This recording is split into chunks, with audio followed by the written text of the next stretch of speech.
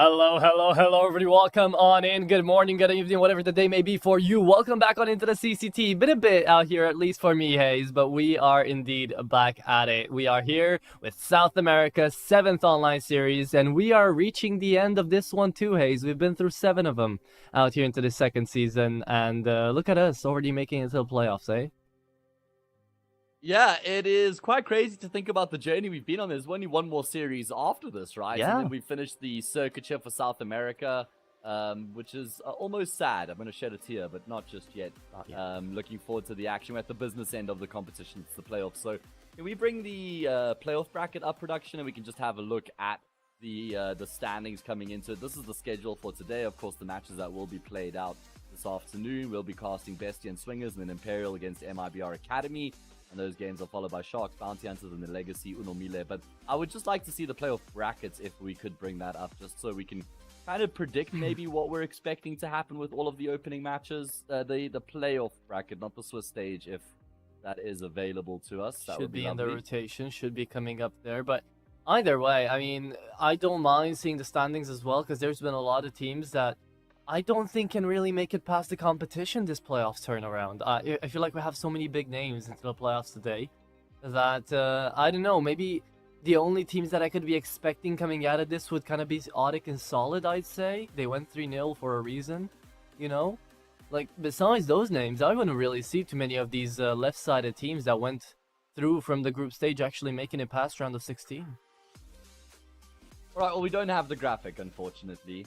Players versus Audic is going to be the one quarterfinal, and then a Fluxo against Solid, the other quarterfinal. Will be seeding a few more quarterfinals off of the back of today's matches. We'll be populating the remaining 2 quarters. So let's then focus up on... There we do have it. Okay, nice. Lovely. Good job, production. On the fly, making a plan. That's what we love to see. So as you can see what I was talking about earlier, players against Audic, they're the 2 teams who come out on top of their respective round of 16 matches. I guess... players win by forfeit victory over the Fury on female team. Yeah. And, we'll be, like I said, getting a few more quarterfinals off the back of today's action. Yeah, it's unfortunate, isn't it? Seeing more female teams having to sadly forfeit another run towards the playoffs.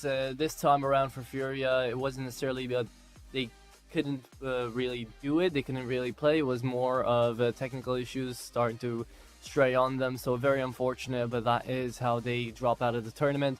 Solid keeping it alive. They beat Red Canids. I was very surprised to see that 2-0 going through into the playoffs here, but everything else was a little expected. I don't know what happened with 9Z, man. If you would love to have your 2 tidbits about them, I'd love to hear it out, but until we do hear Hayes, we do have 4 more best of 3s of the day to secure those quarterfinal entries. So after you maybe give your 2 tidbits about 9Z, let's walk onto Bestia and Swinger, shall we? Well, the thing about 9Z is they just made roster changes, right? They brought Adam S into the mix. He is Romanian, but he speaks Spanish, and so he'll be able to communicate with the guys from Uruguay and Chile as well. You got Lucan in the mix, and that's going to take a while for him to get blooded into the roster. So I think it's just a time factor, honestly. I wouldn't be too worried about 9Z just yet. But yeah, let's focus up on this particular game. I'm excited about this one. I think that there's definitely a significant favorite in Bestia coming into the series, and they've got some really good structure. They've got the AWP IGL Nocta. They brought Pank into the mix recently as well. Thomason is fragging like a madman on the rifle. Luchov is one of my favorite players to watch just because of how volatile he is. He's one of the guys who just loves to be on the front lines, getting his hands dirty, loves to be thrust into a bomb site at the back of some util and entrusted to get those opening kills. And then Thomason compliments Luchov as he's the closer. He's the guy who'll finish off the job, and you got some supportive elements in the mix. So I feel like Bestia is actually just really well-rounded at the moment. Yeah, Bestia does feel like a very well-oiled machine. I guess the only kind of question mark you could have around them would be the addition of Pank, quite early on into the season out here, actually. They do bring on through the Brazilian, but he has been in Argentina rosters before, so I'm sure there's absolutely no issues with like communication and with coordination. Pank has been around the block, let's say. He's been playing for a good couple of years, ever since 2017. Which was a long time ago already, Hayes, okay? 8 years in the making, and Pank is still going at it. So, very nice to see Bestia kind of still being round up here and still managing to show us a really good time out here on their mother team, since the roster has been together for a good 2 years now. Luchov, Noxtay, and Thomasin, by the way. So they're still working through new additions. But with that being said, we do have the more kind of unpredictable side into the equation out here for the best of 3. Swingers joining us up into this one, and we do currently have the roster that is shown as their startup 5, which I think we're gonna get to see on the server, because these are the 5 that I do want to see. HLTV is giving us some interesting information that might not be the case, but once we'll get on the server, we'll figure it out for sure, 100%. But until then, we'll be talking about this, Hayes. Leo DRK, Ninjas, Vinya Beast, Ponter, and Desh joining on up here as the starting 5 for the Swingers. And they've had some good runs as of recently. They've managed to go on a 4-match win streak. They've beaten Floripa Stars twice. They've managed to take down Yawara 2-0, MIBR Academy 2-0, which we're going to see after this best of 3. So they've had some good runs. My only concern is that there's a different roster on HLTV, and I'm not saying we're not going to get this team. It's just that, are they looking to maybe try and consider some changes going forward? Like, is this a quote-unquote dead mixed team, which feels crazy to say? Like, can a mixed team ever really be dead if they were never really a formal team in the first place? I don't know, but yeah, they have had some good results. Beast, he popped off like crazy the last time I got to cast this team. I think that was against Yawara, if I'm not mistaken. He had a really strong second map. He went 20 for 8. Yeah, just checking it now. I got to cast that Swiss stage game. That was the game that Swingers actually used to, or won to qualify for the playoffs. Another important point here, Atro, is Ninjas has always been an AWPer. I mean, I remember going back to the Arctic days, he was the AWPer for that team. And now Desh is AWPing. So Ninjas has had to kind of just change up his role a little bit. Now, I'm not sure if that was something he was looking to do in general, or if it was just like a role clash with Desh here in this team. So that's just something that's worth keeping an eye on. Okay, that's fair. That's good to point out. However, still could work out with 2 AWPs, right? Depending on the maps that are going to be picked. So let's jump on into the map veto and see what we're going to work with out here, Hayes. Because you never know. Still, they could play a little hybrid. We could see a double Zaiwu situation here. Everybody just trying to play rifle, but you know what? They can pick up the scope if needed. As I don't think we're going to have anything too wild being brought to the table out here into this best of 3 map-wise. Nuke hasn't been banned though. Yeah, it's gonna be insta-pick by Bestia, of course. You believe Inferno to be your permaban, I understand, but I feel like it would have been better to just have your chances on over to Inferno, rather than going on a map which you've played 5 times and have lost 5 times, where it's Bestia's map pick. Ancient coming up after that, it's also going to be a punish pick. It's a good bounce back from Swingers, but we'll see if it even will matter in the long term, as Bestia are considered the heavy favorites into this one, and this couldn't actually be a better map veto for Bestia, I would say, as we jump into Dust 2 as decider, yeah. It feels like one of these punish picks is not like the other, because Nuke is a very good punish pick for Bestia, not only when you just look at the percentages, but you think about the fact that Bestia are an incredibly established team, systems, protocols, synergy, strats, and that's exactly the strength of Nuke. And they're playing against the mixed team, who have played on Nuke 5 times, and they haven't won it before. So it feels like Nuke is a really good pick here for Bestia coming into this. And then Ancient is a great pick for Swingers, but it's a map that Bestia are also decent on. I know that the results don't really look that way, but they'll always have Ancient in their wheelhouse to a degree. Even if it's not a great map for them right now, it's still a map they can always pitch up on and put up a competitive performance. So I think that, like you say, this is a pretty good veto here for Bestia coming into the series. Silver linings, though. Okay, you gotta take a look on down towards Swingers. They are on a roll, and the fact that Bestia haven't played a best of 3 in 2 weeks might also be a factor into this one, right? They can be getting all the practice they want, but as long as it's not an official, most people won't be fully in their minds in a practice, in a scrim. They're trying to be experimental. They're trying to figure stuff out.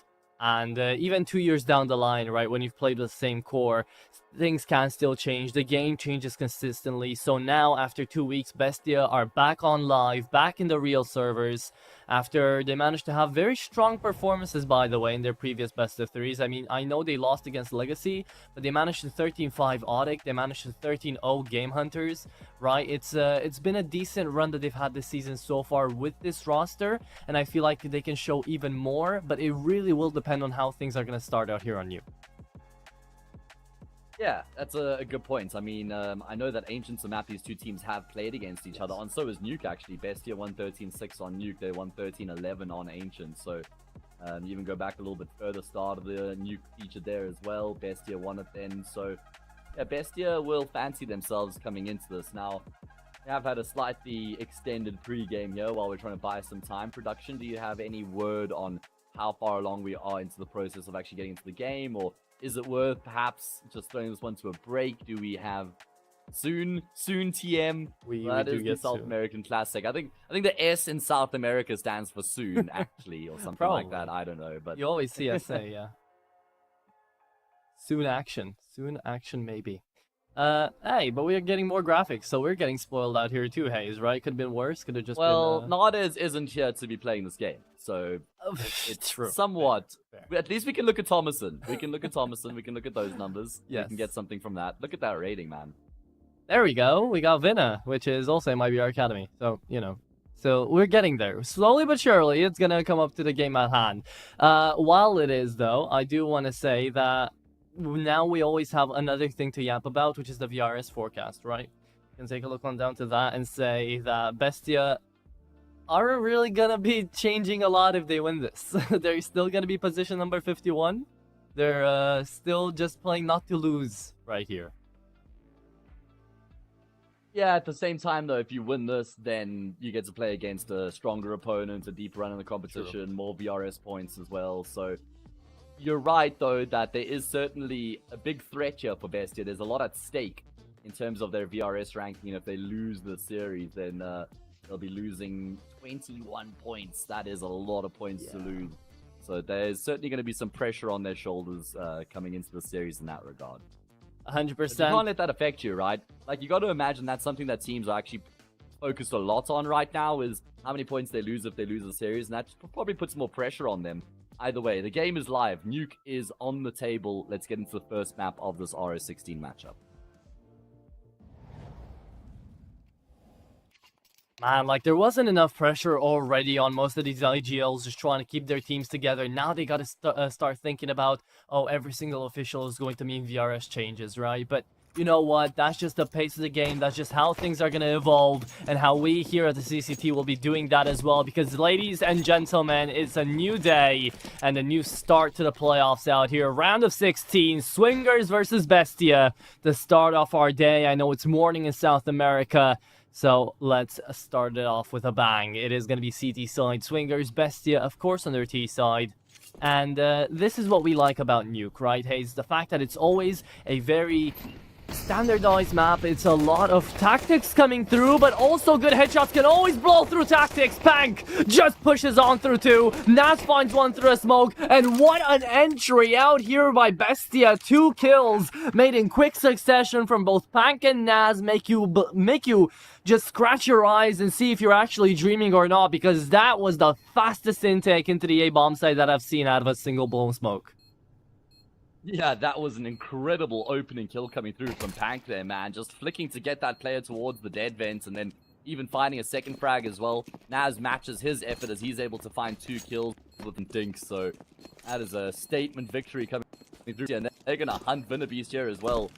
They want to make sure he doesn't get to carry his Kevlar over into that next round. And there we go, big wide swing from Pank, another Dink and another frag. He's just dealing in headshots right now, man. That's his currency.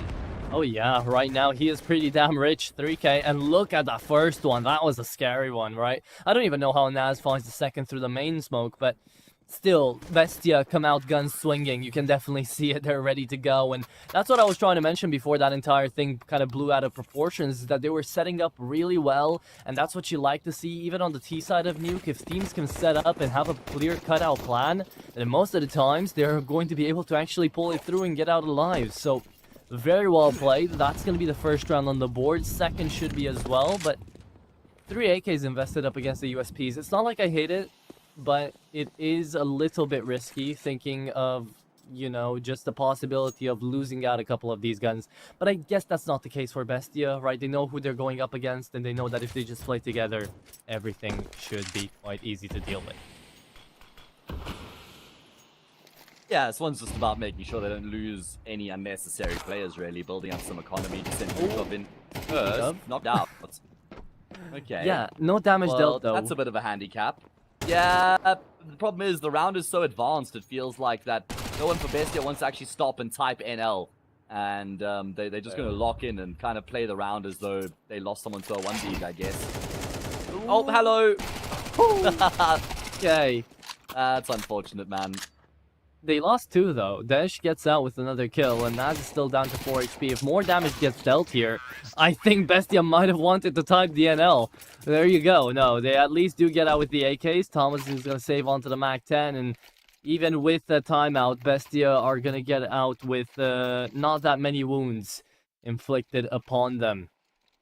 But yeah, that is a South American special out here, Hayes. Not the buying up time in the pregame. No, this. The random timeouts coming through. Those ISPs really don't like South America. Yeah, I do feel their pain though. I can't personally. I have no grounds to bag on ISPs for any players because, well, I don't even want to talk about mine right now. They don't deserve the light of day. And I don't want to jinx it either. I'm here now. And that's what matters. Yes, yes. I need a therapist, Atro, as do most of the Brazilian players in terms of their internet connection as well. I understand fully. It's okay though. You can get some from me. Romania internet's still on top. Alright, that's canon though. Let's see if Bestia are gonna stay on top.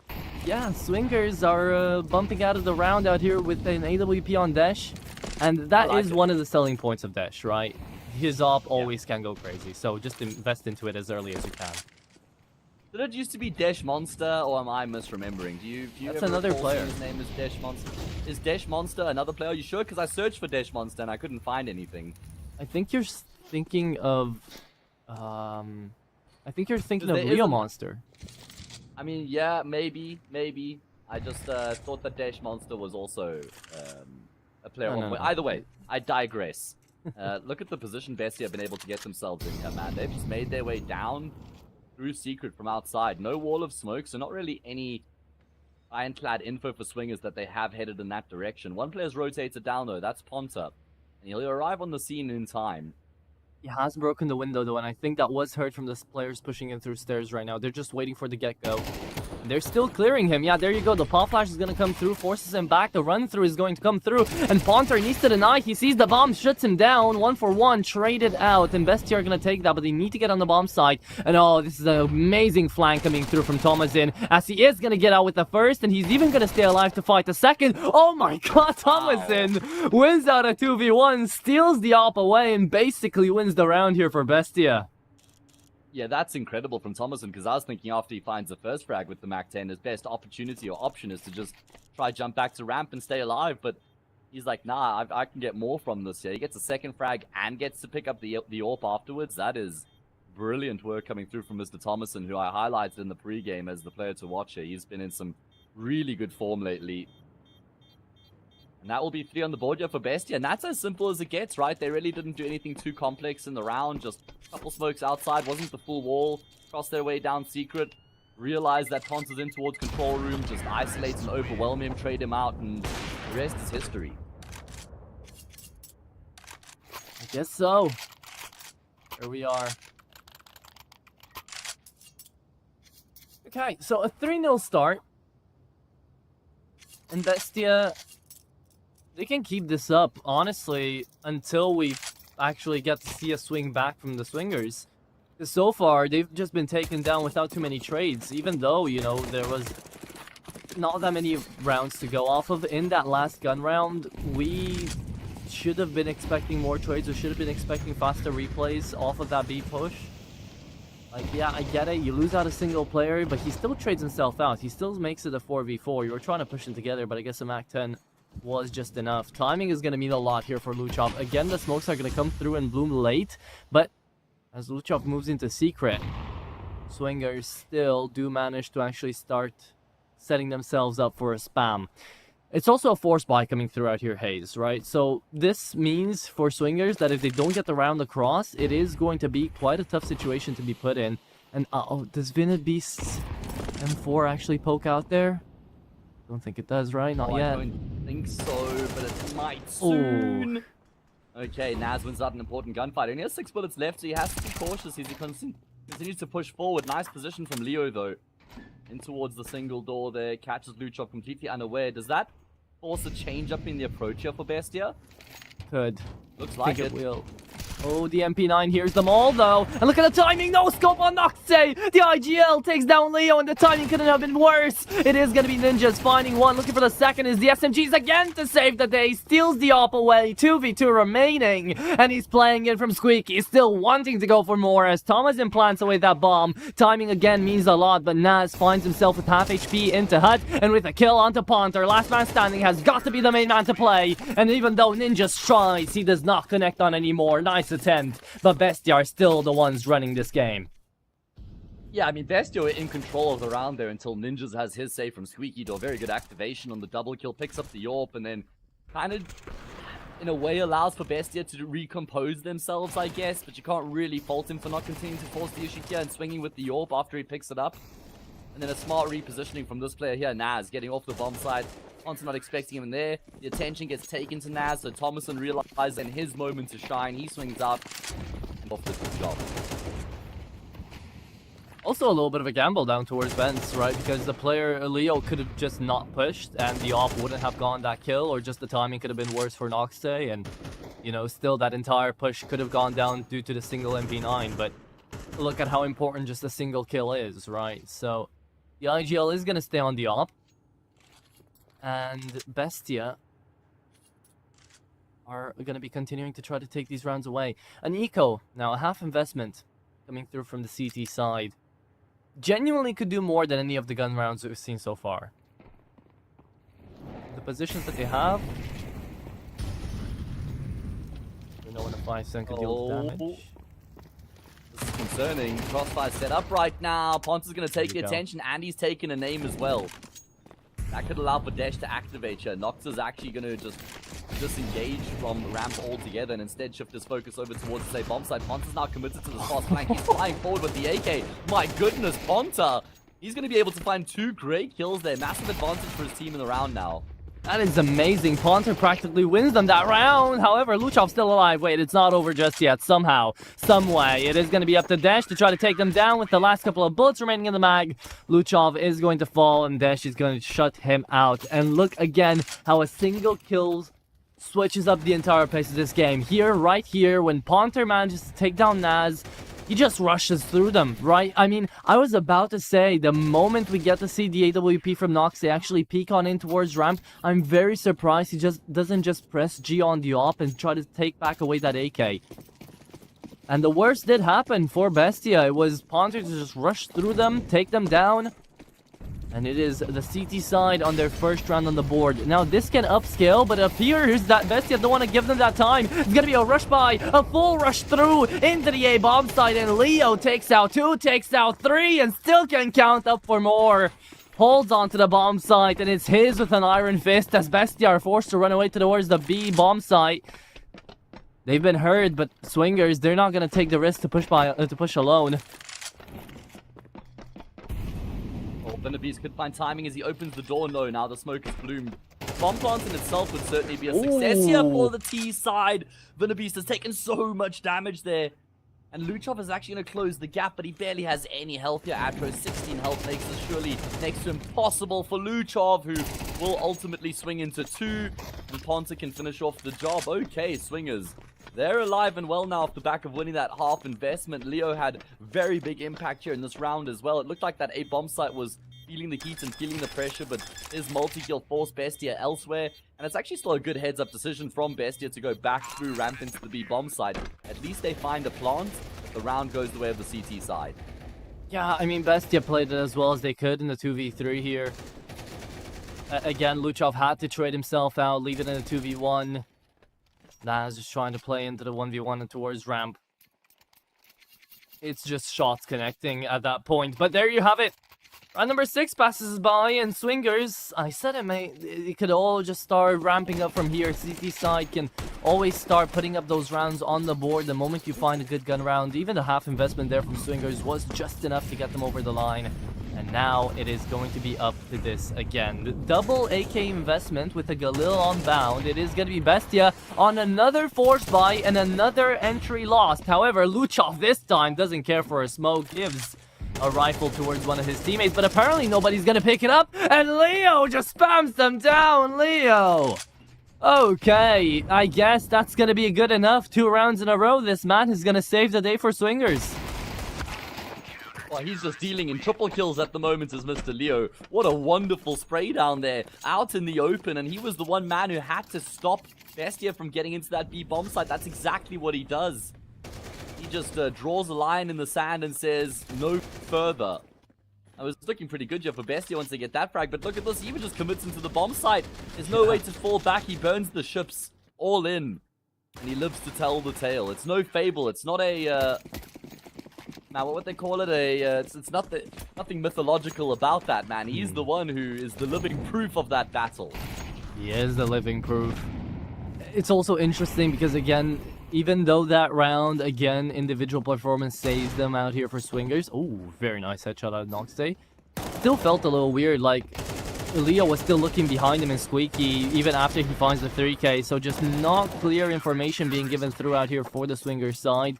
They're going to need a little bit more time to actually ease their way into this game, it feels like. But overall out here, Hayes, 4 rounds in a row for the CT side. Bestia will be calling out attack pause to be figuring out this full buy and to see where they're going to head off, as the first half is running out of time.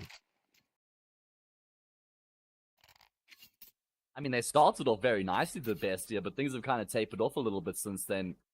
And Swingers now have an opportunity to get themselves the lead here. Make it 5-4 and then put some economic duress onto the Bestia side of the server. So let's see if they can realize that opportunity here. Wouldn't mind seeing Bestia actually just rolling their sleeves up and going for another pacey A hit. They've been able to constantly get out into the bomb site. That hasn't been the problem. The problem is almost just keeping their composure once they're pushing into the site itself. I don't know, man, because every single round so far, maybe besides one out of Swingers, has felt in Bestia's control, even though they've lost them. Like, it came down to a lot of trades that just didn't actually get made by the T side later down the line. Everything else has felt correctly played macro-wise, from my eyes at the very least, from Bestia. So, I don't know. Let's see it further. There's still a lot of rounds to see out here. There's still a lot of rounds to try to analyze.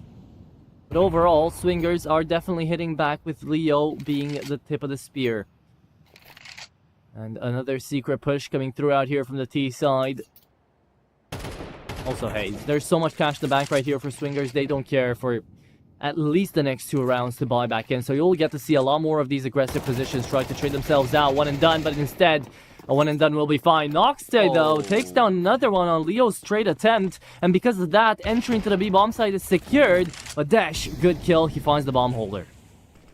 Look at this, though. Nocta, oh my goodness, he is just a millimeter away from having the head exposed, but it'll actually be Dash who punishes. That's incredible from Dash. A massive multi-kill to try and save the round here for his team. And Thomason's going to get caught turned looking the wrong way. Swingers, off the back of being down 3 versus 4, don't lose another player and they win the round in the process. Yeah, again, mid-round felt so awkward there for Bestia. They find themselves into the bomb site. They find themselves in that 5v4, in that 4v3. And yet still, once they get to the bomb site, it was Desh to just completely deny them. The first kill, sure, great, it was caught off on the timing, but no smokes, no flashes, and then Desh manages to pull through that second headshot that was just nasty to kind of nip the round in the bud there for Bestia. 5 in a row here for Swingers, and the CT side, they have truly taken this first half apart from how it started. Damn. Brutality, honestly. Yeah. And now look, it's a forced out round coming through from Bestia. Best they can do is actually find themselves into the bomb sites, because if you don't play a fast round, by the time the mid-round strikes, Swingers are already going to be on the comeback. Yeah, and this is 5 rounds in a row for swingers as well. Yeah. So they're the ones who've got the momentum. Yeah, in this playoff game, Bestia come into it as significant favorites.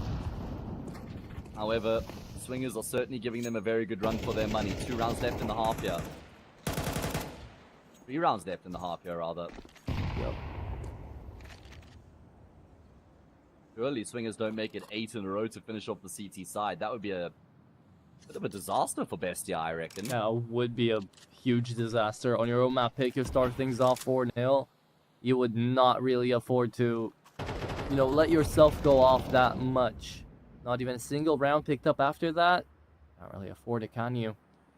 However, a forced buy or not, it can still wield to some interesting rounds here from the T side, depending on how they play it. Naz is going to be going in first, and that smoke, is there a world where he just runs through it? Yeah, that's exactly what happens. The flash is great. Vinabee's traded out 1-for-1, but it's still Leo to save the day. Kills upon kills still being made. Low HP onto Ninjas and Ponter as they are going to trade each other.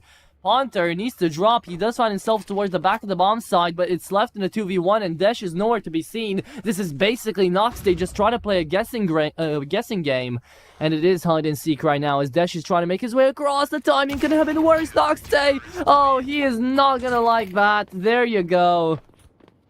Good timing onto Desh. Wins the round. Swingers on 6 in a row. This first fight here was a problem. This Vinabee should have died without getting a kill. I guess you can't really blame Naz, because Vinabee's just randomly sprays in the direction where he's hearing shots coming through from while he's completely blinded and still gets the kill, but that was the frag that set the round in motion for swingers. And Bestia are falling apart at the seams here on this first half of Nuke right now. They started really nicely winning the opening 4 rounds, but... And then I agree with you, it felt like the rounds after that swingers were winning. Bestia were getting into some good positions, but I feel like the past 3 or 4 rounds swingers have won, they've actually almost just dominated. Yeah, it does feel like that. I don't know what's changed. It feels like Bestia just can't really shoot back. They've been putting themselves in some scenarios where they're just trying to trade each other out 1-for-1, and finally it's working. But look, and even in a round like this, it's still the individual prowess to actually find those frags. It's going to be up to Vinabees now to try to find some of those headshots, bring it back to an even scoreline and even manpower advantage mainly out as the M4 finds 2. Like, what is this? How is that supposed to ever happen? How are they supposed to predict it? They double peek into him and the M4 takes them both down. Thomas in last man standing, 1v2 into the penultimate round of the first half, and he's got to find his frag on Ninjas, but the angle is better for him and the CT knows where to look. Again, the timing though. Thomasin gets behind, needs to get to the bomb, and Ninjas just checks, he takes him out, and another unbelievable round taken out here by the swingers. Well, they've done it again. Another round kind of akin to the way they started their streak, where it doesn't start off ideally for them, but then they're still able to recover regardless. Oh man, Vinabeast just eats Bestia up. That's a huge round coming through from him. 7 in a row now here for the CT side. 1 round left in the half. I feel like if this ends 8-4, Bestia are going to be pretty frustrated going into the favorite side of their map pick. I mean, I'd be pissed, right? Starting things off 4-0 on your own map pick, and then you move CT side and you're still wondering when are we going to put up a round. Is definitely going to be some till material. That nade as well is going to be even more. Naz just takes a nap. There you go. Put to bed, mate. Swingers on another man advantage, and it doesn't look like they want to stop. They're taking up the space as well. Right now, it's starting to feel like a little bit of disrespect. I mean, you're just getting to see them push outside. Desh finds another one, and Luchov, what was he doing there, right? He was by himself trying to flank around. No flash, no nothing. Wasn't expecting the gap in the smoke because it didn't land. And Bestia just making these micro mistakes that are getting completely punished. 3v5 now, trying to get into the B-bomb site. But swingers are fully ready for it. They're just waiting for the peak to happen. Well, at least there's a frag back there from Thomasin to try and open up this B-bomb site. But you've got Ponto who's here as well. With an AWP in play, he's actually missed a shot. So at least Bestia can cross the line now and get onto the bomb site itself. Nox is the one with the C4. The longer he takes to actually plant the bomb, the further forward these rotations will be. There's going to be a player who's coming through from ramp as well. This is the best position Bestia have been in a while.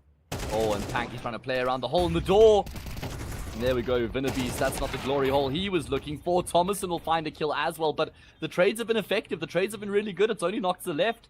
1 versus 2 right now for him. And he's out in the open. He's been spotted. But he himself also knows where both these remaining players are. Incendiary is going to force him out into the open or post it on the angle. That's going to be enough for Desh to get the kill. And with that, Swingers make it 8 in a row. Oh my goodness. Another one. It felt like so long since we got to see the T-side actually planting that bomb down. But look, even when they do it, it still doesn't matter. And you know why? Because of this kill. Because of that nade. If that was coming down to the bomb site in an even 4v4, then maybe Bestia would have had all the angles covered. Maybe this could have been a 2v2 and still doable, still possible. But the moment that Incendiary is brought out from ramp, that's the moment you get to see Bestia just collapse again. And indeed, not the glory hole they were searching for. So 8-4, mate. That is 8 in a row. That is insane. What a turnaround. And a lot of those rounds as well were very difficult, very challenging, required some sort of a moment of individual brilliance to get them back into it. And boy, did they deliver. And that's what you kind of expect from a team with the names that Swingers have. They've got really good, strong individual players, but ultimately they are just a mix. And Bestia are a very well-established team. And established teams shouldn't be losing to mixers, but here we are. Here we are, 100%. Leo had some massive rounds to really get Swingers going. Like, I feel like he was the one who had to kind of like kickstart the engine. And then once he had gotten the engine going, Desh was able to keep it going, really. Yeah, but it wasn't just Desh. Like, you don't get to see a lot of kills there on the board for the T side. But still, think back to the multi-frag Vinnabeast had on the M4. Think back to the MP9 round from Ninjas. Think back to Haunter taking up so much space all the time. Like, Swingers, even though they might feel like a mix, man, this mix definitely can shoot back, and it's scary when they start doing it. So, you know, I was mentioning the fact that the CT side can start really ramping up these rounds. Do they find one? This could be the case for Bestia as well. Let's see just how they try to deny this as the Glock Candy Apple stays outside. Leon, another one, starts it up, but oh, Thomason, what's needed was found. Bestia pistol round. And Thomason, I feel like that was straight the little candy, you know, your grandma gives you to make your whole day feel better. That's exactly what Thomason just gave to Bestia. Yeah, that's what they needed. That is exactly what they needed to just try and put behind them what happened on the first half there and then come back in the second. I love your analogy there, man. Honestly, it's a sweet one. But here's Swingers now. They're going to find themselves with a full eco. No bomb plants in the pistol round that they lose. Okay. Well, it's Bestia's time to shine again. Did you, when you saw this Swingers team, right, pop up across your screen here for the playoffs, did you get to see them in action before, at least recently? You said you did, right? Yeah, I got to cast their 2-1 matchup against Yawara, which they won to qualify for the playoffs, and they demolished Yawara in that game. They completely destroyed Yawara. They lost the first 7 rounds of Ancients, and then they won 13 rounds in a row to win the map 13-7. And then they won Train, I think, like 13-5 after that. So once they got going, Yawara literally couldn't stop Swingers. Okay, so definitely this is not like a one-time deal. Swingers, once they find momentum, they just keep rolling with it. So 8 in a row makes sense. But then that just puts the pressure on Bestia. Like, you're not allowed to lose any rounds to the Swingers out here, because if they do, well, you don't know how far they're going to take it. Yeah, momentum is a very important aspect in this game here for Bestia. We've already seen them struggle heavily to shut that momentum down. There's going to be a lot of momentum here towards ramp right now, but it's just clocks. So I don't think there's any major cause for concern, surely. No, but good dynamics out here from Swingers. I love the way they peek into that one. I can see why they're called the Swingers, because man, did they wide swing. Vinnabeast good for one. Ninja's on another on Glock onlys. Ninja's gonna have an A1S now to work with, and if he finds another frag here, actually, might not be all for nothing, but still, the Glocks could have gotten away with more. Still find 2 frags. His Bestia on 6. And now the full buy from the T side.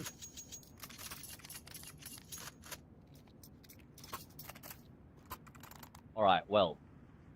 Let's see what these weapons will hold here for Swingers.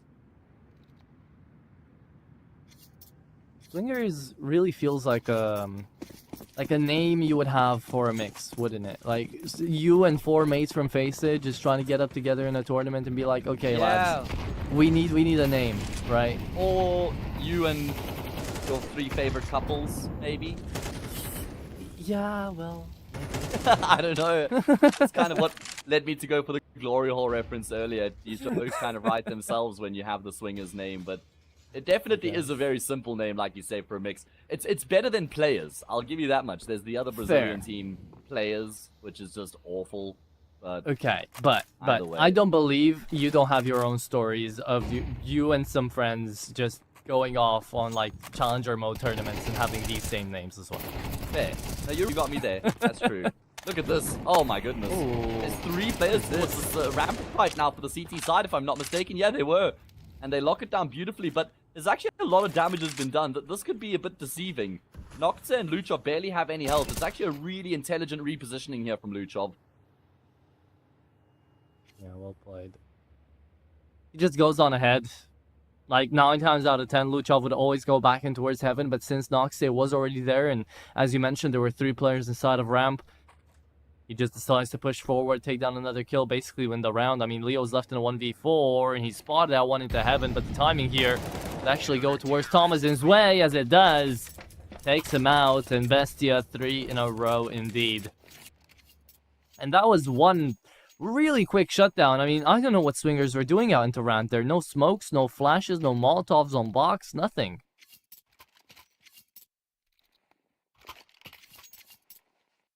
Okay, well, I guess we're starting to see the lack of depth for Swingers as well as a mixed team on the T side. You're not going to get very far by just swinging angles, right? You're going to need a bit more of a calculated approach, I'll say. There has to be some depth to your game, especially when you're playing against a very well-rounded unit like Bestia, who will be feeling a whole lot better about the state of the map compared to the start of the half where they were down 8-4. CT side, anti-eco here for them to level up the scoreline. This is a very good position that they find themselves in here for the team who have picked the map. Okay. Well, never say never to Tech9, right? That's what we've learned, Hayes. And that's what we'll see now. Swingers, they're going to try to go for something out here. Could be an angle towards Event Fresh. Hunter, he doesn't get hit by that smoke, so no noise made. Just decide to play it back a little bit. They're just waiting for the call to get made. They're just waiting for the W to get pressed, and that's exactly what's gonna happen! Oh, the timing couldn't have been prettier! Ponter, it's like he was just gifted a gift from Santa there. Falls immediately on his hands, and Venabeast keeps it up. The pistols are scary, and I told you, never say never to the goddamn Tech9s, because look at this. Well, that's almost the end of the world here for Bestia. Okay, maybe that's a slight exaggeration, but they just get forced out of position, and they end up being punished emphatically for shifting out of position. Pank is going to get triple swung here. I thought that was a little bit brave there from Swingers, because maybe there's a world in which they line up, but it all works out at the end of the day. And Swingers have just won the round yet to deny Bestia leveling up the scoreline. It's an eco. Look at this for Ponta phasing through the smoke. Naz was trying to drop down the vent, but didn't do his due diligence, didn't check the road twice before crossing, and he gets run over. Oh man, oh man, oh man, oh man. And this entirely is what gets Swingers back on the board and back on momentum, right? That's exactly what they needed in the first half. They lost 4 in a row, boom. Just a half by 1, and then they pull off 7 more in a row. Bestia, realistically, they lose this one, they give Swingers 11, right? So just think of the implication of what a single round has done out here for the CT side, and how important this one will be as well. Swingers could just run away with it, or could face some complications. Do we like the fact we get to see the off pushing there? Because I personally don't. I mean, the thing is that he has the best weapon in the round here for his team. So he has to try and find a way to get into the round. He can't afford to just sit by idly and allow for the round to fall apart before he's had any impact. So I do understand why he's tried to make that play there. Hasn't worked out though. Not much has worked out here for Bestia. At least they get a kill back, but Naz is incredibly low. And Swingers, well, they have an opportunity now to basically deal a killing blow here on the map if they can win against this Force Spy. And it's so easy, right? It's so easy to call here as well because you're in a 4v3 and you know there's one person inside of the A bomb site. Just rush him. Just pull him through. You've got utility. Just don't slow peek into this. Don't give them angles. Swingers right now, they don't have the ability to watch through walls like we do. Oh my god, how is he still alive? How is Leo still alive? I get it was an MP9, but still the timing couldn't have been better. 5-7 is going to fall as well, surely. No, he runs him down, heard something. Thomasin takes him out. No more AWP needed, as the bomb will be heading on over to the B-bomb side. It will be a 2v2 incoming. Diffuse get onto Luchov, but he shouldn't be allowed to push him by himself. Hunter needs to hold down the line on double doors. He's missed the shots here, Hayes. It's Thomasin to pull back. Still a 2v2 and 2 nades still onto the T side. The smoke and a molly onto Thomasin. Very important. He doesn't die here, but he does double swing, and Ninjas finds them both. Swingers keep it going, and I think we're about to watch the recollapse of that first half happen on the second here as well. Oh, I mean, Ninjas does so incredibly well on the bomb site there, if we're going to be fair. The way that he kind of pivots between those two positions, because he's worried about single, he's worried about double, so he uses the reactor as his cover from single door, forces the first fight, wins that kill, and then turns 180 degrees, and you can see he's feeling good about it, and why wouldn't he be? That's a massive round for Swingers to win, as they've now put 3 rounds between themselves of Bestia, and they've got an anti-eco here to follow as well. Oh, man, and we know that next map is Ancients, and that's a map that Bestia haven't had great results on as of late, so that could be a big problem here for the favorites. Remember, this was the biggest punish pick Bestia could have gone for up against Swingers. They've played 10 maps of Nuke in the past season, in the past 3 months. They've managed to win out 9 out of 10. And Swingers have played it 5 times and couldn't win out a single time. Now, truth be told, I didn't check to see how close those games that Swingers lost here on Nuke were, which I'm gonna do right now. They did lose, yeah, just 13-6s, 13-8s. They didn't really have close affairs out here on this map. So the fact that right now they are just running at it and are managing to take round after round like this, it's interesting because they lost against Bestia on Nuke 13-6 before.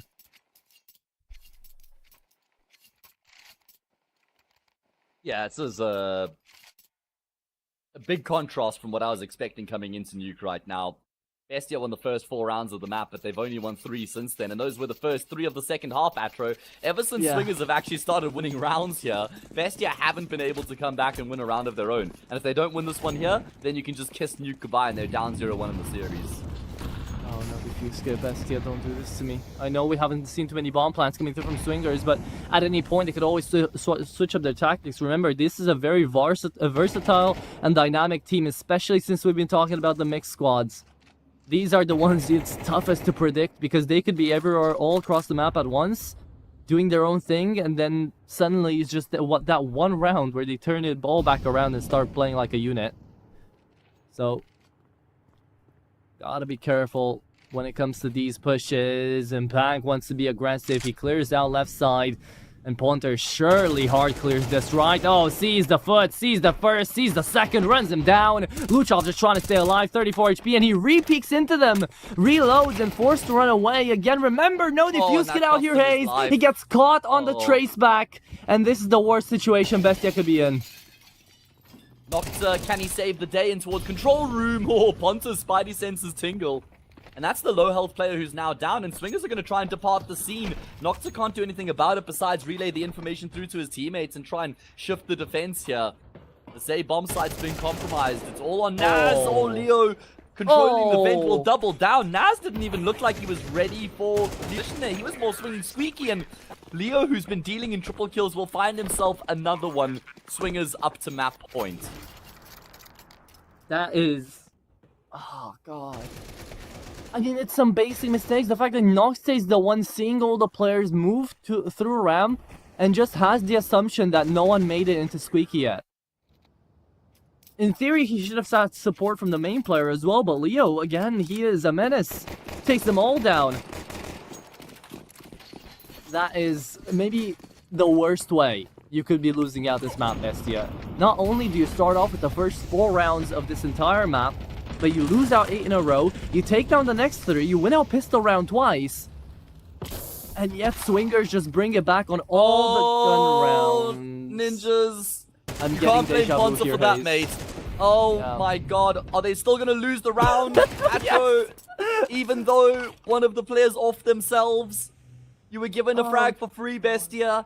Dash, single door, AK primed and ready. Wow. Perfect crosshair placement from him. And again, they're just going to shift in the middle of the round here. Are we sure Swingers is a mix? Because these guys are making some groovy mid-round decisions right now. But they're not even doing it all together. Like, they're just trying to figure it out on the minimap. They're working with a best case scenario that they've got, and Thomason taken out now. Indeed, Ponter doesn't even want to play the round. He just went in, killed himself, and decided, you know what? I have done my due diligence. I am done with this round. Luchov, last man standing, 1v3, and this would be the wildest way Swingers take this one away. Yeah, Luchov already put his hand on his head. This is done. He doesn't know what to do. No defuse kit, only a FAMAS. I mean, I would be in the same case. He's got to go for it. He's already made noise. This is already tough to watch, Haze, but he's got to go it. He's got to do it. Got to try it.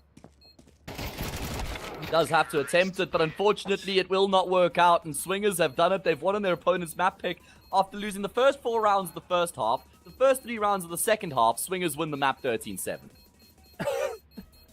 I mean, at that point, I'd call it flawless. I don't know about you, May, but Swingers, I felt like they had no bad full gun rounds. It was... Again, Bestia started off so well, so proactive. They looked like they were putting themselves in the perfect angles, perfect executions, and yet still nothing being shot back. That was a mechanical diff coming through, and I can't believe I'm saying it, but because Bestia didn't show up on the server. Like, even though Bestia were the ones expected to win out on Nuke especially, right? A map which you can pre-fire and hold angles to save your life. Nope, just didn't happen here. Alright, well, I'm stunned, honestly, off the back of that. I am stunned, and I think that Swingers are probably a little bit shocked as well with what they've just done. They may not even realize it until they refresh HLTV and see that that was indeed the first map. It was Bestia's pick, who didn't win a gun round, Atro. Now that I mean, I guess at the 4th round in the start of the first half, that was a force buy. A gun round, and then... Oh, yeah, it's just so weird. It's completely uncharacteristic of Bestia, who are going to have to reset in the break. We're going to have a break now, ladies and gents. Don't go too far. Ancient is the map that we'll be following. That is Swingers' pick. It's a map they've looked good on. Can they finish the playoffs off 2-0? Surely not, right? Surely. Surely.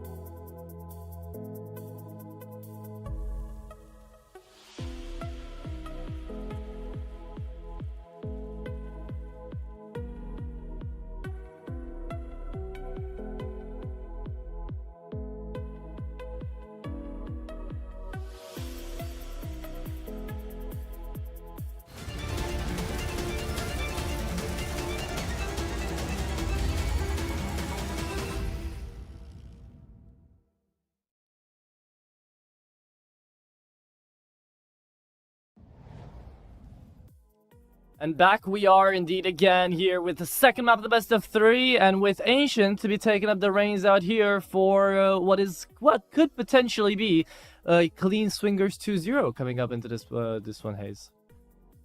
I mean, it could be, and I was not expecting those words to come out either of our mouths coming into the series, man. I thought Bestia were going to be in control. I had them as overwhelming favorites coming into this one, and now they have to recover the series on their opponent's map pick on a map that hasn't really gone too well for Bestia as of late. They played Ancient, 7 times this year. They've lost it on 5 occasions with a couple one-sided losses.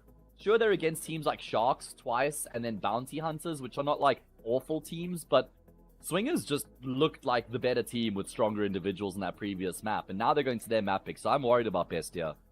I mean, that's the name of the game, right? It was the multi-kill potential. It's that just playmaking, the availability that really Swingers were looking like they had almost every single round, whereas Bestia, you were just putting them in there and it looked like you were placing ragdolls on a bomb site, you know. A lot of the times they would just get traded out for nothing. They would lose out on a bunch of important space-taking positions. Like, again, their positions weren't bad. The thinking behind the operation was working well. It's just the hands there for Bestia didn't really shoot back. So hopefully we do get to see a change when it comes to that out here on Ancient.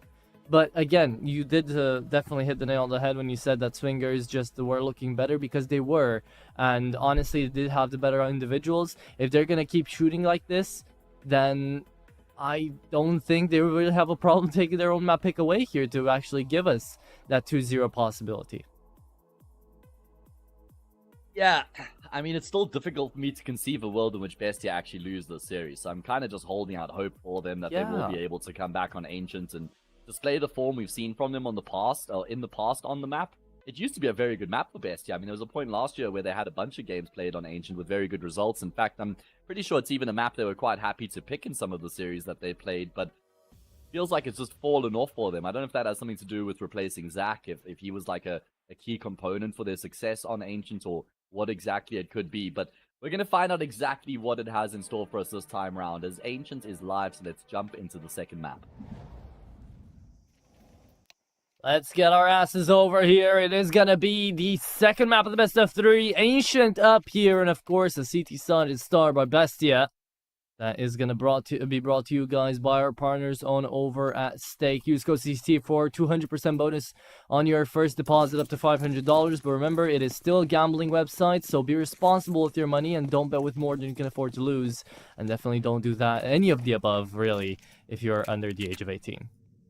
With that being said, Hayes, here we jump into yet another game, yet another map. And if, worst case scenario here for Bestia, they do lose the map, this would be the third high-rankest team being dropped away from the CCT right here into the South America roster. And we'll be talking about that a little bit more later, because Swingers do manage to find the first, spot a second player in towards Cave.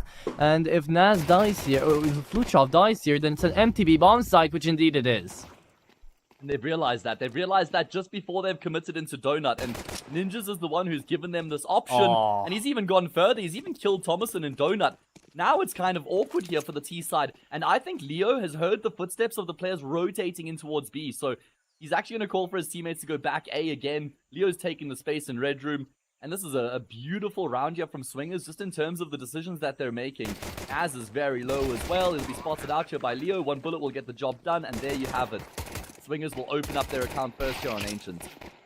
This should have never been the case. Again, Bestia had the better positions. They just peek in. And again, they don't manage to connect the shots. This is a problem that sadly is going to come back up out here into even Ancient. And off the pistol round as well.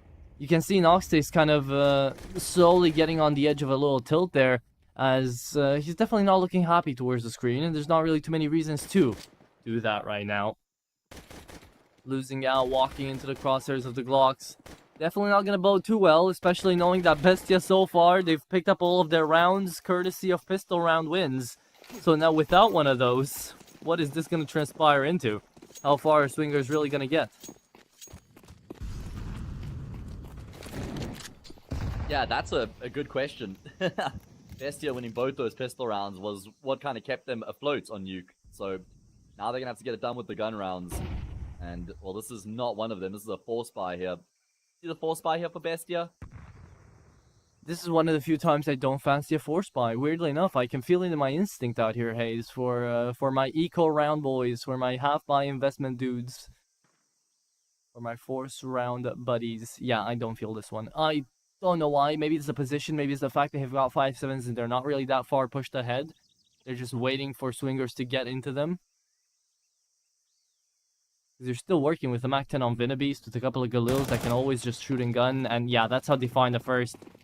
I guess my sense really does work. Maybe just for force buy rounds, I can tell when they're going to happen and when not. But now it's not the case. Mighty senses on point, mate. A little bit of damage. Job not done just yet, though. Job not done just yet here, because Luchov with this 5-7 could continue to try and wreak some havoc. Oh, they've just dipped back into Donut in time. At least the bomb carrier's been able to get out of there. Luchov goes back into CT spawn. Doesn't spot Ninjas out. Maybe some black bars. Nice. I don't know. Ninjas will just pull the trigger. There's still some concern, though. Naz is very low, and Ninjas will come through. I mean, it didn't really have to in the end. Vinabeast gets the frag. And, well, it's not an unscathed win against the force buy there for Swingers, but they do still get the points on the board. I told you, mate. They're gonna get ahead. I wasn't scared for a second, okay? I knew it was gonna happen. Not even a little. Yeah. Exactly, yeah. All in due seriousness, though, Luchov was looking a bit scary out here. He picked up the Galil. He had just enough bullets to take down the second kill as well. Naz finds the third. So overall, Bestia, they do make the best out of that force buy as they can, but they're not really able to actually get away from it. I thought that was a bit of a molly lineup towards like ramp or something, but I guess it wasn't. He was just looking towards the wall. Quick shutdown on round number 3. As fast as it gets, the round is over and done. Swingers managed to clean up house on ramp, and we will be going into the 4th with the full buy. However, Hayes, with the maxed out loss bonus now, again, if Bestia don't manage to actually come back up and put up a round and actually show what they've got on this Ancient, then this would be the 3rd time an invited team would go down out here into the playoffs. And we've just seen 4 best of 3 so far. This would be the 5th of the playoff bracket. That's insane. Yeah, it's been a tumultuous playoff bracket. Look at this here from Thomason, though. On the front lines, he's got support from Naz as well. And Bestia will win out the arm wrestle for mid control. It's a really important round as well. Just making it that Swingers can't just commit to the all-in mid play through the smoke with flashes over the top. They're going to have to be a little bit more calculated than that. Yep. And now, Dash 1v5 ace attempt. Let's see it. I mean, at this point, he's even thinking about it. Why not? Damage would be great. Yeah. He's got the bomb strapped to his back, the Molotov of smoke. Ready to go.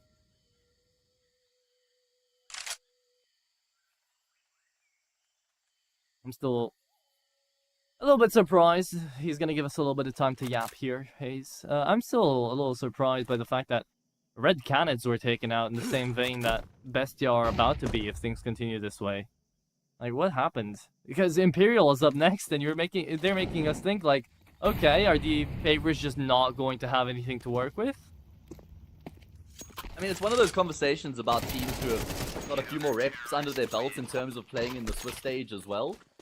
So maybe they're a little bit warmer, maybe they're in a slightly better place as a team kind of thing.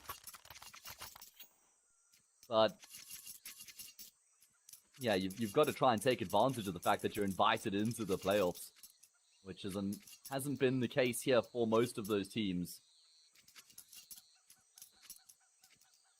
Another gun round to come through. What's the plan here for Swingers? The all-in mid-play didn't work out previously. Okay, let's see if this one will. Double nades in towards the entrance of mid. Swingers don't really take that much damage. Ninjas force back, and it looks like Swingers, they do have a nice little setup for the default. They're just waiting for someone to peek on in, and we've known so far that they have done that. Noxtay still on the scope, buys on up the IGL. Going to be put actually in towards Donut. Right behind Thomas and try to trade him out. Ninja is fully flashed away. Great flash there from Noxtay. Wins the first engagement out here for Bestia. Look at Ponta though. Ponta's taking space into the safe bomb side. He's out by Noxtay, so Bestia know what's going on here, but Swingers have done well to get some control of the bomb site. Not like they have full side control. Naz wants to go straight through the smoke. He has an AK as well. But he's going to emerge on the other side. He's killed the planter. At least there's a trade, but Ponta's doubled down. That's a brilliant second frag. Noxtay with his AWP wants to try and be the difference maker here. Tank is going to go through the smoke as well. He's gotten the trade on his captain. And he's down, and he'll finish off the job as well. That is some of the nastiest tapping I've seen out of Pank so far. Beautifully well done. He is just a machine when it comes down to those burst modes, and it looked like he had a fully chambered in FAMAS out here, let alone the AK. Just look at this, right? Finds the first a little bit slow, but then the second and then the third. That is beautiful. Pank shoots them all down. And Bestia, good for their second round on the board here. Much needed, by the way, Hayes. You mentioned that, you know, Ponter finds himself really deep into enemy lines. He finds a great 2K. If they got the bomb planted there and just played the timing, that could have gone really bad really quick for the Bestia side. So better off it does play like this. It is going to be Pank continuing off where he left last round. But this time, no more headshots. Just clear out body shots to find 7 kills in 2 rounds to get his KD back on the board and Bestia up on the board as well. Yeah, Bestia will feel pretty settled into the map now with the success they've had in these past 3 rounds. Winning 2 gun rounds and an anti-eco as well. They can build up some money. They've had some good openings to these rounds as well. So they'll feel like they can settle into their defensive half. Swinger's going to use a pause here. That makes sense. What do they fall back onto here? Do we see them just continuing to try and play that kind of mixed Counter-Strike, numbers-based brute force, 4-1, pressuring a bomb site early on? Or is there going to be a little bit more method to their madness? And so far, they haven't really changed that. And since we don't get to see any MAC-10s, which they could have definitely used, we might get to see a bit of a slower play out here from Swingers. But that's the thing, right? This is ancient. Slow plays don't really get you that far into the map. Like, you either get stuck at double doors if you want to head on over to B, you either take some mid-pressure, or you try to work your way through A main. But none of these options usually end up in a better position for the T side if they just wait.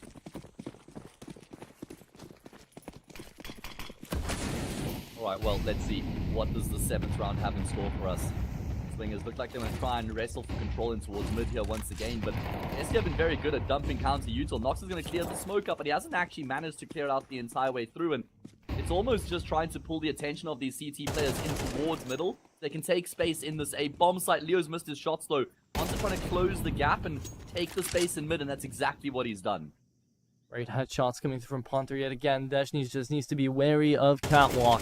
As he's gonna jump up, there was a wait in Franz. Oh my god, Ponter still keeps it going with the molly. No way! Does Ponter get to stay alive that long? Noxtay almost to fall by the Molotov. Keeps his cool around him and does stay alive on 12 HP. 3v3 and half onto Ninjas as well. 1-1-1 setup, and Bestia might just be losing out the A-bomb side if Nas falls here. Good crosshair placement. Good clear out by Ninjas. Manages to work it out, take him down, and oh no. Oh, just Ninja. Oh, it is.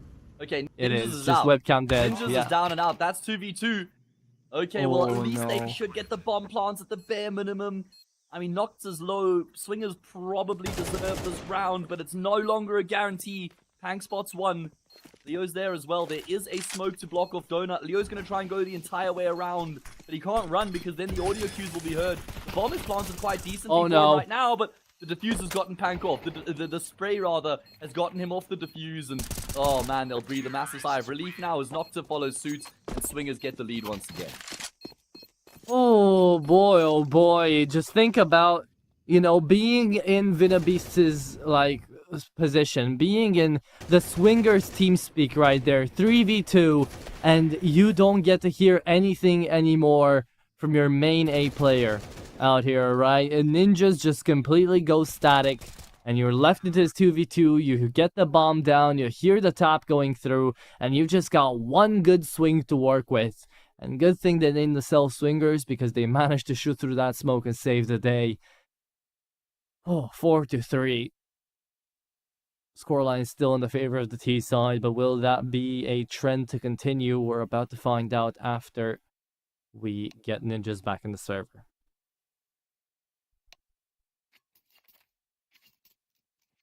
Yeah, hopefully not going to be too long before we get him back in. At least he disconnected when he did, and not like 5 seconds earlier, because he was instrumental in actually getting the frag on the player deep in A main. And think about it, Swing in that part of the map maybe like 30 seconds before that, and I feel like most teams probably just take that control for granted, and they probably just think that it's open and they can walk back in. But not the case, and Ninjas had his wits about him. Alright, I'm not sure. Production, do we know if Ninjas is back in the server? Do we have any word on the ETA here? Because sometimes these things can take a little bit of time to get the player reconnected, get his webcam up and running again. Okay, well, the word on the streets is that it might actually take a couple minutes here. So I think we're going to throw this one across to a break, guys, while we wait for Ninjas. So do not go too far. Once Ninjas is back in the server, we will be as well.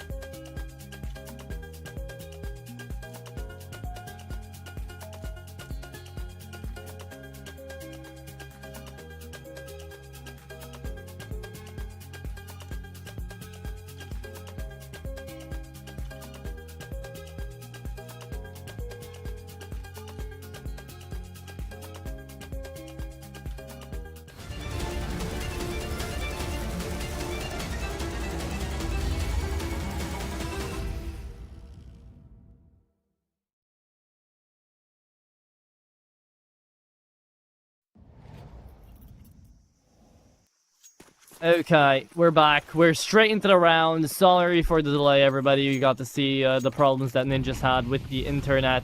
We're talking about ISPs, mate. We know it's a tough life out here for CS players, but here we are, round number 8, and it's a fast one coming out of Pack. My goodness, he's not wasting a beat. Already found Leo and is still searching for more. I mean, Pank is just having a great time of it on Ancient right now. However, he bites off a little bit more than he can chew there, and that wasn't entirely necessary. But Nocte will find a frag back. Kills going back and forth right now. The bomb site completely open, but Swingers have just taken a little bit too long to actually realize that, which has allowed for Luchop to rotate across. So at least Bestia now have somebody on the scene. Oh, miscomm and a spotted out shoulder. Thomasin takes himself out on the peak there as Vinabees does manage to find a headshot. Timing is everything. Desh with the shot. 2v2 remaining. And a player pushing in from Cave should have a free entryway out there. Ninjas takes one down, and that's himself. Vinabees last man standing. 1v2. Knows where one is coming from, but does he happen to know about the second? Yes, he does. Flash goes in. 37 HP, tries to take down the AK, and Noxay takes it into his own hands. The IGL, commandeering the pace of the round, manages to win that one out. Well played, as Bestia managed to equal out up to 4. Yeah, great round from Noxay, man. That first kill pretty good in towards middle, and then just good awareness on the retake there. Swingers unfortunately dropping the ball in the 3v2 post plant. They don't actually get another kill thereafter. That means the scoreline's leveled up, and it's probably going to have to be an eco round here for Swingers. So at least this time, Bestia are able to control the momentum for Swingers. It's not like once Swingers get the ball rolling, they're impossible to stop. No, they're not impossible, but definitely way harder than perhaps most people would have anticipated to beat to stop, especially for a team like Bestia. But my eco senses are tingling again, Hayes. This could get quite dirty, as it is going to be the Galil trying to push up into the A bomb side. It will be Ninjas looking for the boost. Sees the arm out there for the CT player, but doesn't spot out a second into box. Maybe it doesn't matter. Ninjas reactions on point. Pank will trade one out, but now they're trying to get themselves in there, and Thomasin is ready to deny, but only good for one as the M4 is going to fall. A tap on the bomb and a kill to be made. Desh finds a second, and look at how crazy it gets. Galil needs to get picked up out there as Desh wants to use it in from Temple. Gets the move across. Noxay trying to check into the CT position. Takes out one. Here's about the second. And it's going to be Noxay again, isn't it? To try to take these guys down 1v2. And Vinabeast, oh, he is playing a very dangerous game. Has got no information out here onto the second player. And he's just going to peek into the op. There it is. Noxay cleans it up. But it's again a scary round here for Bestia. Yeah, but they get the point on the board. And ultimately, that's what matters the most. This was against the half investment. Important frag coming through from Nocte. A couple of kills, in fact. Swingers couldn't really do a whole lot more than they do in that situation. That feels like in Blackjack, where whether you stick or you pull a card, you're probably just going to lose the hand anyway. I don't think Swingers could have done anything differently in the 2v2 to actually affect the outcome. So, at least damage is decent. And that damage could come back to haunt Bestia if they lose this gun round here. So, Swingers, do they start to fall behind the pace of the game, or do they keep Bestia in check? Let's find out. This is the best litmus test they have, round number 10. For that, Noxay could have had an opening again. He's been looking really impactful with that scope, but the one to really make work into this map, into this best of 3 for Bestia, has been Pank. He hasn't been found just yet. Noxay, is he gonna get dong peeked? No, he won't. Instead, he'll shoot a bullet back through the wall. Damn, Ninjas barely knows what's hit him. And a good tap away from Ponter. 3v3, make that a 3v2. Long range on the spams, and it looks like the AK is gonna stay accurate. Oh, landing on heads time and time again. That's the third time in the same round where just the peak goes wrong, information trying to be gathered, and Bestia get their heads handed to them. Noxay has got to do it again. Can he pull it off twice in a row here? Surely not, right? I mean, he's gotten multi-kills in the past 2 rounds. He had a very quiet start to the map. This would be incredible, though. As that A site's now in full control of Swingers. He's going to make his way through Red Room in towards Donut and try and backstab Donut, but Because Swingers have got full side control, it means Vinnabees can just post up on the angle. Notice how he's just jiggling, making himself a tough target to hit. He'll finish off the job. And Swingers get themselves back to winning ways. I mean, they do well there to actually just punish the aggression from the CT side, posted up on angles. Hit some good shots at range, and, well, this game is completely open-ended. It is 5-5 split. It's going to culminate in either an equal half or a 7-5 for one of these two sides. Either way, I feel like Swingers did their due diligence out here onto the T side, seeing as it is their own map pick. And they should, in theory, have a better CT side performance. Let me just check that real quick. Yeah, Swingers have a better CT side on the map. Yeah, somewhere around 60% when I check. Look at this dude up in a forward position, gonna get forced off by the flash. He still gets a kill and does a lot of damage, and there's more where that came from. Naz gets away with the kill on the FAMAS. Let's see if he's going to be traded back. Surely gets checked here. Ponter, you don't want to peek with that bomb. The Molotov goes on, but it's way too deep. And he goes left side. Ponter, oh, too much, brother. Too much by yourself. In that instance, what was Dash doing? Feels like not enough. Bottom of middle. I don't know. They have to recover the bomb now. I mean, the CTs have actually just given up control of the C4 altogether. Not even sure if they actually spotted the bomb there. It didn't look like it with the way that they just shifted out of A main after getting the frag.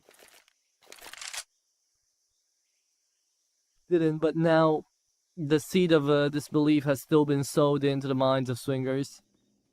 They've got to clear out every angle. They've got to really grind down this timer. And unbeknownst to them, there's just a single player on the A-bomb site. Now they're thinking, why did they do this, right? Yeah. Is there still someone in A main? Where are they? Are they stacked on A waiting for us? So many questions. But Solo answers 30 seconds, and he's swinging out. Okay, he's living up to the name. Vinnabees trying to get in there, spotted a player onto Temple, and now this is a free range, and it'll walk in towards the A-bomb site, and instead with 15 seconds, they decide to rotate. Here, Hayes, I do not agree. They're saving.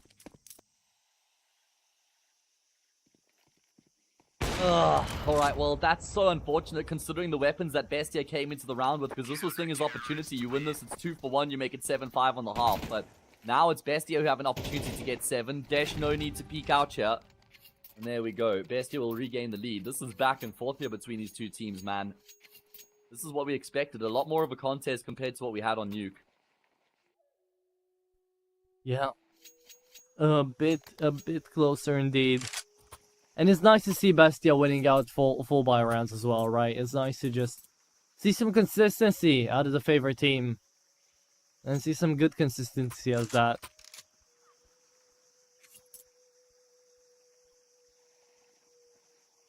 Even though they haven't been finding that many kills, though. I mean, Bestia, sure, you take a look on down to Pank and you see he's 12 and 8, but a lot of those kills were coming through in the form of just that 7k he had in 2 rounds. And overall, it feels like it's still a very individual game. Which begs the question, how crazy of a best of 3 would this turn into if we get to Dust 2, right? Because both of these teams have been...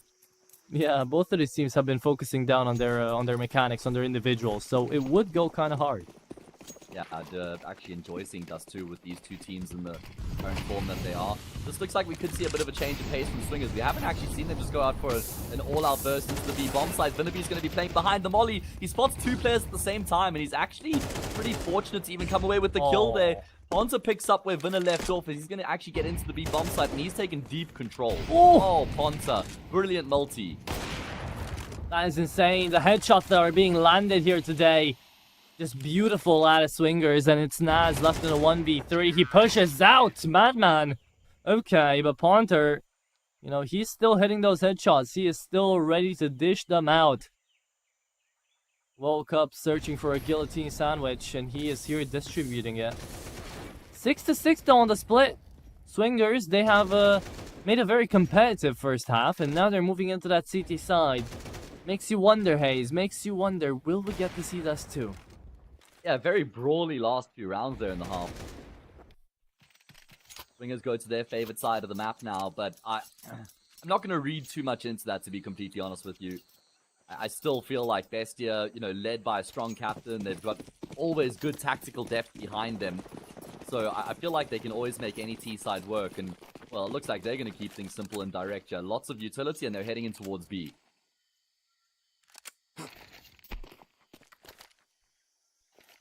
That's what it looks like. Yeah, the Glocks are going to be stopped at the entrance for a little bit, and here they go. Let's see how many kills do they find trying to actually do anything with them. Dash is just denying them entry. He is the border crosser right now. He is the border guard, and it appears that Bestia did not have their papers in check yet because they've been sent back to where they came from. Oh. Man, let's just talk about the irony, because how much have I been stressing that swingers are the mix, that tactics are not going to be their strength coming into this, and that Bestia are like the methodical team here, calculated in their approach, they've well composed, and they're just trying to execute through a smoke in this all-important pistol round into the B-bomb site, and they've just run into a brick wall. So, I don't know, man, you can't script it, it's the complete reverse as to what I was expecting, but swingers have a lead. And that's why, Hayes, maybe we should stop with the prediction sometimes. I know it's our job and all. I'll never stop, Atro. Okay, fair. You're not a man scared to I'll make die a on this mistake. hill. That is respectable, Hayes. That is very respectable, okay? Yeah, it's all for the fun at the end of the day. Lushov with his Tech 9. Ooh. Second minute straight off, so that's a good way of opening up the B-bomb site. Yeah, but the bomb still didn't get in there, and now they're pushing it one by one, all by themselves. Dash can continue in with his A1S ways, but the Glock still deals damage. Imagine Thomasin instead finds Dash there, but speaking of the man, he finds a quad kill with the A1S. And at this point is where Bestia are going to start asking questions. That was a force buy coming through from the TE side. They lose this one, it's 9-6. And a hero AK dropped by Luchov. How do we feel about this, Hayes? Because for one, I don't think I'm the biggest of fans. I'm okay with it. I think the hero AK T side is always a good way to just drastically improve the stocks of the round. Are they going to run it back into this B-bomb site 3 rounds in a row, though? Oh, Thomas with the great crosshair. That's a beautiful tap. So much damage done by the HE. The flash is good as well, but at least Dash finds 2.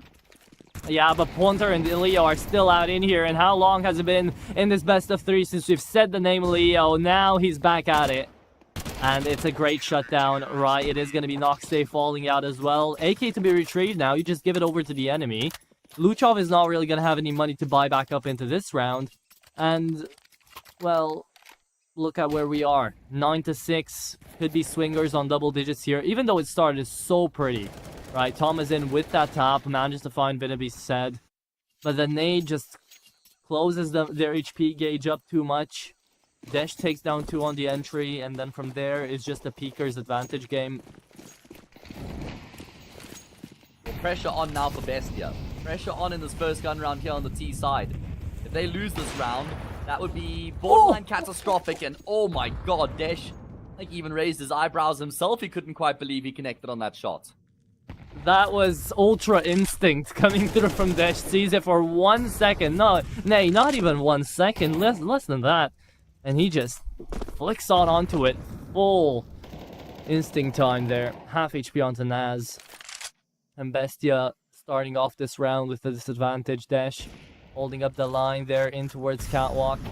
Will fall back in from Donut as he misses a shot. So mid-control taken out here by Bestia, slowly but surely. The Empress tries to move in though. Oh, and the flash couldn't be better. Still, Luchov gets out with that kill. Funnier than he might have thought he would. Yet, now Ponter and Pank, 1v1. It's the ones that have been pulling through the most impact, I would say, for their respective teams. Even though Desh has been looking great. He's been taking down a lot of eco rounds. Ponter has been the one just lining us up with headshot after headshot. And so has Pank. Oh, okay, Noxa is in the corner right now. He's got his teammate right beside him. They're playing the smoke fade. They're going to try and edge in towards B. Swingers have taken a bit more of a passive setup here over towards the side of the map, though. You've got Desh on the angle, and then you've got Vinabeast who can try and take the contact afterwards, and it works out perfectly. Bait and switch in full effect, and Swingers are piecing together a very convincing CT side right now. Are digits not looking clean? Like, every single round on the CT side at the very least has been looking so clean when it comes down to the mechanics. It all starts with that, but it just goes on further and further. And yeah, are we sure we don't have the HUD swapped around? Because Swingers are playing the exact way that I was expecting Bestia to play. you know? Like, just calculated, very good mechanically, very good individually, overall still lining up flashes for each other, playing a simple strategical game. Like, we haven't seen any big mid-round calls coming through from swingers or anything of the sort, but they've just been very solid. And at the end of the day, at least out here into the playoffs, into round number 16, it appears that solid is enough to get you through your own map pick. Yeah, I mean, they've been very good at the start of the CT side here, though. Vinnabeast over towards that B bomb site, and Dash has come alive in a big way. I think he was like 5 and 8 or something like that at one point. Yeah. So he is really taking the fight to Bestia right now. Util raining on in middle. Looks like swingers are going to just decide against committing to the fight. They're instead going to take control of A main. Not a big fan of this in this type of a round. You know you're going to be playing against a half investment. To close the gap like this is asking for trouble. And trouble is going to be found. Ponter taken down. Luchov. Good pickup on the first AK. Is going to pick up the second, giving to Pank. And if they just back away here, I love this decision from Bestia. Right, they find a first. Just play with your advantages. It's a 4v5. You have an extra AK. Just go for the second plan. Mid is yours to be taken. Catwalk is your battlefield to fight in. Bestia, you just got to get a move on. And Ninja's taking up the space is scary because a Tech 9 is waiting for him on the other side. That is going to be the A1S as well, being found out by Leo. Good for 2. Now forces the rush on down towards the A-bomb side. It's up to Desh with an AWP to try to deny the players in from main. And Desh loses out a shot, loses out the second as well. Finally, Bestia find themselves into a bomb site, and Vinnabeast can't do anything but save. That is the 7th on the board for the T side. Yeah, like I said, excuse me, just not a big fan of the setup coming through there from swingers. Putting themselves on the front lines in A main when you know you're playing against Tech 9s, maybe a Hero AK, that's just asking for trouble. And I guess they got what they asked for. And then like you even highlights as well, the little decision there for Bestia to then pull back from A main with the extra gun with the man advantage, go into middle. Tech 9's looking crispy, man, with the 3 kills they find after that point. Leo does his best there with the double, but unfortunately it's in vain. And then Dash missed the key shot there when he was trying to take control of A main. He was kind of forced forward there. That's the first round of the half here for Bestia. It has to be more where that came from. Yeah, but you have to remember that was a half investment with a Hero AK coming through, dropped by Noxay. Now they get out with an op, 2 AKs and a round win. They're very happy with what the ROI was here, with what the return on investment was. So, there you have it. 10-7. Still a pretty sizable advantage though for the CT side. They lose 1 or 2 more rounds, they reset themselves, they can still be the ones ahead with the advantage to try to close out this map. So, a good round for Bestia. Let's see if it continues. Rushes down middle. Bestia trying to get through here. The nades won't deal that much damage. Famas will be the first one to fall. Pank has been looking great on these snap headshots. Yeah, he has. He absolutely has. And look at the lean here from swingers. They're on the wrong side of the map. They're on the completely wrong side of the map right now. As Bestia are just littering A with utility. They're taking full control. And, I mean, swingers are going to have to rotate here. And they're going to have to do it soon. Once still in red room right now. We'll come across Luchov. And that's a very big gunfight to win. Because now that creates the pathway for this rotation. For the retake. For Ponter's sake, I would have liked to see a bit of a spam through a smoke, right? They already know his position, a kill was made in middle, so where else could he be at? But Bestia trying to play this one slow, as they should. A single person on the bomb site and a smoke in front of the opper. Noxay doesn't care, still pushes through it. And where was that smoke? I thought it went down to CT, but I guess it didn't. Noxay still kicking. Naz finds another, and Leo's now forced to back away. Swingers took a gamble on that B side to hold with a 3-man stack after they saw people mid. And, well, they lost the round because of it. Okay, well, Bestia are looking revitalized in these past 2 rounds. Pank has been a saving grace here. If Pank hadn't put up the performance he has so far, then Bestia have already lost the series. He's had some really big individual rounds. Some great first bullet accuracy. Continues to see how he's dominating this game. And swingers are going to have to eco. So Bestia have the red carpet rolled out for them here to close the gap to just 1. They do indeed. However, still a Hero AK. I'm very surprised you don't get to see Vinnabeast going for half armor or Dash or Ponter. You know, maybe not Dash. She's trying to hold on for that AWP, but everybody else could have at least have the half armor there for the AK of Leo. At least play a bit more of an aggressive game. But the A stack is still gonna work out regardless of your half armors. And Bestia might just go straight into it. There it is. 1, 2, and the second picks of the AK doesn't matter because Thomasin has taken them all down. That's the round. Okay. Well, at least there's a frag. They know where Dash is as well. Can he get one more? He can. That's nice there for Dash. A little bit of economic damage, a little bit of a smile. But Bestia, they're going to be pretty happy with the 3 rounds in a row that they've won here to get this campaign underway. They draw within 1. Swingers started very well here on their CT side, but they aren't just able to ride that initial wave of momentum. They're going to have to dig a bit deeper than that. And this is a great timing to call out the pause, I'd say, for Bestia, right? They realize the position that they're being put in.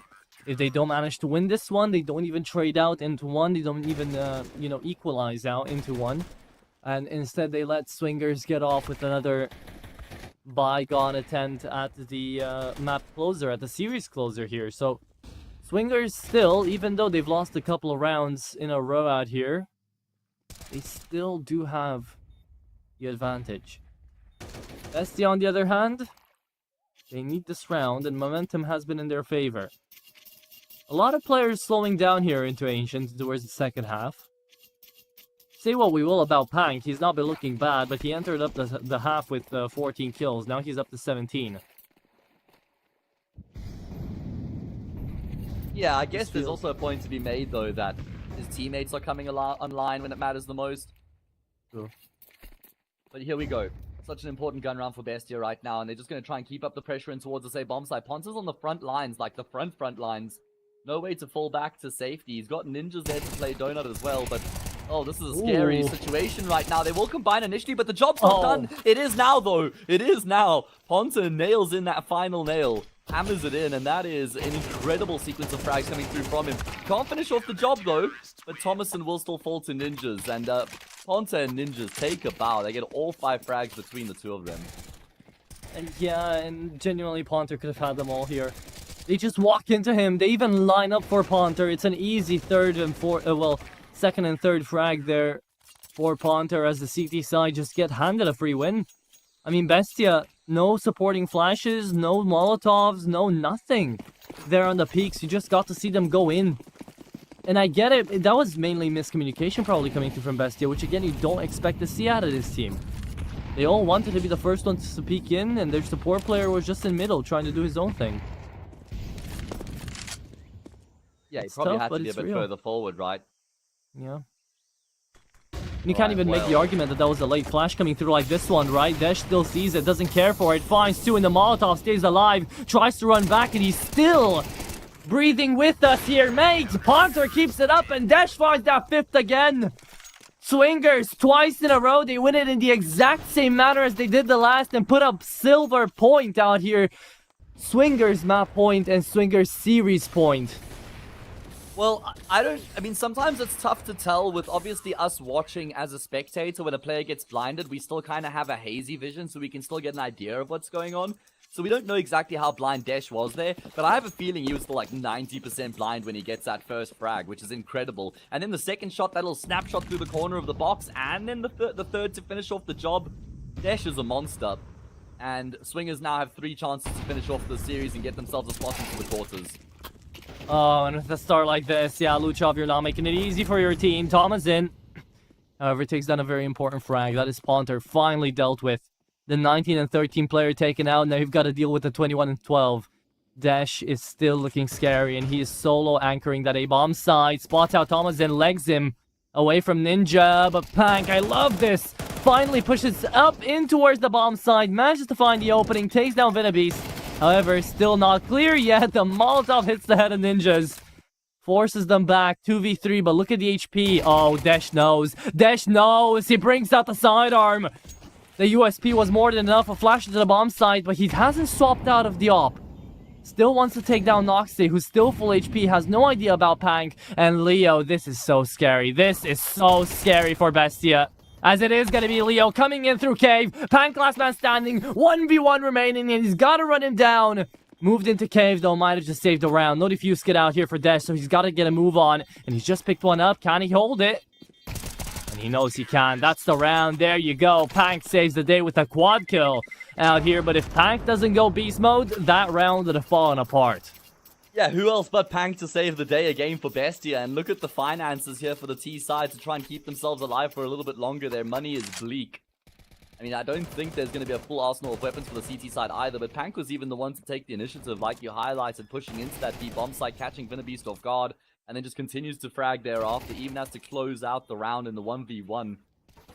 This attempt here from Leo was really good, getting that first kill. Maybe could have waited a little bit longer to combine with his teammates, but that's the splitting hairs. Bestia, they're looking to try and get this into OT. 2 more rounds is what they require. Ooh, and actually, I'd say 1 more round here because no buying to the next. Desh still shuts them down on the entries, though, and I always hate this. They just push in with no flashes, right? Sure, we get to see it now, but I think now it's way too late. Vinnabeast knows about it, and it is going to be Vinnabeast good for 2 reloads in towards cave. But Bestia, they've run out of bullets, they've run out of HP and out of options. 2v4 and an MP9 behind him. Hayes, I'd say that's it. That is Swingers closing out the series and sending Bestia out of the playoffs just as fast as they went into them. Yeah, they managed 1 series. That is incredible from Swingers. I mean, they did very well in the Swiss stage, qualified 3-1, and they've won their opening playoff game against one of the favorites here in the playoffs. Especially, like you've mentioned, with a couple of the favorites already dropping out of the contest.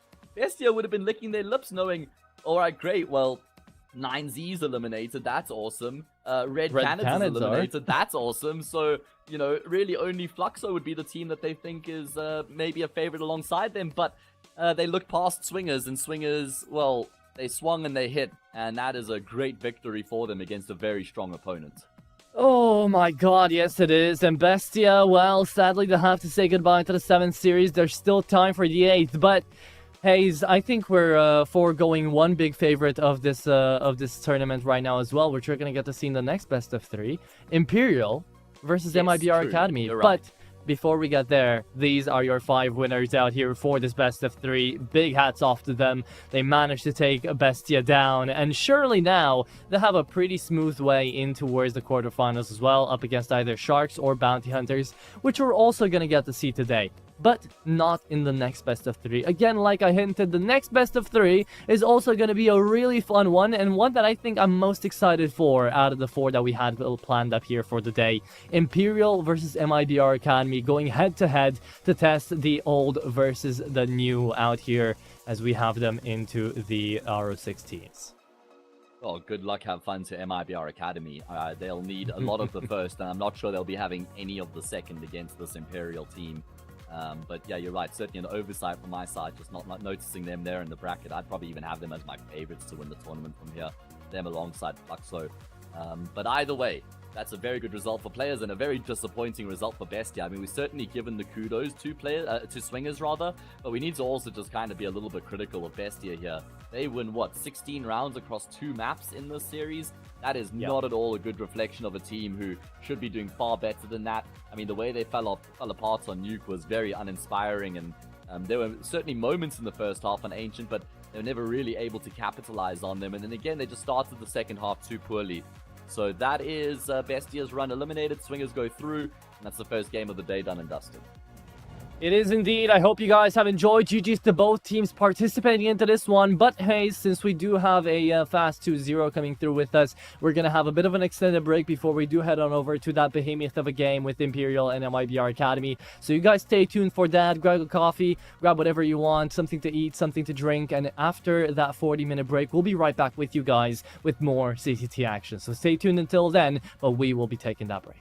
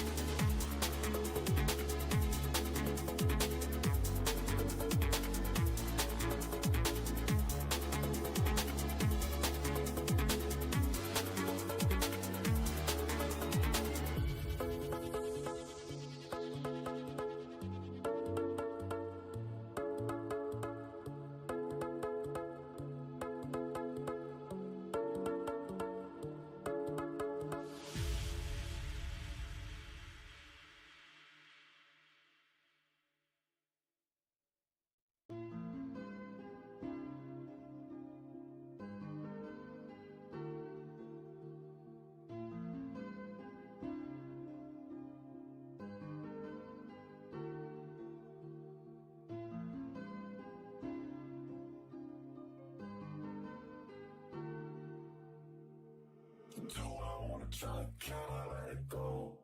We're running from the past, wanting to be sure. Chaos in my mind, constant deja vu. But every time, it comes back to you.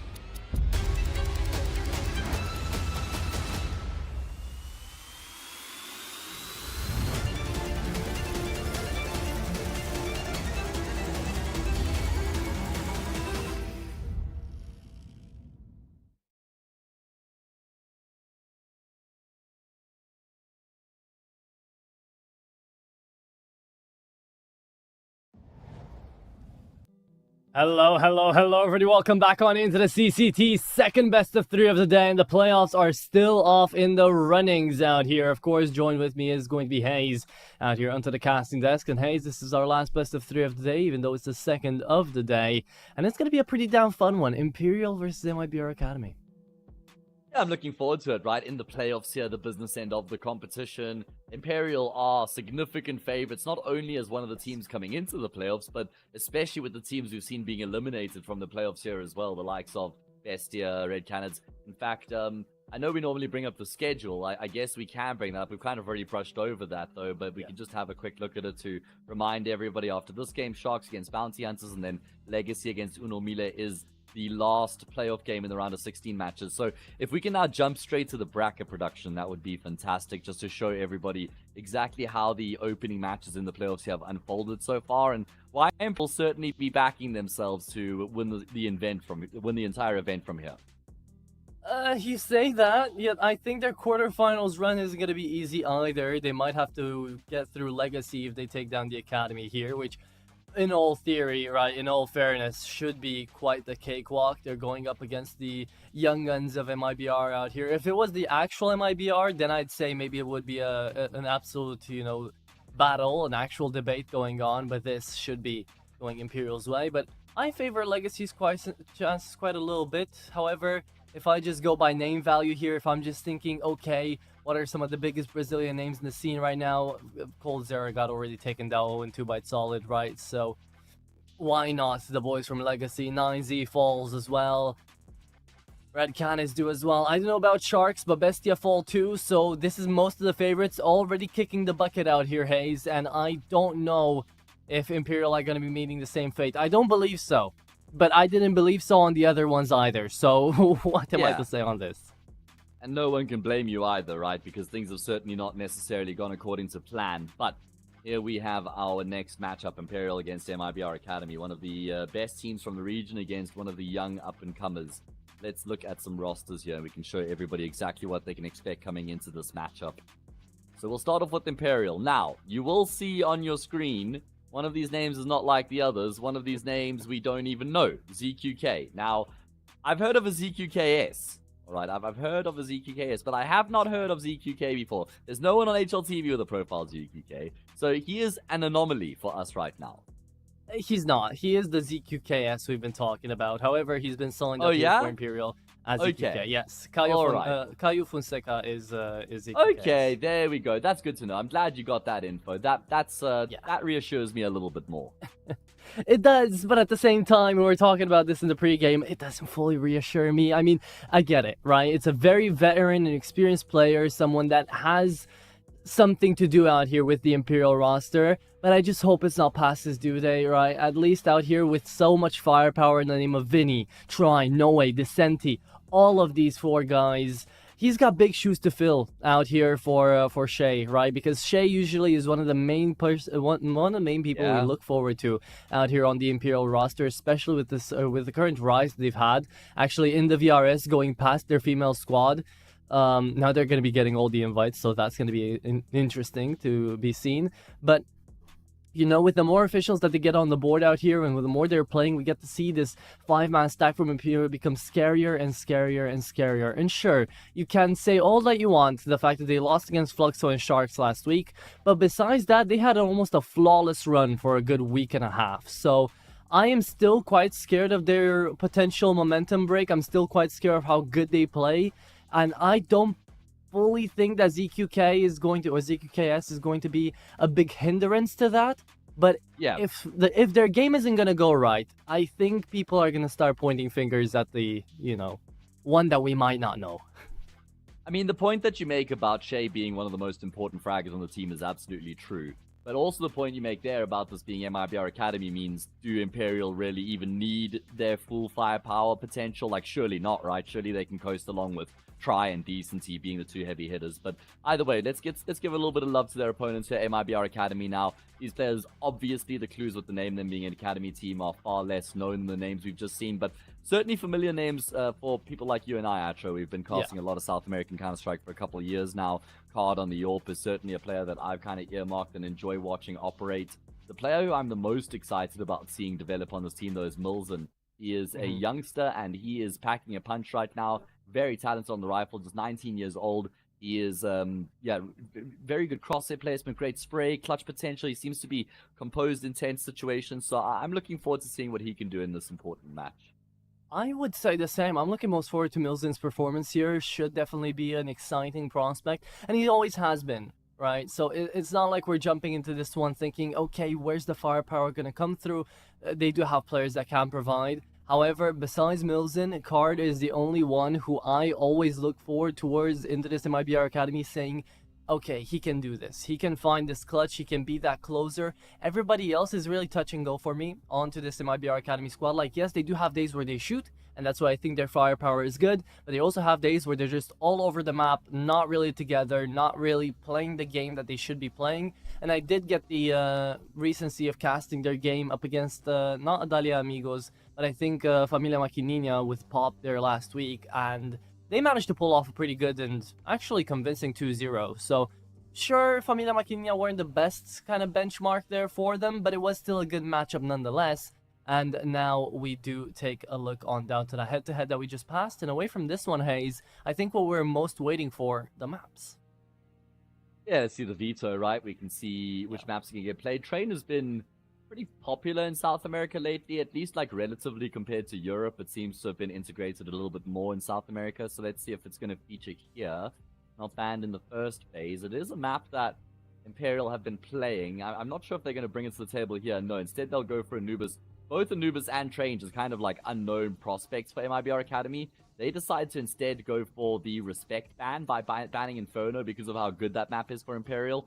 Kind of like that from the underdog, just saying, yeah, we don't at all think we stand a chance playing against the favorites on their best map. So let's just take that one out from the get-go.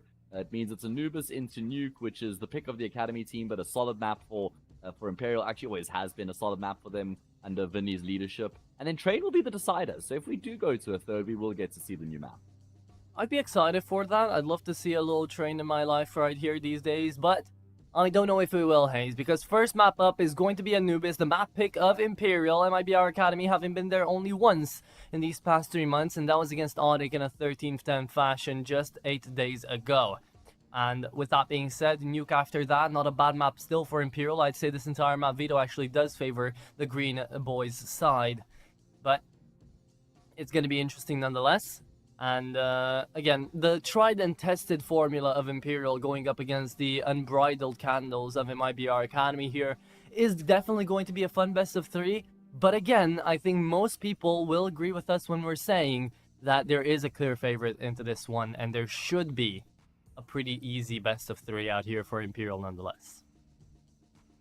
Yeah, it's almost just like a litmus test for MIBR Academy to see what level they can bring to the table against a very strong team in the region, right? Like, this is like, okay, we're going to gauge ourselves. We're going to kind of see where we stand compared to Imperial. You know, where are our strengths? Where are our weaknesses? Where are we being exploited? Where do the teams that are better than us, you know, find those successes over us kind of things? So they can learn a lot from this opportunity, can MIBR Academy. And there's the chink in the armor of Imperial. If they don't actually have Shay here, for this opening map. We don't know if it's the rest of the series or the opening map, but at least Imperial are somewhat wounded coming into this one here for MIBR Academy. They are. They definitely are. And it's interesting we don't get to see Zach as a stand-in, right? I definitely thought we'd get to see him as the coach coming through and managing the spot whenever was needed, because he didn't have a bad time around when he was playing a little bit on 9Z there, even though it was a coaching role, right? He definitely stood in a couple of times. I would have loved to see him back on the server, but you know what? That is okay, as we are going to get ZQK out here.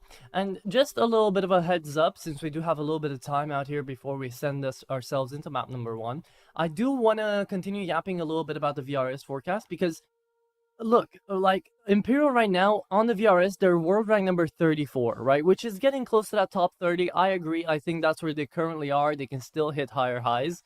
But in reality, they're only like 350 points ahead of MIBR Academy, who are down in the 138 world ranking, right? So just a couple of points away. Like, 300 points is not little, but it's not like a 100 positions difference point in my head either way.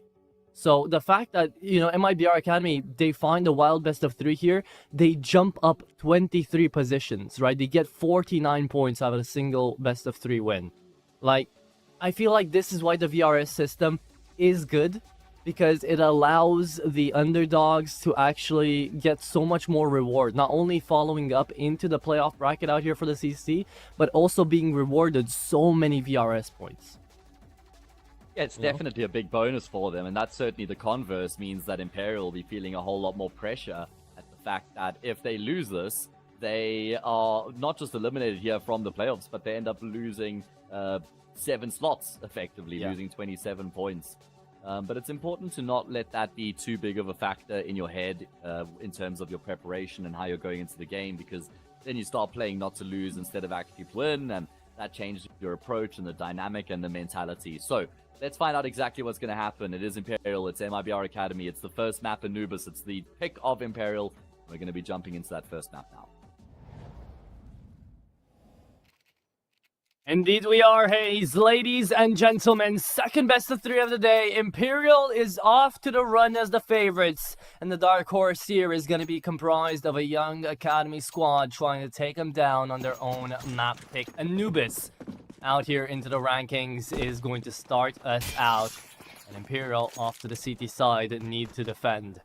3-man setup in towards B, 1 on mid, 1 on A, and it's going to be a fast play from MIBR trying to head into middle with Vinny already rotating back around to try to help out his teammate. Ooh, they've already passed. They're going in. Oh yeah, they're going all the way through Temple right now, and ZQKS wants to meet them on the front lines, and he does at least find a frag there, but this B-bomb site's now under a lot of pressure. You've got No Way and E-Box, then 2 players from CT. Milzen wants to clear this out right now, coming up against the Julies. He has just destroyed No Way, and that's an advantage for the T side. Very well pushed on over. Quick taps. Also getting tough to deal with here. Vinny, he's thankfully allowed to take down Card, but he was having some great movement around the pillar there. 3v3 and big damage dealt to the IGL. Try. Moving on in from Cave here. Congregating up with the rest of his teammates, but that is still Stormy's in. Good on the Glock. Finds another. The dualies picked up from the ground are going to dish out damage too, and try decides it's better off to just try to save the dualies in the half armor, as he is going to be picking up a couple of extra dollars in the bank out here for the exit frags. That's going to be the pistol round here for MIBR Academy off the back of a really aggressive and really well thought out, really well called out push down middle. Yeah, certainly an unorthodox approach there, wrapping around into the back of that B-bomb site, but it worked out perfectly. Especially once Milzen gets the frag on the player in E-box, that gives them all of the site control in the world. And they're just a well-played out post plant working together, good shots being landed, and it will be the Academy team who open up first here. We're going to be a force fire in response though. You know, I was looking through the Imperial ranks out here, and I couldn't help but notice, you know, Phelps, after he went away out here for Shay into Red Cannons. The fact that Red Cannons just lost, man. I was talking about this in the previous best of 3. I'm sorry I'm yapping your ear off here, Hayes, but it's still such a big upset, you know? Especially with names like Phelps, with names that go unrivaled, really. Henny, Cold Zera. To fall this early on into the playoffs, it is really tough to see. Yeah, absolutely, man. I mean, I'm pretty excited about that Red Cannons roster, so to see them fall flat like that is not ideal at all. ZQK is going to have a pretty tough job in his hands here, because I don't think they're going to be respecting the smoke grenade. Not like he's going to be able to drop it soon enough to keep them at bay. And there we go, he actually does just underarm the smoke, but he should go down regardless. That's just for the TP side, but numbers have arrived here for Imperial as well. Are numbers enough? Though I don't think so. Milzen is spamming through them, finds one. The 5-7 trades back 3 on 3 and tries down to 24 HP. And I'm surprised throughout all of that chaos that MIBR Academy don't take up more space in towards the B-bomb site, right? There was a lot of just dogfighting happening between smokes, but now they've closed off the B-bomb site and they've gone in for the rotate. The bomb goes early towards B, as Card right now has got an open bomb site to work with. Always could just shift walk their way through A, as Imperial go in for this all-out rotate. Just do or die moment. And yeah, they push back. Well thought out by MIBR on the fade away as well. Bruno manages to find another. Traded on back. The MP9 happy to get all these kills. That's a 3k with the SMG, by the way. No, he's going to have a lot of cash in the bank. And now 2v2. 5 seconds, bomb planted. Let's see this retake.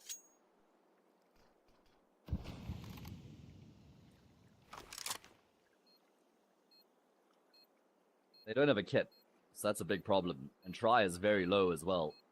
Edging their way together, arm in arm right now, so if there is a gunfight that's offered up to them, they can just try and force the trade, but just nothing being offered by MIBR Academy. Maximum discipline from them is Try. Will now get on the bomb. He's going to tap the defuse to try and draw these players out, but yeah, there we go. That frag from Menensen at range will guarantee the round. Yeah. And although they come close, it still felt like MIBR Academy were in control of the round there, even after they do kind of venture back into the B bomb side. You highlighted they had that lurker who could clear out A and allowed them to hit back into that vacant site. Yeah, overall well played out here from MIBR Academy. They think out the round really well. They don't overcommit, which I absolutely love out here from the Young Guns. That's a problem most academies do have, which is overcommitting, trying to work on a good play, on a good timing, just too quickly, and then messing it up midway through. They don't do that. MIBR Academy, they do leave kind of room for rationality, and they do manage to win because of it. So that is going to be the second round on the board put up, and now we're going to be looking towards the third, as the Hero Galil is going to be the only thing Imperial will have to play with.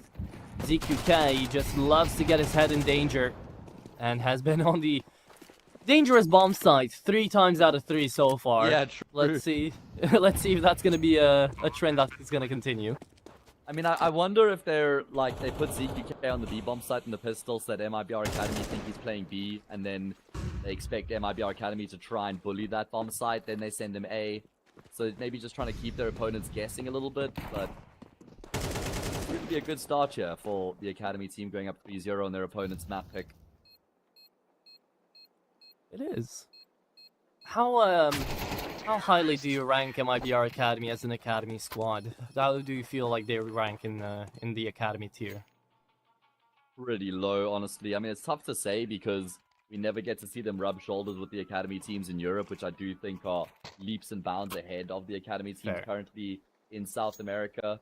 I think there's generally quite a lot of instability in the MIBR Academy team as well. Like, feels like every 4 or 5 months there's some sort of a change being made, which tends to be the case more often not with Academy teams, but it doesn't seem like they're like selling their players and that's why they're having to bring new players in. It seems like they're starting to like settle on a roster, so I don't rate them like super highly in terms of the European Academy teams, to be honest.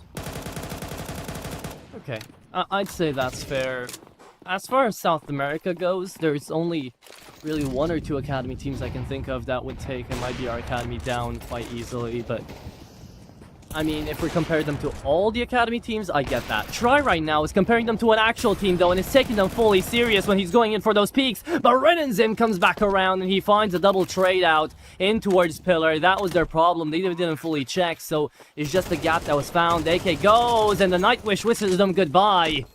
As Bruno finds yet another one, 3v2, and half HP out here on Renenzin and Bruno. Card moves around in towards Heaven as well, waits for the opening, but Bruno still takes them all down. What a round and a 3k out of Bruno, and look at him be vocal in the webcam. Definitely the player you want to have highlighted there. Gives us a little stare down as well, knowing what he just did in a 4th round on the board here for MIBR. Will get picked up. He played his position on the front lines there to perfection, man. Just the fights that he picks, the way he plays around the smoke grenade as well. Try needed ZQK to be watching A main here. You can't both be trying to fight together towards cameras there.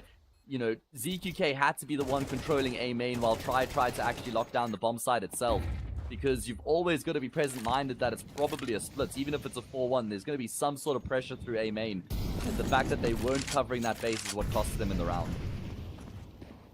It did, and now look at the buy here, Hayes. MP9, half investment, A1S only, onto No Way. So, it's gotta be a crunch, it's gotta be a big movement play out of Imperial to make this round work. And with the way that MIBR are currently set up, it's gonna be tough to execute, but you do have ZQK already behind them. Card is checking though, and that is Card flying the first. Looking on in towards CT, that spray is just enough. Mills actually denies Vinny the entry and the bomb denial. And now all that's left is just to try to save for Imperial. It's the 5th on the board here for MIBR. And I do want to highlight the fact that it looks like the entirety of MIBR Academy right now are boot camping, are together in the same room. Yeah, that's me as well after we saw the way that Bruno was celebrating. Oh, Tribe. Yeah, misses out on the first shot, but will still get the kill. So at least a little bit of economic damage. That's the least of the Academy team's worries right now. Renansen's even kind of searching. They're brimming with confidence. I love that hits into the B-bomb side as well, just combining really nicely. Always covering each other's bases as well. Keeping things simple and direct against the half investment. They go up 5 to both. Gun round carries a lot of weight here for Imperial. Did Try find the gun from the ground? Yes, he did. Okay, only an MP9. But still, you know, just enough to actually constitute something being taken over here by ZQK, who didn't really have that much cash. Imperial are now going to have a real buy incoming, but hey, this is already 5 in a row taken by the Academy. It's a great start for Anubis. And remember, this is Imperial's map pick. Like, we all know this is T-sided, but they can't really allow to get this too out of hand. And so far, if they lose the next round, out of hand definitely will be the case out here for this map. So we shall see. But a Tekiweki, as per usual, is going to bind us. Yeah, that's okay. We're used to it at this point. You can see Milzen just beaming from ear to ear right now. I wish we could get like an interview or something and we could actually just talk to one of the players and even just like a radio call in the middle of the map. Imagine like, hey Milzen, that would be cool. To get some info. Yeah, like, how long you guys been boot camping for? What did you think of the veto? Were you guys surprised by anything? You know. Yeah, we did get to see Milzen actually get up from his chair, so we don't know what the tech pause is about. Could always just be a bathroom break or something, but we I don't like the bathroom break tech pause. For me, it's like, do your duty before we start the game. There's many other people who are taking part in this who did, you know, go and take a leak before the game started or leave themselves. It's like, just manage your bladder better, guys. I understand where you're coming from. However, I'm not completely opposed to the bathroom break. Just, if you want to bathroom break, have like a special pause for it. Or have like, you know, use your tactical. At least use one tactical. Run in and burst, and then you just use the rest of the round while your team plays it out to go to the bathroom. Well, you can't get revived out here into CS, least, so, you know, yeah, maybe. Alright, production, do you guys have any idea as to what we're waiting for right now, what the delay is about? Have a look in Discord, see if anything's been posted. It looks like there hasn't Imperial been, called it. Alright, we're not entirely sure. We're not entirely sure how long this one's going to take. Apparently there's some connection issues for one of the team's coaches. I'd imagine it has to be Imperial, because MIBR Academy's coach probably at the boot camp. Not that that's a guarantee, I suppose, but either way, Atro, let's say the line. Say the thing. Say the line, Atro. Say the line, Bart. Do it. Say the line, pull the plug. We're going to be going into a break and we'll be right back.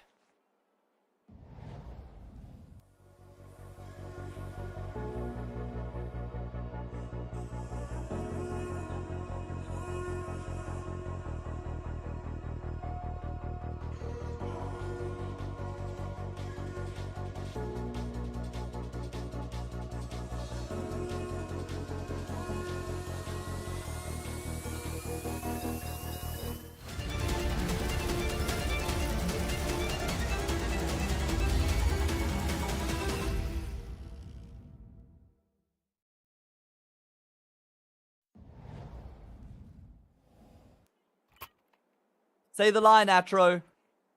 And we're back! I pulled the lever crank, it worked! If you just call the pause, it's gonna come right back to me, okay? So, this is all well thought out ahead of plan here. It's all in the script, don't you guys worry about a thing. Speaking of the script, it's been 5 rounds in a row that MIBR Academy currently are taking on their enemy's map pick, and a smoke, a Molotov, something just bounces off the head there of the Opper, and ZQK manages to open up a middle, so it's off to an action-packed round. Yeah, good starts. I mean, I'm surprised that they've actually decided to put ZQK in middle here in this round. It's a really important part of the map, but he has managed to get a kill. Maybe that's down to the fact he had the MP9. And it was a bit of a bold push through the smoke there from Storms, and it's the first time we've seen MIBR Academy just go for something super risky like that. And unsurprisingly, it doesn't pay off.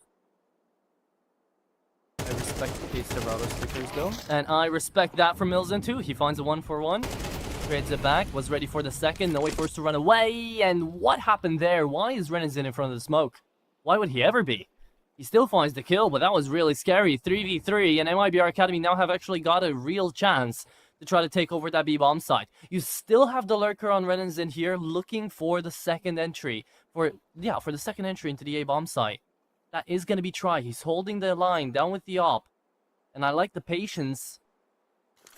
But MIBR Academy still do have a good way in to a bomb site. Missed out shot. Try down to 10 HP.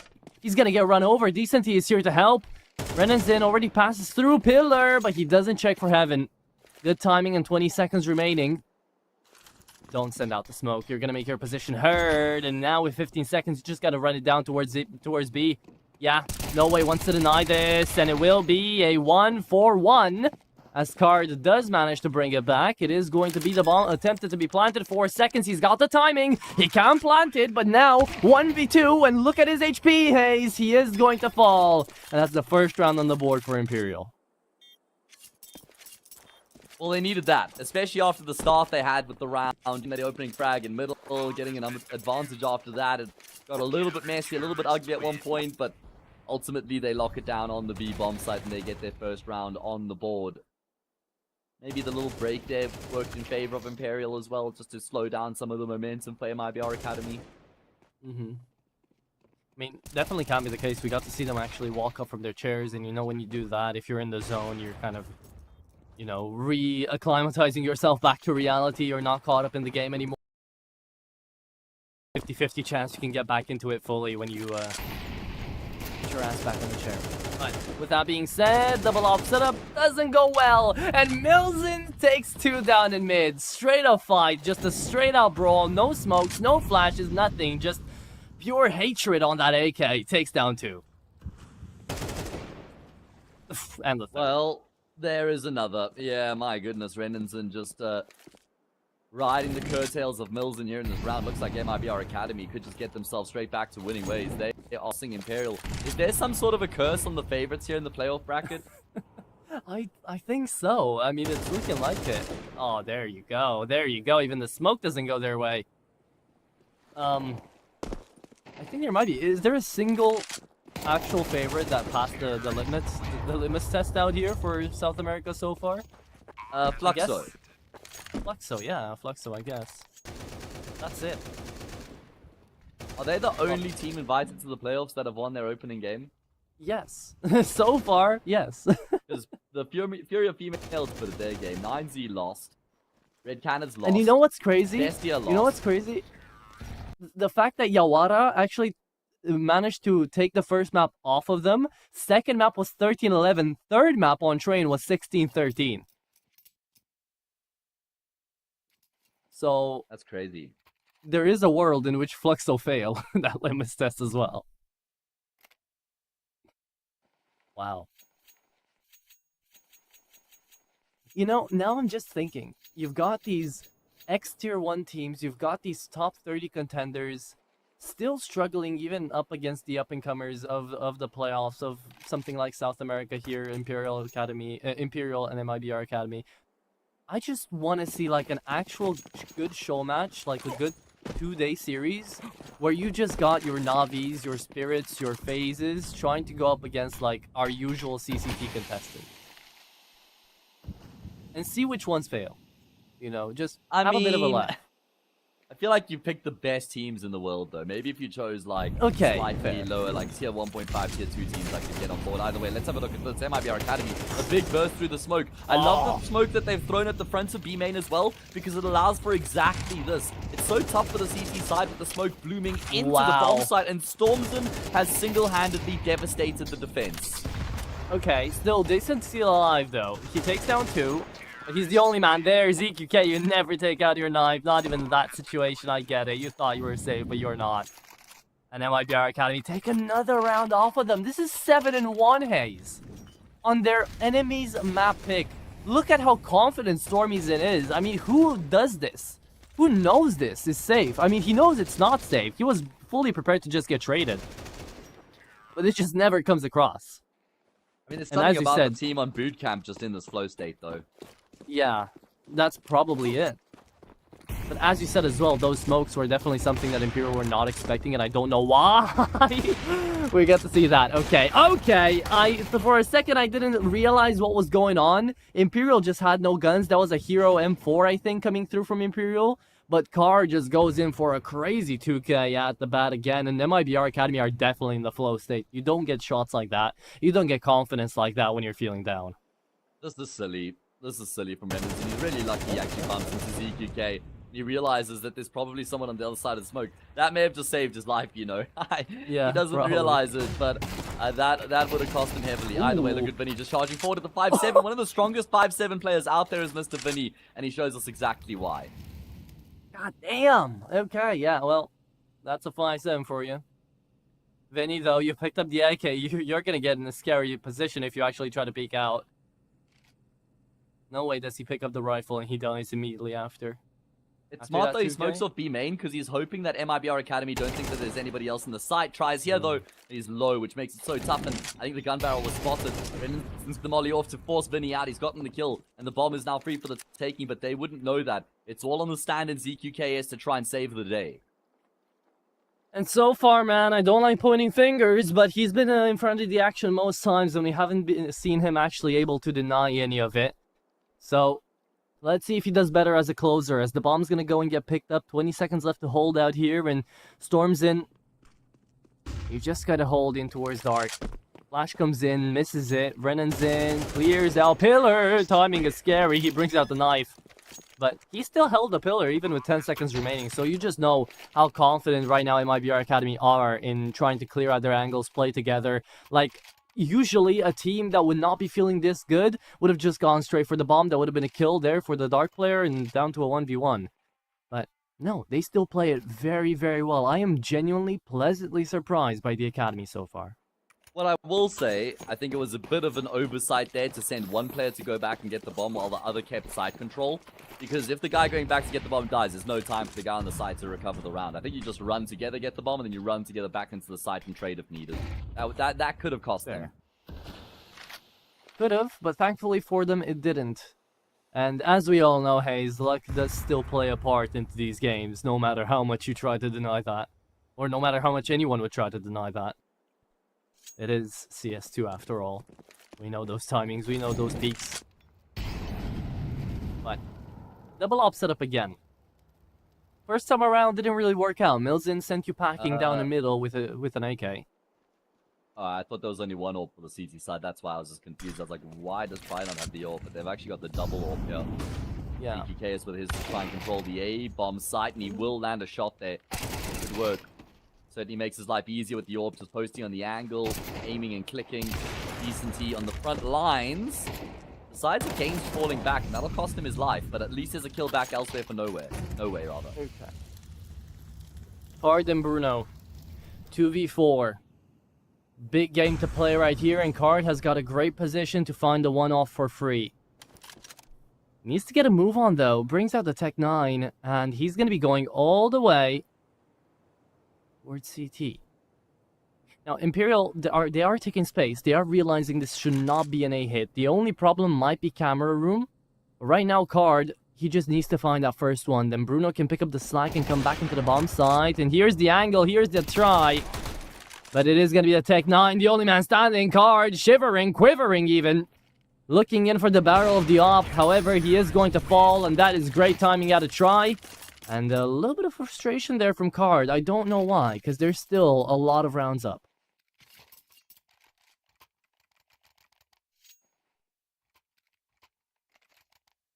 Yeah, at least Imperial are able to double up on their round count, but this has to be the start of something. They've won a round in isolation, and then they lost the round straight afterwards. We need to see them build up a bit of a streak here. Maybe the double AWP is the suitable response. I think they'll have an easier time with ZQK at this side because they can maybe just use him a little bit more effectively on the front lines, trade him out, use him as a little pack mule, utility, and support the team, flash for people, swing for people. The CT side, he's kind of left devices a little bit more. Decency's going to go searching here. He has to go big, does Decency. Without them having Shay on the server, it's normally Shay and Decency that are the two riflers that put up the big numbers. And with Shay not being here, it feels like Decency has to shoulder even more of that burden.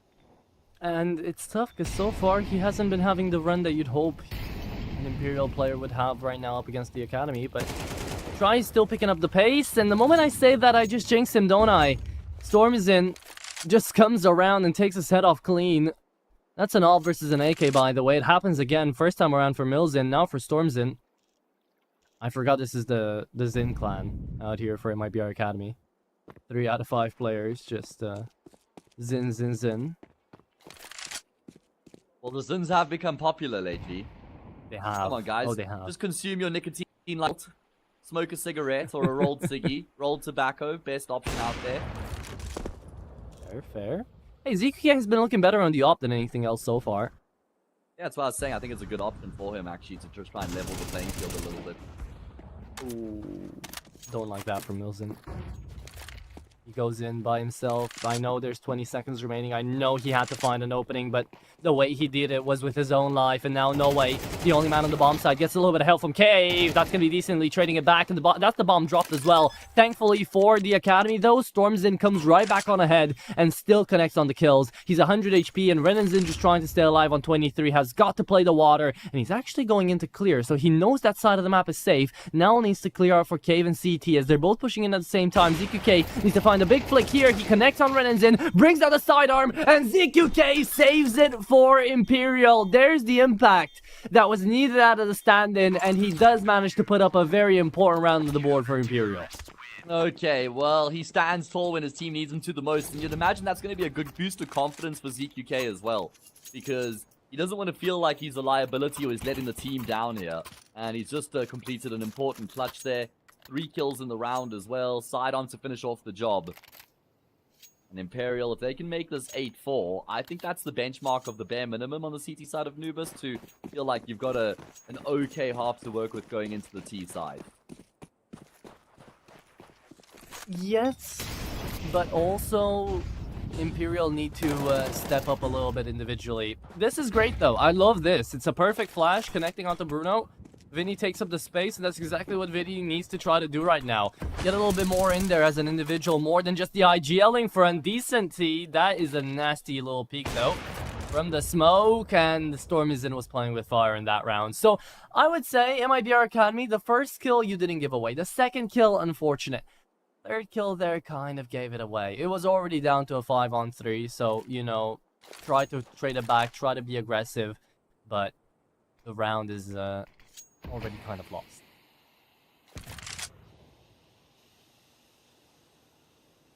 Yeah, the round is dead in the water. It's as good as gone. And Imperial probably feel like they woke up a little bit late, but they've arrived. They've pitched up, and they're going to get themselves that 4th round on the board, give themselves a fighting chance. If they can open up with the T-side pistol and a gun round as well, then they'll be well on their way.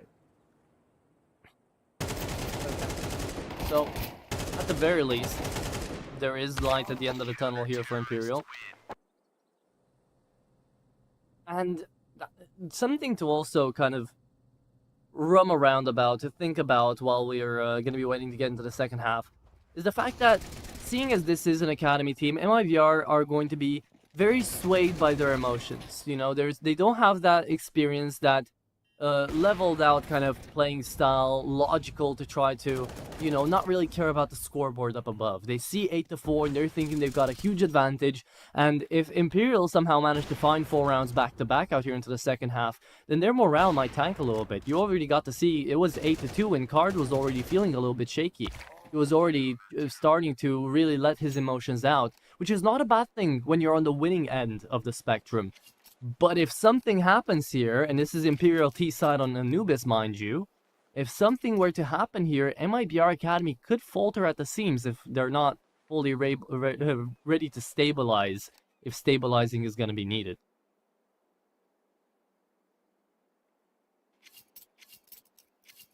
Yeah, we'll have to see.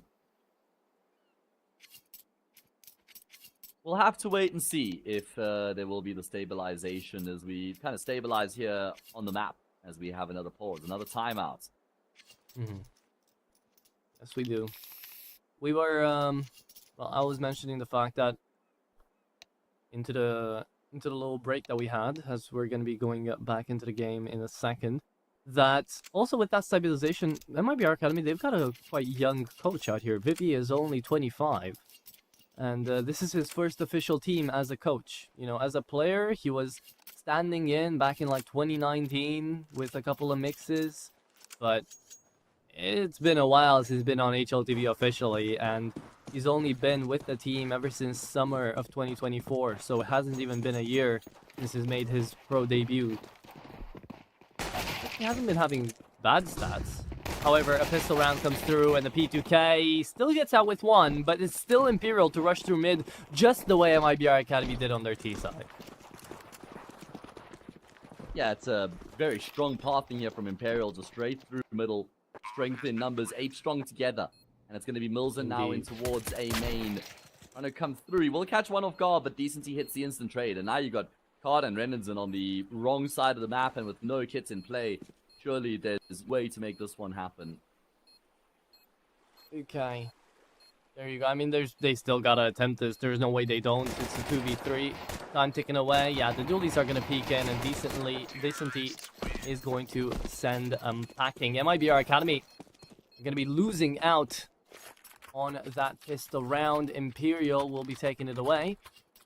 And the T side continues to show up. So this is the moment of truth. This is the moment to see if MIBR Academy can actually hold on to their wits here and allow 8-6 to pass by, just right by them, and to see if they can stabilize into round number 15.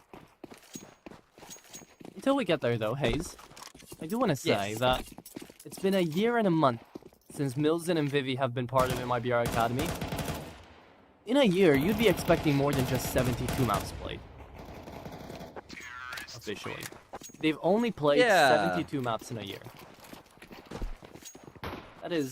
That is less than 20 best of 3s. I've seen Zero Tenacity play more maps on Anubis in 3 months than I've seen MIBR Academy play in a year. Yeah, for real. I mean, it's it's unfortunate, but I think it's just I think there was some periods in the year where MIBR Academy didn't have a team, maybe.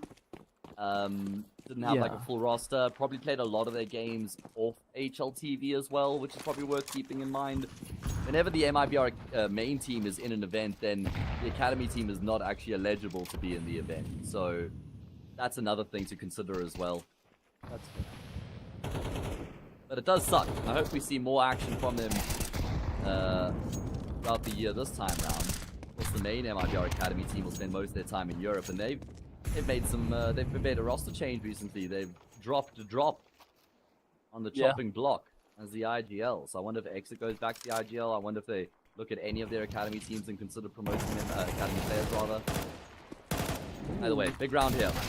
Big gun round. Yeah, Stormyson is keeping it alive out here on A main, though. That's the second frag he's found, and he's allowing his players to actually push up into water here. However, they falter when they try, and speaking of trying, look at how he turns back around the turret. On 29 HP, manages to take down 2. Card thinks he's in a really bad spot, but I'd stand against that. 3 and 29 and 34 HP, he's currently got more than the entirety of the enemy team combined. Gonna take down Try here easily. And if he finds another one on the fadeaway, could be great. I just hope he tries to retake this. He doesn't just see a 2v1 and says it's impossible. Because he doesn't have a defuse kit. He's gonna hear that bomb. Does he try this? He will. Oh, absolutely. But look at the position Decency's in right now. It's so smart, hugging the wall. Cross-8 perfectly placed as well. Ready for that big wide swing to come through. And despite the very low health, Imperial will still find a way to win that round. Okay. My bad. I mean, still, that was a great round to be played by Imperial as well. The fact that Try finds that just 90-degree shot after he manages to pick up the player in towards water, manages to take down the second without getting traded is huge, and that basically wins Imperial the round. So, well played there. Half investment here for MIBR. As Imperial, from an 8-4 split, now 8-7, could quite easily make it 8-8. I'd say the T side so far is working out well. It's all within the realms of possibility. Ooh. That is a tough 5-7 spray, but hey, at the very least, it does work. It does come to for a kill, and in these sorts of really mind how you find the frags. You just want to try and chip away at your opponent. 1-for-1 kills normally favor the T side, but when you have this kind of a buy at your disposal, you just want to try and keep yourself in the conversation.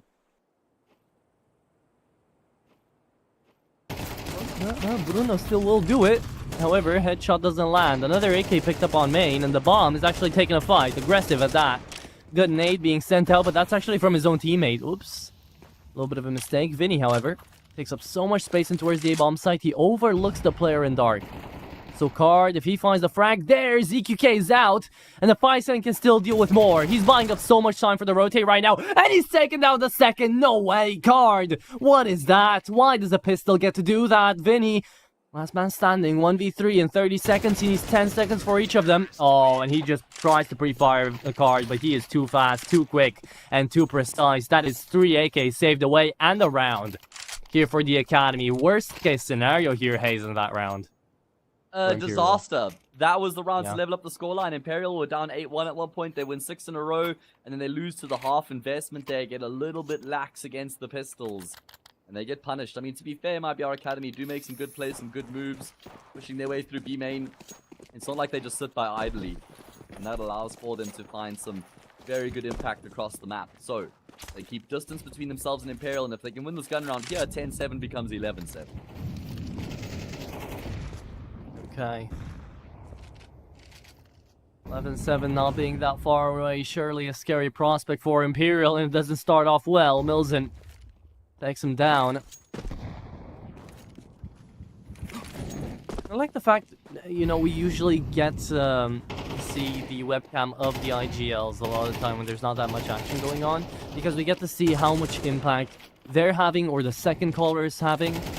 And we've had a lot of kind of mute rounds from Vinny out here on the Imperial side, but that's fine. Try manages to push through a smoke, take down Bruno, leaves us in a 4v4. Half HP onto Milzen. The round's still recoverable here for Imperial, but the moment I open my mouth, it looks like ZQK is gonna find his body dead in the water and with the bomb dropped. So this just buys up even more time for MIBR to conjugate a plan.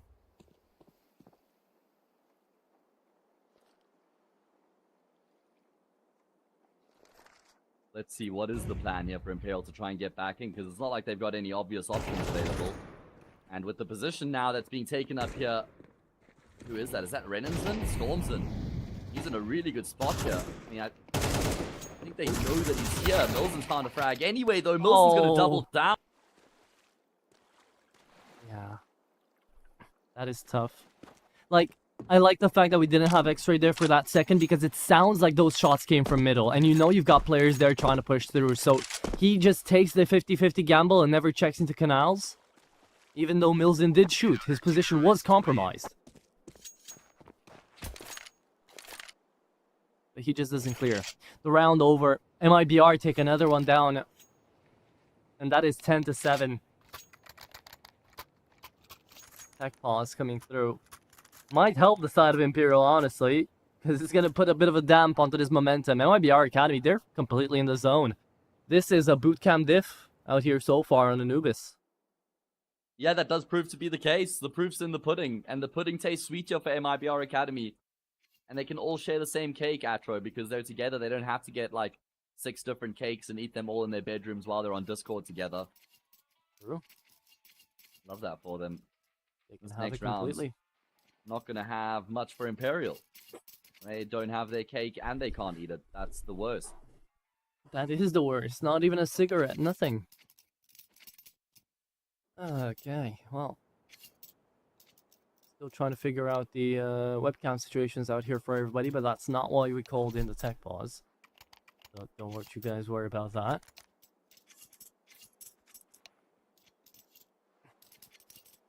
There have been some commotion, some comments about webcam placements. I'm sure you've seen. Oh, you're talking about what happened with 500? Yes, primarily yes. I know there's been problems away from other players as well, not having their cameras centered on them. But like It's this, a weird for one. example, for Norway, Yeah. right? I mean, he's got like almost his entire head in there, just not his eyes. Like, what do you want to see primarily? Because we don't see them on there. Yeah, for me, if we're gonna have a player cam, I want to see your face. I guess some players do sit very close to their monitor, so you just get like the hairline, would like the arm cam or the hairline cam. I don't know. I mean, I don't think we've ever seen like Rops's webcam be fully in place. You know what I'm saying? Like he is. Yeah, I know Rob's 1 inch away from the I know monitor. his face. Yeah, exactly. Yeah. Yakindar, Xantares, Yeah. all the others culprits as well. Even Donk a little bit. Don't know if you got to see. Yeah, not as to a degree, sure. Yeah. Yeah, it's one of those things though that a lot of players just do it for no reason at all. So you can't really like start to speculate because of something controversial. Of course. I wasn't Not to say you saying were. anything No, in just particular. Speaking in general. Okay, Renan's in. He's got to shut this down. Hero AK onto Norway, and it's already been found out. Oh, Stormy's in is having a blessing of a round here on the MP9, and yeah, they both just keep it going together. The duo, the Zin duo, comes through, leaving Milzin behind from the trio. But that's still fine, because MIBR up to 11 out here, Hayes, as Imperial are forced on the buy. It's a Tech 9 out of Norway, and at the very least they'll have utility, but they'll have just enough for one good push. Yeah, that's true. I guess a decent amount of util here, but lacking the firepower on no way. How in God's name, can anybody please answer this for me right now? How in God's good name does ZQK have the AK but no way has the Tech 9? Like, what are we even doing here? In what world does that make sense, Atro? Please explain it to me. Well, Vinny threw something away, so I guess that's how. But yeah, I guess it's just because no way bought up into the Hero AK in the last round, so they were like, okay, everybody gets their fair share. Better round here for Imperial. They actually put the what do you call these in English? The helping brakes out there, the helping third wheel, for when kids are trying to learn the bike. The helping training wheels. Training wheels, yeah. They put the training wheels on there a little bit. And they halt off the pace of the round to actually let the MIBR Academy push into them and not just run headfirst into them. And look, right, it's a really weird vibe I'm getting out here from MIBR Academy, because even Bruno in that case gets a little bit emotional. They're a couple of rounds up, and this was the case with Card, and now Bruno. They might be, you know, on a teetering edge here. They find themselves at an advantage, and perhaps that's not even what they were expecting into this map. So every single round loss must feel like a blow to the heart. I think that they're just incredibly passionate. Like, they're just all in on this game right now. Every single morsel of their being is fully committed into this map and this series. So emotions can run high. Important to keep those emotions stable, though. That's one of the most important parts of a coach in an academy team, is to manage the emotions within these youngsters, because the talent is undeniable, but the mental and emotional side of the game is equally as important. Oh no, no way. Why doesn't he just hold for his incendiary? That could have been a potential kill. They just forces the player out of position, but doesn't actually punish. Again, we have the benefit of the doubt out here with the X-ray. I guess they don't. Can't always say too much, but in that instance, yeah, maybe he should have held. This is a perfect crosshair angle, though. It should be Storms in, find that kill easily. That's going to be the man advantage. Vinny pushes up a bit too far from his spot. A bit too far from his station. The pop flash actually hits his own teammate, but that's fine. They still walk in. Ooh, that's going to be blowing no way away. Hard. Checking into main. But look on the minimap. Right now, you have to look towards water, and you have to look towards the mid player currently lurking around. There's a lot of information to be gained out here. No one in towards main. No one trying to get into B. And Milzen, he's not going to peek the smoke. There's no need to. Decent E. Oh, why did you, Milzen, at least wait for your opper to trade you out? Spotted on the bomb. A quick rotate needs to be found. Decently still trying to go in for the second shot. Yet Card, he still peeks into this. Card moves around, loses out his life. Decency is going to be able to find the opening, and that's the bomb down as well. Why is the perfect question to ask, but right now it's not the one we have to. Incendiary on the bomb, still gets picked up by Try, gets it down just in time, and it's a 1v2 from the Argentinian, but in from CT, he still gets out alive, checks into Pillar, 1v1 with Renzen, and there you have it, another kill from Stormyzen. They managed to win out the round, and it is it's double digits for a while. It's 12 on the board, and it's map point for the Academy on their enemy's map pick. Yeah, that is such a good recovery there. I mean, I think that card just overplays his hand. He tries to forcefully finish off the round where he didn't really have to, but he does still find some good impact with his AWP there. And it's Renenzen towards B main, who is the real insurance policy there. Able to pivot back into the bomb site, deny the plants, and then make sure he affects that little 2v1 retake as well. Try isn't able to lock it down, and now there's 4 chances for MIBR Academy to finish off the map here against Imperial. Imperial's map pick as well. Man, and some of these rounds, yes, they've been a little bit unlucky from Imperial. I'm gonna give them the benefit of the doubt. There's been a lot of timings in which maybe they shouldn't have found themselves in that position to begin with, but still the timing wasn't in their favor. However, MIBR Academy completely outplayed them when it came down to positions, and at least to a couple of those duels. I mean, Stormyzen should have never been allowed to find that much space and that much just free real estate on the CT side of Anubis, and yet he is 20 and 13 right now. He's managed to clear out most of these 2v1s, most of these openings, and he has been looking amazing. Renenzen right there behind him. He's 15 and 8. He's barely died in 21 rounds. So I don't know, just hats off to MIBR for playing this Anubis like they did. But it's not over just yet. Decently starts things off, and Card actually takes the fight here, and that nade is going to take him out. Yeah, nice little 1-2 punch there. The spray through the smoke coupled with the nade gets the job done, and, well, MIBR Academy, they kind of try and flex their muscles in towards middle, but they end up being cut down. So it's a huge advantage now for Imperial. Surely no way to spill the round from here. Looks like Bruno's even just going to gamble, rotate away from this B-bomb site. Makes sense. Stack up with your teammates. If they go to the other side of the map, you just save your guns. I really think he should just be saving here, because Card has enough money for a gun in the next, and then Renenzen could drop a gun as well. They'll have 5 rifles in the round to follow. Don't think it's worth even feeling this one out, and now they're going to lose a player unnecessarily. They do lose him, and you can't blame him for going for that, yes, 3v5. At the end of the day, though, it's not like he was in a bomb site. He was out in middle lurking for anybody that might have been watching. He still found the right peek into ZQK, just came down to a 1v1 skirmish, which just didn't go his way. You know, if he won that frag, we could have said, okay, he got it, he ran away, good enough, right? But doesn't happen. 12 to 9, still, Imperial from 4 map points. Now they've got to go through 3 more. They can do that. They send this into OT. They can still have an advantage into this best of 3 out of their own map pick. However, it's a long road ahead, and it's going to be one with a gun less. Out here for ZQK.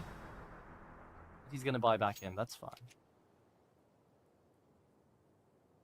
Wondering if MIBR Academy are going to spend all their money here. Full save, $1,900. Basically gets them a full buy in the next with an AWP. They may be inclined to go for that option, because if they go all in here, lose this round 12, 10, 12, 11, then a gun round. So I guess this way around, they're guaranteed 2 full gun rounds. So probably the better option. And you never hate to see an MP9 in play, right? Especially in South America, those can just run rampant. So Stormyzen's going to take it. AWP onto Card as well, but he's playing a glass cannon. Now, this I don't like. Purely for the fact it's Anubis, and purely for the fact that MIBR Academy should know best. If they're going to be sending Card anywhere towards the B-bomb side or towards middle, trying to take up a fight in a little bit of space, we all know how those nades have been sending them down in towards Hell's Pit. We all know how Milzen was just finding sprays down middle to open up so many rounds. So don't fall prey to the same tactic. Just leave Card to play a little bit more angle-wise, I guess. Here for MIBR, if they really want to go for the AWP angle, I wouldn't have minded seeing 2 AKs instead of the AWP and MP9 here, but whatever. That's nitpicking. We're still going into the round, and indeed, they will have a second full buy if they do lose this one too. Bruno, oh, he's peeking. Oh, he's going straight to his demise. Well, worst possible start to the round here for MIBR Academy. They did see the bomb. Yeah, but how much does that really mean so early on in the round? Well, could have allowed Renanzin to push up through A main. Instead, he gives up on the bomb side, moves towards middle, and now seeing all that util there as well. They're trying to rotate around, but they're having a really tough time at it. MIBR, they've left a single man. They've left Milzen all alone. And here comes the exec. Oh, but ZQK goes in first with the bomb. No, this is worst case scenario for Imperial. Shouldn't have sent ZQK in, because now the M4 is going to look around. Milzen's still alive. Flash is there, decently down to half HP. Thankfully for Imperial, Decently goes in and finds 2 headshots. Card now forced to save the op, right? Right? No armor, remember. No defuse kit, no nothing. Card is going to play him from cave right here. And the bomb is still in line of sight of CT. So Imperial pick it up. And Card goes for this. Oh, no. Oh, Decency is looking dialed in, though, man.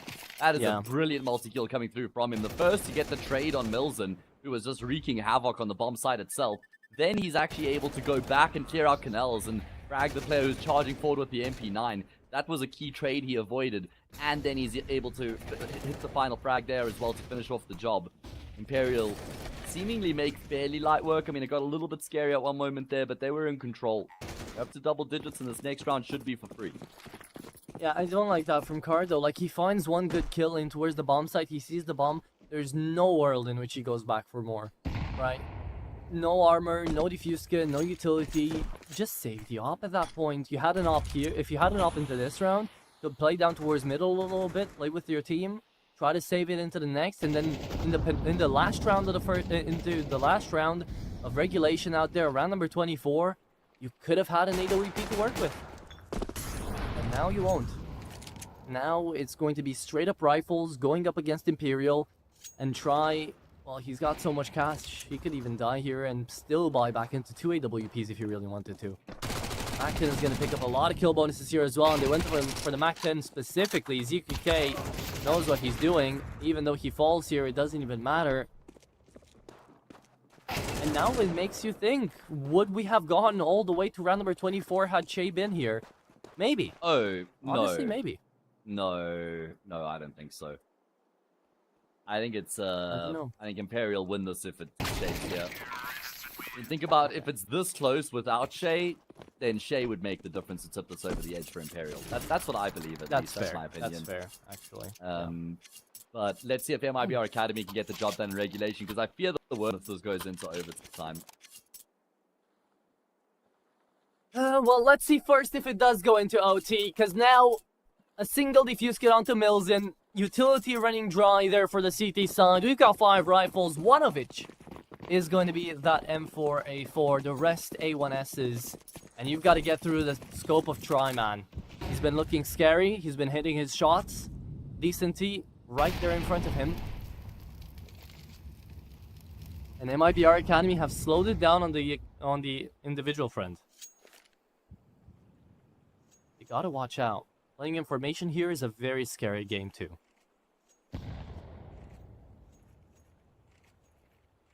Well, let's see. Let's see if the Academy team can finish off the job here and now, or if we wipe the slate clean and push us into overtime.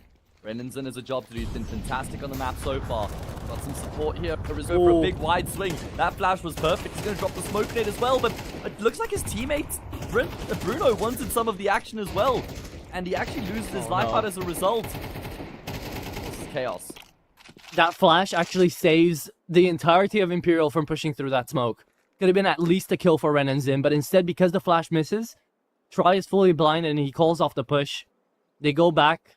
He's clearly the second caller out here, I think, for Imperial. Vinny's dead. Bruno's dead. Again, weird engage there from Bruno, but we'll leave it out to be the chaos of the fight. Trying to get in there. 30 seconds now. Imperial are going to be backing their way up into the A-bomb site. And with that jump from Decenty, I think they're hearing movement into the water. He's still got 2 players there holding. No information. Smoke into heaven. Now they know MIBR Academy. I want to see the B players rush right now towards A, because it is going to be hell inbound. And Storm is in, the only one who can deny. Good for 2. Storm is in, big damage onto Decenty. There is an incendiary there for Card, and now they're going to retake 2v2. Bomb planted, and the defuse kit is still there. The upper hits through the wall. Card only on 29. Decently takes him down. 4 HP, and a headshot closes it. Decently is the savior, man. 24 and 13. What a half here for Decent. He had to take it in his own range. He had to take it in his own hands, and he takes it into overtime. Oh, fantastic work coming through from Decency. I highlighted him to be the one who really has to stand up to the challenge, and he does a fantastic job here on this T side in particular. Many, many kills coming through from him, and he's even there to see his team across the finish line as well. 12 all. MIBR Academy, they squander their 4 map points on their opponent's map pick. Will that come back to haunt them? Because it feels like Imperial are now kind of entering that flow stage. You can see that there's some smiles across the board, and you know that MIBR Academy are going to be feeling nervy after this game has slipped into OT. Hey, OT doesn't mean the end of it for MIBR Academy either. Remember, your law could still be in play here. You could still see a round or two getting picked up by the CT side, from which point onwards, remember that T side was an 8-4 split. MIBR Academy could still have a good run at it. But Imperial are not done with this T side. They want to go for more, and it is going to be out in the wild. Oh, what a spray transfer, Decency. He doesn't stop, man. He's a monster. Takes out 2, opens up A. That's the bomb drop. Stormy's in. Oh, he's got control. He doesn't have a smoke, though. He doesn't have a flash. Just needs to play the corner, needs to play the angle, and the Molotov's going to come through, but good timing. In from that second flash. They do go in, they do peek out. 11 bullets in the mag, and a rush down on the window. The bomb's picked up, and now you can go either bomb side. You have no idea what's going to happen. And Decenty, oh, doesn't catch the timing. There you go. Milzen takes him out, calls it in. And Vinny, he's thinking twice about pushing A now. Oh, no way. We'll go back to the scene of the crime, though. 43 seconds in the round. Milzen is posted on A main, and Vinny, with super low health, is heading in that direction. So I feel like No Way has to try and combine with Vinny right now. Because if Vinny goes by himself, he's surely a dead man. But Storm is in so far away, so far away. This is a 1v2 for Milzen. There's going to be nothing to do. He's literally on the other side of the map. It all comes down to this. No way. How hard do you clear out heaven? Oh, there it is. He finds a shot. Bomb's going to go down. Stormy's in. I want to see that knife in hand trying to rush towards the A-bomb site. It's going to be a very tough 1v2. Because it all comes down to position. You just need to find 1 good bullet onto Vinny, 2 on No Way. And he is locked in. Look at his camera. Knife out. Through the smoke. He rushes. Vinny taken out. 1v1 remaining. No idea about the last. He's looking. He's asking for info from his teammates. He's got to get a move on. But there's no reason for No Way to peek here. So he's playing this one perfectly. He's just waiting for the tap on the bomb to go down. No defuse. Well, there is a defuse kit, but no smoke. Stormy's then is going to tap it away. Clears out into heaven, but he's still playing the timing. Beautifully executed by No Way. Into the 1v1. Out here in the post plan to be winning out the round for Imperial. They keep it up. The momentum's still there. It was 12-8 at some point. Now Imperial take away the advantage in overtime, 13-12. Oh, man. I mean, have Imperial had a lead here on Anubis? I don't think they have, right? They actually, yeah, this is the first time that they're going to have their noses in front here on the map and in the series at large. And that's a good boost for their confidence, because this is when it matters the most. No Wedge is nerve there throughout that entire 1v1. Doesn't overpeak, doesn't overplay his hand. And now MIBR Academy, well, it's going to be mounting. Players spotted out, though. Decency shuts down the first, trades the name of the game, and will find one back in return to keep the numbers level. Okay, but now surely it's up to Storm's in, right? 1v2, trying to fight through the flashes, coming through into the back of the bomb site, and Incendiary forces him out. God. And it's a perfect execution out there. Oh, Deadman walking Bruno through the smoke as well. Disrespects it. And Card, last man standing. You can't even save. This is overtime. He's really thinking of what to do. No defuse kit even. So, gotta pick one up from the ground, and as he's moving through, there's none to be found until you get to the bomb site. Could just be a save and 14 out here for Imperial. 6 rounds in a row.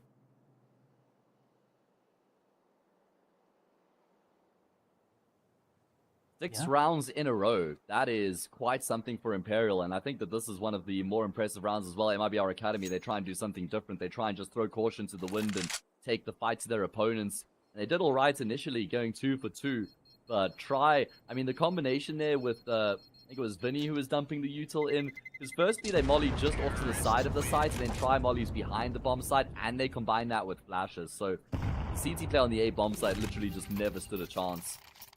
Yeah, and especially since he was alone, right? Had he had a second player, maybe a smoke on the bomb site could have happened. A flashback to delay the push just a second later. But yeah, very tough to actually try to stay alive in that scenario. Stormizin did try.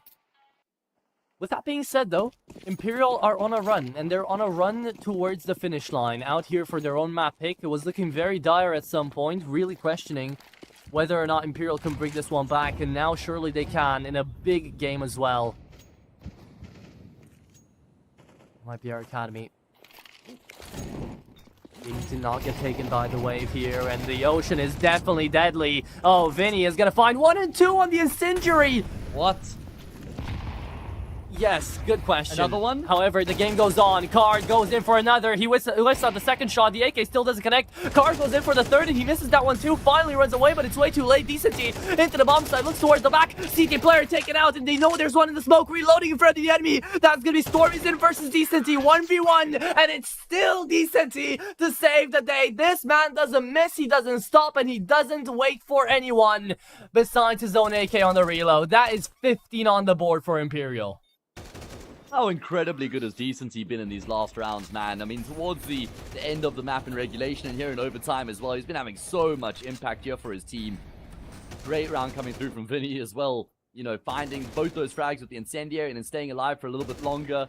Effectively, kind of gets traded out here by Decency, who holds his nerve. And it's a flawless first half of overtime there for Imperial, winning 3 rounds in a row. Oof. Man. These are some really impactful rounds, and a lot of them coming through from Decency. He's 30 and 15 right now. He's hit the 30 bomb here, Hayes. Sure, it's OT, but his first half wasn't looking nearly as good as this. And that's the case for everybody else on the team.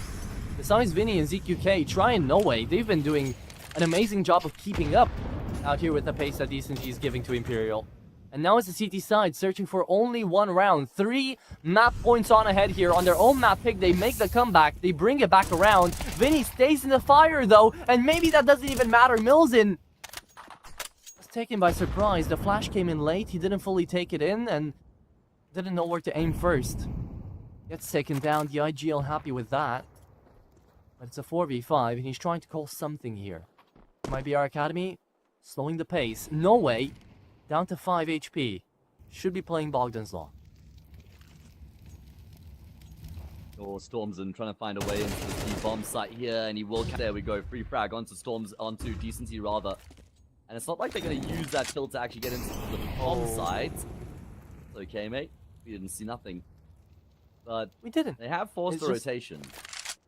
Exactly. That Molotov was well thought out, because now they're going to be going up there.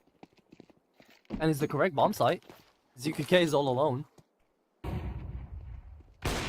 Well, blessing in disguise, mate. A blessing maybe, but you've still got to make good on it, and that's going to be ZQK on the bomb side here. Still taking down 2. A bit of an aggressive push out there from the op. Still, a missed out shot from Card. Could have gone Imperial this last round on the bag. However, it is going to be a 2v4 that culminates into Card taking down 2, and Bruno up to another. Has the right crosshair placement there for the op as well. Takes him down, and NYBR Academy still prolonging this Anubis as it's not over yet. Well, they'll live to fight for another day. How many more days? We're not entirely sure. I thought that was the round for Imperial. I thought they had done enough, especially with ZQK's double. He does kind of just overface there after finding that side, probably just riding that momentum. I think he could have stayed alive for a little bit longer then, waited for his teammates to rotate through, but that's probably just splitting hairs. 15-13. Can MIBR Academy really force another set of overtime from here? Let's see. At least they've set themselves up the map point, Imperial. So nothing can go worse, but the double op setup has really been working out on the CT side for both teams. But now for Imperial more than anything. 2K to start things off. Stormizin feels the brunt of the damage too. And Decency's just gonna drop here. Oh, he drops on his head. Assassin's Creed style takes him out. And another one to be found by Try. What a flick. And maybe what a way to end this map. Anubis has been a back and forth. It has been a question for Imperial if they can come back or not. It's been a trial, which they're 1 kill away from succeeding upon. Milzen, he has got a lot of work ahead to try to keep us in this game. A minute, a bomb, and an AK to try to find 4 kills. And that timer is ticking. They're not waiting for anybody. Milzen. I mean, gotta stay believing out here, right? guys. I don't know. I'm not James really Bond. believing. Oh man, he's got an incredibly tough situation here. He's trying to see if he can just find anybody for free, but there's just nothing on offer right now. Imperial are bunkered down. They're going to force the youngster to make the next move here. He will start to lead the charge into the safe bomb site. Footsteps are going to be heard. Rotation starts to come through. ZQK first there to fall. Nice shot landed, but he's not going to expect to play ahead of the molly. It's no way to finish off the job. 20 kills to his name, but Decent T is the real hero there for Imperial. He drops 31 frags in 1 set of overtime, and it is going to be Imperial who complete the comeback and win their map pick. And it must be so tough for the Academy. 4 map points, 12-8. There they had the advantage. They had the reins on this entire map until we got to overtime, and they weren't able to close it. They surely slapped themselves a little bit for that one, but it is not the end, and it was definitely a great map to see to start off this best of 3. The Imperial side, the favored side, still the ones to come out on top, and they show why. So very well played, very, very nice. But Hayes, I think the players deserve a break after that, and we too, we do as well, mate. We are going to be back in 10 minutes with that second map pick of Nuke to see if this is going to be a 2-0 or we're going to go all the way to train. Stay tuned to find out.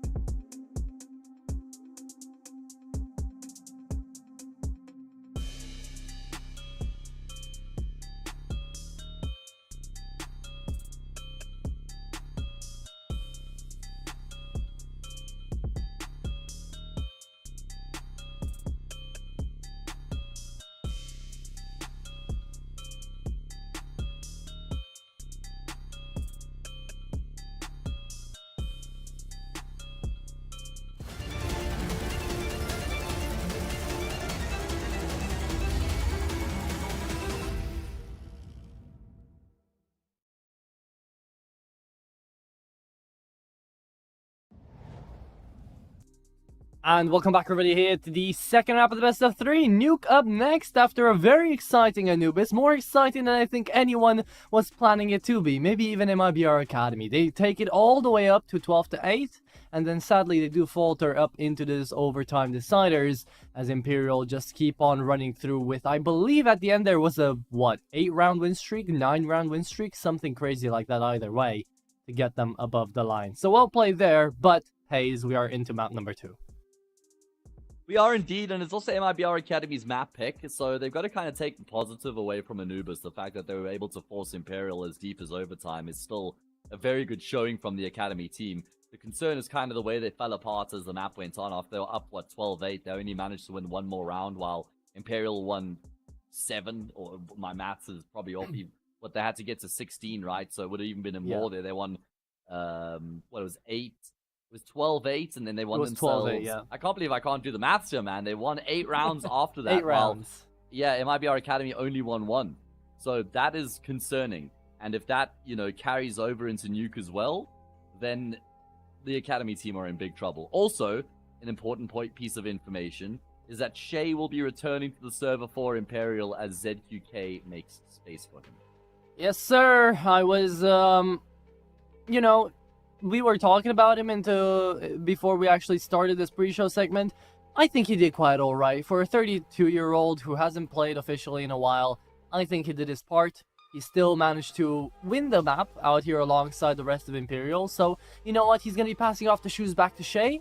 He filled them for a map, but nevertheless, he didn't completely dunk them down. So, still, Imperial take away their own map pick, even though quite a bit tougher. They do indeed. And now, up into Nuke, it will be the entirety of Imperial. Actually, now, being very scary for the Academy, as they're going to be in full force. And we're going to get to see how Nuke is going to get played out. Also, Nuke, not that bad of a map out here for Imperial. 57% win rate, 7 maps played. They've played it more times than MIBR Academy have. And so far, I mean, they really haven't been looking bad on it. All things considered, out here on Nuke, they have a better T side than they do CT side, so they're going to be starting off on the side they like most, actually, onto this second map. And even just look at the individuals in general on the side of Imperial. I mean, Try, I know, has always been very good on the map. Vinny has always enjoyed Nuke. Shay was very good on the map back in Sharks. So you combine all those pieces together, and you should have a pretty strong team. But we're not going to get going just yet. Surprise, surprise, some technical difficulties. We need the entirety of Imperial to play, okay? So better get all of those disconnects, all of those technical casualties away before we start the map, and then just nothing at all. So I don't mind this. This also gives us a little bit of time. MIBR Academy... No, Imperial chose to start City side. Okay. For a second I was confused, but it is MIBR Academy's map pick. Makes sense. It is Imperial to start off City side. MIBR T side. Hayes, we go back to Cedar Creek out here, and we could be seeing an end to this best of 3 if MIBR aren't careful. So let's watch it. Let's see it. Well, let's go.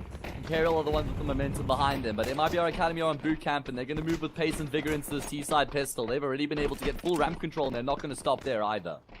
Oh, we're running back the dial straight up into Anubis with that mid-take on pistol round that they did on pistol round. They're going to be attempting it again, this time just on ramp, and Shay does manage to deny the first, but Card and Bruno just denying back on in. MIBR Academy clicking heads right now, but never to be expecting the 4th player to be here. What a peek and kill coming through from Try. He's playing with the door there. Bruno takes him down in the end, but if he found that second, he would have made this round a whole bunch closer. Vinny loses out his head, and that will be the pistol round again for the Academy.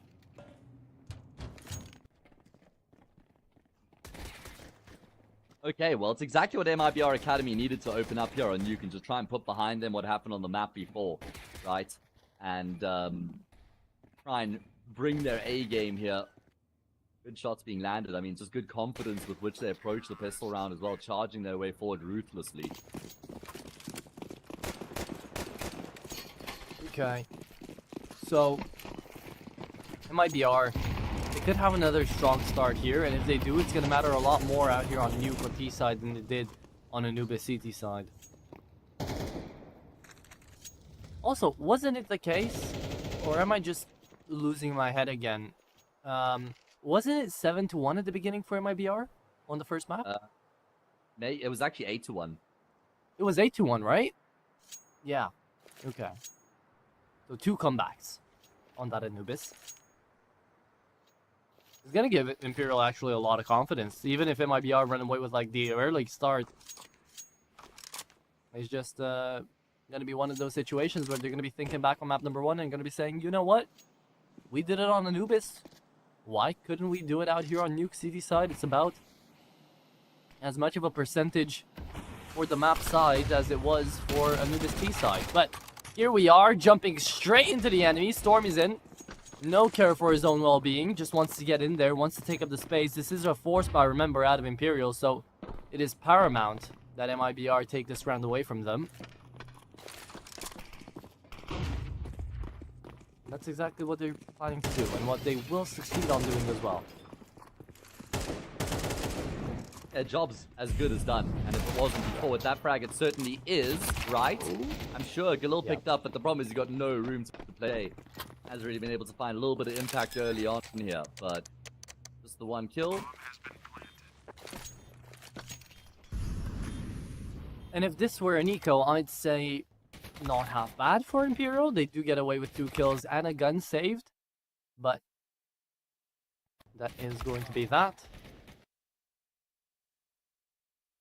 There we go. 2-0 out here. MIBR will be taking this one away.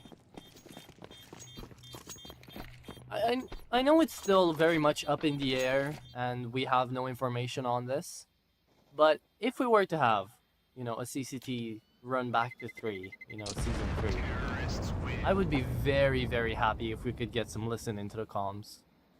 Oh, it'll never happen, Afro. Hate to break it to you. I'd love it as well. I'd love it as well, but there's just so many issues and challenges with, you know, players are, you know, essentially like it's a private, closed call. People always say things in private that shouldn't be heard by the public. There's all things about like vetting the comms and the editing and trying to get like a green light from a manager in a team before you post them. I totally agree with you. I'd love it as well. I think it'll be so much fun. But I just don't ever see it happening in a realistic world, unfortunately. Yeah, there's just too much logistics going on behind it, huh? I mean, yeah, I get and that even as over well. and above that, it's like, would you really want everybody to be able to hear what you say when you're in a team and the emotions are running high? Like, I know I wouldn't, so... That's fair, that's fair. No, because that would just give us even more of a way in to figure out how these players are actually feeling, besides just the webcam. Because right now, they're just locked in, right? You can't really tell. But for a team like MIBR Academy, when the emotions are running high, and when there's something going wrong in a round like this, if they just lose 3 guns here, I'm sure they wouldn't be happy. So I'd love to know what they're kind of thinking as Noah's just taking their heads down. He's running them down. Oh, too much there. Job already. Much. Yeah, you already done fantastically with those kills because now kind of opens up the map again. Oh no, Decenty had that player dead to right on the ladder. Now there's no way for him to get the kill against the Galil. And the round has kind of fallen apart here, it feels like, for this CT side. A round they never really should have stood much of a chance, but they were in a good position at one point. They were. And I mean, they still could be Haze. Look, 17 HP onto Renan's. If that P250 just finds a ding to the head and then a body, Sean Milson's dead as well. You never know. You never know how these gun rounds work out. Spot Vinny, so they're just going to go hunting for him here at the end. And, well, there we go with that kill. Free path up to the A-bomb site to combine with their teammates who's taking that control and avoid any potential threats or pitfalls here in the round. Try will save an AK, and it'll be a 3-0 start for the Academy. Okay, so another great start, another strong opening out here from MIBR. Will even take down Try here. There it is, perfect crosshair placement. Milson takes him out. And now we start wondering, Hayes. Now we'll see the full might of Imperial on a full buy. Shay drops away the op as well. Good try. MIBR Academy. I mean, Milzen The entire Zin trio out here, Storm is in, Renan's in, and Mills in, they've been looking so good recently, and especially in that first map. Now if they just keep that going, oh, I could see it, but I can see what Try is putting down on the table too. Beautiful flick outside. Car didn't even have a chance to use his scope, and now Try is going to be looking in for a second victim. Timing is everything. Unscopes away from the angle, doesn't even try to pre-fire it. Just looks at the smoke, low HP onto Storm is in. And he's a dead man walking. There you go, well played Try.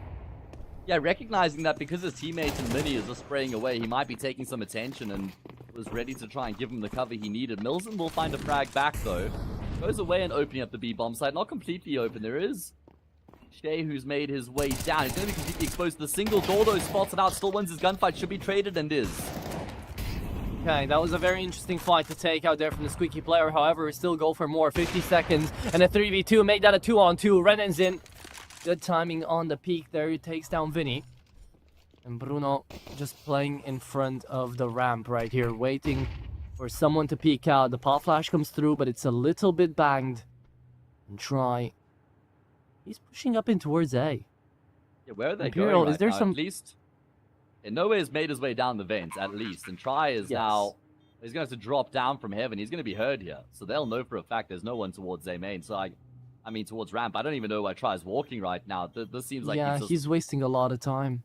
He hasn't actually realized he's given the audio cue away, which seems like a weird oversight.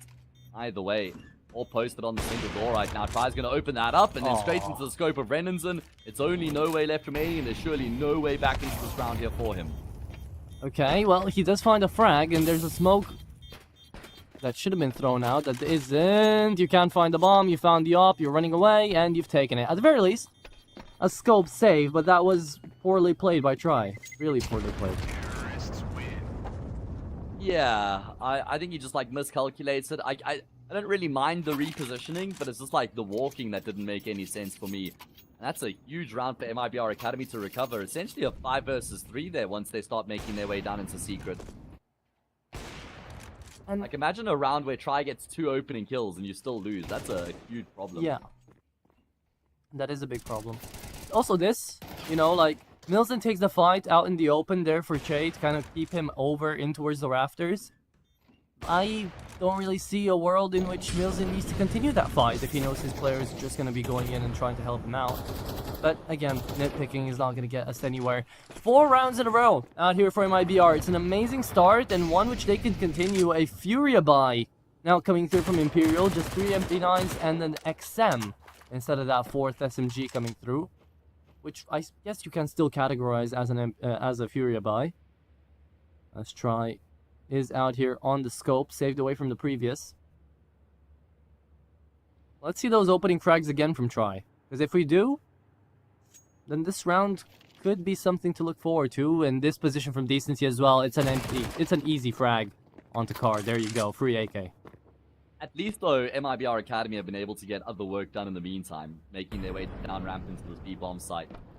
Is it enough though? Look at the space. No threats. Yeah, I still think that they're in a competitive position. Try's going to be in big trouble here. Swing from the rifle. Could double down. It doesn't, but will force Try back. Vinny in the meantime does get a kill, but MIBR Academy have been able to create enough space here to find the bomb plant. Very surprised. Try gets out alive. He was with the back turn. Should have been a dead man walking. However, he isn't. Smoke right in front of Renanson. Forces him off the position. Well, it doesn't, but still keeps him in here without being able to take down the players moving out of Squeaky. Time taken away. There is a defuse get onto the MP9. Noe could go up for this. He's just waiting on his teammates to back him up. They've already made their way across towards window. They need to check, and they're facing each other in the smoke. Have seen one, have seen the second. MP9 spray might just save the day. Where's the bomb? Sticking it 3v1 and 3v0 as Try connects on the shot. That's the way Imperial find their first round on the board here. I don't believe it. An MP9. Wow. That is quite something. What a massive way for Imperial to get their first round on the board. I mean, they kind of play this one by the book. You know, they make some plays, a lobby crunch to get the first frag. Still a good job there from MIBR Academy to get themselves in a very good position on the bomb site. Bomb down, strong post-bomb positions, but unfortunately not able to win the round out from there. good retake from Imperial, kind of just using the full length of that bomb timer to piece everything together, not force the issue when the smoke grenades are still in play. Could have wreaked some more havoc. And look at the damage hit to MIBR Academy's economy as well. After suffering a number of players that they lost in the rounds they were winning, it means it's a bit of a broken investment to try and follow in this fast A play. Oh, and speaking of the fast A play, there it is. Renan's in good for 2. Decently traded out. Renan's in great for 3, even with the Molotov.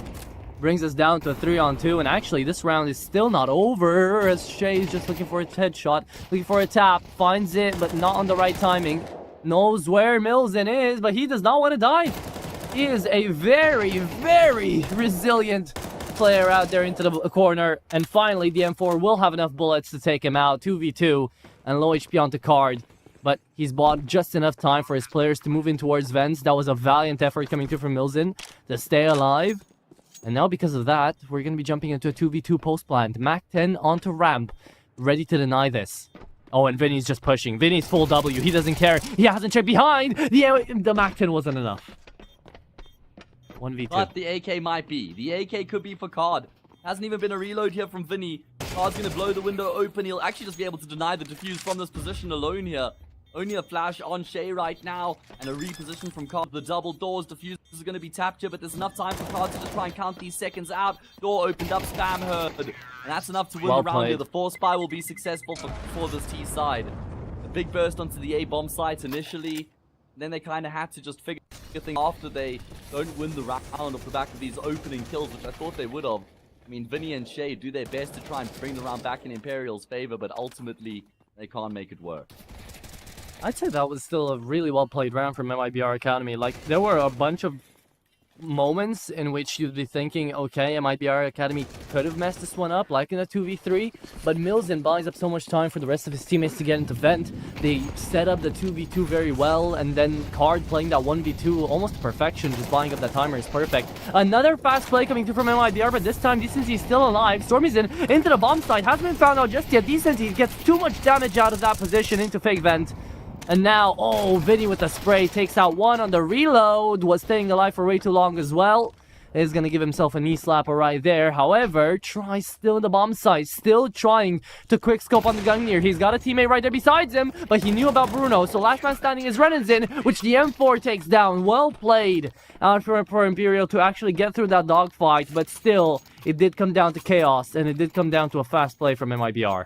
Okay, so we're just trading rounds back and forth here. I mean, Imperial actually do really well. I think Vinny's been doing a great job coming back through Mini and just finding damage and kills through these smoke grenades. And, well, MIBR Academy are going to empty their pockets here again. Tech 9s and a Galil. It makes sense considering the back and forth nature of this map so far. You want to try and keep up the pressure. You don't want to be the team to concede and then settle for the save. Having said that, Imperial have to win this round here, right? Yes, they do. If they don't, CT side crumbles apart, falls apart, and MIBR Academy get out with a very good half. Incendiary a bit late. They rush through it, and it's again another A hit. MIBR Academy, they're really confident when it comes to this A hit, because they know they're always going to trade out at least 1 or 2 kills. So why not, right? They bomb drop. Yeah, for the first time, they've left the bomb off towards ramp. And Shay, he's running out of bullets? Okay, just enough to take Card down. Perfectly calculated, he might say. Imperial able to weather the storm on the A-bomb site. This time they did lose 1 player, but they never really lost control. As they close the gap to 2 rounds, should be close to just 1 here as well, considering it's going to have to be a full eco for the Academy team. So Imperial again starts slow here, as was the case on Anubis, but they've now managed to get the ball rolling.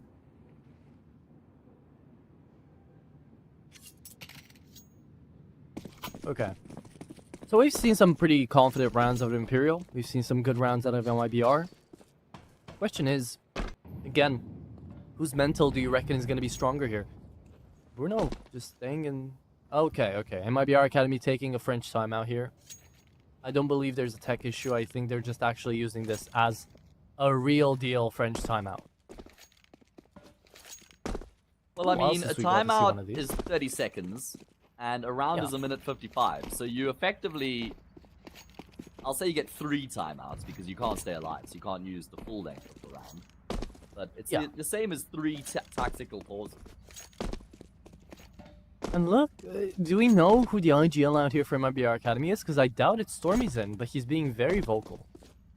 He's usually the fragger, so I would be very surprised if a young talent like him is also calling while managing to have this much impact in the game.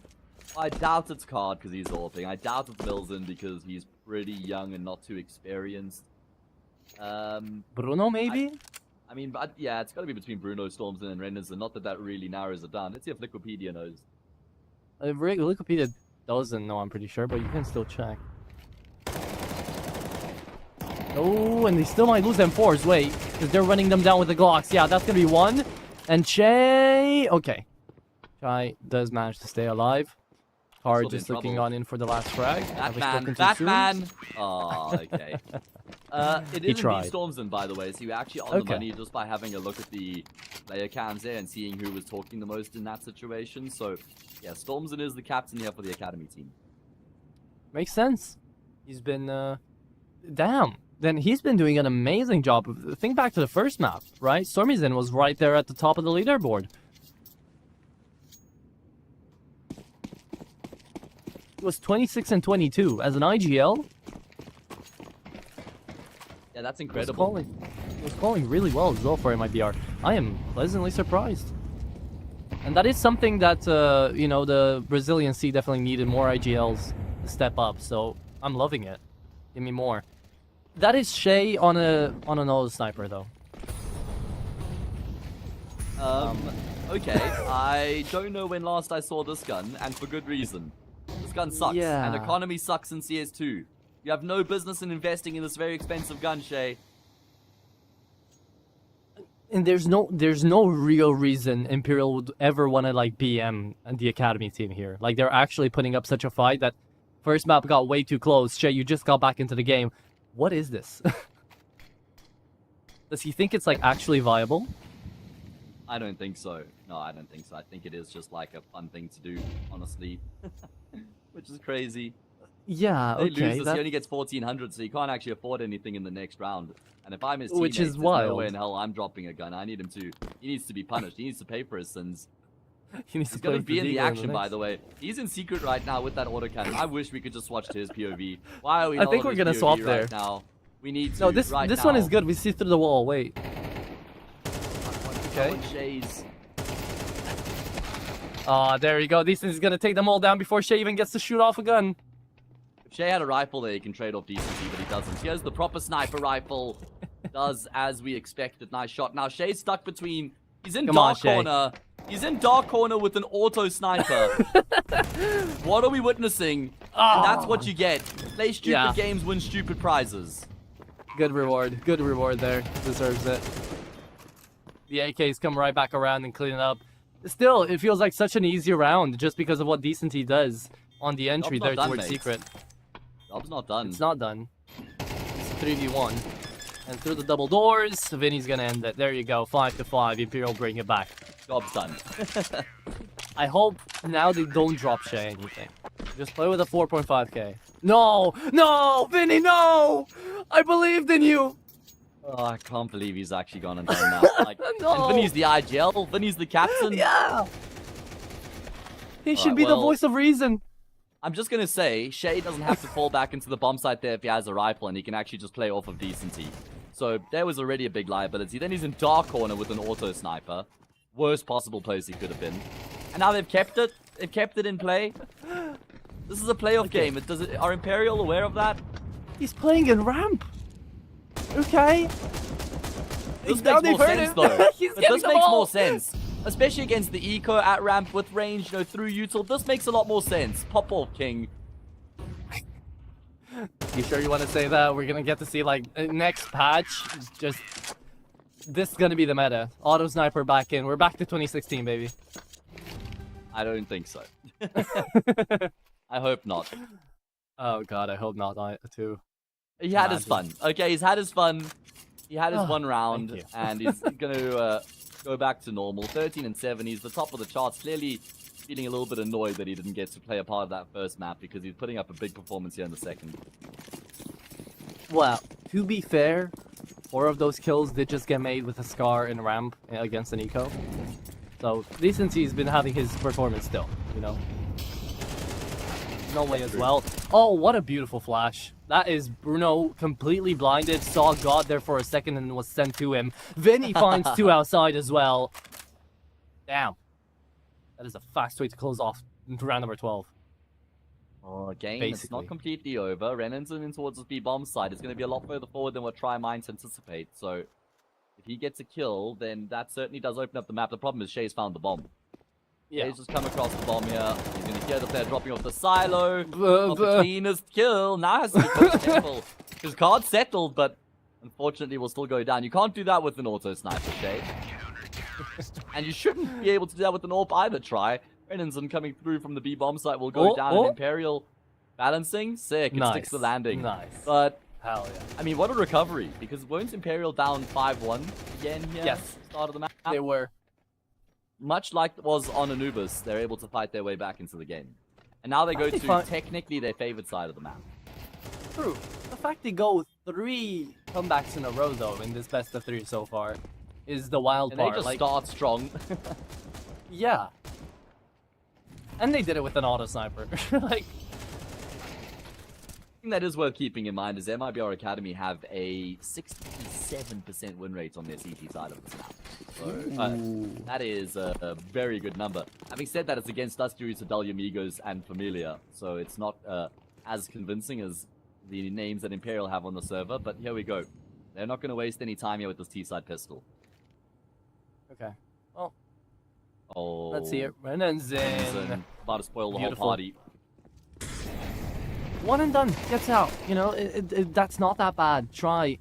Still manages to take down the enemy opper, though, and now looks in for another. Renanson keeps it going with those dualies, and the drop down towards Vens is going to be shut down by Mills. Chai was somehow down in main, though, so this still makes it MIBR Academy think just for a second. If they could circle back around towards A while the bomb gets planted into this pistol. Stormy's in, great headshot.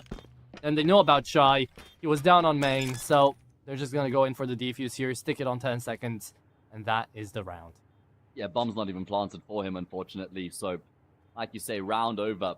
Good start for MIBR Academy. I mean, Renanson finding 2 kills there with the Julies is incredible because, I mean, the first frag was just down to the fact that he had massive balls and he pushed us forward. But then after that, they were aware of his position and he kind of went back and felt out for more, and then he got the kill on Try as well. So, that was a very good job coming through from Renanson in particular. Okay, so with that, you'd be expecting Imperial to maybe take a tackle pause, maybe think, okay, we're gonna have this force buy away from the bomb plant, an AK, a Galil, and a couple of Deagles with util. It's not bad, but what do you do with it? I don't know if they have the time here to just go for a basic strat. Because if they do just play default into this, or a wall of smokes outside, MIBR Academy should have just enough firepower to actually deny them this. If they play well. There's a big if. Slate outside. Big opportunity up the CT side, and there we go. Card is going to double down. Brilliant multi-kill there. Shay and Try's attention not at all focused towards Secret, and Card will punish. The ace up their sleeve. Again, MIBR Academy are finding good pressure and good momentum early into these halves. It's just important they don't lose it. Imperial have been banking on that every single half so far. Both on Anubis and out here on Nuke. Galil picked up for Vinny. Decent on the AK. Bomb actually out here on the IGL as he's spearheading this engage in towards Secret, it looks like. And it's up to the FAMAS again. They should know about him. There was a player out here with the FAMAS. The surely hard player, right? Oh, the FAMAS keeps it going. There you go. Tech 9 clears out, denies. 30 seconds. And they thought about it twice. No way, doesn't send in the Molotov. Instead finds the kill. Picks up the A1S and goes to the bomb site. It's up to Renanson to deny this. He's hearing the move in towards Squeaky. Headshot connects out there from Renanson. As No Way connects onto his own dink. 1v1, decent. I think he's heard the drop down from Vent. No, he hasn't. So, Milzin's on an MP9 though. Can't do this long range. yeah, but not ideal against the AK. Decent T creeping into the cubby. Realizes exactly where his opponent's coming from. He's volleyed himself off though. Able to avoid the flash. It's not the cleanest gunfight. Burst fire. MP9 closes the gap. Wide swing, but Decent T will track him on the swing. Milzen. Oh, he had a very good opportunity there once Decent T messes up the molly. but Imperial will prevail. I don't know if you saw that on his player cam, but he just had the biggest sigh of relief. Just went full. Decent Oh, okay. Yeah, no surprise decent to be fair. Okay. A little stretch after that, and we go into round number 15 here with MIBR Academy on an eco. Imperial, they might not even let MIBR Academy catch up to them into this second half and just try to close it off on the 2-0, even onto this T side on Nuke. We know how good MIBR Academy can play on the CT side of Nuke. But Imperial, I mean, come on. They're Imperial for a reason. The names speak for themselves.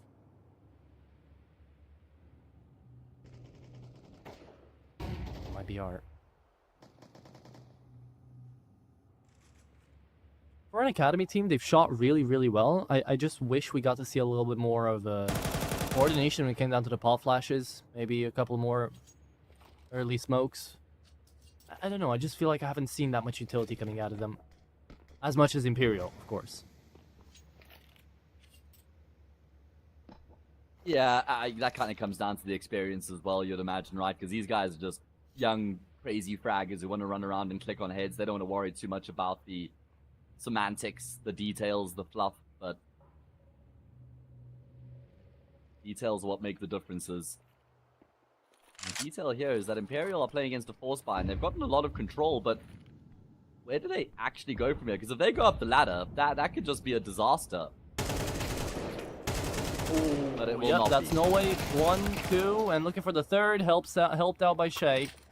Imperial should have no issues getting into the bomb site, planting it away. They had no SMGs to start things off with either way, so there you have it. 9th on the board indeed. 6-9 out here on the scoreline. Bruno and Renan's in, just looking for exit frags.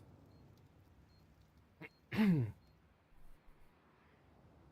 so if Imperial win this one, either way, good headshot out of Bruno. If Imperial win this one, they go up 1 position in the VRS, and slowly but surely they'll be making their way up there. I mean, I do hold Imperial up to top 30 standards, I feel like, in my head. Do you agree? Right now, with what we see? I mean, like, based purely off of what we've seen in the series, I'm not entirely sure, but I do think as a team in general, yes. Especially in general. when you see, like, the successes from Pain recently, great run at Clue for them. I feel this team isn't too far away from Pain. Yeah, I think that this team does have top 30 potential, yep. Okay, that's fair. Like, top 35, top 30 is where, in my head, these guys reside in.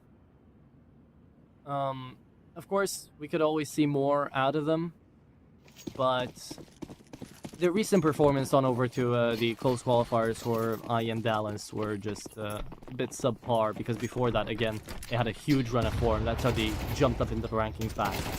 Either way, though, 5-7 round out here for MIBR could actually prove to be quite fruitious, as they could just go for hit and run tactics. They already found 1 kill, saving it out for the pistol.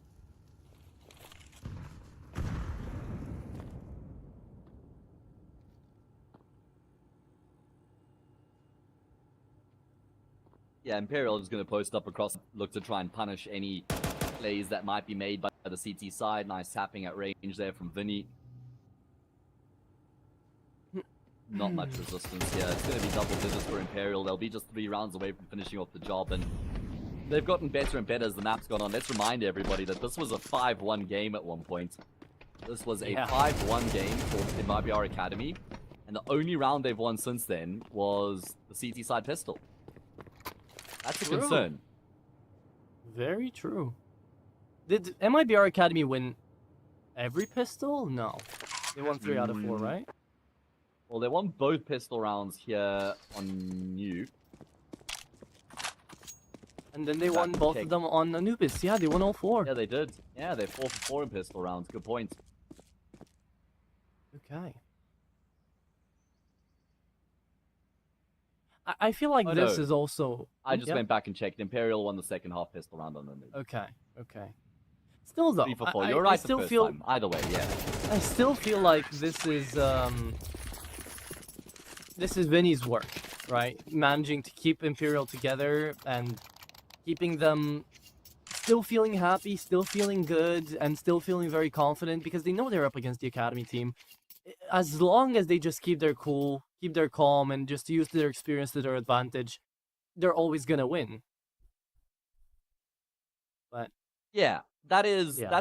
kind of how I looked at it coming into the series. That's why I never really conceived a world in which MIBR Academy would actually be able to beat Imperial, unless it was because of the fact that the Imperial team had to play with the stand-in, then maybe, that kind of changes the complexion of the situation a little bit. But with Imperial at full strength, they should be beating MIBR Academy like 9 times out of 10.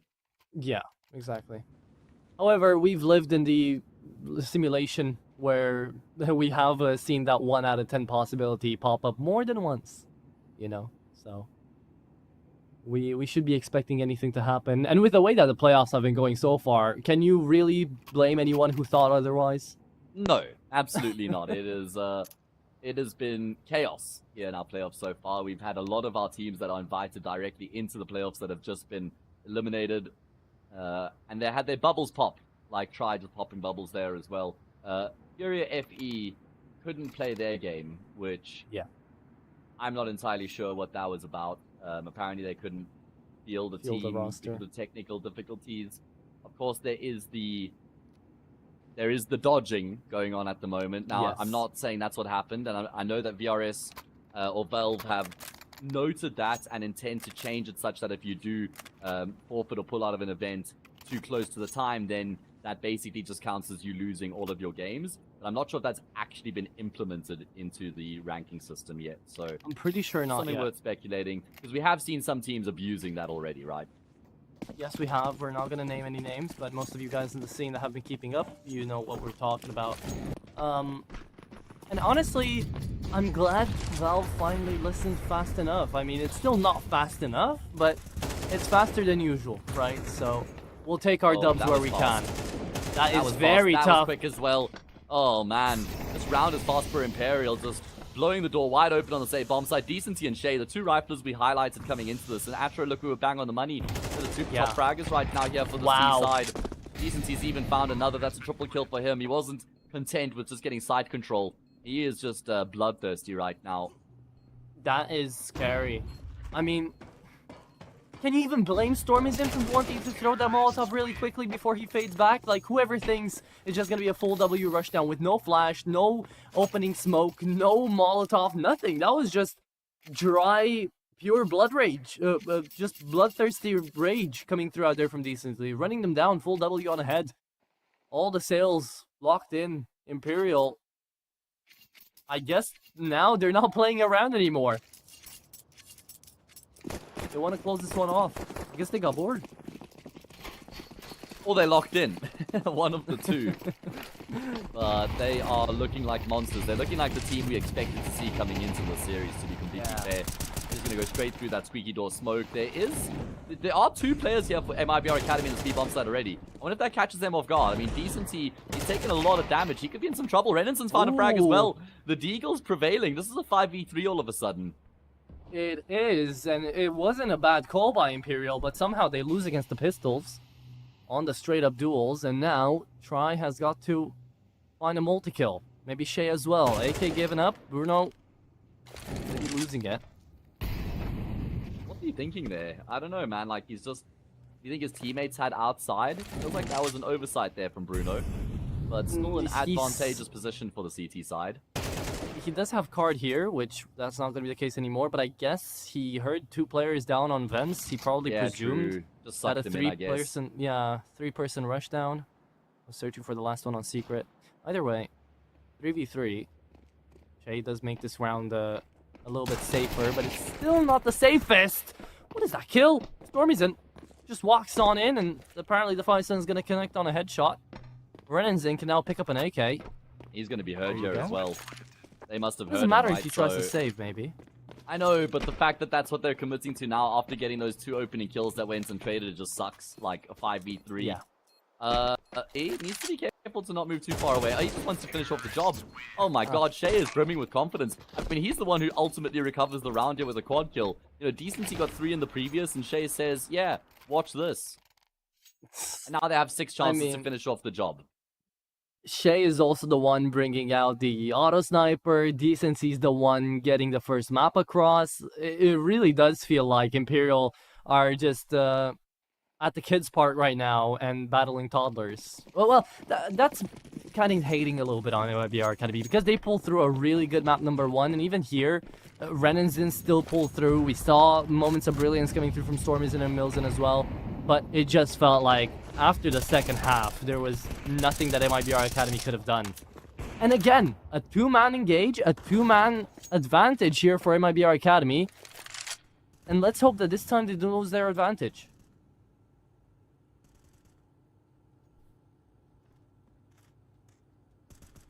Well, they can't afford to lose this advantage, otherwise they lose the map in the series. And Rise is patiently waiting. Oh, the timing sucks.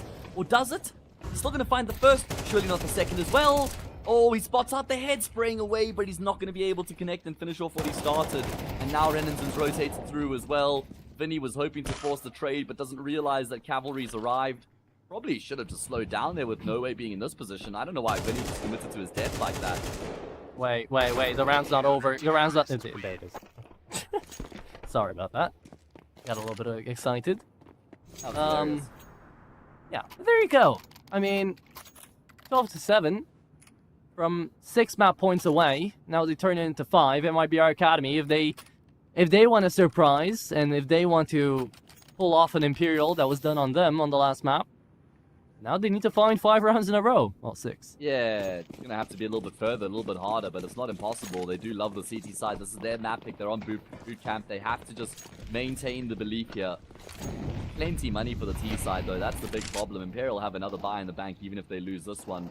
And plenty rounds to get this one across the line. And you'd imagine with individuals like Decency and Shay popping off the way that they are, that should be enough. But you can't take anything for granted, especially when cards hitting shots like that. Yeah, that was just a flick that shouldn't have ever connected. Yeah, it still does. He was dropping down, by the way. He was midair. Nothing to do there for try. Card, gonna be looking in for a second. Adrenaline pumping right now. Shay moving through. Head not spotted. This is such a good little angle to actually pass by the Opper. Could be an easy frag. Does he check red box, though? Looks like he is kind of, but not the entire way through. He was checking CT. But he was spotted. Shay was spotted. Oh, the Orpha saw a glimpse of him just in time as he crossed into hell, I'm sure. And there we go. Frags roll through for the CT side. Decency No Way still alive, though. 2v4. Trying to make it a 2v3. 1-for-1 trade and 13 HP onto Decency. Yeah, shouldn't be anything to worry about out here for MIBR, as it is going to be turning things around to 12-8. Decency needs to try to save this. There's not really that much cash out here remaining for the T side, so we'll have 30 seconds to bask in the sun out here of Cedar Creek. And damn, that actually looks nice. You like that view? Yeah, man. It's like a nice calm day. Mm-hmm. Some nice radioactive clouds just flowing over. I mean, that's not that far away from where I'm living. You feel so your right left back ear at home. getting a little warmer just from the radiation. Yeah. Left eye twitching. You know, I mean, Chernobyl's not that far away from Romania, so I'm used to it at this point. You gonna go visit one day? Maybe. Who knows? I mean, I think it could be a fun excursion. A little fun fact, actually. The Chernobyl explosion reached all the way to my hometown when it actually happened. You mean like the radiation? Yes. I'm pretty sure, like, traces of it were all the way into, like, my hometown. How many years of your life would you be willing to take off to go and visit Chernobyl? Like, let's say it took 3 years of your life. Would that be worth it? Would it really be worth it even like a month if it took off my life genuinely? I would do it for a month. You know? I would do it for a month. I think Chernobyl would definitely be worth checking out if it just took like 1 month. Like if I was gonna be 75 and now I'm 74 in 11 months and I got to see Chernobyl, that's I'd take that. Either way, let's see if Imperial can take this bomb site. Util raining on in. Hills favoring the CT side right now though. Decency hasn't actually been able to break into the bomb site itself, but as the smoke fades, one will become exposed. The Orpha can't actually find a way to get back into the site. Decency does spot the barrel and he takes the head. Doesn't know about the second though. Bomb's gonna go down. They're both playing out here in towards lobby. Good control taken, but Renison still moves. 2v2 remaining, and Bruno right now is the one that needs to peel away for his teammate. Finds decency, and last man standing is Vinny. The IGL needs to provide, needs to survive. Plays around the smoke, finds a headshot, 19 HP. Just that nade being thrown over could work. They're face to face, and it's gonna be Vinny to fall. There you have it. Bruno manages to win out that round.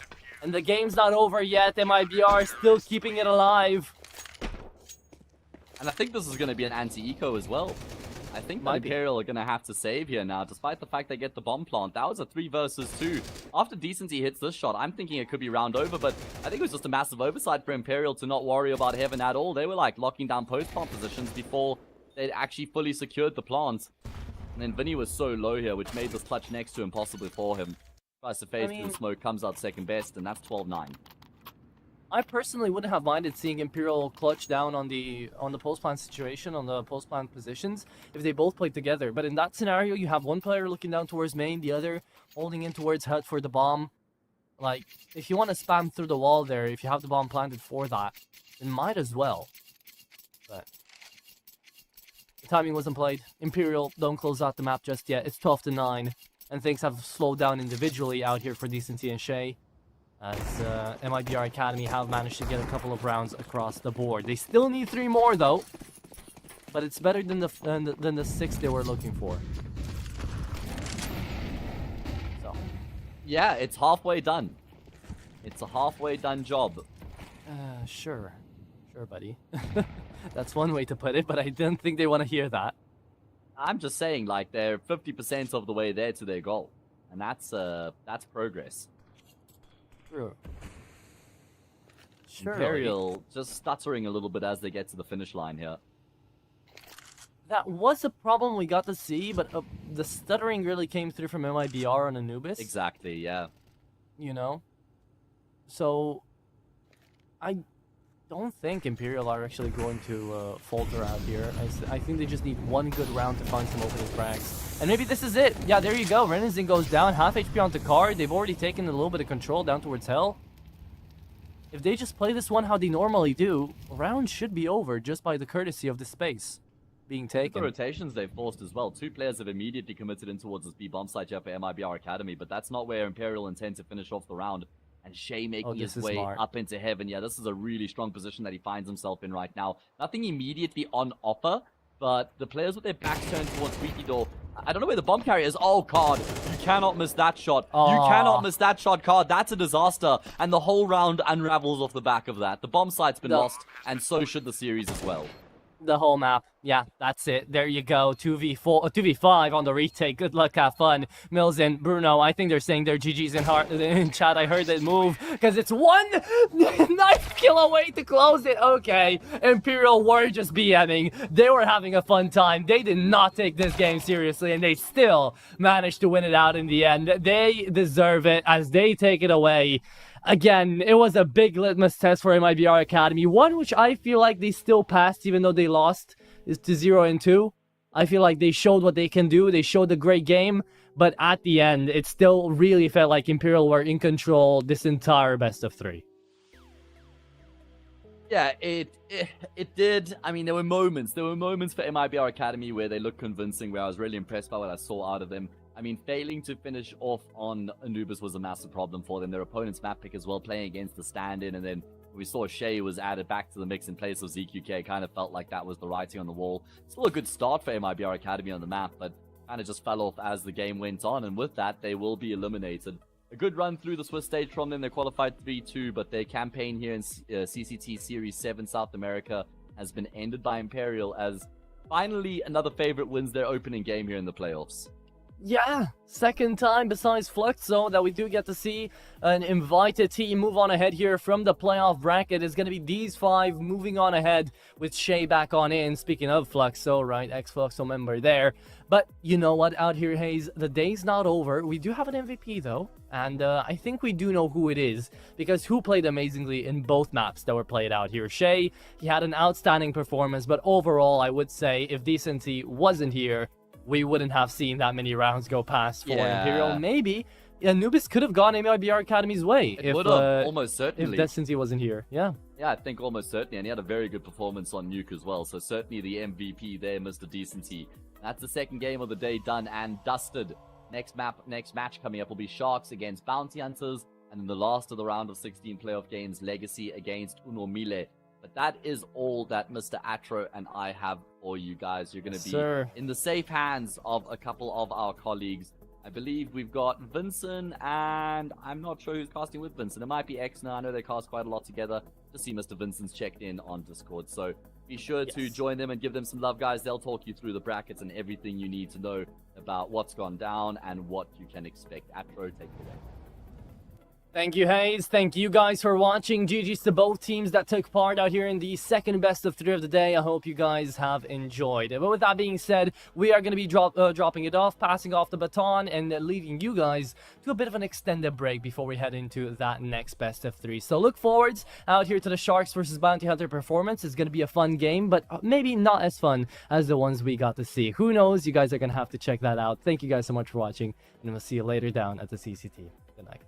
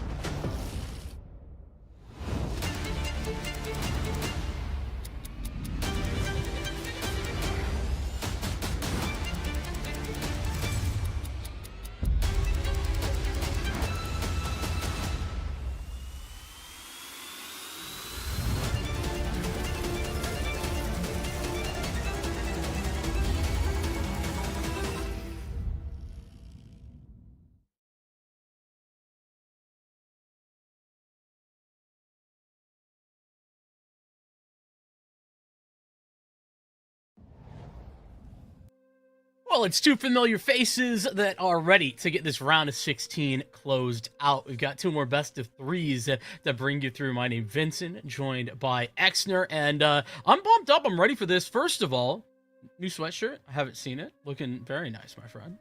Thank you. It's Louisville right there, so representing the Cards, my college. So, yeah, I mean, go Birds again.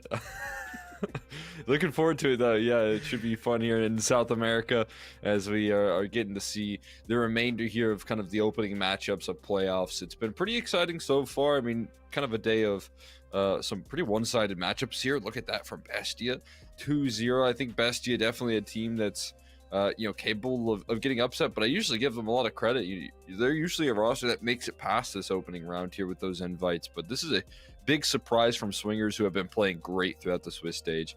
And then I wouldn't say it's too much of a surprise. It might be our academy making it into playoffs is a very big accomplishment for that squad, but getting past that point was always going to be a challenge. Yeah, I mean, they would have had to have found like a very lucky matchup, I think, to make a quarterfinal run. Imperial trying to make it back to a finals and win it this time around. They got upset last go through up against Team Solid, who are in the quarterfinals as well and on the same side of the bracket. So it could be a pretty interesting run for them to make it back there. That leads us into today, where I mean, I'll keep it a buck, man. We got lucky yesterday. I think we got the game of the day yesterday with regard to Team Solid Red Canids, and I think we've done it again. It's Sharks and Bounty Hunters. I'm super excited for that one, and the one that I think probably flies under the radar for everybody, but I'm actually just as pumped to get underway is Legacy and Uno Mille. Uno Mille, who've had a lot of pretty good results, like nothing to blow your mind, but results that are building into what could be something more, but a very strong Legacy with new players that they've been betting in over the last month to stand up against them. So I think this is shaping up to be a phenomenal end to the round of 16. The question now becomes, as we focus in a little bit more on Sharks and Bounty Hunters, I'll leave it up to you, Cole. Like, who are you looking toward first and foremost? Who do you want to start with when we're talking about this matchup? I guess we can talk a little bit about Bounty Hunters here. I kind of consider them a pretty, not massive underdog. I think Bounty Hunters have been proven to be able to cause a couple upsets or two, and I think are certainly capable. This has been a great roster construction here in terms of Bounty Hunters finding the right pieces, finding pieces that were kind of open on the market and taking full advantage of the opportunities that they were presented. I would say Bounty Hunters have landed on their feet fantastically. They're a team that, is consistently trying to rise in the rankings here. They've been able to construct a bit of a like Kaiser AWP op IGL situation that I really like. And again, you balance this with a healthy amount of experience with firepower as well. You've got a couple younger players, and I do think that this team has a lot of potential in the future. And on top of that, we're able to make a great run last CCT, and I think there's something to be said about them being able to prove themselves up against the top level competition here in South America, that if they could do it last time, why can't they do it again?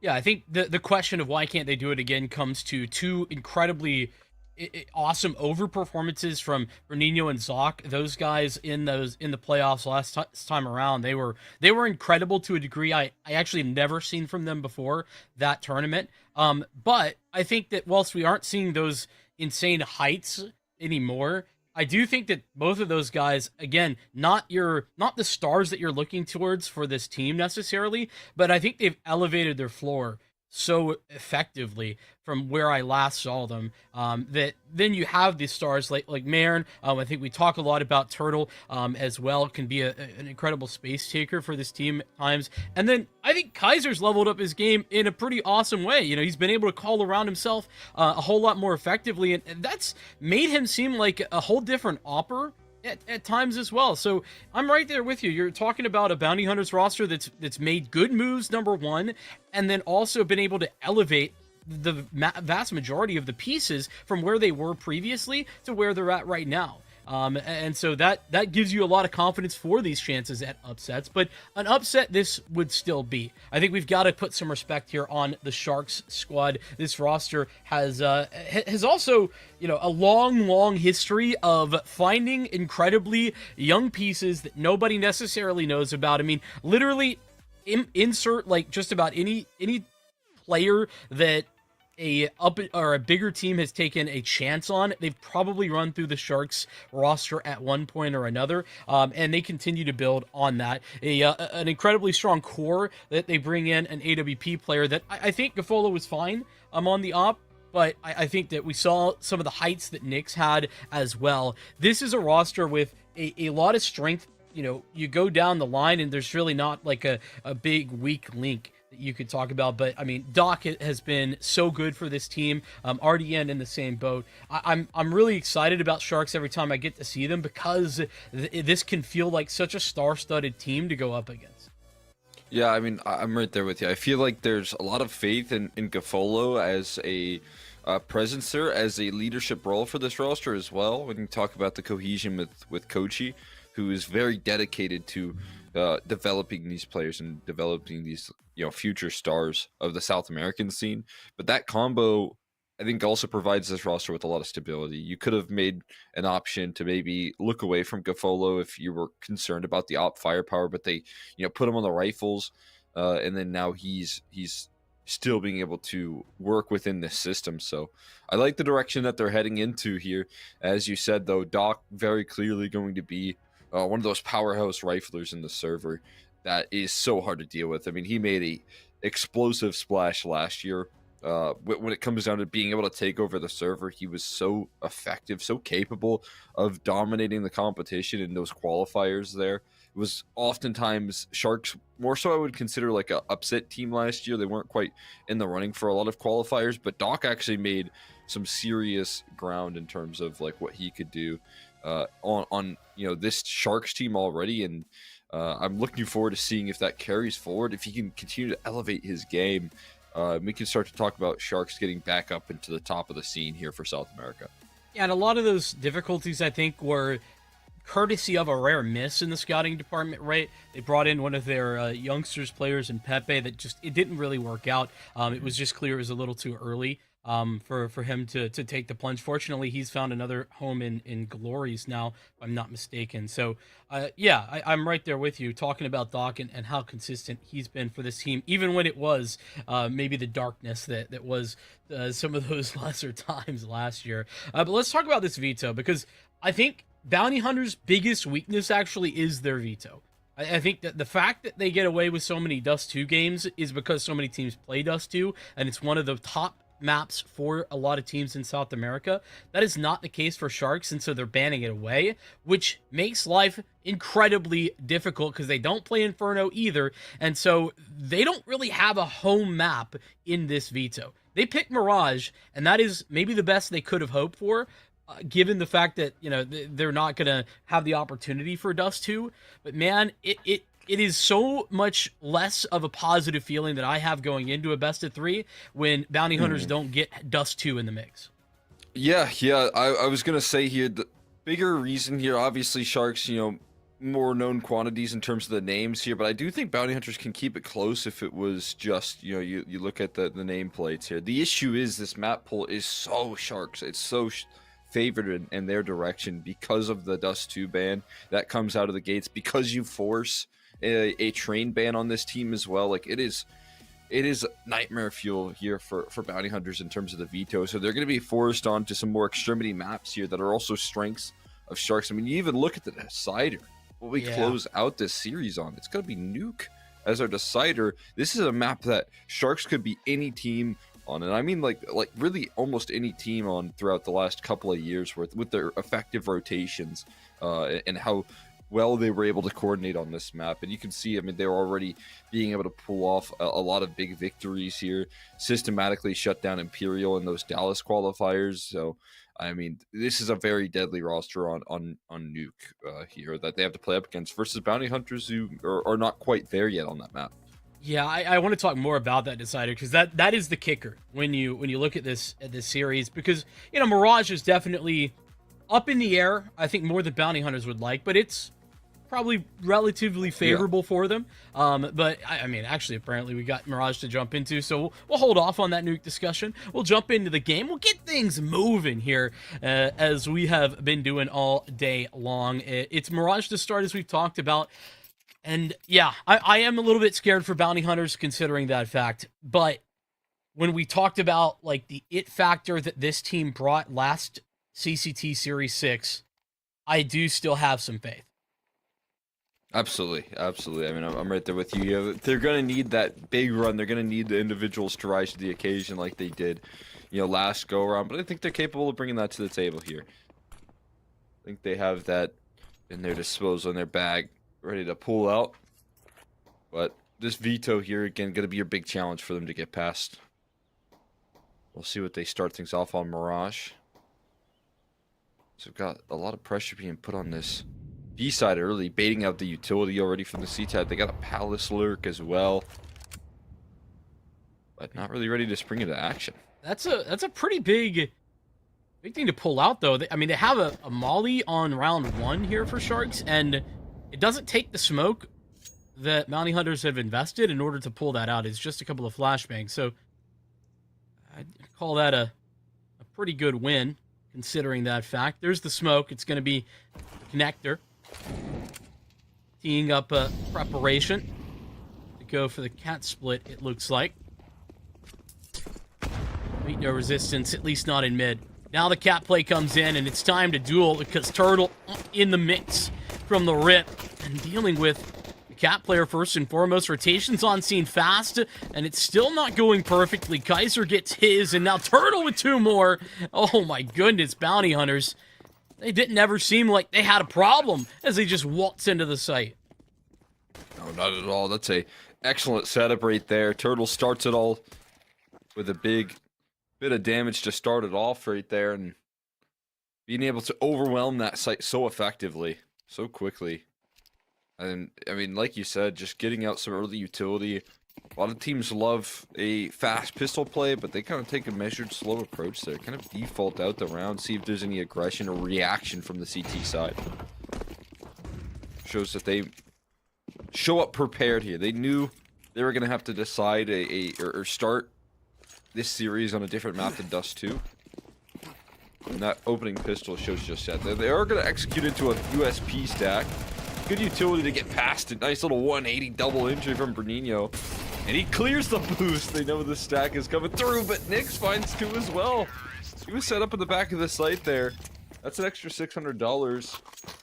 That could make him, afford a glass cannon pretty comfortably. A little bit of utility in the mix, so yeah, I mean, that's exactly what I'll do. I mean, that is helpful to get onto the up as well. Like, key guy to get those kills. Yeah, I feel like they set that one up pretty well for him. Yeah, that's true. Out there true. in the back of the site, waiting for all of his teammates to do a little bit of damage so that he can finish the job. They don't even make it that easy for him. I mean, Bernino was low, but There were some nice shots, yeah. Yeah. My eyes certainly going to be on Nyx with this series, though. We'll maybe talk more about that in a moment, because Zoc is getting a little inkling to move through. It's actually Bernino first and foremost. Doc, that's a nasty way to deal with Turtle, who's creeping through the lower mid-smoke. Zoc, though, entry, make it a double. How about more? Absolutely. Yes, for Zoc. It's 4 in a row. The entire A-bomb site falls in his hands, and they try and filter back in, but there's no chance for Sharks. 1v3, the attempt for RDN. Holy smokes right there. That's the Zoc that was playing out in playoffs here. Big game player right now. 4 entries on A. Takes everyone down. RDN left to cower with his FAMAS. No one prepared for that sort of speed out of Zoc. Got a little left-hand model move right there from Bernino to close it out. And they will seal the deal there with minimal casualties as well. Look at this. They do a great job baiting out Turtle. You can see that noise being made from Koala to jump towards stairs. I think Turtle thought it was his time to shine, but no, not yet. We were just a distraction for Zoc to make his moves, and boy, did he ever strike.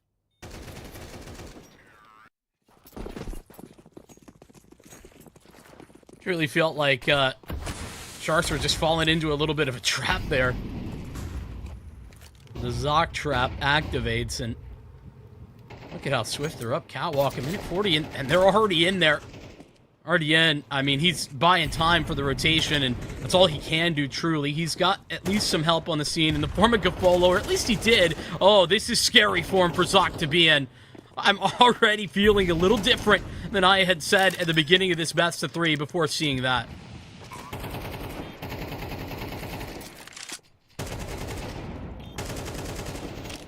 Mirage starting to look like their domain at the moment. Early on here for sure, but confidence being shown out here from this T side. Taking a lot of contact approaches so far, but are being rewarded for it in a big way. With the explosiveness, they're just so active as soon as they're ready to strike. So there's no time to react here for the Shark side as they try and bait him forward into fights they're uncomfortable with. Another player dies to the bomb as well. And Doc gonna hold on to his armor right there, no problem. But Bounty Hunters have started this one off holding nothing back. They're not pulling any punches at the moment. And as per usual, you know, every time I've seen this new look to Sharks, a lot of import placed on getting Nyx this big green as often as possible. You know, I do think it's important, especially with a younger player like that, to, you know, build confidence as a team in him by just showing, hey, we're willing to put so much investment into you every round, every chance that we can get. He's pulled and showed off why a couple of times already. Massively aggressive angle, though. It's a good flashbang. A turtle off the back of that flashbang catches both of them. And another one right there trying to transfer and rotate on in. This is going to be a save again. These A plays are catching them so off heel at the moment. They're completely dazed and confused. Overwhelmed by the flashes, by the utility that's being tossed out at the moment from Bounty Hunters. Perfect flash. I mean, that's a pretty close range angle, and you know that, as you highlighted, the young opera wants to be successful. He wants to activate. He wants to make a move with his op, but when those flashes are as good as they are, and you know you got one out towards Palace right there, there's not a chance for him to even pop a shot off in that last round. Before Turtle deals with them here. Last round it was Zoc, this time it's Turtle. And again, these big stage players when it comes to playoffs is seems like that's when Bounty Hunters hit their stride. I mean, we remember them from the Swiss stage here, struggling to close out versus MIBR Academy. Barely got that series across the line in their favor. Took overtime in Dust 2, where they ended up losing it, and then overtime in Ancient as well afterwards. After the dominant performance on map 1. I think it was Dusty Roots, but yeah. 100%. Oh yeah. I mean, we were talking in the green room about, you know, just seeing that and it being so surprising, and it's, you know, for this reason, when they come out swinging on a map that, you know, they're comfortable on, but it's certainly not, I wouldn't put it at their top 3, you know, favorite choices. Yeah, I mean, you said it best. It's not home turf necessarily, but they look like it is at the moment. Zoc. I mean, the molly right there on towards Sandwich is perfect. The Zoc with another double opener, and they don't lose anybody on this take at all. The round is over so quickly. The A side being snuffed out over and over again off cooldown. And on this one, you can talk about, you know, the incredible performance from, like, Turtle, from Zoc in previous rounds. You know, for me, this is actually just a great execution from Bounty Hunters, right? All of the little pieces are in the right positions. Coverage from Palace to ensure that the lurk out or the swing through that smoke at stairs isn't going to come through, or when it is going to come through, that it's coverage applied. So Zoc has the freedom to clear under Palace, to clear towards default and triple. That is Sharks just getting out executed in this round, more than Bounty Hunters, you know, having one of those individuals that we've been seeing take the cake. And that is another like just impressive sign, right? Bounty Hunters doing it with style, but also, doing it the quote-unquote boring way, where they just have good coverage and good utility that's followed up by strong pathing. I mean, that util right there is phenomenal. I talked about it, just a couple rounds ago when Nick's last had his op out, but, he was so quickly dealt with by a flashbang. Couldn't see anything. Was eliminated from the fight there, and you could see last time around, they can't stand on the bomb site before they're mullied off. Their A side executes are good. We've seen how effective they can bait out utility on B, so, I mean, what really could go wrong here at the moment?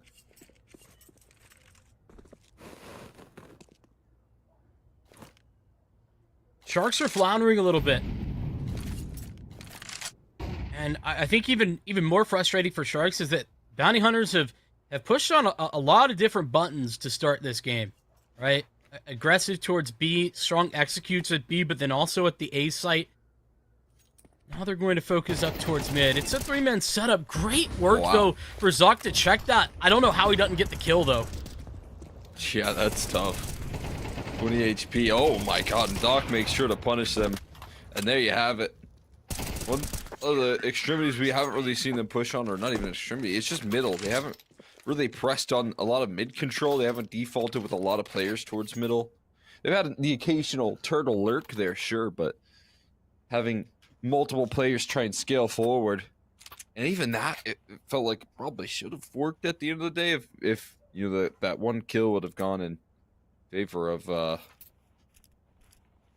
Zoc instead of Doc, right? I think that could have really changed the tides. Now, maybe a little bit of revisionist history there, but going back fast towards middle, slow, maybe not working out. They want to keep trying to throw aggression in the face of Sharks. On that aggressive stance, Nick's once again over at A. He was in Palace a moment ago, taking the more forward line, but he's given that up, man. I don't even think there was a lot of utility or anything to force him off. Just the pressure in mid meant that he's got to play a little bit more respectfully. Double up, though, in a ramp. This could be the key for Sharks.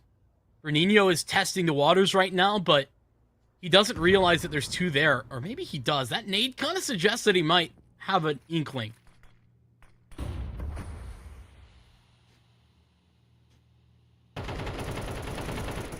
Ultra cautious at the moment here.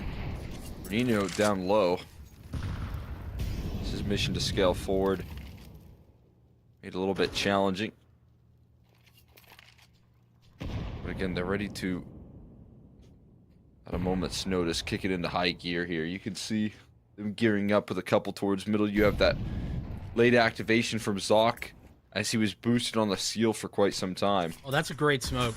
Qual had the last smoke that Sharks had in their possession, and he throws it from outside market to get this Palace smoke off. And it looks like it's completely dissuaded them. Yeah, I mean, 15 seconds. This is a I don't safe think call, they have time. I'm not sure they have this move. 10 seconds in, they're still not even out of apartments yet, so this one is Gaffolo's on an op. likely over. All you have to do is stop the bomb plant, I believe. Yeah, I mean, there you go. Maybe could have even got the numbers punched, and I don't even know if that was the case, though. And, after time, another kill takes place. I think Bernino could sort of afford that, fortunately. But yeah, I mean, it's crazy to put that all on one piece of utility, but it is Koala's smoke from, he's on B, he's outside market, he's got the last smoke available to Sharks, and he gets it tossed into the 3-man stack, and that Palace smoke is the difference maker. It makes them run away, and I'm right there with you. I think they were timed out. I don't think they actually had that plant, even if it wasn't denied. Yeah. I mean, well, we've already highlighted how important utility is for the T side. Now for the defense, it's winning them rounds. Crazy how that works, but seeing it from both sides right now, how effective this utility can be. Meaning the difference between winning or losing a round here. And the defense being able to pick up a couple in a row. I've been able to slow down the pace in which Sharks, or rather Bounty Hunters, have been throwing at them. And I think that's exactly what Sharks need. They need to slow this game down a little bit. Make sure that the plays that are happening, the ways that Bounty Hunters are winning these rounds, it's going to force them to, get down and dirty in the mid rounds as opposed to, these early contact walks out middle or A or even P for that matter. Because that is where I think they've done their best work here at the moment. Curious to see if we're going to have either Nyx or Gafolo play a little bit more aggro. When you're running this double op, it can allow you to play more forward positions. We saw Nyx do that in Palace last round before he fell back with mid control was lost. It might just be the press on mid. Nyx is in window. Gafolo goes towards connector. And here we go again. Bounty Hunters putting all of their pressure towards B off the rip.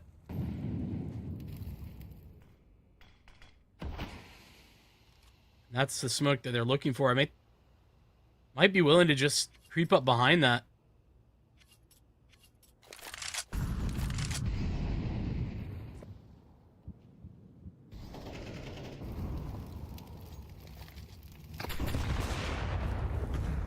Great visual right there from Nyx. That's a tough shot to make look easy. And the follow-up there rolling through from RDN. Flashes arrive on the scene a little delayed. He strikes for a multi. And Sharks are doing just what they need to here, slowing things down a little bit. And this time they look a lot more prepared on the extremity than they did in those first 6. I think Bounty Hunter is also a little bit more disjointed than they had been as well. You talked about maybe like it was the power of execute on B more than anything. When they were swift. Here, they're trying for the more contact version of that. With the flashes off the back of that contact. And as you can see, RDN is just ready for anything. Pretty creative off angle, too.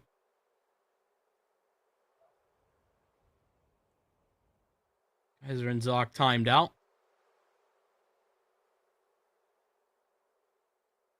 You don't mind this once or twice, but couple of rounds in a row where one or more T's are saving their gun, that really puts a strain on the T economy. Absolutely. Yeah, it's going to put a little bit of pressure on the decision making here for Bounty Hunters long term. I mean, once you get into max loss bonus and bomb plants, maybe less of a problem, but as you can see, Tech9 in the mix. Kaiser trying to force into this one. Not the best firepower they could ask for. I think he dropped the gun he saved. He had a saved gun too.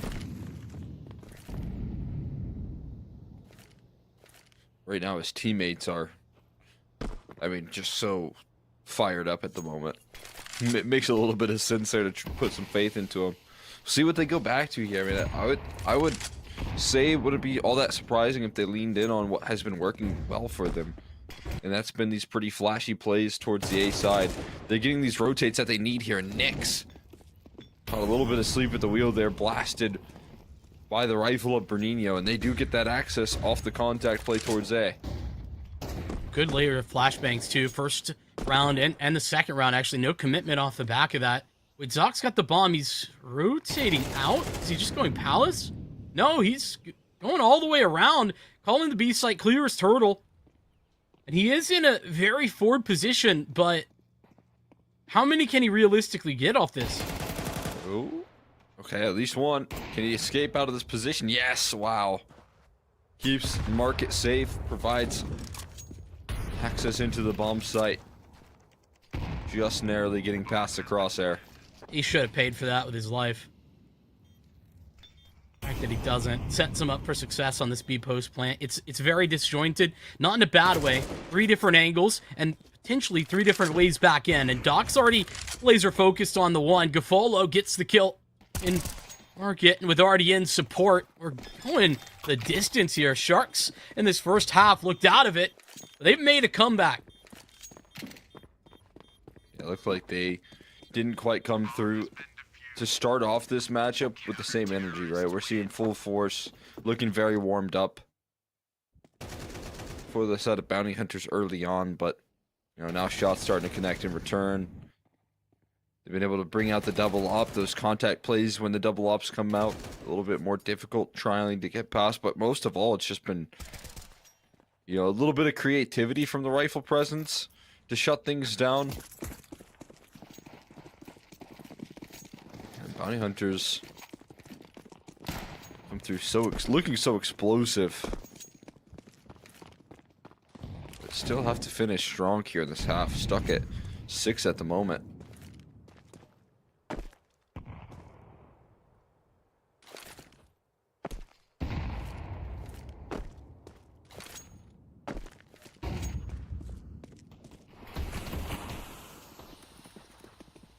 When they were 6-0, thought they could do no wrong. Oh, Doc gets away with it again.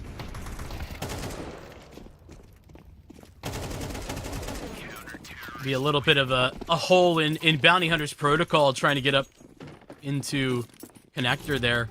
Doc's taken advantage of that a couple of times now.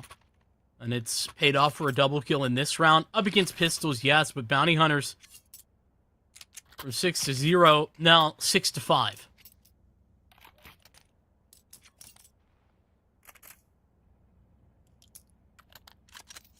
Now putting their best face forward here on the CT side after a bit of an awkward start.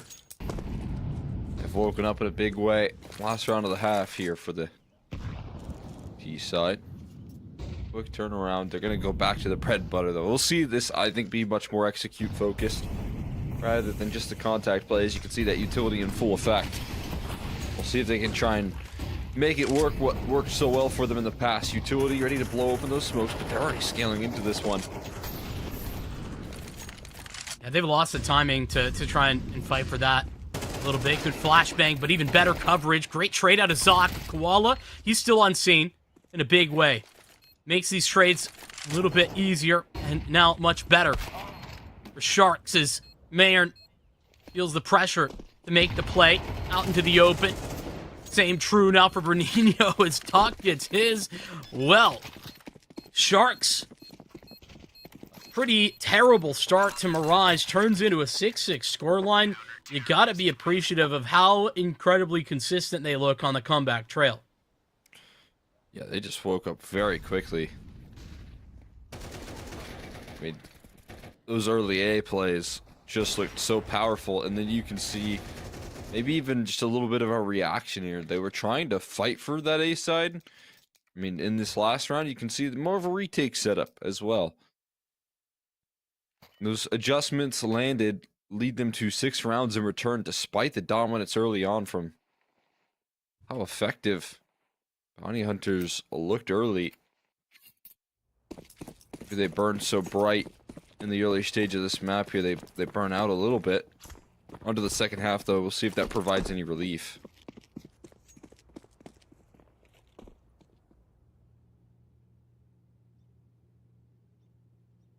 In CT side, though, you can certainly rely on some of these individuals that have been incredibly strong, right? Turtle, Benino, Zoc, all 3. Looked like some aim start type stuff in that last half. And that's exactly what we're talking about. Bernino getting in there. Now he's got to hold back the CT take. But they're in CT, but not taking any further. Another good setup, though. This worked so well for Sharks previously. Doc blinded. Second flash comes through. I was going to say, where's his support? I guess already in also was blind. Fortunately for them, missed shots all around. Give Bounty Hunters the worse for wear. Oh, and now you don't get the luxury here of dealing with the slow to start Sharks in the second half there. When they gain vision, you got to be quick on those kills, otherwise they're going to punish you. You just saw that last round how quick they can be in reply. Had to have been a little detail that we missed on the visual there, because I mean, I think both RDN and Doc were like super blind. Felt like the Bounty Hunters had the right utility in place and just couldn't convert it.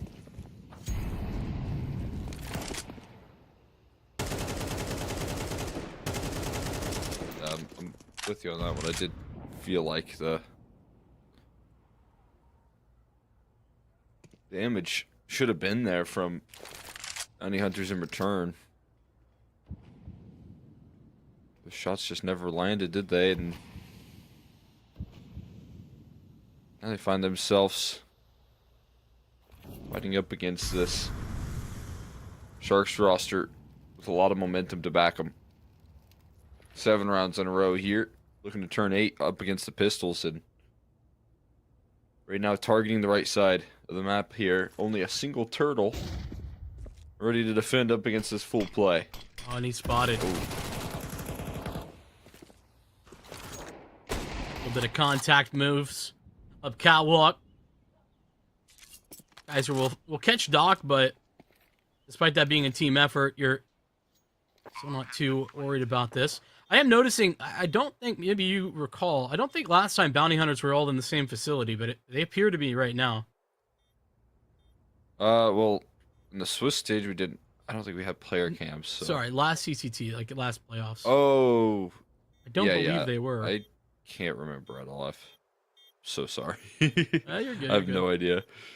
But fact check. Yeah, not a bad idea. It is good to see it no matter what the case is, right? I mean, any chance you get tier 2 to operate like this is gonna give you some good opportunities to succeed, get things rolling. I always like that. We'll take stock moment here for Bounty Hunters. Last round they 4-spot. They didn't win the round, but they lost an MP9. They did gain an AK. They'll run it back, try again, but with an AK in hand as well.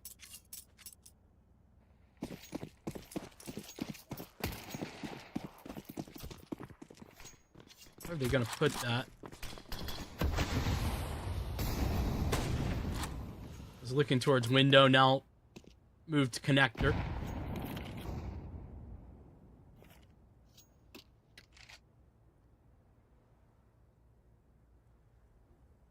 Mostly, I think Bounty Hunters are running the exact same round, like positions and everything.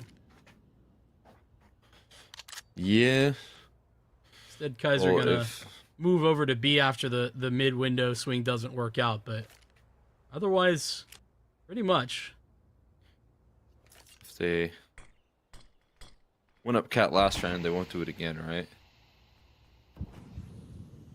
There's no way. I think Kaiser going bench is the. You know, if they do, that's the move.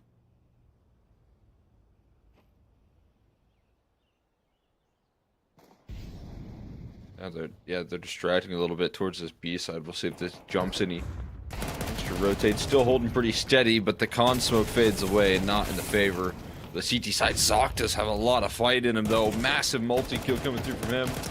Trying to flush out Bruninho, and they do so systematically. He's forced to smoke himself off, and at that point, they're under high alert. Turtle can't get anything going, neither can Kaiser. So they're going to limit Bounty Hunters here on this hero rifle situation pretty comfortably. 9-6. 9 rounds in a row here. These big swings of momentum have been a bit of a theme here, haven't they? Yeah. For this Bounty Hunters side. When they lose it, it seems like they really can't bring it back effectively. If I could maybe play defense for them a little bit, I'm agreeing with that statement, but in the past when we've seen that happen, you know, they've looked lost here. That doesn't feel like the same situation. They don't look lost, at the very least. That is fair. I think some of those T-side rounds, they try to get back to their early identity. And, you know, that at least shows that they're heading in a good direction, but see what they can do here to slow down the momentum of Sharks at the moment on this T side, just finding a way to claw their way back from a scary start that they had to handle early. Yeah, and credit to Sharks. I mean, you were highlighting it a couple times, right? Good adjustments on their CT side, and they haven't had to adjust yet on the T side. So you know, their heads are on a swivel of what changes need to be made and how to do it. And that is incredibly deadly. Nyx, just contact play up connector. Double kill would be massive, and Bernino has it. Mayern for support. On maybe a little bit of an overstep, though, for Zoc. Trying to bite off a little more than he can shoot. Bomb down, though, on ramp. Bernino on half here, stuck in triple still. Can't escape. Now spotted. That spam's going to come through. There's no chance he's surviving that. He does buy a little bit of time here for Turtle to get more involved. Big strike from him. It's all Bernino in this round, being able to provide the resistance on that A side. His teammates have a little bit more impact. Cafolo's still standing. We'll see if he can bring him one more. Turtle has to know he's low. Can't and won't let him get onto that bomb site there. So finally, they break the dry spell. Not to put Zoc on blast, who's had a good game here, but honestly, the way Turtle plays that, such a stunning difference between Zoc being a little too aggressive and getting caught, and then Turtle always on the heels of the T's. Always a threat, but never too far forward, so that even when Mayern goes down, he can get into position to deny this bomb plant attempt. Like you said, the low HP communicated, surely going to be helpful in the attempt to that, but the 9 rounds, it'll stay just 9. But still a massive recovery where bounty hunters are now the ones who have to repurchase 2 MP9s. Here's where I could really be interested in seeing Kaiser. We talked very, very positively at the beginning of this game how I think he's sort of redefined himself as an opera to some degree by being willing to dial up his own number on the CT side, especially thinking of Dust 2. Well, now could be a great time to do that.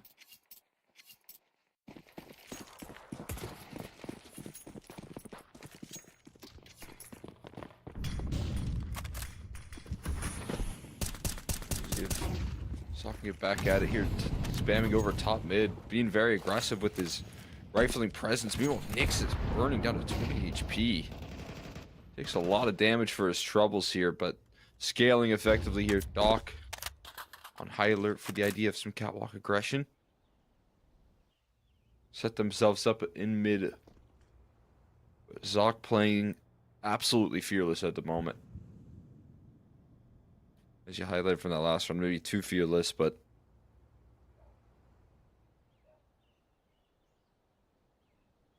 mid control firmly in the favor of Sharks at the moment. We'll see if there's any moves to take this back. It looks like they really want to on the CT side. You can see the hovering. Zoc's still hanging around catwalk, and a lot of attention from Mayern as well. Might give some space for Koala to work out the Palace Lurk.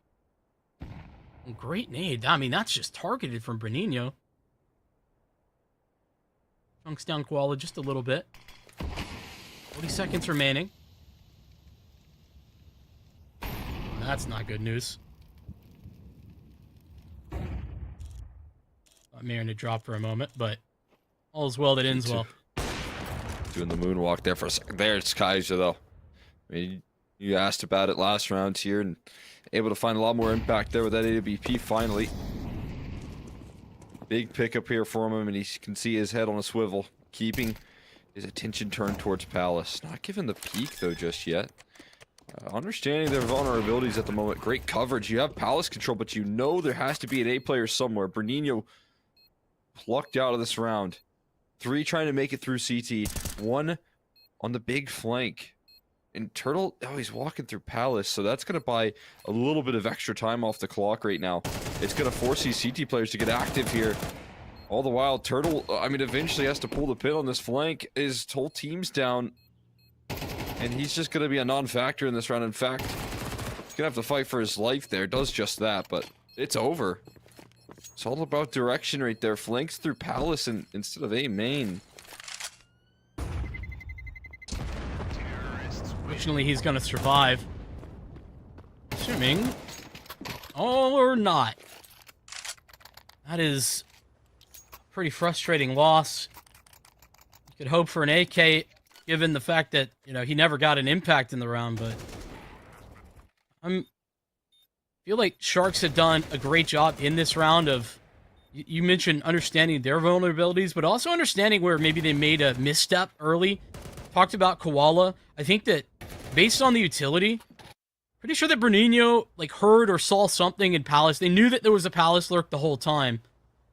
And Koala just knowing that fact never gives them any fights that he doesn't have to. I think respect for knowing when not to swing just as much as knowing when to swing.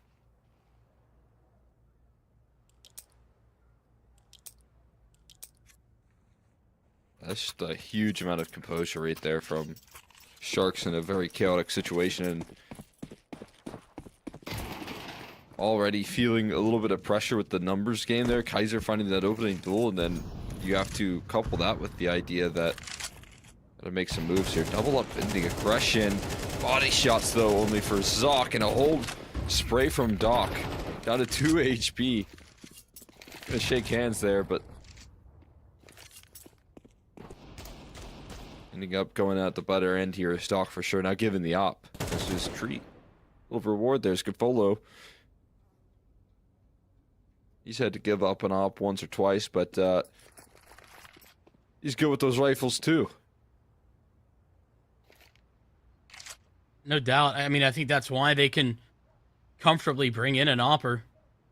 I think a lot of op IGLs in the region, rely on the op a lot, I guess is the way I would put that respectfully. And I think Kafolo, one of those guys that, didn't have to rely on that. Showing off a little bit of that right now. Going to be a pretty clean close, man. Sure to go down. Doesn't fire off a bullet. And a one-round hiccup, but Sharks, that comeback, it's never stopped. It was paused, but it never stopped.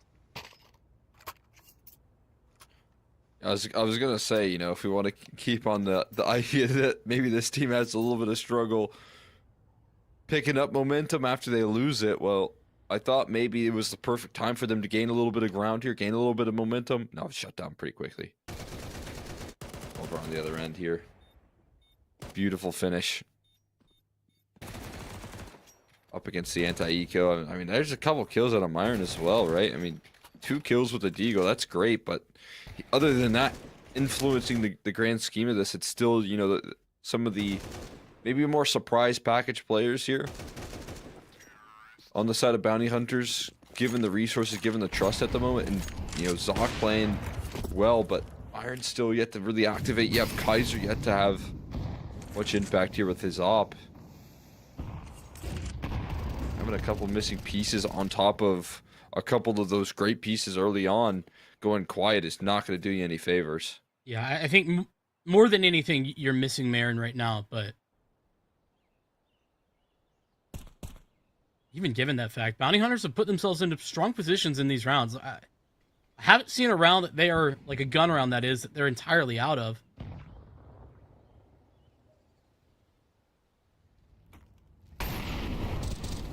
Once again, we talk of mid-control. Oh, they think the Molly's a little safer than it is. In reality, an RDN gets to claim a couple of freebies. Very composed with the aim right there. Doesn't jump the gun, doesn't end up getting none. Bernino, though, still holding on strong. A 2v2 now, very manageable now for the side of the Sharks. Molly's going to make him dance a little bit, though. Oh, it lands in the smoke. And a headshot connected, only 6 damage from that dink. Joel Koala's looking to end it. Oh, off a flashbang from Nyx as well. Perfect coordination there, drawing the attention away from Turtle. And that's a fantastic finish from Sharks. It's the word composed that tells the story of this entire map for Sharks. Nothing has seemed to phase them. Even down 6, they were still looking like they had plans, they had ideas. And there was never a moment where they faltered in trying to execute that. Whether it went well or not, that's a whole different story. But Bounty Hunters,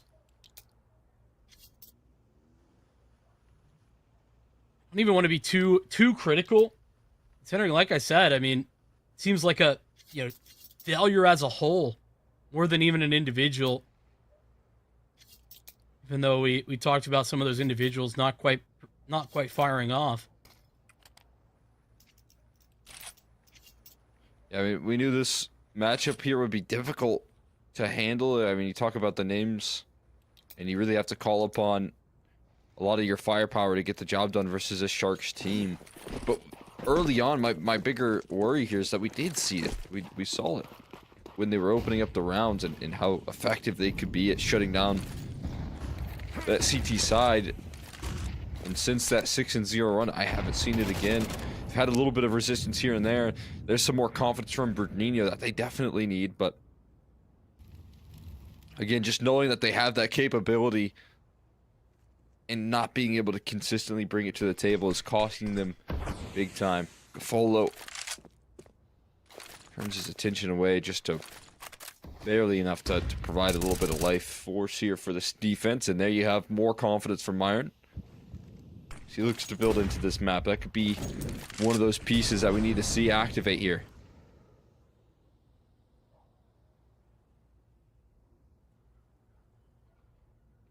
Even with these advantages that they've been able to pick up, still try to close in on this mid player.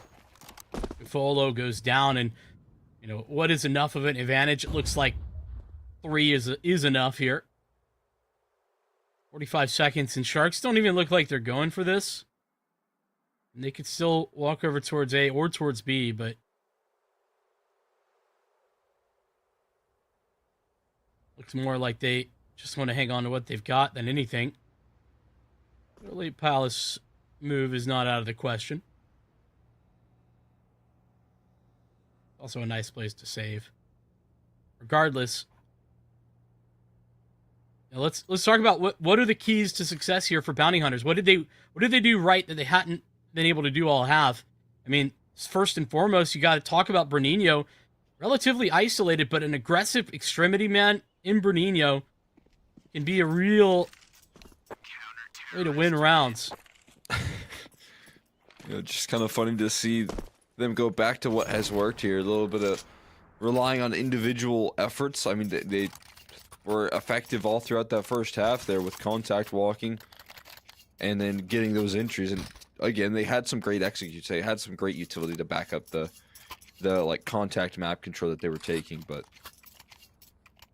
the availability of those multi-kill entries this time on the CT side, all you need is a couple of players to be able to press the extremity successfully. You know, work a fight towards A main, work a fight towards B, and try and give yourself an opening duel here to punish how effective some of these mid defaults have been from Sharks and how much investment they have. A little bit of a speed up though, and smoke spam's good from Zoc to offer up an opening kill. Kaiser lands a wall bang as well. So a couple of kills to start this one off before the bomb gets planted. And now they got to operate in this 5v3. It's going to force them to try and take some map control at some point. They won't be given that chance. Not just yet. Whoa. Transferring the spray on over as Turtle as he'll capitalize and close out. I mean, that's lovely from Turtle. Love the spray. You know, that's a hard one to control. Going from that elevation to on the site. And bounty hunters, I mean, their biggest boon in that round though has got to be a little bit of a misstep from Sharks, right? They're taking the space in the site before the smokes actually pop. That's why Zoc gets the first spam. But then cycling nades to break open the jungle smoke. You know, it's a tried and true effort that's been effective since CS2 came out. And it's very effective. Helps Kaiser to lock down that kill through the default box or through the triple box. I don't remember which. A little bit more. Return to form.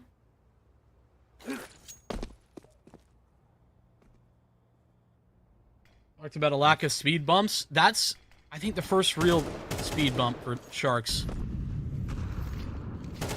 I mean, it's first time they have to get onto an eco here for this half. And punish in a big way. Continuing the confidence. Turtle not falling away from any fights. But continuing to press the issue. Take these duels. Koala stuck around in towards Sandwich, looking for something to pick up the pieces here. Might slip the gap a little bit. Big surprise there for Turtle. And now under hot water is a low HP Bruninho trying to find a way to get this one for free. But he's going to have to dance around this triple box. How long can he survive? He saw the head. A little bit more spam could do the trick here. He's waiting for the reaction. He's waiting for the peek. And oh, while he goes down, he still delivers a headshot there. Bomb's still in the control of the CT side all the while.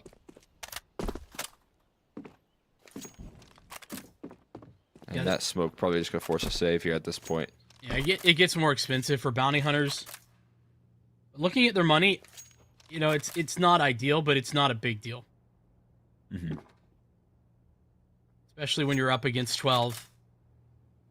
You know, money is never a free resource on the CT side, but you know, you're getting everything out next round either way. I say that. Kaiser needs to stop moving. He's very interested in getting that kill. Just toss the nade in there. But did not want to lose that up. That's the piece you couldn't afford. Yeah, it was a little bit scary there. I mean, taking him down after time would have been pretty nice, but either way, one person that I think needed to save more than anyone was Koala, and finding extra kills gives him some good utility, some decent economy to back up. Sharks finding themselves struggling a little bit at the finish line. Tried for some faster plays towards A in the past. They've tried to make it work towards middle early on.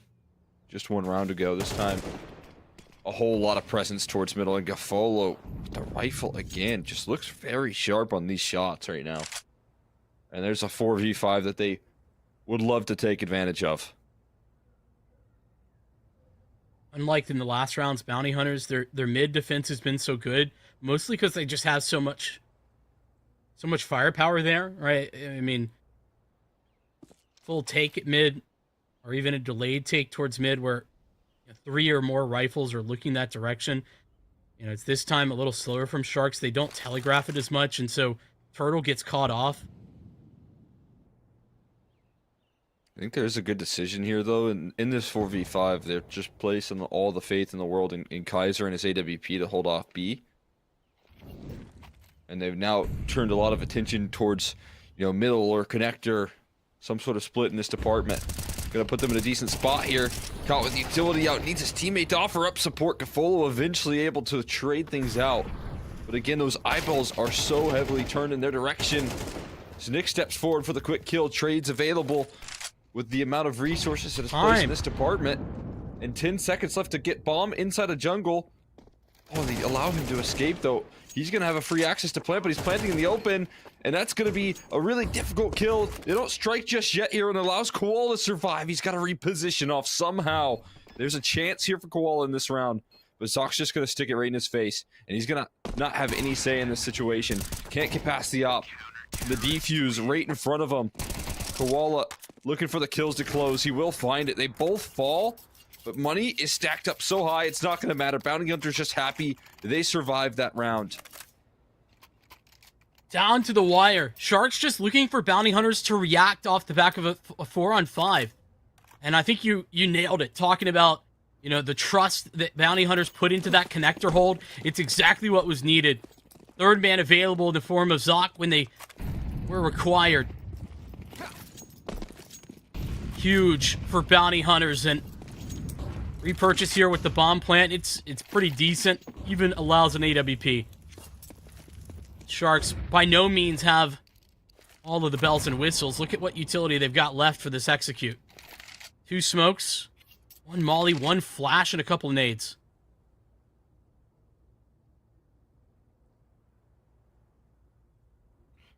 Kaiser in a nice little angle here to start things off.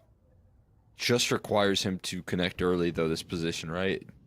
You know, it becomes a necessity for him to be able to collect these kills if they turn the corner into his angle. Unlikely to get flashed off either, I'd imagine, based on the 1 flash Gaffolo has.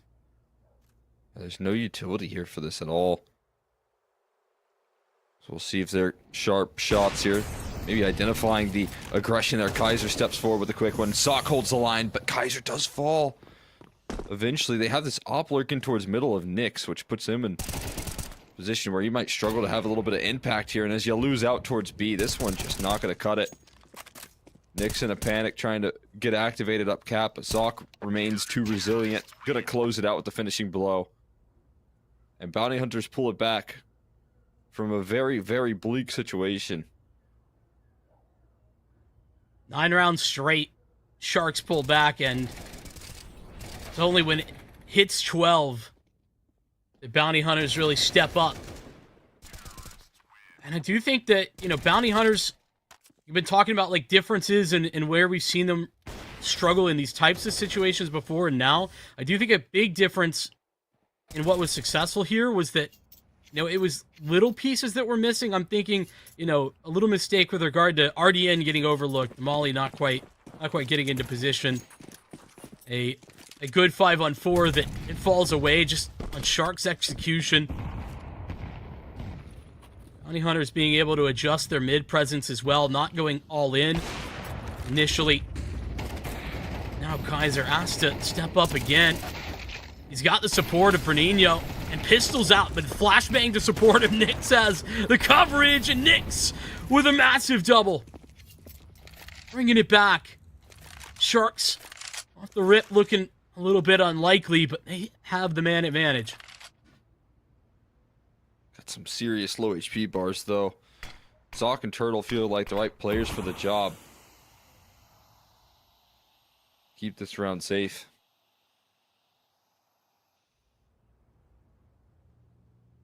See if they can do just that here. Turtle on a mission to try and cut off any B-side access. So is Zoc, so they're still trying to play a little bit unified.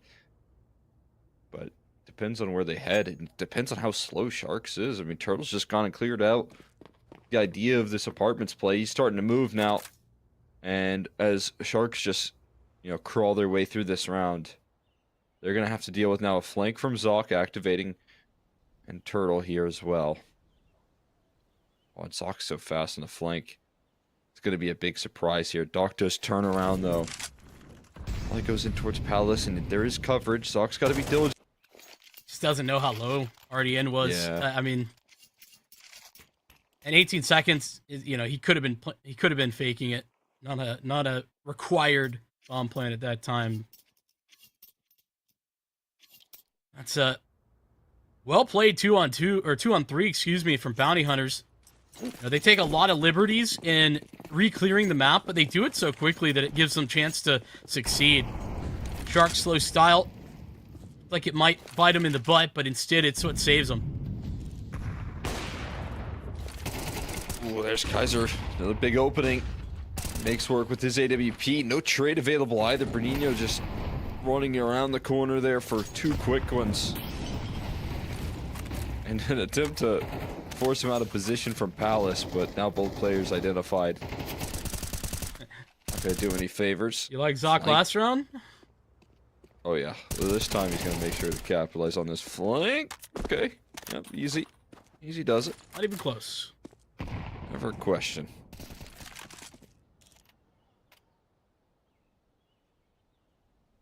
As you're playing with a little bit more confidence right now, man. And it's just really good to see him finding a bit more of an impact, as regulation was a bit of a troubling time. I think he ended regulation on like 5 kills. So Yeah, if I'm not mistaken, he started that second half with 2 as well. So it just, you know, was a bit barren on both sides. They're struggling to have a lot of impact here, but, you know, stepping into this map, and he hasn't been much of a question mark here. Got the little moonwalk in here. Hopefully we'll get back into it quickly. Got the cha-cha slide. There we are. As we enter back here, Gafolo enters into the A side. Bernino with the sideline there, caught surprised. And oh, look at this from Doc. Walks straight into his crosshair for a freebie. Turtle looked like he was so diligent with how he crawled up middle. so careful with his move, but not careful enough to deal with Doc. That's a burst through the smoke, though, from Zoc. That might give them a little bit more attention here on this post plant. Shut down quickly by Nyx, though. Molly went in towards Palace, and it doesn't quite help him out with the AWP and A main. Walla looking to secure the round, and Sharks figure it out in OT. Couldn't quite find 13 in regulation, but 2 rounds on this T side here does go to show that they weren't quite ready to give up on this one just yet, even though the fight back came through. Yeah, and I think that the talking point for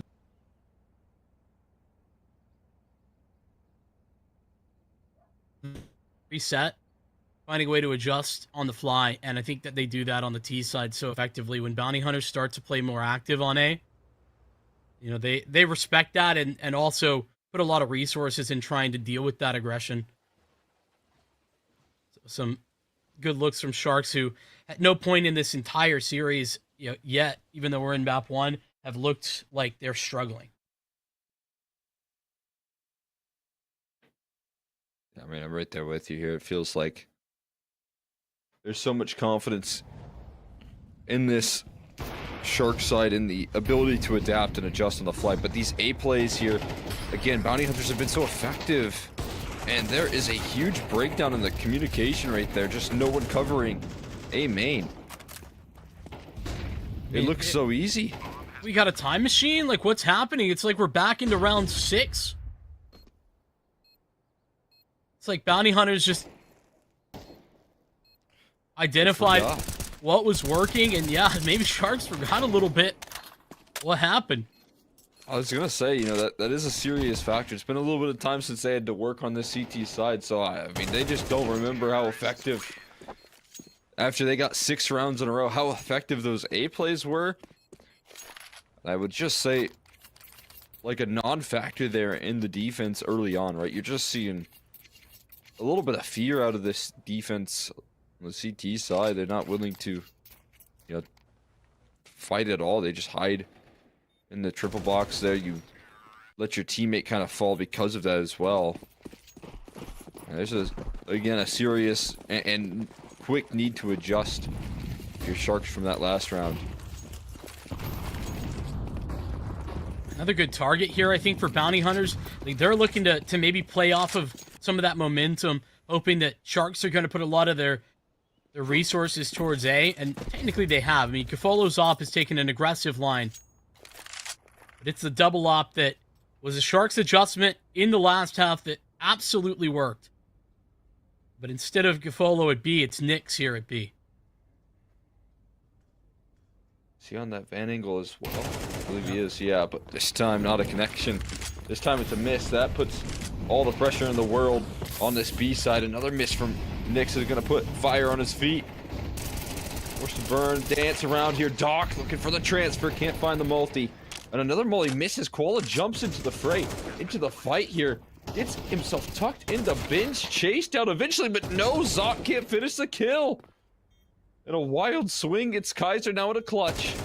His chance to have a big amount of impact. That's a body. That's a dead body. Dead. You already finished the job on him. But you have to finish this round still. And he's identified so quickly. Koala with a heroic move, trying to save his opper by swinging through the market window. And just in time, when Nyx needed a hero, Koala stepped up to the plate. And Sharks now have one more chance to close out this map. That they do. Starting to become a concerning pattern, though, is Nyx being missing in big moments there. I think that's been true over the course of this half. One big exception there on the T side of overtime for Sharks, but that's when you need your best from him, and Koala making sure that that is not necessarily required.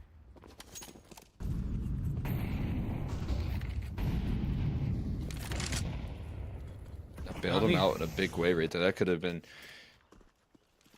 just an easy round right there. Lost early, but instead they hold down the line. But again, just can't quite connect there. Flash is too effective. It's Kafolo's op, though, that steps up to the plate. Back with his bread and butter, but the rotations already. It was a complete bamboozle. That's massive. Sharks over-rotating pretty significantly, quite heavily, especially when you lose such a powerful member in Nyx.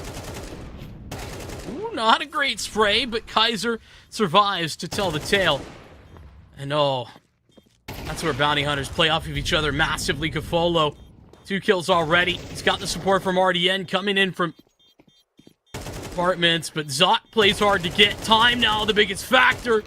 Oh, there we go. All right. Bounty Hunters force it to double OT.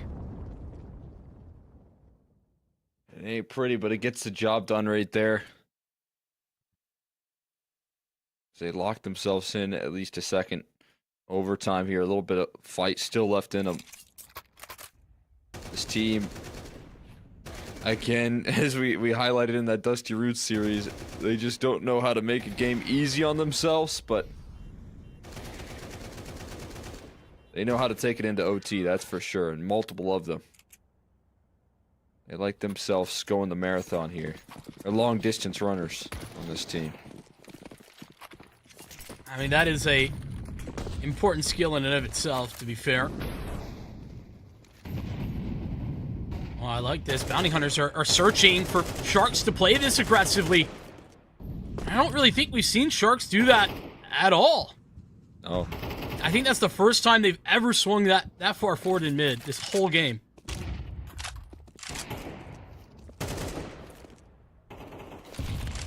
Great way to punish right there. Try and throw a bit of a wrench in the system here. They're doing a great job with that, the CT side. Finding themselves under hot water. AWP shot still missing. It's time from Gafolo, but he doesn't miss for too long there. Nice connection. The quick flick. Rides him with a little extra resistance here. Turtle's crossed already. Bomb's going A. Turtle's in a prime position though. They just got to deal. Okay, well, great read out of Gafolo. I mean, absolutely stunning. Gafolo is carrying them over the finish line in these rounds right now. Yeah, I mean, picking up the pieces here. We know his op game is good, and when Nyx isn't having the best of times, has to be comforting to the team here that at least you can still have an op presence in the server, and maybe it's about enough time for Nyx to get loud. There's his op connects as well. Finally, a miss out of Gafolo. At least both of these ops here under pressure. Eventually, Koala goes and steps forward, but it reveals himself. Now, Kaiser, a chance on this clutch. Gonna stick the bomb. 6 seconds left, looking for the clothesline. He repositions. He's staying alive. Flashbang. Dodged out on from RDN. Oh, and he gets a couple shots off. Oh my god. A real chance there. But not gonna let it slide there. RDN gonna come up clutch here to save the round. A little bit more health for Kaiser, and that's a whole different story, in my opinion. But a really wonderful round out of Sharks when this is how it starts, and yet they still win the round. Like it took a clutch there at the end, but Gafolo, he did so much work to make that not even really necessary, only because of a pretty incredible timing there. Like Koala eventually gets the kill. Sharks were down that whole round and yet still came out on top. I think it's quite hilarious that I think the best opper in the server right now is not a primary opper in this game. And not only not a primary opper, but also, picking up the same struggles that you would say Kaiser has to deal with as well in terms of the calling. But, I mean, again, one of the bigger values that you get out of Gafolo here is a pretty experienced player. He's got some reps, and it feels like Sharks remain composed in these very chaotic situations. So a good look from them, but what a shot from Turtle to open things up. Caught the flash right to the face, but just holds mouse one and gets rewarded. Yeah, maybe trashing on Kaiser a little bit there, but appreciate his willingness to go for that aggressive move, even regarding what's not been a great half or map. Already in scene. And though the timing isn't great for the T's initially, RDN felled as well. Bounty Hunters with another massive advantage. This one, 5-on-3, not 5-on-4. Just one up themselves. That'll help out quite a bit. For a statement to cap things off. Trying to close out their map pick. It looked like it wasn't much of a possibility, but they just hang in there so well. Now, can they close out on these advantages?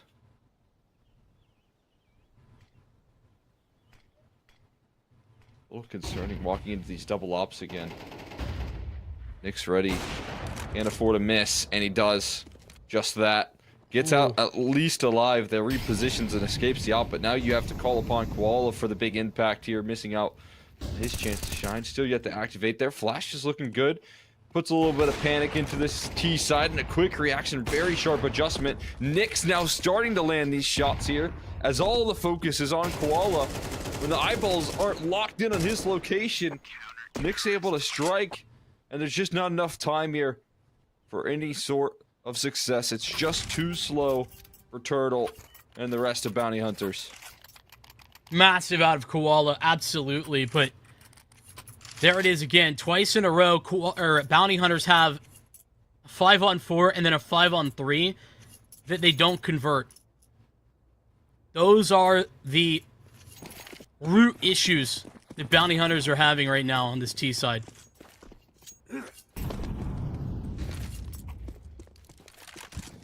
Maybe you can afford it once in an overtime, right? Entirely, but, you know, multiple times of missing out on these advantages is going to start to weigh on you, you'd have to imagine. It's going to start to lean in the frustration here.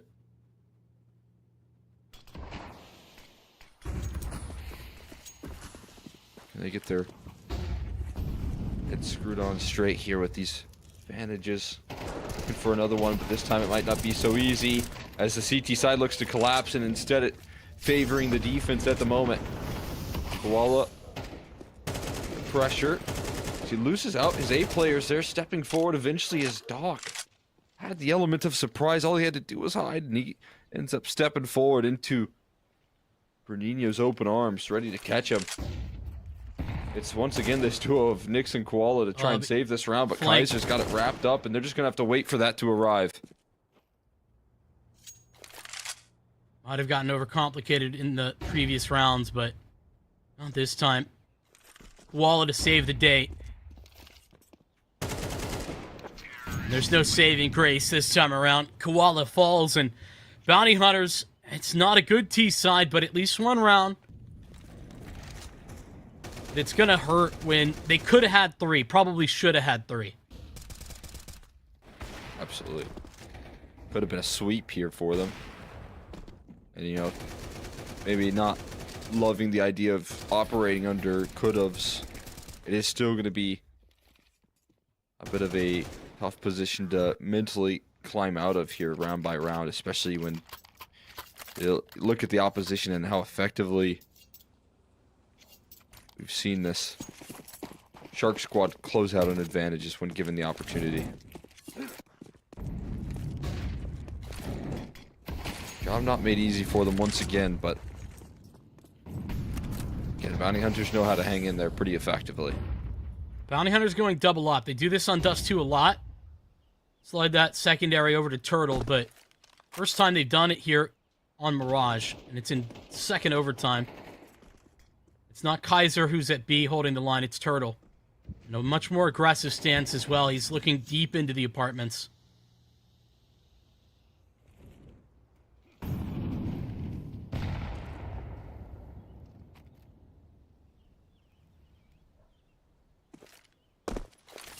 Look at this from Nyx as well. Just walking around with his op in middle at the moment, looking to provide them openings. But instead, catches the worst end of Kaiser's AWP. Statement start there for Kaiser. And a lot of eyeballs tucked in right now on connector. Doc able to slide out for some success. Kaiser with another kill, though. Has to worry about Palace, and Kaiser able to have a lot of impact in this round, looking for the ace here, looking to complete the mission. Finally a miss, but that's where Turtles AWP can have this time to shine right there. Perfect time to show up, and Kaiser, no better time to show up than in the here and now with some brutal shots to close out this round. I mean, he's been stepping up in overtime. Every round, he's had more and more impact as overtime has gone on. That is certain. You know, and it's covering for Marin, who's really struggling. The guy that I would, put as probably the most reliable firepower-wise on this Bounty Hunters team that's missing. That is the fact that they're still deep into this game. Good news as a whole, even if there's other struggles to be spoken of. Regardless, though, Kaiser, that round is just the epitome of the level up that I talked about at the beginning of this map in the pre-show, where I think that on the CT side, he puts himself in good positions, and he's been very good in those spots. And in defense, that is one of those times where he is just unflinching.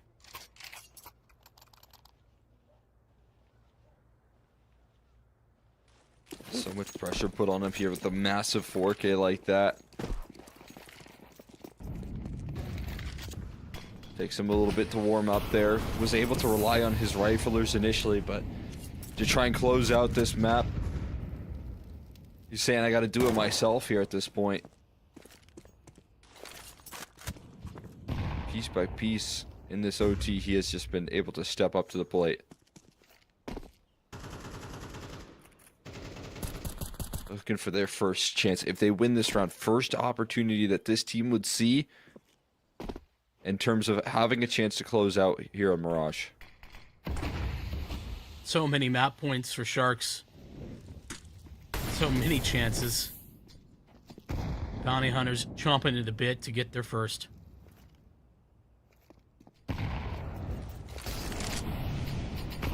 Such a freeing feeling for them. So they've looked good in the clawback in this comeback effort. Mostly on the CT side that they finally were able to wake up onto. Attention just slipped away from Connector, but Kaiser's up on location once again. Ready on the top rope there. Misses a shot this time, though. And this time, there's not going to be too much of a reaction to shut this play down. They're going to slide up uncontested for now. I get the numbers punched in. Players in towards CT. Spam not on the line there, left and right. But not quite enough to connect here. And a 5v5 post plant with a decent bit of utility here. Just a couple of flashbangs mostly from the CT side to really lean in on. Oh, this is All scary. Of them flooding through CT. I mean, okay. I guess try enough times. Surely you're going to hit something. Nyx, unconfirmed damage. And here they go. Time already halfway. Take kits for everybody. That counter flash, no, it's from the CT side. It's a struggle. The time is a real factor here. They've got to get in the bomb and on the bomb, but all dead. All for Sharks to clean up. And Bounty Hunters, they won't get that prize. They won't get that attempt. It's another closing opportunity for Sharks on their opposition's map pick. I mean, just so brutal right there, but you can see it coming from a mile away. Anytime you're ever in a retake right there, and all 5 have to come through from the same direction, especially when that T side won't give you a duel. Nobody on Sharks budged. No one really overextended. No one overpeaked. They all just held their ground, waited for Bounty Hunters to force to have to make the first move, and that's where they get rewarded right there. Off the back of the timeout, Sharks continue to gatekeep Bounty Hunters from this map here. Will not let it slide. So hungry to close out their opponent's map pick. It's Gaffolo looking to seal the deal. And his AK has been sharp. Needs his teammates to arrive now. A couple of entries come on through. A nice little jump smoke there for Market Door. Keeps both of these players outside looking in on this. Bomb recovered as well for Nyx inside of a smoke. And they're going to get the bomb plant. Bernino has a nade to break open one of those smokes. He's got to be effective in doing so, but... just used it. Yeah. Didn't quite get the vision he was hoping for. How the Market Door smoke fades away, and they can start to move in. But look at the triangle set up here by Sharks. I mean, Doc in a very exposed position, but, I mean, off angle, he should get one. And he will. Kaiser not even ready to refrag immediately. He's providing coverage. This is game over. It should be. Time, a huge factor. It's Kaiser in the open. RDN will indeed close. There's Sharks. It took them a while. Lot of opportunity, and they finally do it on Mirage. 19-17. Yeah, big win there for Sharks. They come into this one, I think, with a little less pressure. The only time the pressure starts to apply is actually when they're in such a position of power on that T side, and they can't find a way to finish. In multiple overtimes, though, eventually they have to close out on their T side, and they get that crucial 19th round. They get the crucial OT finish. Whereas Bounty Hunters, you have so many of these different individuals rising to the occasion. You know, early on, it's Nyx and Briginho finding a lot of isolated multi-kills on the CT side. They struggle a little bit to close out, but then, you know, where Myron and Kaiser are missing, you have Kaiser then have a lot of impact. He's then able to succeed and surpass expectations there in overtime. He's just having so many multi-kills, so effective with his op positioning, until it's just a little too late. And I think most of all, as you mentioned, you know, Myron gone a little bit missing. He was the last piece of the puzzle. I think that, you know, Bounty Hunters would have needed to get activated there if they wanted to close it out, and he was never really available. Especially when he's in such an important position. You know, he's playing connector on that CT side, and how many times was that the target of the mid play? I mean, so many rounds, very, very often.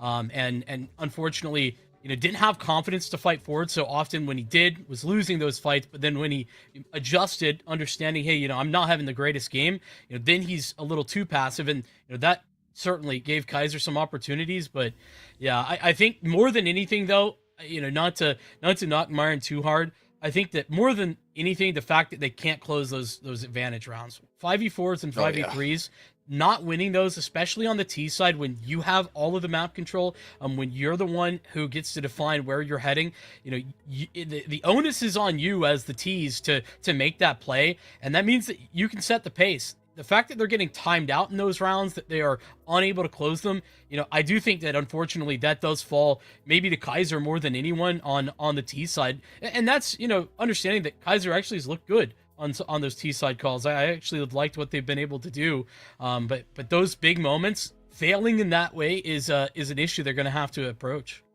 Yeah, they're going to have to address it here, and they don't have a lot of time. And again, you know, talking about some of the mental hurdles this roster did face, and the Swiss stage, it feels like some of those same mental blocks still flaring up a little bit. This time, though, it's up against even tougher competition, so it's going to be that much more difficult to capitalize upon. That being said, we're going to be tossing this one off to a quick break there. We've got a dusty map. Now we'll get to see some green here soon as we hop into Ancient, guys. Stick with us. We'll be right back.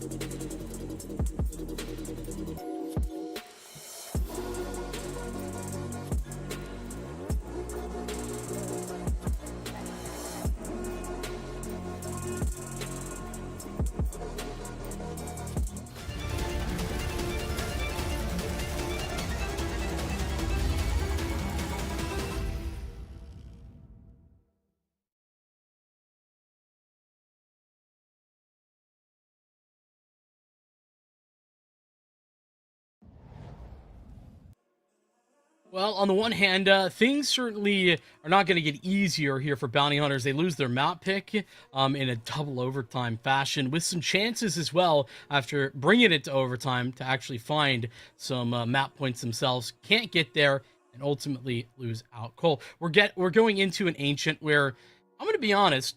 Nuke is definitely a struggle. I'm scared about Nuke if we get there, but honestly, I feel more confident about Ancient than I felt about either of the two other maps. Yeah, I think bounty hunters, what they can show on ancient at their best ability, especially with all of the efficiency out of some of these like key pieces, right? You've started to see Kaiser get a little warmed up. You got to see Zoc with a lot of impact. Bruninho. I mean, those are two very important pieces for ancient in terms of success. So if you're trying to get back into this one, I think I'm with you on that. This might be almost even ideal territories to land yourself on. I still think overall, an important victory for Mirage, for Sharks to be confident heading into the future. But yeah, I think that they still got a great chance to fight back here on Ancient. Yeah, but it's mental hurdles that we have been talking about for bounty hunters more than anything else, and it's a mental hurdle, I think, when you go into an Ancient that you just lost a couple of days ago.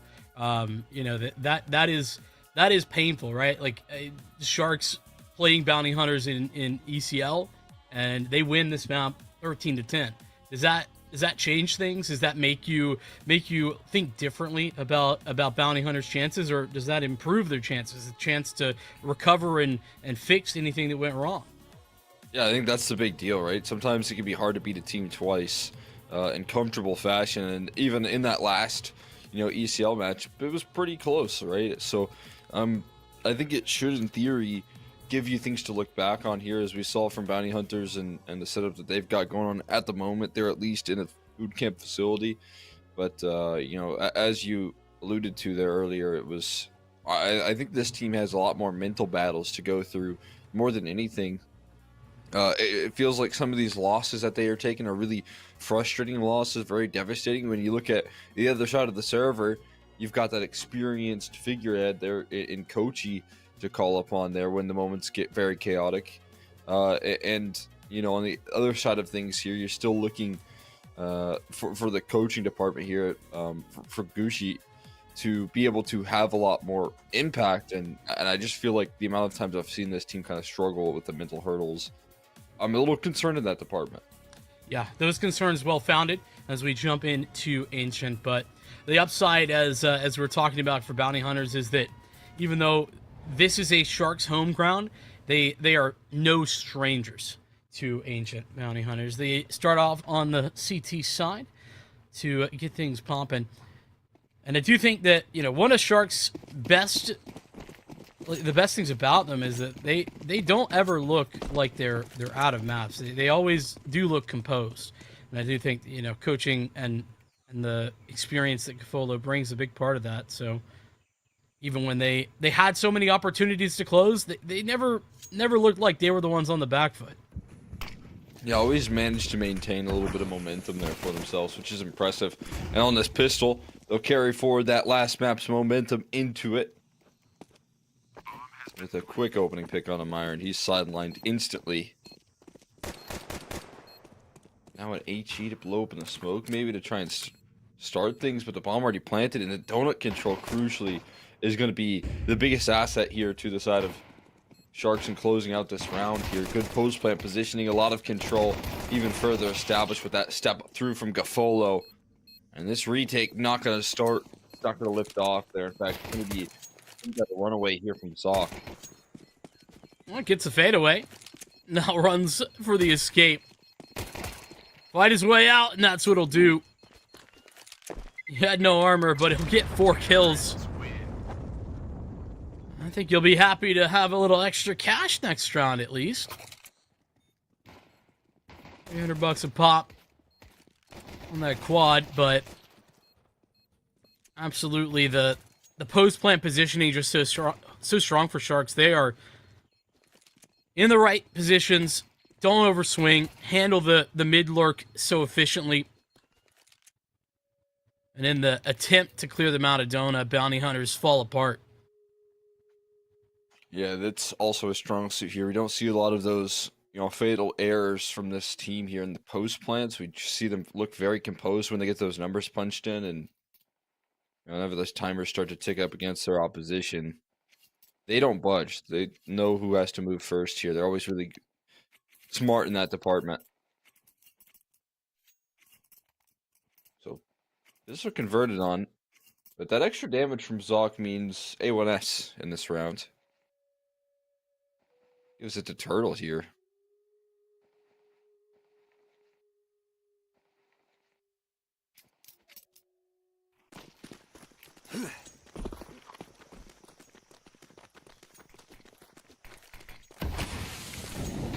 You think that's a interesting decision, but Turtle, I mean, this is a bit of a comfort map for him. Seen him do a lot of really good work here, and he is a very important part of the equation. Unfortunately, he is absolutely rocked. Such a brutal way to go down. But he turns the corner with so much confidence. Just to get, one bulleted knocked out there so comfortably. And Doc is just deleting them right now. My God. Spinning every which way. For these kills to go so comfortably. 180ing again. All bases covered. B-side aggression looking like it's not an option at the moment when you're going up against Doc. It's more not an option when bounty hunters don't have a vision behind it. Kind of felt like they tossed Turtle out there and said, you got it, buddy. Go kill. They took that hero rifle a little too literally. Yeah, a little bit. And when that didn't work, I mean, it was a little bit more thought behind the next couple of swings, but ultimately everybody on their own. No actual trade spacing. Thinking, well, eventually we'll get Doc. Yeah, you can try that. Tell me how that went.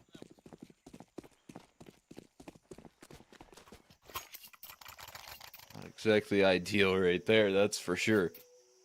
And that looks just such like a breeze of a round right there.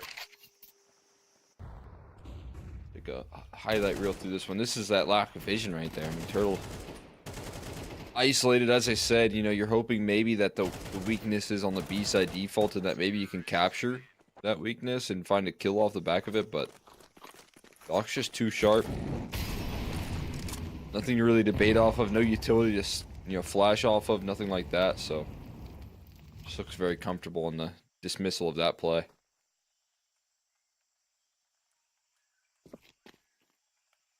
Bounty Hunter's not going to have any improved chances in this round.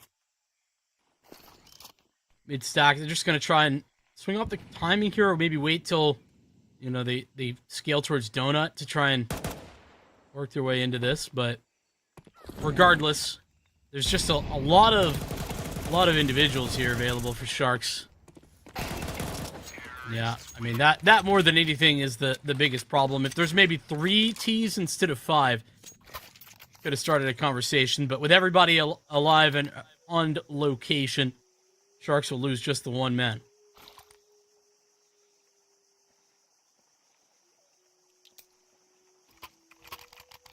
Things remain to look very comfortable for the Shark side. Able to continue to bring through this G side. We'll see what this first gun run has on offer, though. See if that offers up any resistance. Talked about Meyer needing to be a big piece of the puzzle here, especially when he goes active like this towards middle. If he can have a lot more impact on this map, it'll feel like a big turning point here in the series. Going over that smoke. Needs to find the trade. He does eventually, but it had a sacrifice of one. His teammates falls. Guardian's patience just so effective there. Zoc gets into the smoke. They don't know about him. They don't get a double kill. More to be found. Doc's low on the other side, so sacrifice made. Zoc will advantage that play. Now it's really up to Koala to make the next move. He's on the long-term flank. Zoc is repositioned towards site, and at the moment, he doesn't seem... Okay, he's looking.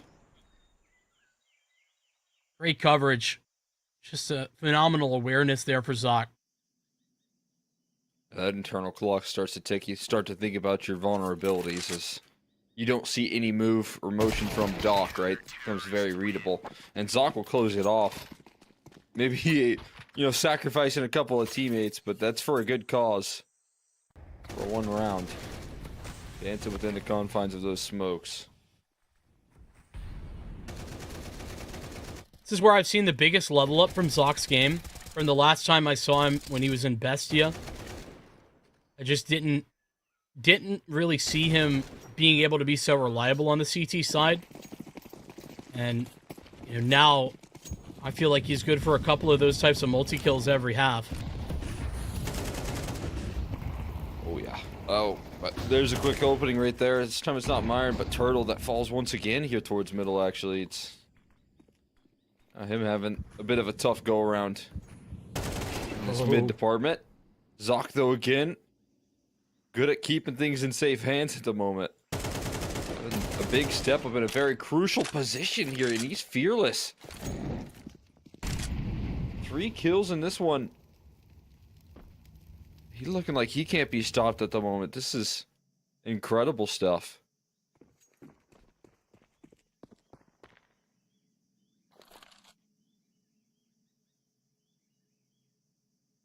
Red Gaffolo like a book right there, too. And I do think that is potentially one of those times when we're talking about the advantage of bounty hunters losing this map. I think it was just yesterday. It wasn't long ago. To Sharks and ECL. Right, getting a way to peek into what either went wrong or to see some of the tendencies. Could be a moment where Zoc takes advantage of that. 4 kills in the last round, 3 in this one. It's going to be 2 rounds in a row for bounty hunters, and you can thank Zoc first and foremost. Yeah. Big way. They're looking like he understands it. Taking his victory lap right now. As to win this round, just put your hands off keyboard. That's all that they need to do here for the remainder. That's all they will do. Bounty hunters continue to count up on the CT side. Zoc continues to build in a little bit of momentum here. And when we highlight important positions, you looked at Myron towards middle for sure. He's going to need to be a little bit more impactful than that last map. But, also Zoc in Cave right now might just be able to do enough to make the job easier for everybody else. That's what he's doing right now in these last couple of rounds. He did it on Mirage too, where he bought a lot of time for others to get active, him and Bernino both.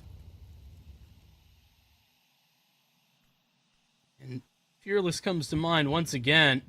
To repeat what you said last round, he's quite aggressive.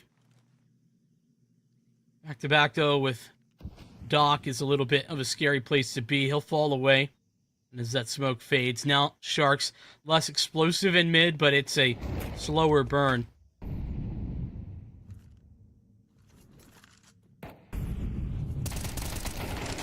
Here's a huge overwhelming pressure for Turtle. Luckily for him, not the only one on the scene. Flashbang falls to the floor there. Kaiser falls as well. Still holding steady. We managed to evade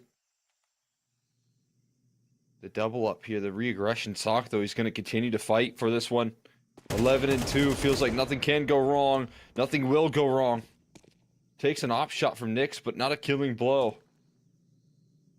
And he's completely disrupted the speed in which Sharks want to go on this play. Might be able to beat him to the punch on B. He's repositioned so quickly and silently.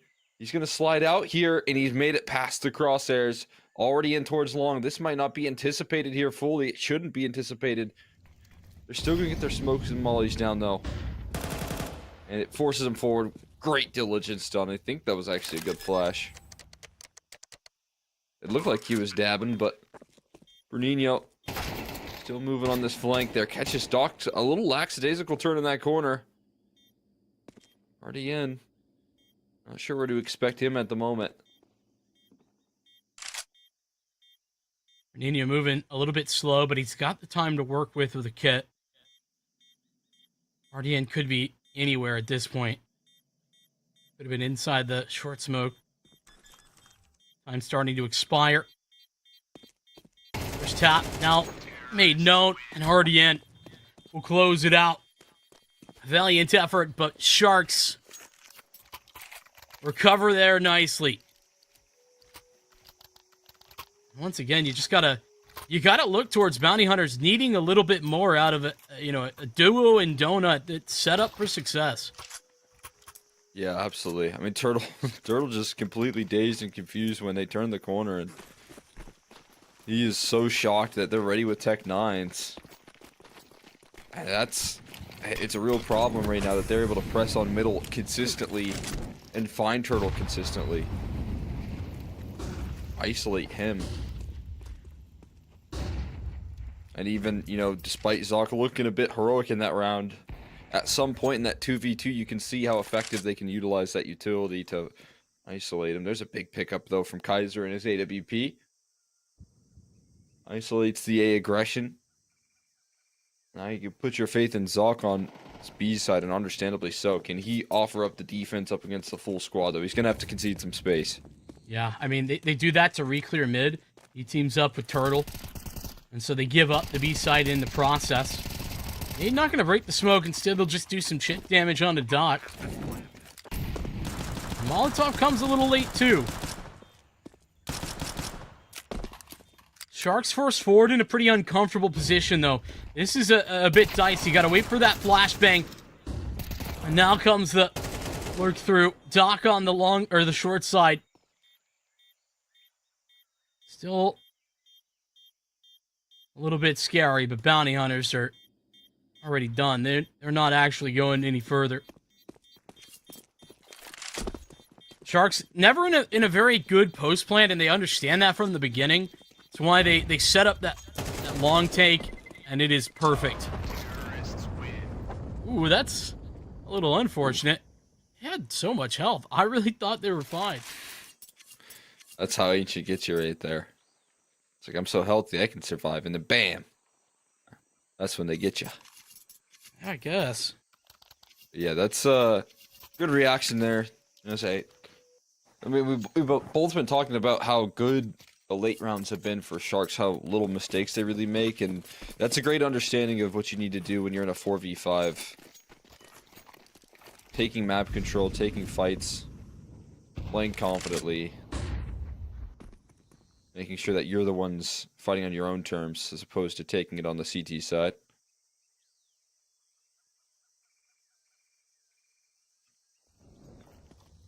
So a big chance to step up to the plate, though, for Turtle here at MP9.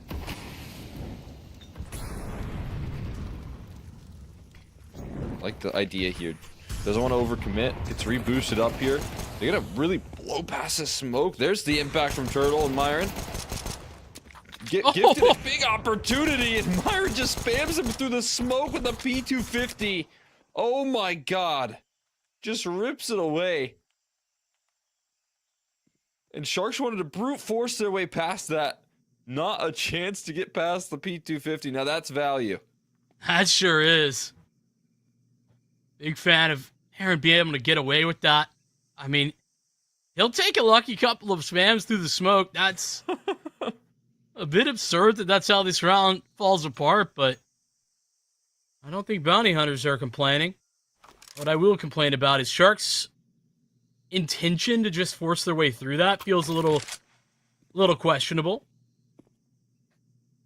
If they want to go for that, you can certainly get away with it. But it felt like they didn't have they weren't willing to commit to it. They're sort of half committing to it, and I mean, then there's nothing you can do when it's getting two through the smoke. That's gonna do you no favors, that's for sure. brutal. A big relief here for the CT side. And as good as they have been in the late round, I mean, Sharks still capable of these slip-ups as well. Just felt like they were suffocated in map control there. You start the round off with that much presence towards A main. You're hoping that maybe you can at some point make the decision to escape, but then you have to fight for the rest of the map control. So they really, once that smoke came through, wanted to just take advantage of the lesser weaponry. End up giving over a big one. Really pressure smoke towards this B side. We're going to take a little bit of initiative early. Maybe trying to crawl up here a little bit. Oh, that was actually really close to a headshot through the lurk smoke.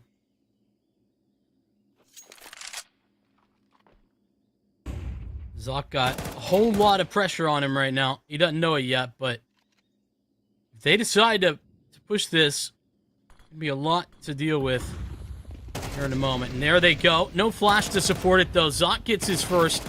Will get traded out, and Koala trades better once again. Oh.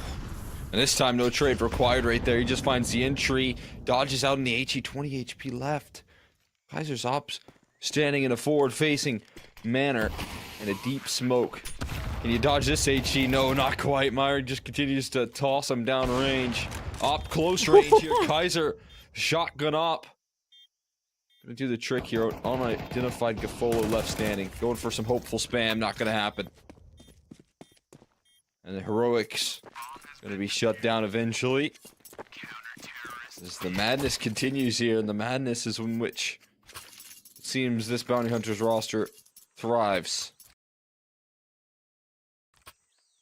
You know, late rounds have been a struggle point, maybe a pain point for Bounty Hunters, but I do think the retakes, those can look good, especially in like a 2-on-2 when Kaiser's in the mix. He looks so steady. Even in a very difficult position with an op. That's why he shows off then and there.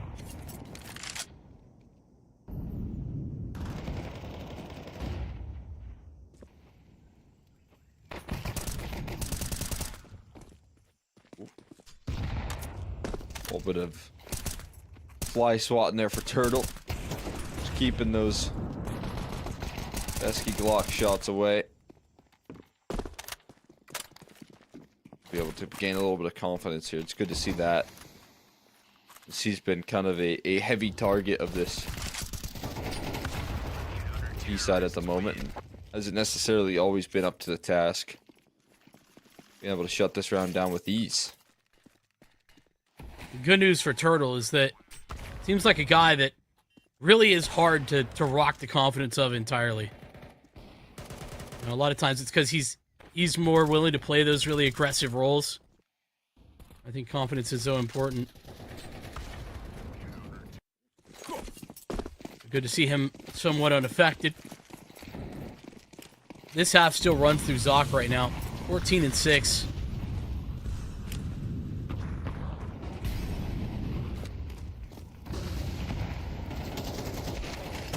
That continues here, flying out middle. Turtle overwhelmed. Myron does offer up one through the smoke. And this time, it's not the rifle presence inside a cave, it's Kaiser instead. Zoc's so through catching Doc swing through. Oh yeah, he's flanking. Or at least could flank quickly. Great reposition there from Kaiser. To secure a little bit of success here. HE to follow it up, almost lands the kill on the Koala. But that flank's still going to be quick. Yeah, Zoc on the move. We didn't go through cave though. Kind of reined it in for a second. Could kind of eliminate the big element of surprise there. No, they're both back turned, and the transfer landed. Not gonna be too much of a panic. Gonna shut it down eventually. And take a nice measured approach here for 6 rounds. This is another round, you know, Zoc with the cherry on top, but another round where I just love Kaiser and his good positioning on the CT side. Like, absolutely phenomenal stuff for him to be working off the contact in mid with all of that presence that Sharks put in. You know, looking for the cutoff, then aware of the gaps in the defense too. That's the type of smart AWP play that I think he brings on the CT side that I've been highlighting.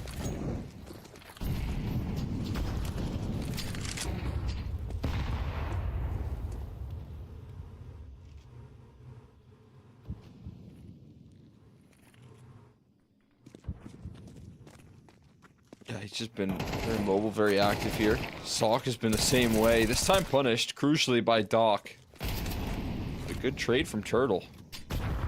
Hearing a lot of attention towards middle, though. No reaction. Not a lot of availability for this T side to jump on any chances here with the multiple players kind of identified towards middle. As you can see, they have to fight again for this repositioning and to regain control in this round here on this defense. There isn't another smoke for B door, though. Turtle needs to get here, and he has arrived. So Bernino, who was once alone, now has support. They just take it dry. Just a dry fight. Turtle, Bernino, a duo that is unstoppable. That's a decision for Sharks that will lose them this round. They had the utility. They didn't want to give away the gambit. And sometimes it is worth the investment. Let them know your position.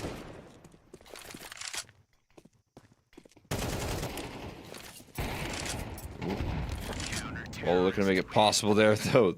It always seems like there's an HE to shut down the dreams of Sharks in these late rounds, and that'll be exactly what they do. Deny any sort of clutch potential before it ever lifts off. Move their way on up to 7 rounds here. Nice, comfortable CT side overall, considering the pistol loss as well. I mean, gotta be in a good position, especially when you have such a confident Zoc at the moment. It's finding you so many opening duels. I mean, if it's not for Zoc, Sharks would have had a 5-0 lead. It was 5-2, and that's where Zoc picked up 4 kills and 3 kills. Gotta appreciate his impact and importance. Bounty Hunter's going into a undefended A site. It's the move for Koala. He's going to get into position. And all this utility of B is going to only convince them further that that's what's happening. The B play is not going to be going through. I got to take the contact now. There it is. They're so good at these little pistol fakes. We saw a very similar idea on Mirage as well. Just a couple of shots. They've let Doc slide into the retake, though, before they can get established in the post. And Doc's aggression rewarded for 2, nearly 3 kills there.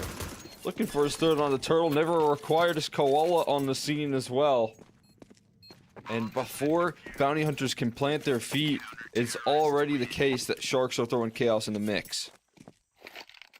Well, they say it's all about, throwing in the punch when your opponent is off kilter, off guard. They don't have good footing. I mean, that is exactly what the Sharks do right then and there. Doc making it impossible for Bounty Hunters.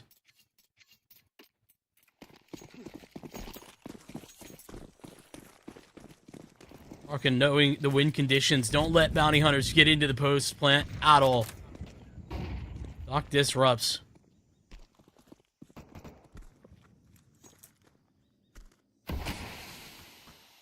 Yeah, just right on cue as well. Giving them that opportunity to quickly equalize. That's just an opportunity. You still have to capitalize on it. Still a pretty scary force buy coming up for Bounty Hunters. They spread themselves throughout the map.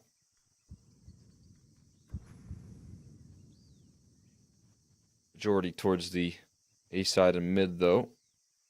So you kind of know where the target is. The A side split incoming. Where that late utility, silent crawler, you're going to see how much space you can collect here before you finally spring into action. Already in. Gonna throw a deeper donut smoke here at the moment. Super defensive. They're going to pop right through it. They're fully flashed. It's going to collapse in on this A-side play. Koala, though, wisely pushes into A main. And again, Doc just so good at creating chaos right there. Pushing past the smoke. And he's quite happy with that move there. 2 times in a row, pushing that CT smoke and putting the pressure on that offense. Sharks are very comfy to let bounty hunters have some space to work with, but you know, Sharks understand what space is so valuable and what isn't. Donut in that moment, not that valuable. Make it difficult for bounty hunters to force their way through, and as you said, they just flood the site with CTs as soon as they arrive on scene. Final nail in the coffin, and the force buy falls flat for bounty hunters. No additional bomb plant either. Means that even the idea of a repurchase is just out of the realm of possibility from the start. The bomb flashes over mid. There's nobody caught off guard. We're running it back. Same defensive smoke here for RDN. Not the same reaction for bounty hunters. They reroute. Gonna have a double up here to ready to catch the aggression. Nick's gonna be able to feast a little bit with those eeks. Hawk is overrun, but only a single casualty is not a concern whatsoever. And Sharks right back to a lead here. Back to winning ways. Leading into that CT side success that they are so eager to gather. Took them a while to figure it out on Mirage, but here on Ancient, you know, they activate early. They spring into action quickly here with the pistol. We'll see what they can do up against the actual rifle rounds, though. See if that provides any different stories.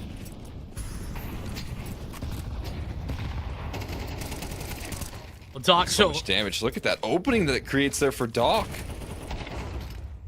Looks like a mirror image of what Doc was doing in the last half. He puts that same pressure on. Doc is a force to be reckoned with in Jaguar. 2v4. Nix gets a whole bunch of opportunities to add a third to the tally. Fade away, not so much, but Kafalo has his young oppers back.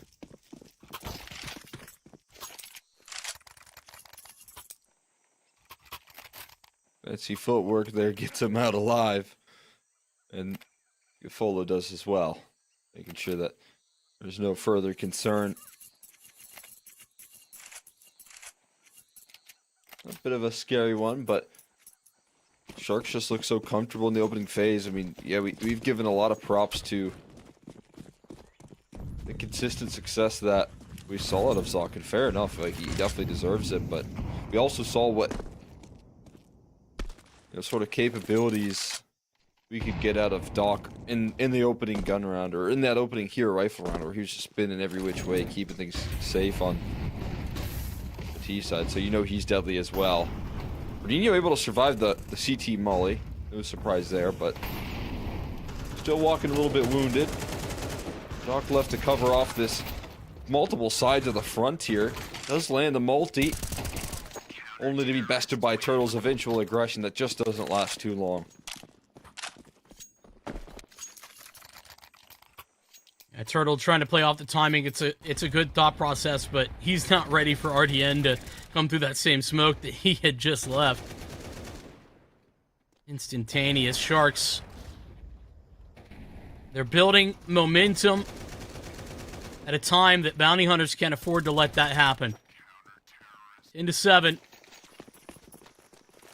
Bounty hunters yet to pick up a round on the T side.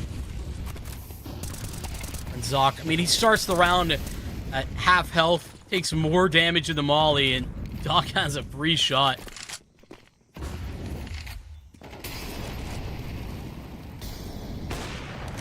Weird. There's a smoke, but where was it? Renino's got a smoke. Oh, it never activated here, and they just don't. They are not letting these A plays ever even start now. Earlier on, yeah, maybe they had to fly through the smoke to deny the retake, but now they can even start the conversation here at this point. And things running a little bit out of control. WP finding success. You think that Molly maybe provides safety, I'd imagine, but that's not the case.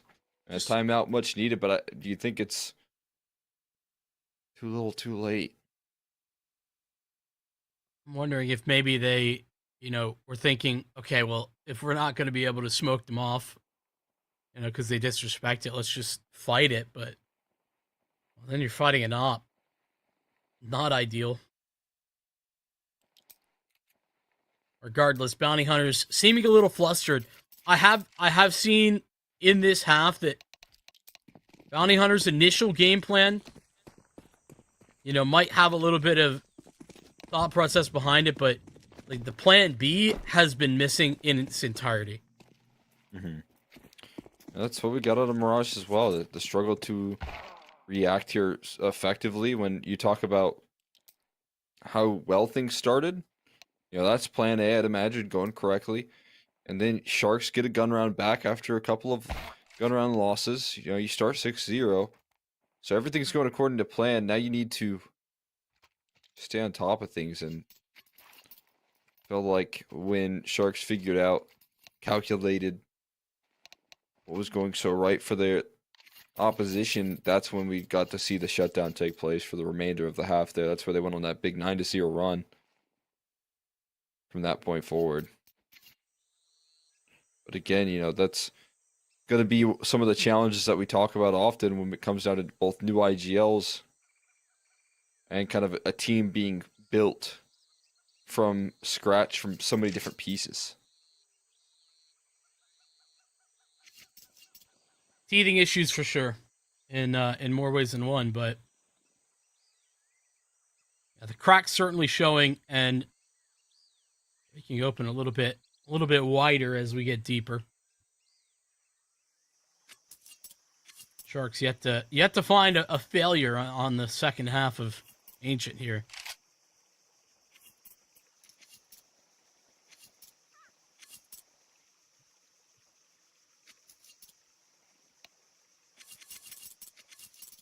It had been a big priority for Bounty Hunters, but I think they've never actually found a ton of success there. What they've gotten has mostly been off of Sharks playing defensively rather than Bounty Hunters winning some fights or finding victories.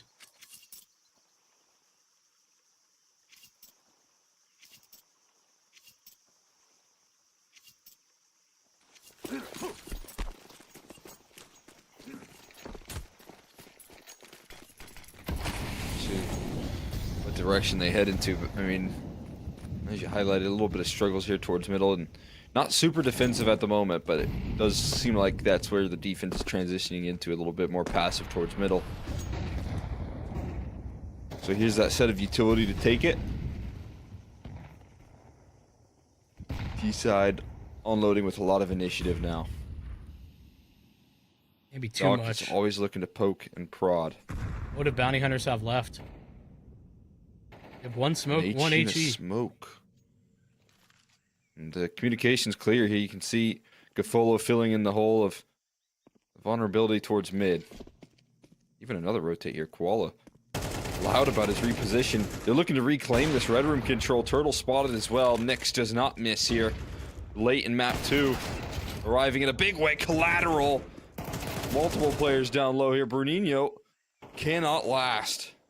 He's already in looking to cap this thing off. Spotted Turtle early on. Make sure that you can never succeed from that position. And Sharks continue to bite down on this series. They've just got such a firm grip on everything that they want to do. And we talked about a pretty big missing piece on Mirage being Nyx. That hasn't been the case. When given the opportunity, he has been connecting consistently. And he's not even really been necessary. RDN so consistent at getting his on A. And then Doc, a menace. Always difficult to deal with.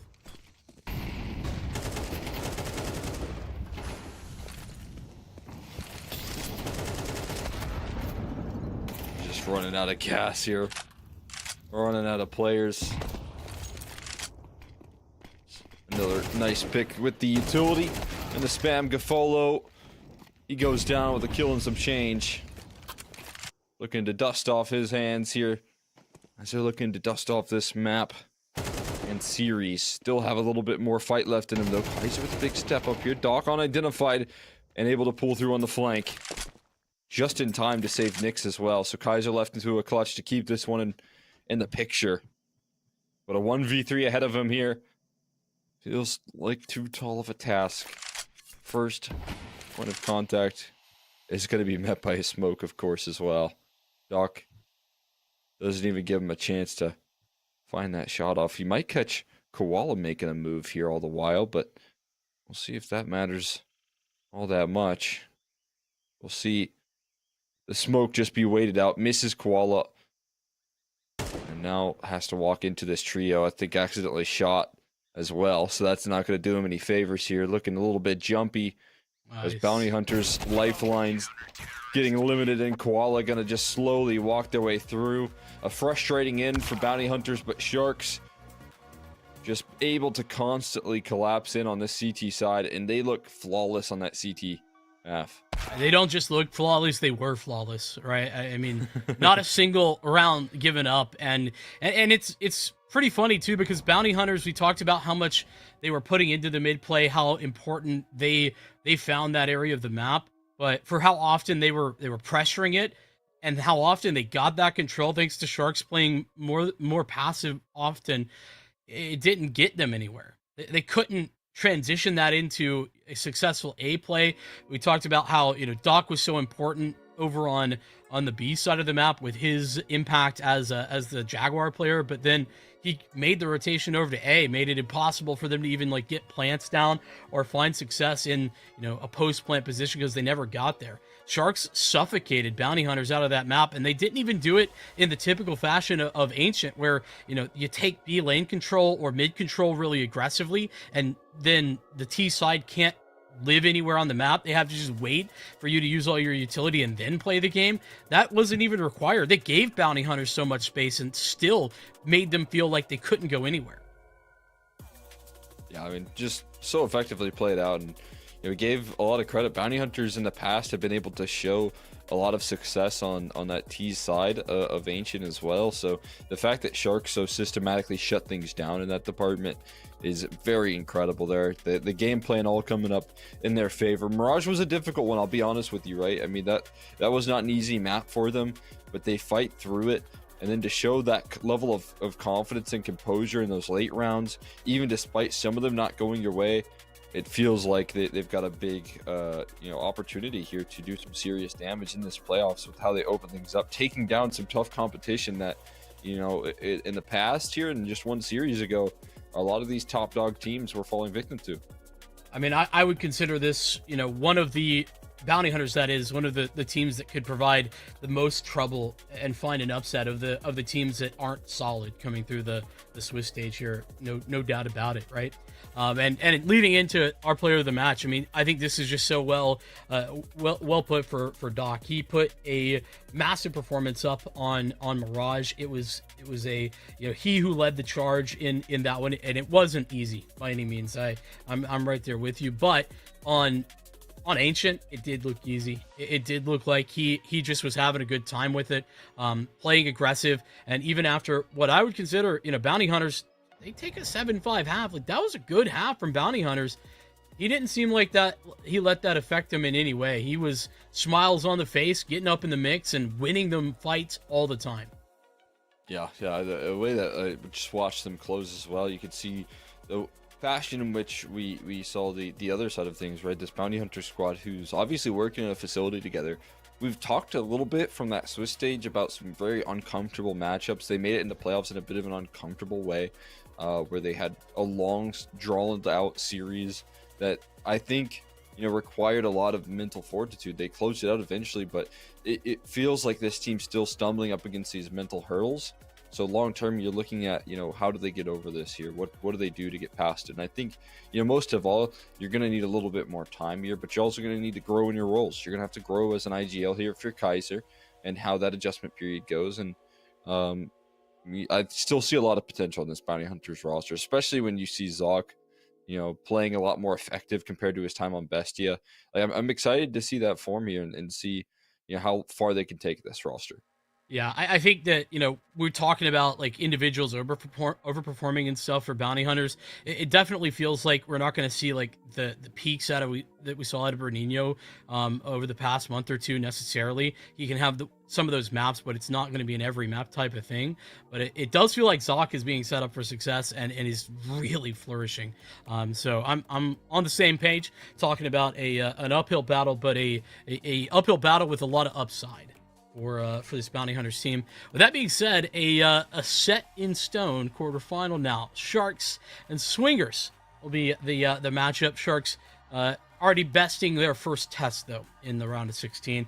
A good opportunity for Sharks to show up and honestly to make one of these deep runs and finally finish it off. Sharks go from a team that was constantly in finals here in CCT, especially towards like last season, to one that struggled pretty much all of last year to get to even semifinals and obviously grand finals as well. I think now they're in a position to do that, and I'm excited to see how that continues. We got one more round of 16 game though to close things out here today. Legacy and Uno Mille is going to be up on the docket. We got a bit of a break though coming up in between now and then, about 30 minutes time that we will be jumping into that one. So final round of 16 game here at CCT South America coming at you after this break.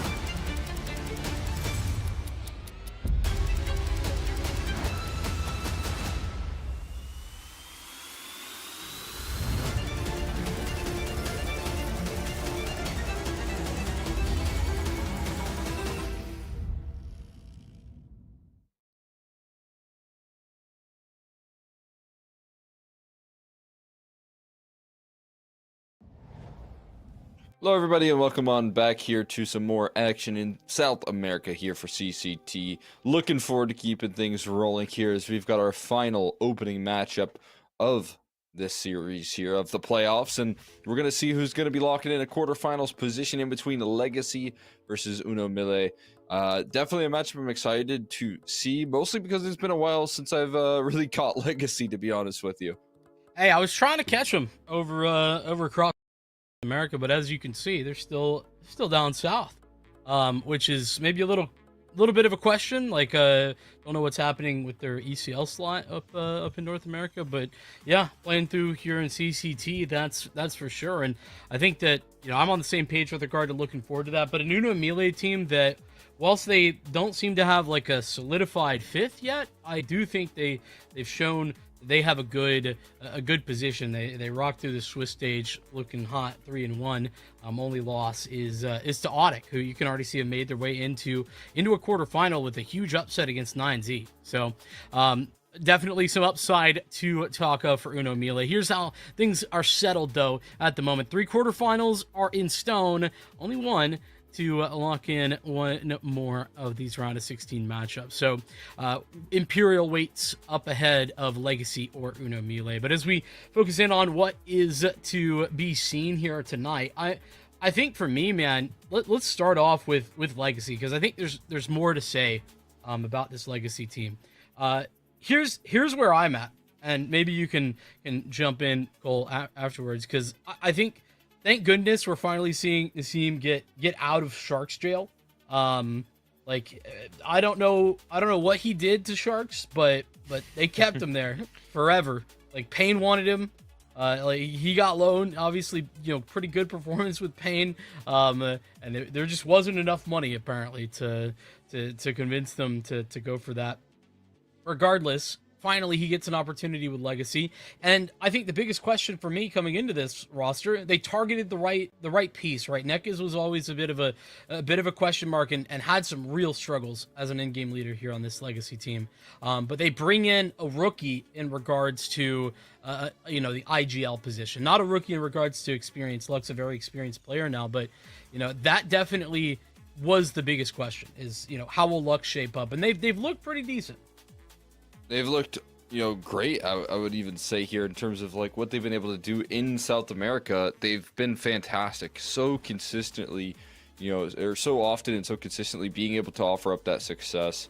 You know, not only do they like already lock themselves in a LAN qualifier with this team, but you know, in their opening matchup or opening like kind of debut with this roster, second place in a tough playoff bracket, lost to Bestia in the final in a very close matchup. So I think this team has so much proof of concept. I mean, you brought up Lux and what he can do here.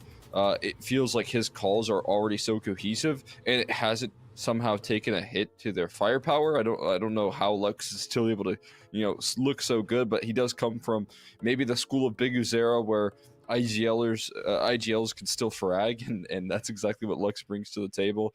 Nissim has broken free from that contract jail, as you said. This guy was a best of 3 off of a major playoff run here. That was in 2024 at Copenhagen. Was so incredibly close to a major playoff run. Like, this guy has serious experience and has elevated Payne to serious heights.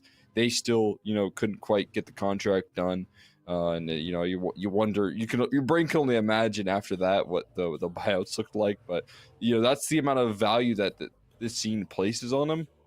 And for me, you know, it gives me a lot of excitement that this roster is already able to succeed, that we're going to be seeing them soon in some of these like tier 1 events. I'm in agreement. Not enough value to put him on the roster, though, is you know, the key missing there for Sharks. I'm right there with you, though. We've seen a lot of good looks already, and for their opposition, here's where I see Uno Mille. I think that this is a team that has a very strong floor. You know, they show that making their way through a Swiss stage. That being said, I think the ceiling that this team can find is a little bit lower than other teams that do the Swiss stage at this event. So I think that they are able to find some wins here. I think that this is a winnable game. I do struggle to see consistent firepower though from what is this team, and maybe that's partially because they haven't officially locked in a fifth. Leo Munster's been playing this whole event, but according to HLTV, they're still 4 strong. But I mean, Leo Munster has been good. The problem is, I mean, this is a sort of a weird head-to-head, to be honest. I think you could sort of select just about anyone on the opposition, and they're at or above where Leo Munster has been performing if you just look at like even just the rating without even looking at anything else. Yeah, absolutely. I mean, and again, this is, not all that unsurprising that Lux has been able to kind of deliver here for his side in his camp. Like, he has consistently been one of the top performers in their matchup versus Fluxo to qualify for IEM Dallas, was one of the top performers there. It just feels like he is playing very active, calling around himself. When he needs to win a round, he knows what he has to do to do it. It's pretty impressive. And as you see, Leo Monster being one of the key pieces here for Uno Mille is interesting because it leaves them in a position where, again, there's still question marks around this roster, around the 5th player. Not officially a part of this team here just yet in terms of the 5-man squad. It's a question mark around if he's going to be here long term, and he's been performing quite well, especially throughout that Swiss stage. But like you said, the head-to-head here is where the real challenge is, and you've got to be able to win piece by piece up against this legacy team. Since they got rid of Nekes, I just don't think there's a real weak point of this roster. Yeah, and I think that's perfect way to segue into this veto, because there isn't a weak spot. There's not a clear target for Uno Mille to look towards, especially when bigger problem maybe even for Uno Mille is that the maps that they're good at, Legacy are also good at, and I think that's where they're at. Is so we get an Inferno ban in and through. This is a team that does ban 2 maps, right? So there's already going to be an opening here. The good news is that both teams like to ban trains, so Uno Mille don't get punished in the same way that they might if Legacy were to be a train team. But you pick into Anubis, and this is a map that I like from Uno Mille. I enjoy this map. I think they do a good job here. The issue is that they have already been struggling against not just this team, but any team that's in the, I would say, conversation for playoffs here at CCT. They're probably struggling a little bit against them. The exception being Bounty Hunters, but they also lost this map, being Anubis, that is in the Dallas qualifier, I think. So they start off in a position where they're already at a huge disadvantage, and that's before we talk about Ancient Nuke. Yeah, that's kind of the tough position that this roster does find themselves on. I do think this is going to be a very difficult one for, this Uno Mille roster to head into this matchup comp. Well, I mean, we'll see if they can paint a prettier picture here for themselves as we're ready to hop on into the action, ready to see things into practice. As you highlighted, Anubis could be an opportunity to start off well, but, Legacy is a tough team to catch off guard in that department. So we hop on in to get that T-Sed start as well as a little extra luxury for themselves.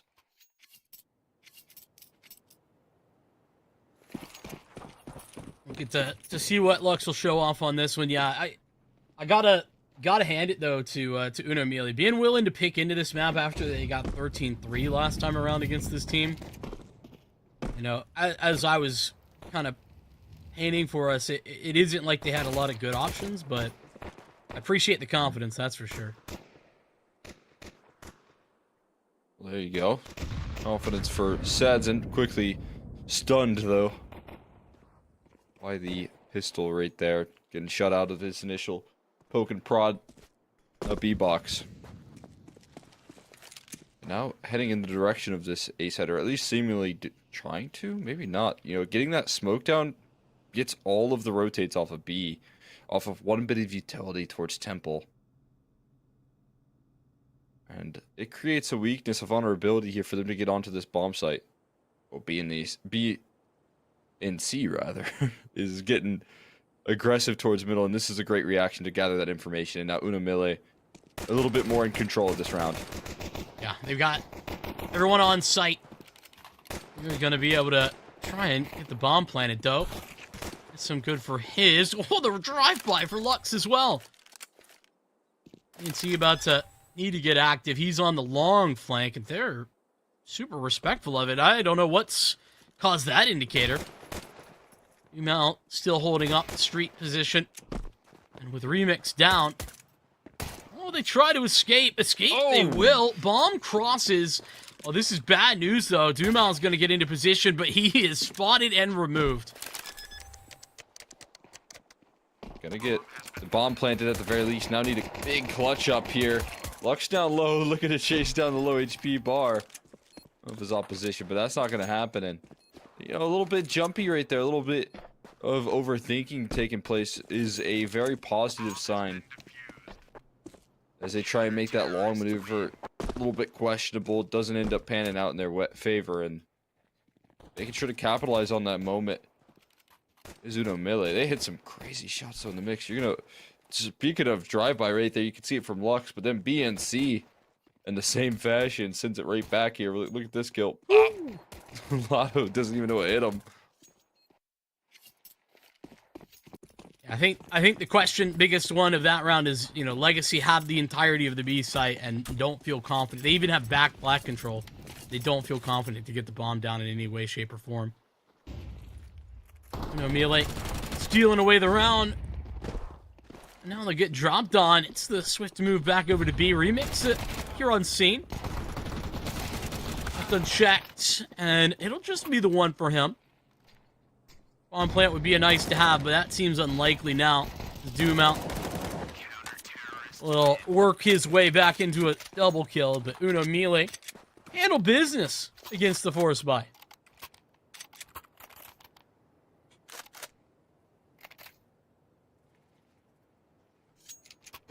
That they do. And again, you know, talk about confidence here. We're seeing a whole lot of that at the moment from this CT side. You know, taking a lot of initiative up against the pistols, you know, to be fair, but it's all even on the pistol round, but they didn't hesitate to quickly move. So it seems like they're very well prepared for this matchup at the moment.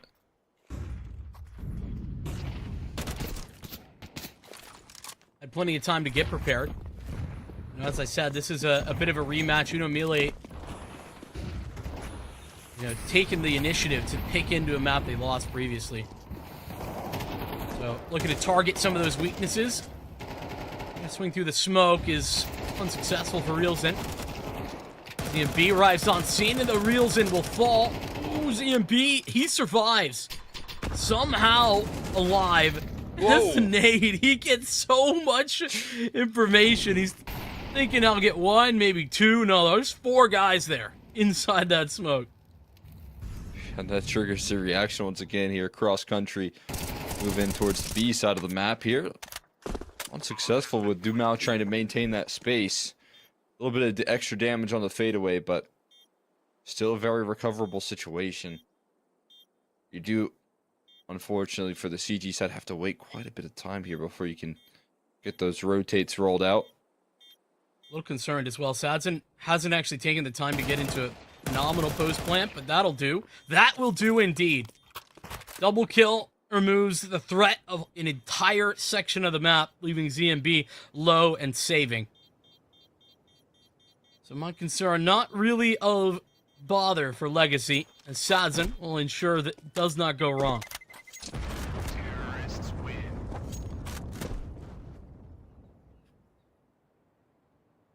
Yeah, comfortably handled right there. Sadson a big piece of this roster. You know, last year I think early on was able to make quite a big splash. I was very excited for him as a prospect because he's, you know, still pretty young individual, right? He's got a lot of potential and a lot of future. Only 20 years old at the moment, but comes through from that W7M squad. And when he left that team was left in shambles. Yeah. They were broken. I mean, they never looked the same. But it's a very clear reason why he's so calm, he's so patient, he's so good at setting his teammates up here. And already opening up the server in a big way is Nissum. Getting aggressive as can be, looking for the trade available. Flash is perfectly placed. Now Sadson giving a little setup for the knockdown, and They just collapse so quickly on this defense here.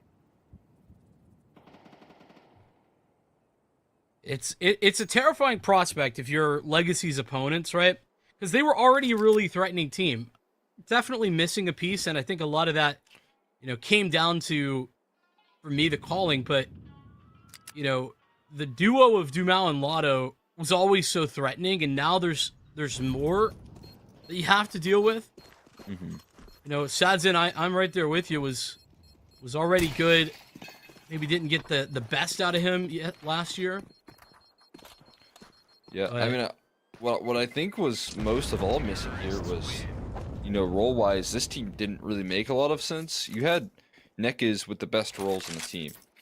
And by far, unfortunately, like the worst individual on this roster in terms of the mechanics, right? He just wasn't quite up to snuff, and he was taking, a lot of the roles that you would expect for a player like Dumao to take there. But, because of the CT side calling and the way that, IGL likes to be in a position to be in the majority of action and be able to rotate when necessary. Nekiz was taking a lot of those positions that now Dumao plays, and it felt like it was just a construction that didn't fully make sense to me. And then we see Lux come in. He's still, pretty sacrificial. You're seeing Dumao play these roles that I think are necessary, and the team just looks like it has a lot more inspiration with the calls and with the defense. They have good CT sides finally. This map used to be a huge vulnerability for them. They could lose it to any old NA team for that matter, and certainly in South America as well. So that was a huge turning point here, is kind of trying to figure out the role situation as well as the calling, right? those go hand in hand. I mean, as we've seen. Good defensive flashbang. Gonna on this one a little bit of an opportunity. He's got Suds in support. It was Glock mode. And I mean, Sadzin, we haven't even gotten to talk about, him otherwise, but on the rifle, he is coming alive here in the early stages. Yeah, I mean, those are ecos, but last round it wasn't.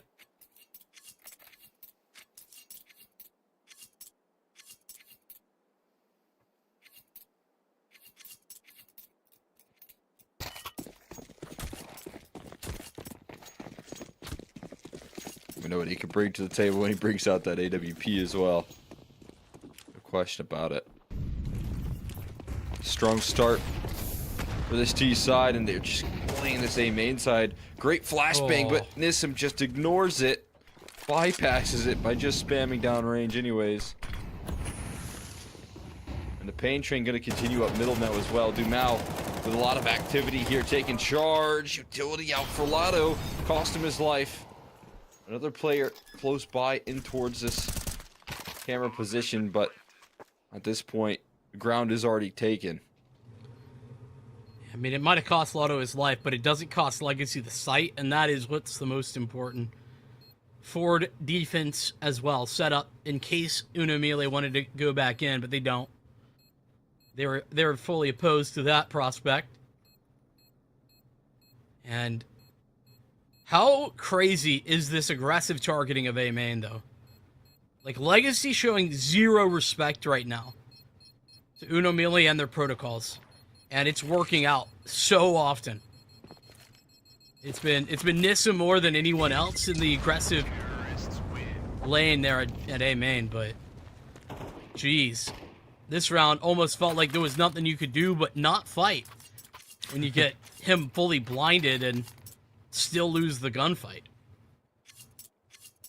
I mean, Nissim just taking a lot of initiative. It's back-to-back, gun round victories when it comes down to just running it down A main. And they put a lot of priority, a lot of targeting on this position. Nissim just winning these duels, giving them the ease of access to take this control. Talk about some of the struggles of the calling, and I think a lot of that led to some really difficult T sides in the past for Nekiz that were mostly just a lack of activity. Sometimes you just have no map control late into a round. But right now we're seeing with this new identity that they've taken on. They don't wait. They don't sit around and wait to find out here. Nissim does it again. ZMB caught by a flashbang. He's trying to return the exact same thing that Nissim just did to him around prior, spamming while blind, but it may be Nissim good takes news. full advantage. I think that was Reelsin who got caught last round. Oh, okay. Well, that's got to be a little relief there for these A-side players. Yeah, like finally it's not me, dude. You try it. Yeah, he's like, it's easy, just shoot while blind back. And then it's not that easy, turns out. Yeah, actually pretty tough, believe it or not.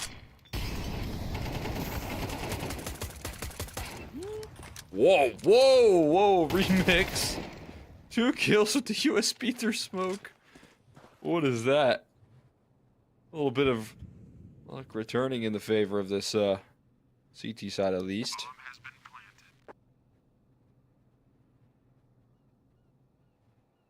But not going to be enough to get through this trial of a round.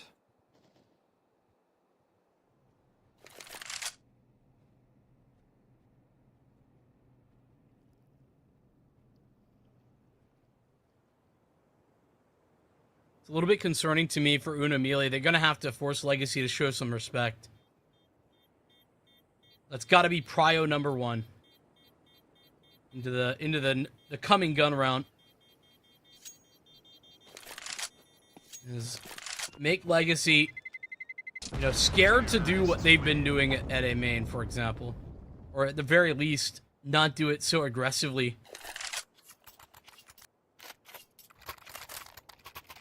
Maybe a key part of that can be the first remix op.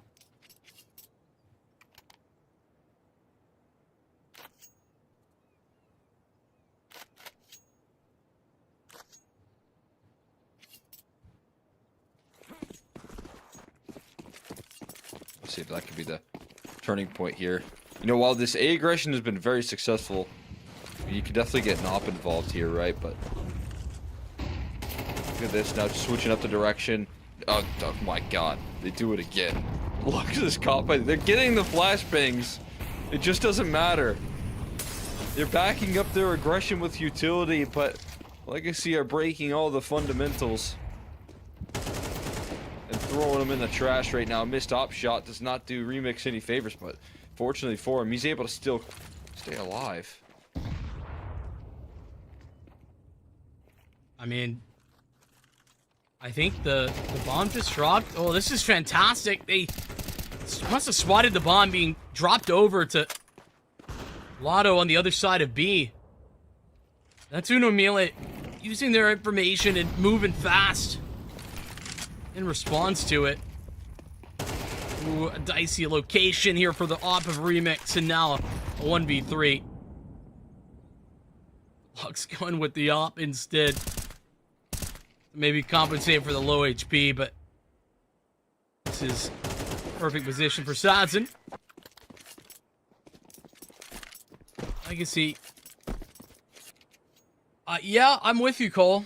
I don't think Uno Melee do a lot wrong in that round. Missed shot for Reelsin is maybe, or Remix rather, notwithstanding, but like they get the blind. They have more guys on the site. Like, what more can you do? I don't know, man. That's a really tough position to find yourself in. Left asking those sort of questions. Never a good feeling. When you're making some right moves here. I mean, in theory, if that's not a blind kill for Lux, it's probably an opening duel going in your favor. You know how important those are. But things just not turning in their direction at the moment.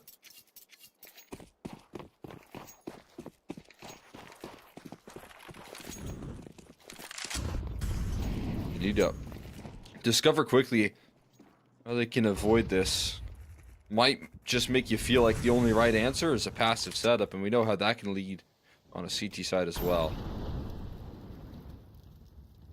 Maybe you can take a little bit of good news. Legacy finally showing a little bit of respect at A main, actually tossing, the utility such that they can scale with some safety. Close here. Ooh, double up in mid for BNC. Lotto's still available on scene, but Remix trades. 2 on 3. Guns recovered. And the bomb down. That's huge right there. A lot of resistance this time towards middle for this T side, but it's met with equal and opposite force, not more.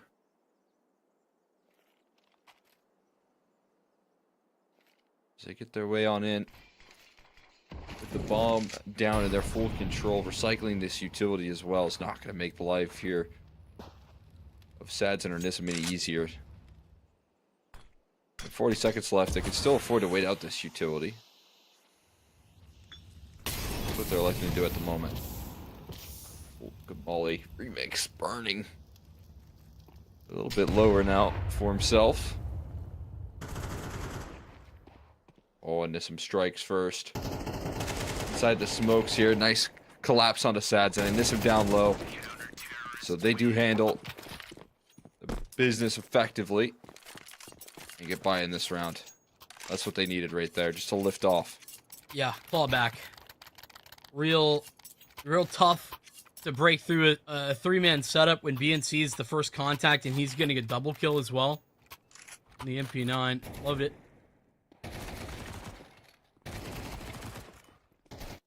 They even showed a lot of diligence to clear him. Just that surprise factor, too much to handle. Get Remix back on an AWP. Plenty of money on the repurchase though for Legacy.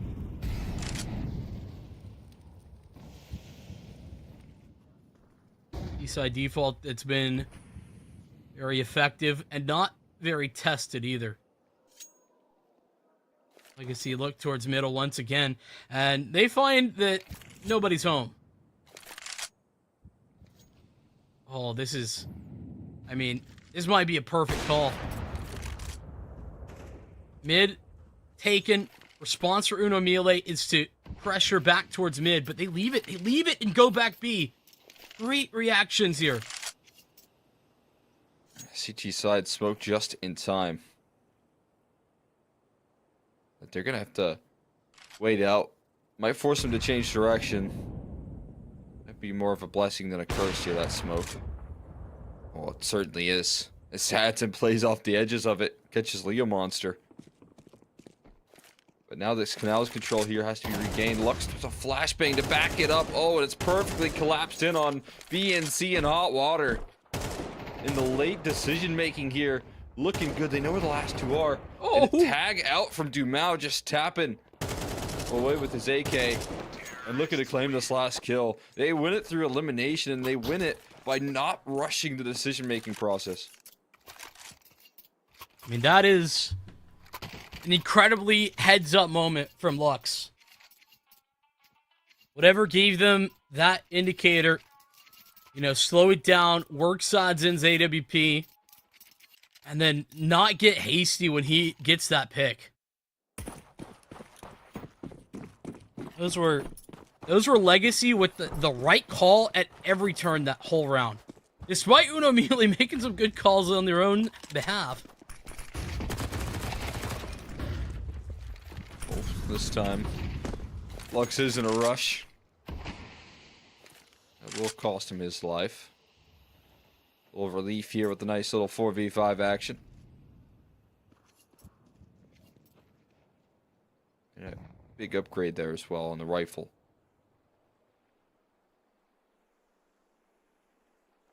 But yeah, I mean, that sort of late round decision tree here for Lux has been something that this team has definitely needed. Starting off this one, trying to make a move, trying to disrespect A main once again, but this is a defense that is forcing a little bit of respect on their name. Double up actually in this round too for Uno Mille. Got ZMB on one. They've left Remix to cover A after the initial positive duel in main. CMB just still waiting for that smoke to fade, but Given the low HP bar, he's going to take the op and get them both. Side players fall. There's still one on scene in Leo Monster. He can't have any impact on denying the bomb plant. And they'll slide back into a post plant with all three in man. There's no smoke for coverage of this bomb either.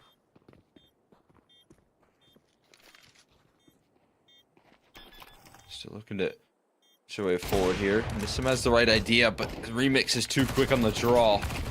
It draws out a lot of attention here. These MP9s continue to charge things down. It's a lineup though for Lotto.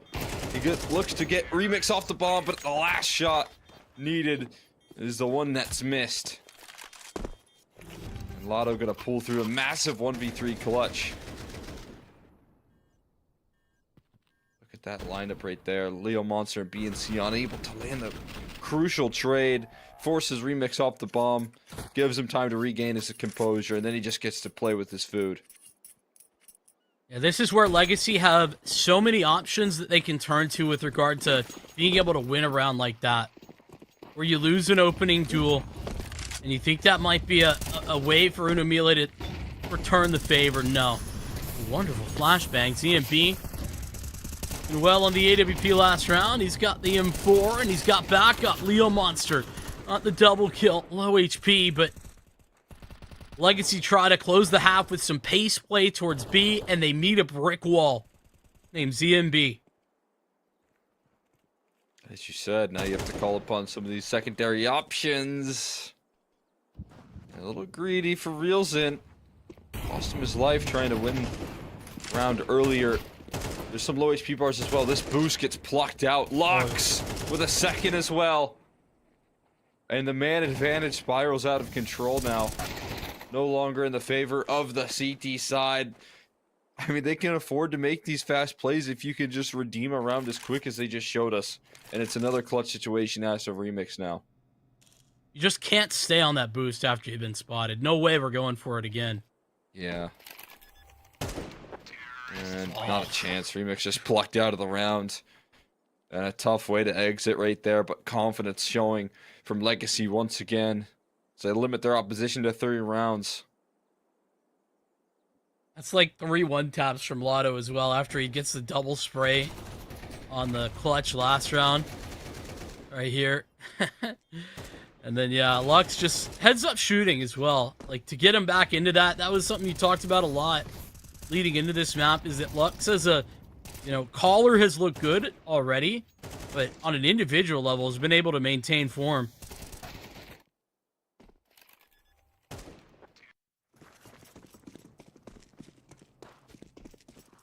Yeah, he's got, like, now a pretty deep bag here with his ability to call, man. And then, again, just hasn't taken a hit on his individual performance whatsoever, so. A lot of teams are struggling up against this Legacy squad. It's not an easy team to handle. Leo Monster sets a tone early. Nice opening duel for himself.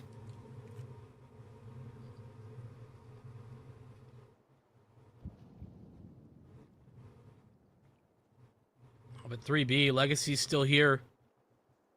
And so as Unomile close in on what seems to more likely than not be the B play, how do Legacy respond? They're going to take 3 into E-Box.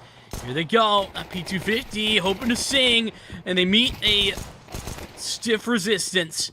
Monster, though, clears them out. Lotto. A lot to do. A tall task, and it's Leo again. The rock here of Unomile.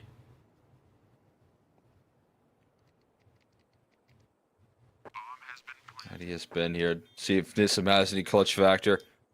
In 1v3. He's got to push this boulder up the hill.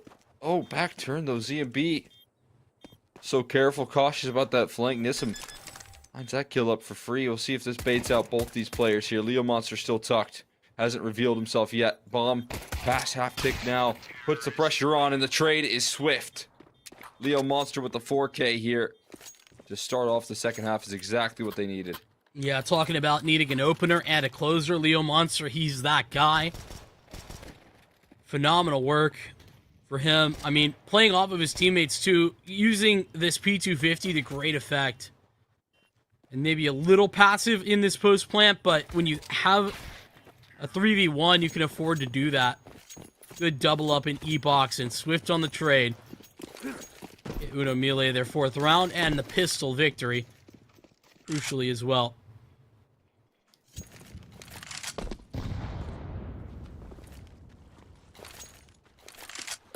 We get the full eco here.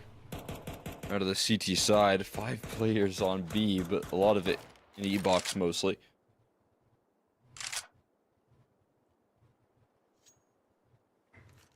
That's the direction that they want to bring the element of surprise. That Molly's gonna at least tick Nissim. But not 5 players heard. That tick. There's a flashbang. Reaction and a chase here, but they keep the distance nicely. Should be pretty comfortable here as Leo Monster gains some confidence building kills.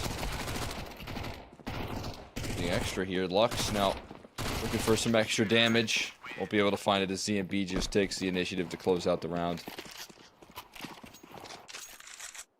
Before we hop into the defensive gun rounds here.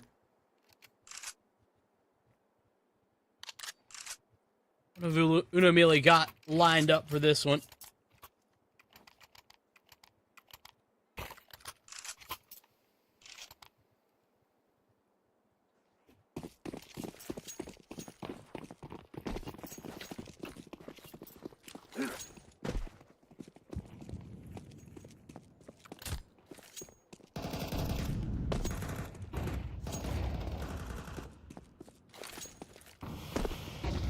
Be back to default pressure over here in main, and good for a double. Sadson has a field day with him. Uno Melee will eventually get that area of the map, but it's a high cost in 2 players down, Leo Monster and Rialzen. I think they wanted to, you know, kind of force that same respect from the CT side, do the exact same thing that was done to them last half, right? Last go around. Where a lot of early A pressure was taking place, creating a lot of discomfort, but protocols here of that CT side hold up a little bit better, a little more together. Still gotta close out. The re-aggression's gonna help here. Dumao's getting active here through middle. So that little bit of initiative here that you want your confident player to make there, and as they look to turn the corner, just when they're ready with their execute, that's when you just get disrupted. I mean, they can't afford to try and search Dumao out. They've either got to go into the Lion's Den or they got to save. And Uno Melee called the save. Ouch. Those are not... neither of those are 2 decisions that you want to make, but gotta do it. Yeah, maybe Legacy. Understanding where Uno Melee might want to target, like you said, it's where Legacy had so much success in the opening stages of the first half. But Legacy prepared for the main aggression. Get to Mal, who's on an island. You know, he's very separated. But he gets so much perfect information, and he's on scene before Uno Melee even start to think about a flank.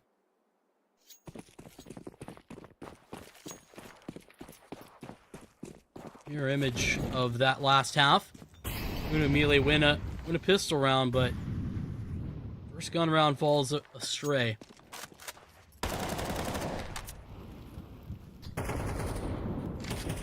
Feel the full brunt of the protocols right now of that CT side as soon as the guns do get brought out. Look at this, Dumao. Oh, with a lot of resistance around the corner. He's prepared. He's ready. Good for one. Before traded out quickly. There's too much aggression from the T side, but again, reaction is pretty swift from the defense. Smokes and mollies in return here as they swing for the fences on the re-aggro, and Sadson and Nissim combine and collapse. There's such a difference here. Absolutely living CT side right in front of us. anything but stagnant here, always moving.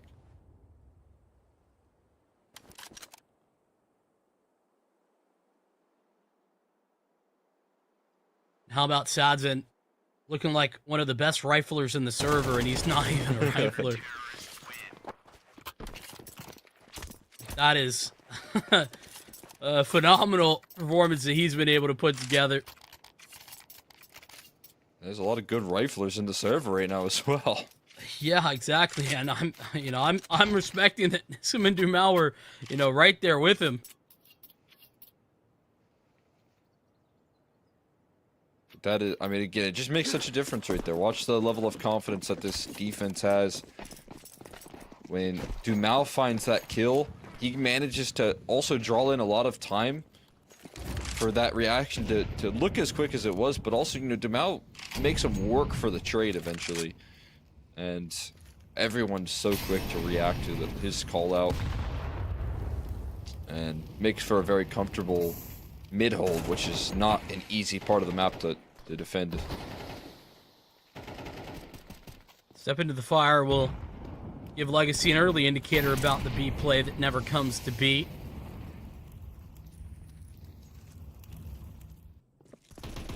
Nissim in a nasty spot here, actually. Might be a little bit unsupported. He's got Lux. And so that will be enough.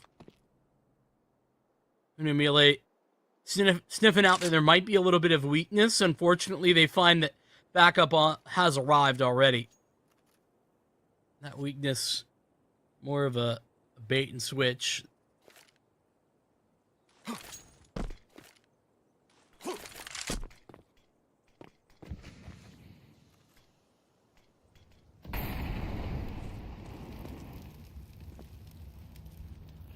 Just left a little bit stunned here. Stunted as his force by, not really giving him a lot of room to maneuver here. Lux will eventually fall on this B side. Might gain some access on this play. Flashes are a little bit awkward from the defense here, and some low HP bars. Gonna make him work for this close. They do just that here. Start to grind through the resistance. The HG's nice headshot for Remix, but you just can't get past the Tech 9 being used against you. You lose some bodies here, but Legacy don't lose the round. And when you're 12-5 up, that's about all you care about. And 12-5 up allows Legacy to play this aggressively. They're not afraid to take these fights. They know that they've got, a loss here isn't the end of the world, and as unlikely as it is, you can just take some additional advantages, push them to the extreme. 12-5 could be 13-5 quickly here. Not the greatest of buys either. Reels and ZMB are on pistols.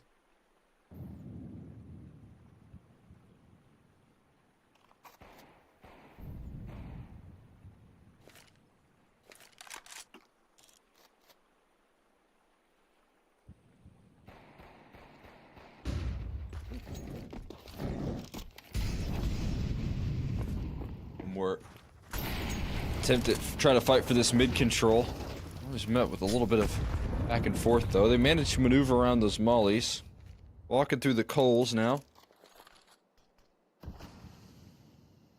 But Temple Smoke with this AWP position deep in towards a main Sadzin and Nissim putting a lot of faith in concession of this mid control here.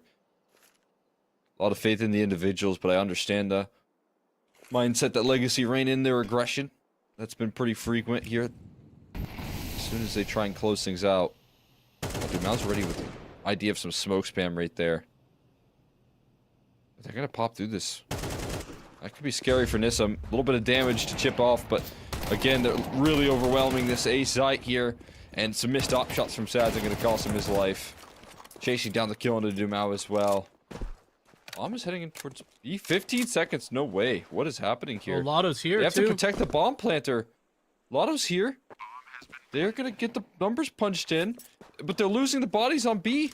It's only one player now. In E-box, tapped the bomb. And Lotto goes down, so does Lux. What on earth is happening? I wasn't really paying attention to where the bomb started, to be honest with you, just because it initially was towards mid with 4 players who were pressuring mid. I don't know how we got to a position where Uno Melee are thinking B is the call, especially not when the A side has fallen, but... How is it? Okay, that's bizarre that it's that disjointed. We're taking all of A. What is happening? Why are we planting the bomb? Why are we bringing the bomb B? The whole initiative with the utility with the setup was to go through A main. Well, it's to go through mid. Yeah, go through mid and then I don't know. That's a wild thing to see right there. Unfortunately, it doesn't cost them. Would have been a rough way to lose, but they avoid that reality, and I think that is a huge relief for them. Oh, hello. Lux. Just, I think, the shin guard scene, but that's enough to cause ZMB remove him. No panic. Nasum is seen. There's that boost. It's unaffected for BNC. Don't realize that that's a gun. Mel's picked it up. CMP may be a little easier fight onto him if there ever does come a time. But Leo Monster waves goodbye to Doom out. Eco round about to end in some wins here for Uno Melee.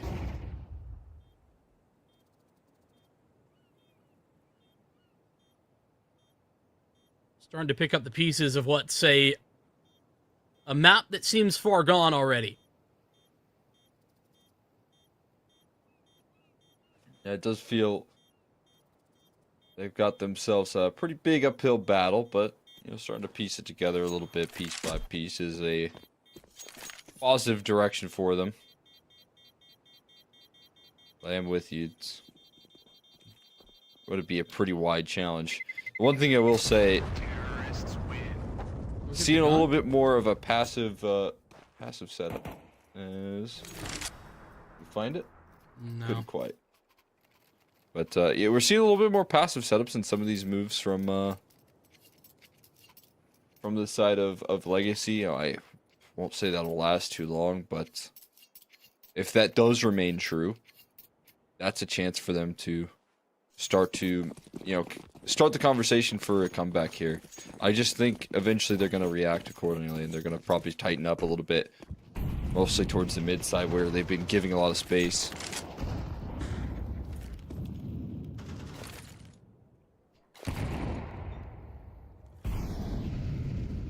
A lot of A pressure on the initial look here for Uno Melee to start round 20.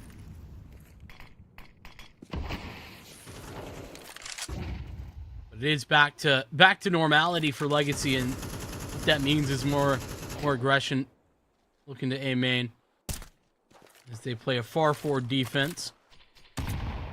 Speaking of, though, Leo Monster quite far forward. Already into E-Box, has snuck in here. Not unknown to the CTs, but the depth that he's found might be a little bit more surprising.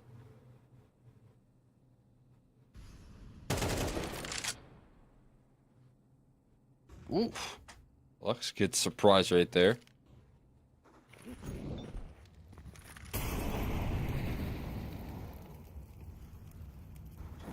And as he's knocked out of the server here again, there's a bit of disruption in between the setup at the moment. You know, bomb in a pretty neutral location this time, but a duo towards A and a duo towards B on the extremity with 20 seconds left is going to put some time pressure on him. Caught with utility out, Leo Monster strikes, and another big entry here. Leo Monster on the tear. 15 seconds left, does, again, force a little bit of panic. They fight their way through this round. Just about safely planted around that corner. Now the op of ZMB gonna get involved. An arm shot off. Nissen here puts Sads in at a clutch, but he can't quite dice up these fights. They will close and they'll continue this conversation. They will, and that's you know, all in addition to the fact that Legacy at 25 seconds knows this is B play, are all rotating off of a really telegraphed smoke in front of A main from the T side. Gives them that info away. But they can't deny the planter. Lux gets caught out. And, you know, it's just like you said, Legacy playing a little bit more passive, not even in a really bad way, just letting Uno Mille take the initiative on that B site is what really punishes them. Yeah, I mean, I will say, like, the way that they've been winning rounds so far, it's taking map control here, throwing aggression in the face of every, like, kind of bit of information that they get out of Uno Mille. So as soon as you hear a little bit of mid poking and prodding, you then collapse on middle as a CT side. Same thing towards A. I didn't expect that to continue for very long. It does continue for another gun round, though, crucially. They start to count things up. Press the mid prong of approach, though. Do get caught. It's a good bit of patience paying off here for this Uno Mille squad.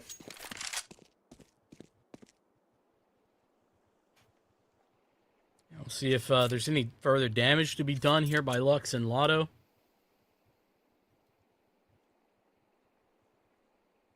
Seems pretty unlikely.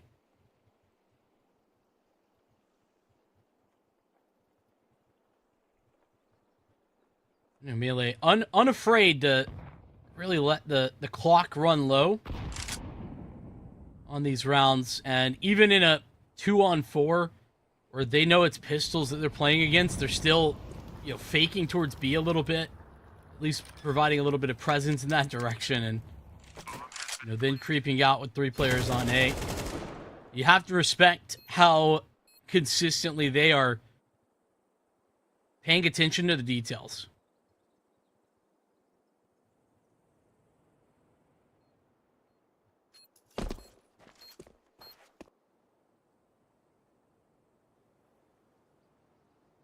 Right now, those details bring them a whole lot. Starting to really read into the next step here for Legacy. This closes it a little bit more difficult than they like, I feel like, and might, as this game gets a little closer. I mean, you talk about the position that you're at when you're 12-5 up. You are going to be going aggressive. You're going to be taking some opening duels, and if you get punished, it's no big deal. You got a bunch of other rounds to try and close it out. But at this point, you know, not the same luxury. He's becoming a little closer.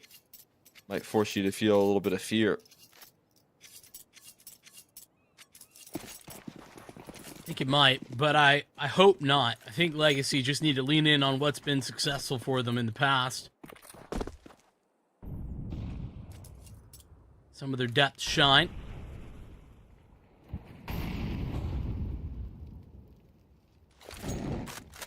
But it is a little bit more of the same right now from them. We'll get Sadzin's op prepped at A. Got Nissim, though, very close by.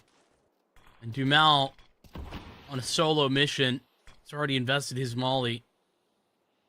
And he's just got one smoke to hold off the Uno Mille mid take.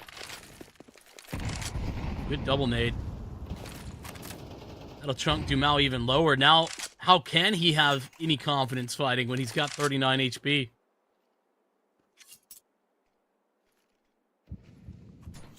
Gonna force you to play a little bit further back, put a little fear into his heart with the effective utility.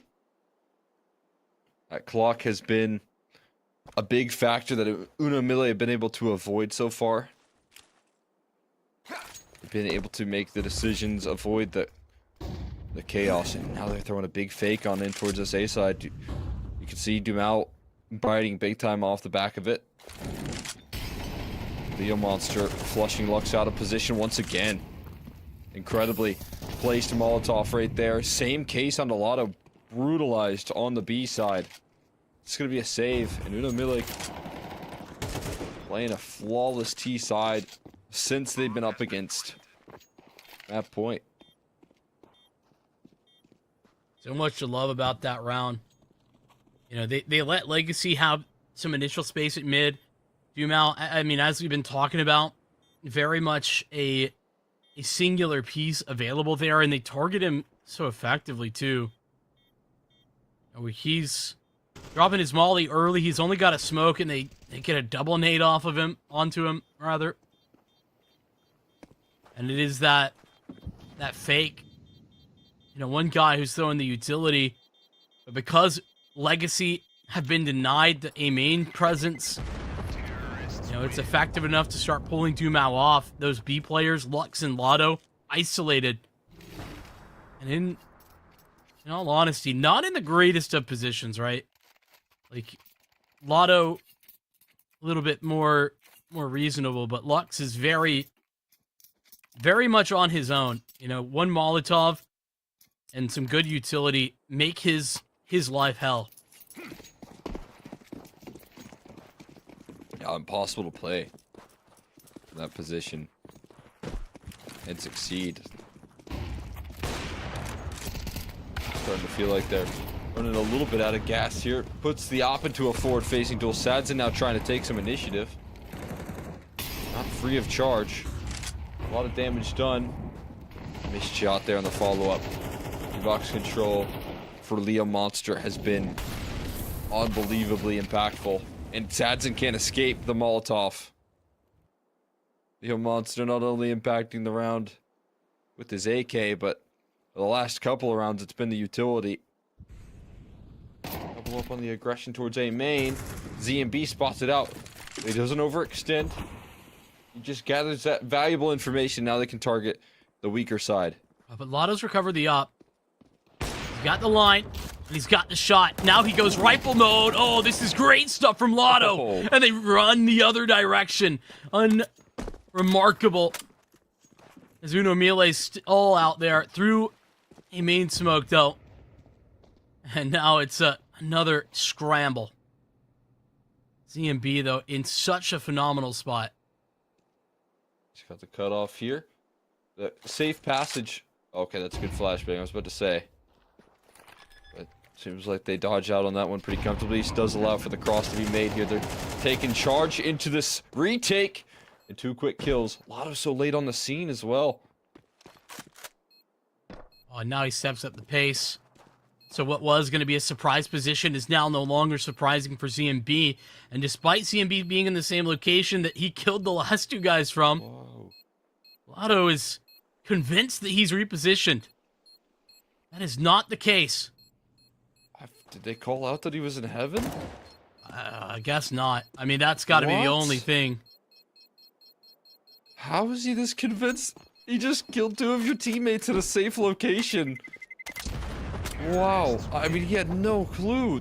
I don't think that communication ever got called over. Maybe, I mean, there has to have been some sort of miscomm there, right? Had to, yeah. What a devastating time for that to happen. Round 23, when you have map point after map point that you've had the chance to close 3-on-2, and you just can't get the trade. Lotto saved the round and unfortunately can't save it again. Called upon multiple times right there. There's so much you can ask of him.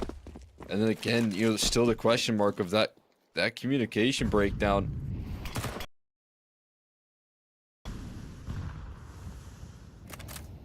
As reality strikes 1 round off of overtime. What looked to be a breeze of a map here on Anubis. It's becoming a bit of a nightmare for Legacy at the moment. Quayside struggles remain. Last round, Sadson put himself at the tip of the spear. On the front lines with that AWP, trying to activate, trying to give his team some relief here. Some map control, some space. He's doing that same thing once again. 12-5. No one's budging. I can see, knowing how effective Leo Monster has been, Lux never giving up the space at E-Box.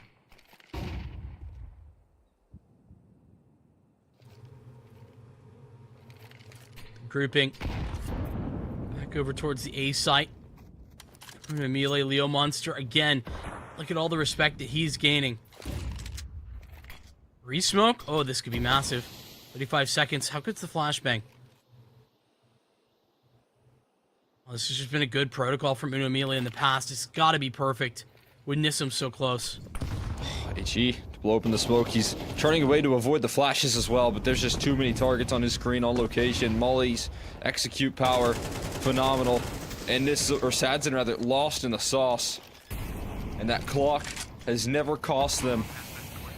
They managed to work it to perfection once again.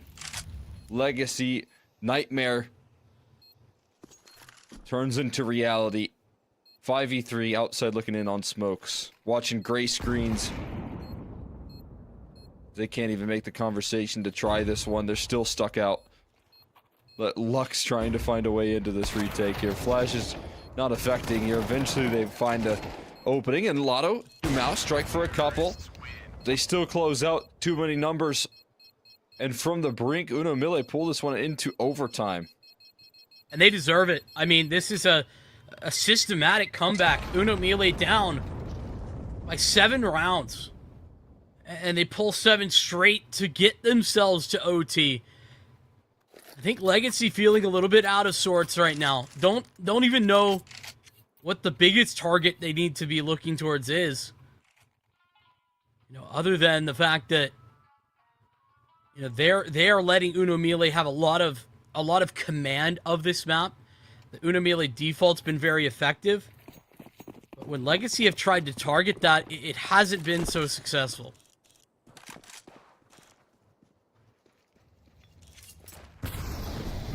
Yeah, this, you know, control here established a little too late. That Sichi side just constantly forced into really good executes. I mean, Uno Melee, got to give them a lot of credit here for what they're doing in terms of manipulating those rotates. They've got the defense exactly where they want them, when they want them, and they give themselves enough time for if things go wrong, they have a chance to adjust. That has not cost them yet, and in some of these rounds, it probably just should. Yeah, it's been close a bunch of times. Well, they'll test middle. Sadson's op, not yet seen. Support here of the Rifler in addition to that. And Molotov and Sadson combat opping. Will break his way out of a difficult spot. Now Lotto and Lux can be relied upon on B. It's no longer got the more favorable positioning for Uno Melee. Neo Monster gone. His dominance in E-Box no longer factored in. Overtime, a different beast, it seems.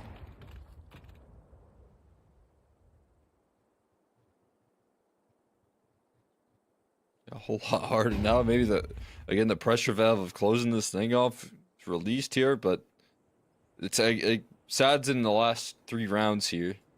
Unsuccessfully in the last couple maybe, but successfully in this round is the big difference maker. I mean, he's finally able to find some opening duels with the AWP, but 3 seconds left. Not enough time to make this happen. So a kill on the way out there is alright. But I mean, I think finally given the chance to succeed with his op.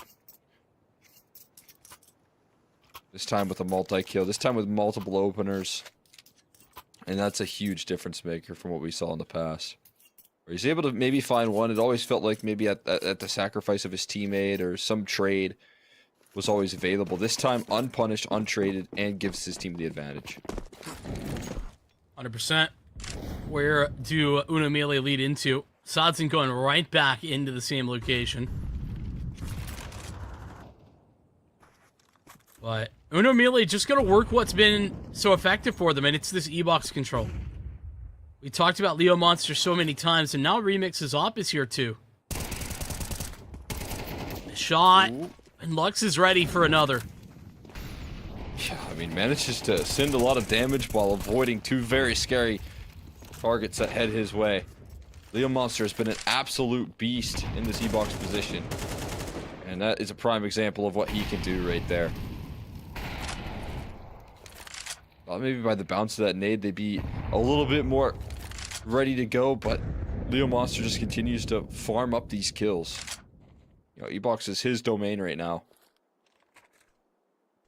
Yeah, you look at Lux's performance, and I think that is a very key indicator of how effective Leo Monster's been. You know, it's been Lux dueling with him more often than not. Sadson, he's moved back over to A right now. Bomb still to be collected. 35 seconds. There's not a ton of time. 5-on-4, though. So it should be a very clear advantage wherever Uno Mille look to lead. And again, it's Leo Monster pressuring E-Box, keeping the rotations in check. And now Sadson's a man alone here on the A bomb site against the bomb. They need a miracle.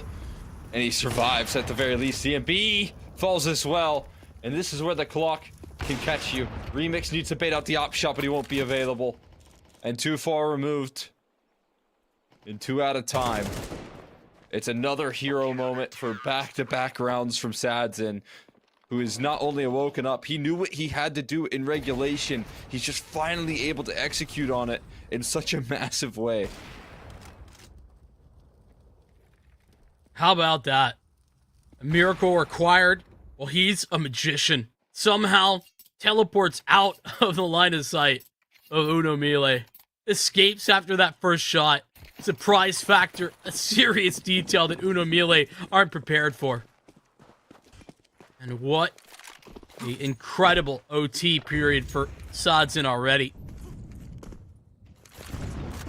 Base change time. Uno Mille don't have the bomb though. This is just to get a main control.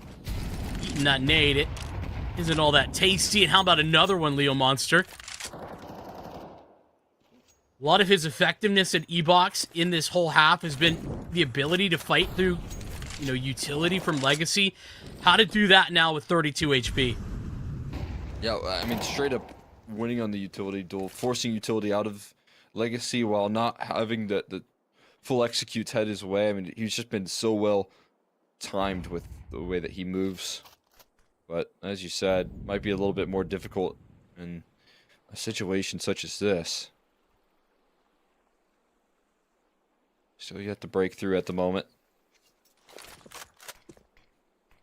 But gearing up once again for a B-side finish. This time Sadson might not be available. In the same fashion, another great HE tossed in. Molly to follow it up. Taking Burning down. Lux wants to be constantly in the face of this T side. Doesn't overextend though. Just throws the flash, continues to contain the space. They're gonna all have to run into a duo. Lux a little bit blinded up, but that allows Lado to strike here. Transfer looking good. Dumao just in time to thread the finish, and Legacy find 3 in a row. When the weight of closing out the map is off their shoulders, that's when they really shine. But I mean, it really did come down to the individuals and a great E-Box adaptation in that last round, I feel like. Yeah. Sadson is the individual in particular in those first 2 rounds. I mean, they put all the weight on Sadson's shoulder in those first 2 rounds, and he flourishes under that weight. But I'm with you on the E-Box. Not even like a huge adjustment. I think that more Uno Mille, utility, right? Well, they aren't even able to do their winning strategy because they start with so much less because of how aggressive they work day main, where they're looking to, you know, body their way through some of that util as well. And then, like you're highlighting, good utility. It's just the cherry on top for Legacy.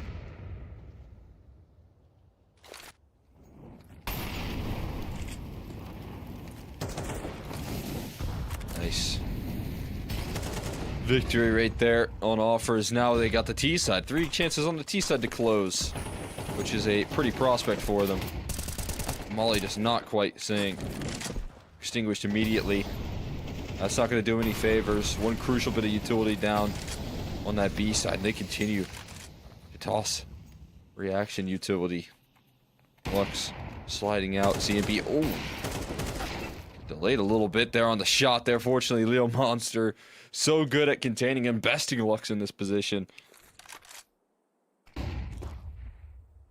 It's a head-to-head that Leo has dominated. Right into Remix crosshair goes Doom out. 4v5 is a tough spot. 3v5 even tougher. Leo Monster, maybe not as dedicated. Checking that one out. Sadzen gets his. He's back on the rifle now. And he was a hero with this rifle, actually, in the first half, too. Maybe forgot about it with the heroic AWP plays we saw in the overtime. He's going to make sure to remind you. Oh, man. Got the backside covered right there. BNC falls. He has sold this one completely. And he was on an island doing it. And the rest of Legacy walking into this B side saying, I can't believe it. There's no one here. Where'd they go? It must Satchin's not out know. there sweating. Putting in work in OT.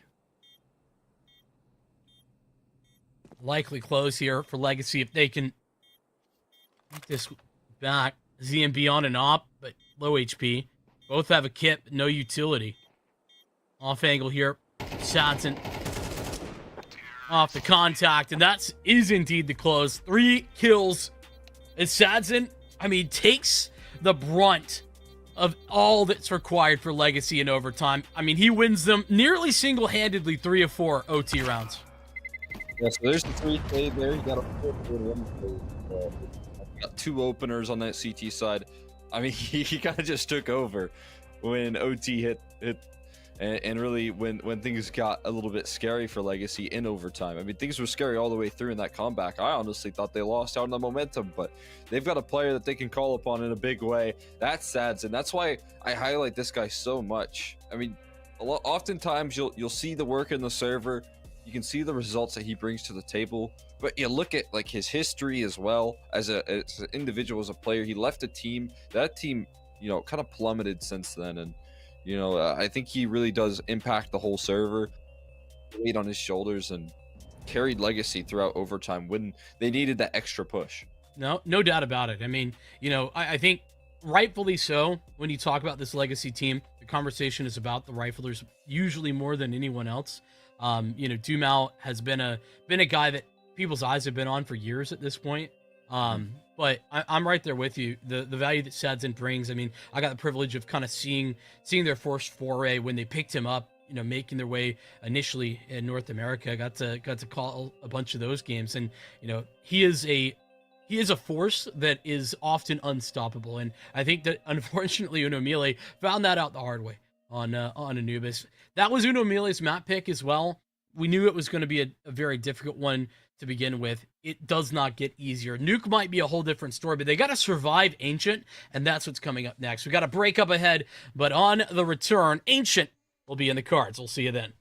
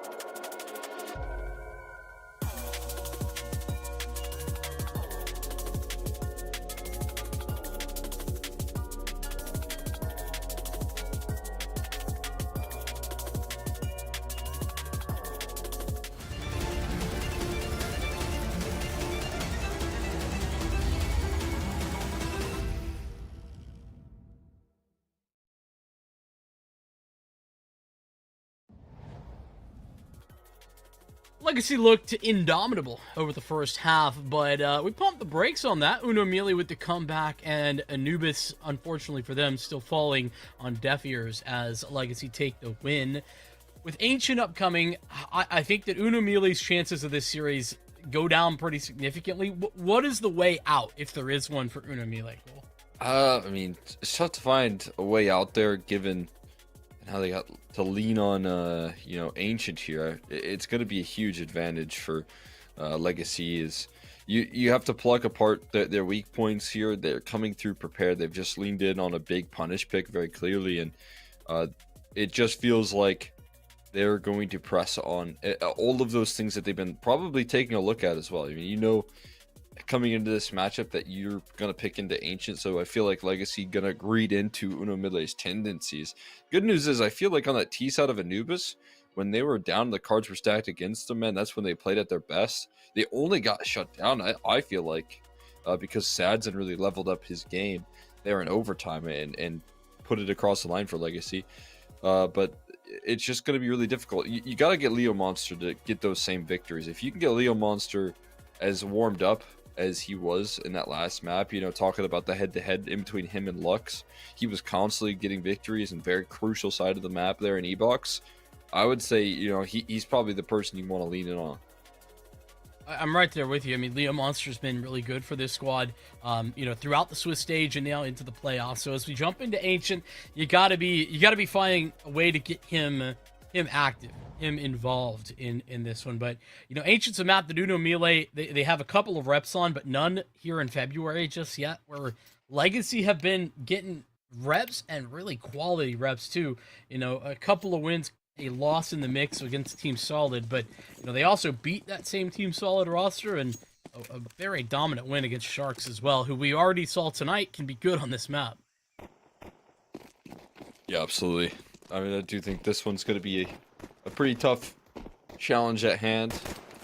If they can get the confidence rolling early and not have to put themselves into maybe a big comeback as well, they can start the conversation. I like the confidence here from Unomili as well. Take a duel straight in towards B, and yeah, they've discovered bomb on top of it. This instantly becomes recovery mode here, and all your early game planning goes to the wayside. Honestly, don't see an easy way out here for Legacy either. That'll help Lux. A very diligent clear to remove Remix, but I mean, this doesn't get all that much easier trying to fight through here when Leo Monster's on the other side. Very difficult indeed. Dumel gonna arrive, but seemed like he had an advantage, Leo Monster. Dumel wins instead. Now we go back and forth. Molotov to help clear out some of these close angles. ZMB victorious. And even the fadeaway. 1v2 for Nissim over two different locations. And the B site is no longer clear, no longer open. 8 seconds left here. Feels like this round never ending. Nissim, as you said, still under the microscope here with the bomb plant. Could it be a fake? Oh, but he makes noise instantly. And now he's planting for Cave. And he's going to be bested. With relative ease there from Reelsin. Nice attempt at the recovery, but that one started in the dirt. And they had to dig themselves out piece by piece from that point forward. Yeah, but this isn't an unfamiliar location for Legacy. They didn't win either pistol round on Anubis. And, I mean, they still managed to hit 12-5 before Unomili actually started that comeback. So I don't think it's the worst of scenarios. No bomb plant, though, means that I was going to say unlikely to see a force buy, but that is not true. Legacy go pistols. Tech 9s for everyone. Pretty limited set of utility, too. And it's going to be a fake as well. Wow. Interesting from Legacy to start this map off. Fake towards A, with 2 players in the bomb included outside of B. Oh, such a big pick there from Remix. And Dumel actually does land the kill. They still have this resistance on B. Leo Monster not overextending. He doesn't rotate early. He holds his ground. They're going to be rewarded by shutting this one down pretty comfortably. Sadson makes it a little pricey at the end. It's not going to be too much of a concern, though. Bruno Millie, they punish the force, but they don't give any bomb plants either for this T side as well. I don't know whether to be really impressed with that from Legacy or a little bit disappointed. You know, on the one hand, I love that they're clearly not bothered by how much Uno Mille made them work for that Anubis victory. But on the other hand, it seems like they're just not showing any respect to Uno Mille when you and I are on the same page with regard to Uno Mille. I think they demanded that respect at the end of Anubis. Absolutely, yeah. I mean, a lot more than I would say Legacy choked out that last map. I feel like we did see a bit of a level up from Uno Mille, and that is a scary prospect. I think most of all, though, that force buy, I would imagine, is largely to kind of break the tendency of full ecos on round 2, hoping that maybe they would get a little over-aggressive knowing that that's what they did all on Anubis. But how about this one? Another force buy, definitely going to be a surprise. There's just no overextending on the CT side, at least a bomb plant here. But as you said, this one kind of is hinting at the idea that they don't have to respect this opposition. That's what they come into out of the gates, and maybe they're right in doing that as they find 3 kills. They still have to close out the round, though. They still have to do it up against Reels in a remix. Out of utility, too. That one flash was all they had. Oh, but they're gonna send it away. This is a very understandable decision from Uno Mille. I can't be frustrated at this decision. Brutal, man. They just keep force buying. And as soon as we say, you know, do you have to respect your opposition? Legacy rewarded even an extra kill for Nissa, only a single save. And there was a lot of damage done at the tail end of that last round. So, money's going to be pretty shot here, yeah. And now they're going to kind of be in force buy territory as well. Yeah, only 2 survivors will do that. That's so tough for Uno Mille too, because they have a lot of details right on the B side, right? But the issue is that Legacy correctly press on Cheetah, and they find nobody there. There's nobody in cave either.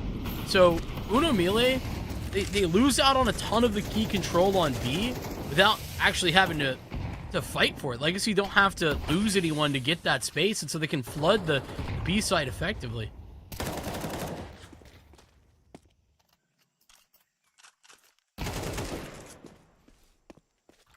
Now they know here that Leo Monster's rifle is over towards the B side because of that earlier kill. So a pretty easy decision now. Start to call the save in for the CT side, the extra gun to be picked up. Legacy might be playing for fun Counter-Strike, but Uno Mille don't have that luxury. Not when you're down a map. And not only are they down a map here, it's a pretty grueling road ahead of them. I mean, obviously this is a map that they don't have the most success on throughout this year, and then you look at what's up next, and it does get a little bit better for Nuke here for sure. Able to handle some strong Swiss stage teams when you talk about, you know, Crew, who I still, even though I kind of was surprised with their loss in quick loss in Swiss stage, it's they're still a strong team in general, and Duke was a pretty one-sided victory for them, and they've had victories over Bounty Hunters as well, so Mille, a little bit of confidence. If they can survive this Ancient, it'll be a very interesting decider to see how things close out, but gotta take it round by round here, and as you said, you don't get the luxury here of playing with that maximum confidence like we're seeing. You don't get the availability to play fast and loose. I mean, you can, but then you're risking your playoff motion on the line.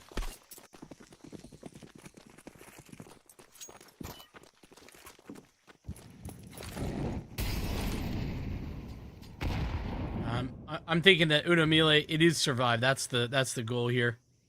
But survive means win in this case. And BNC not going to be winning anything. Ward maybe for the quickest opening pick, though, for Legacy in this map thus far. Monster handling himself against Dumal, but the scale out A hasn't stopped. I'll eat as well, but nobody pushes forward on the CT side. With that, we'll speak of a next round coming soon. I think ZMB gonna go save again. Leo Monster, he's still in Donut, but I don't think he'll be doing much more. Look at the position that they're playing. They're doing the Austin. Austin CS. Oh, strikes eventually. I mean, this isn't a pretty save at the end of the day. Remix. Grab an AK, at least a little bit of exit damage. This Reelson doesn't have a gun though. He had a rifle. Remix had the scout rather. Yeah, he did. I don't know if he realized or what happened there, but he does not any longer. I think ZMB actually had the other gun. I thought he had one from the start though. I'm not That was mistaken. BNC and Maybe. Well, you might have been right. Either way, he doesn't have one at the end. That's what we do know. Yeah. Either way, yeah. I mean, it's still good up. Yeah, I mean, now it's MP9 in the mix here. Not perfect buy, but not one that's too concerning. It's Still annoying bring when out you a lot of tools. when you get like 2 rounds there, you know, that you save a gun. Hoping Especially that this can- early in the match, right? What are we doing? Remix can drop a rifle. Why are we? He's saving Why are for we an MP9? Robot? I don't know, man. Maybe. What the... I Hey, don't- he's in Jag though, so get active there with the MP9. You get a little bit of motion there. That's true. You know, not the worst place to have this weapon. You know, and ZMB does call for this team, so it may be a, hey, hold on to that cash. I'll take the MP9. A very sacrificial type of move.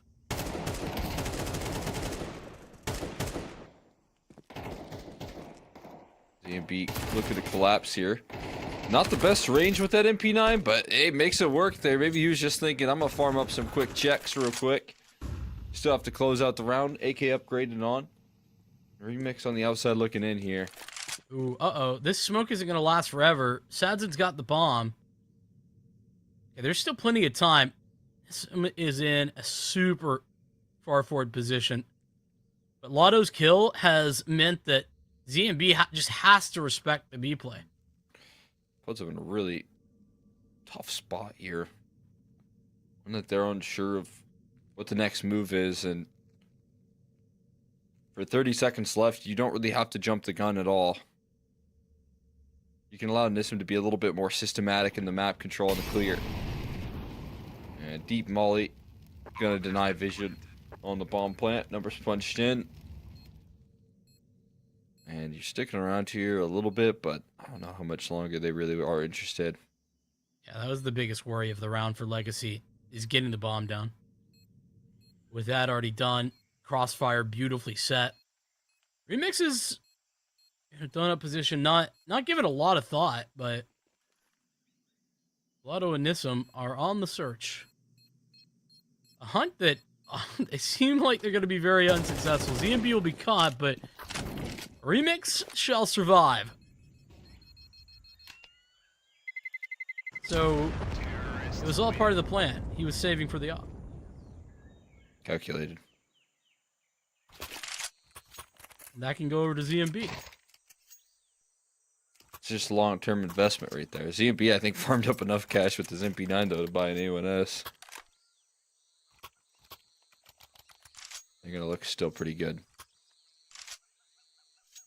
Heading into this one. The issue is you don't want to be caught in this constant trap of, well, I mean, not trap necessarily, but constantly forced into quick decision-making and quick saves being brought out. I feel like you just don't have a chance in these rounds. Yeah, So it you wanna is and it establish isn't an a early trap. advantage.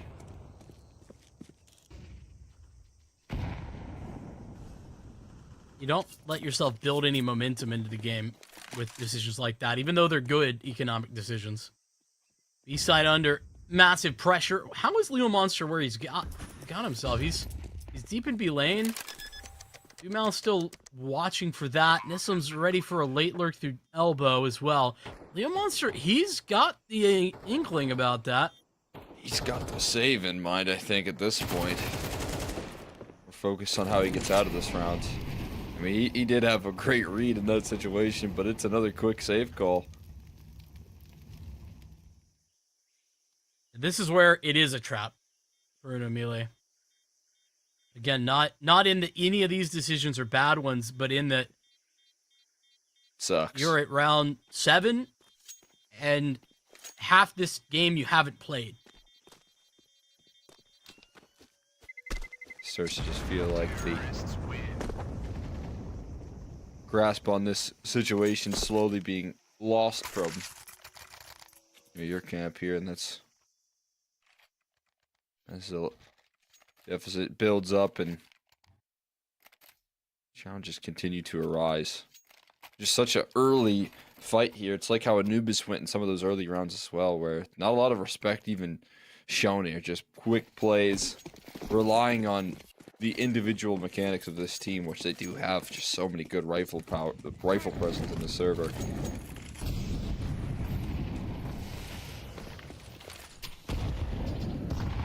They're certainly rewarded. Some nice opening duels here. Lux with some sweet revenge. Leo Monster getting sent on the aggression, but trying to take control over the situation. Just a headshot connected, not a kill. Talking about the key to legacy and struggles maybe that they had on Unomele's comeback there is Lux and Leo with a head-to-head that's deadly. Lux still locked in on trying to look for that duel. He'll get it Nissum into position. Dumal falls, and CMB with some phenomenal work on the rifle. Lux low HP. He got the trade out from Sadzen earlier on. When Remix misses the opportunity. Okay. Missed everything except for that shot. That was a big one. Okay, connect on the easy one to close. He's gonna walk right into his angle. A little shadow to give him the early warning sign. We'll be able to seal the deal. Getting past this round here, even despite the man deficit. That's how it kicks off right there.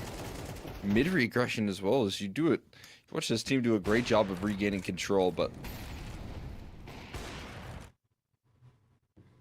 difficulty with some utility, not difficulty with some shots there. Remix activating in a big way. And CT side able to succeed because of it. Money for the rebuy, though. Legacy aren't too bothered.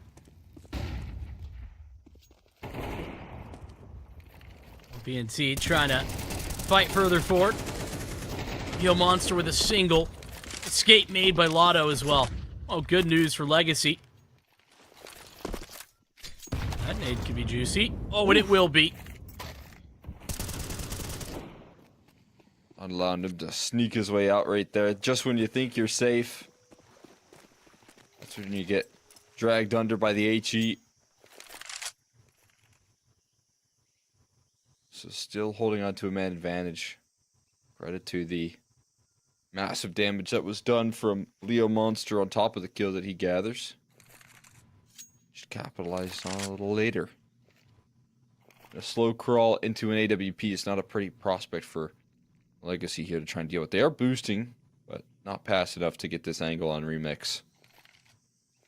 Could boost again, potentially. We'll see how the crawl out takes place. They are fading his crosser so effectively. There's another boost, but a quick reaction. Remix is sharp. Right now, he's not missing a beat. Eventually peaks in a third time there, and that's when you see Sadzen ready with his off. Might get a bomb. Not just likely, guaranteed now. Flank coming in fast. Reels in. BNC not seeing him, and with 3 other locations. There's only one place that Sadson could have gone, and that's default. PNC handles the business of that retake. Uno Mille taking up a 4th, and what's important for Uno Mille this half, I think they need at least equal or a lead going into this second. Because we've seen Legacy's CT side be almost double as good as their T side on this map. I think important round out here for Uno Mille to stall Legacy out. 2 rounds straight as well. That might be enough to start to break the economy. Not quite.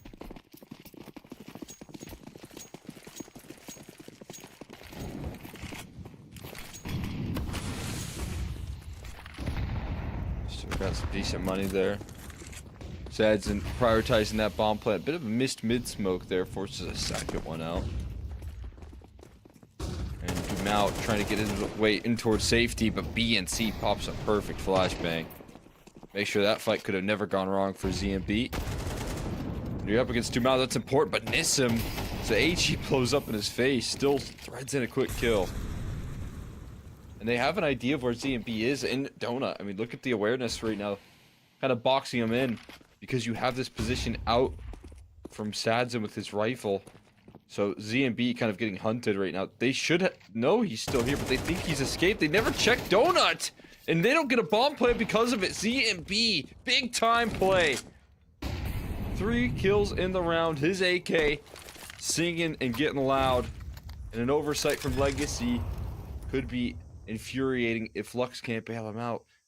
The only route into relative safety as the flank comes through. The AWP gonna strike. True Remix collects the closing kill. But ZMB pulls that one into safety. I mean, he had gotten a kill in Donut.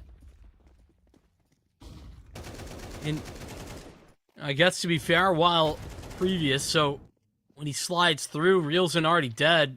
This is what leads to the oversight. Ends him up, doubled. And Remix with 2 more. Well, this is how you do it. Take a lead. Uno Mille likely to do it now. 3-round loss bonus gives Legacy a little bit of utility for the B hit.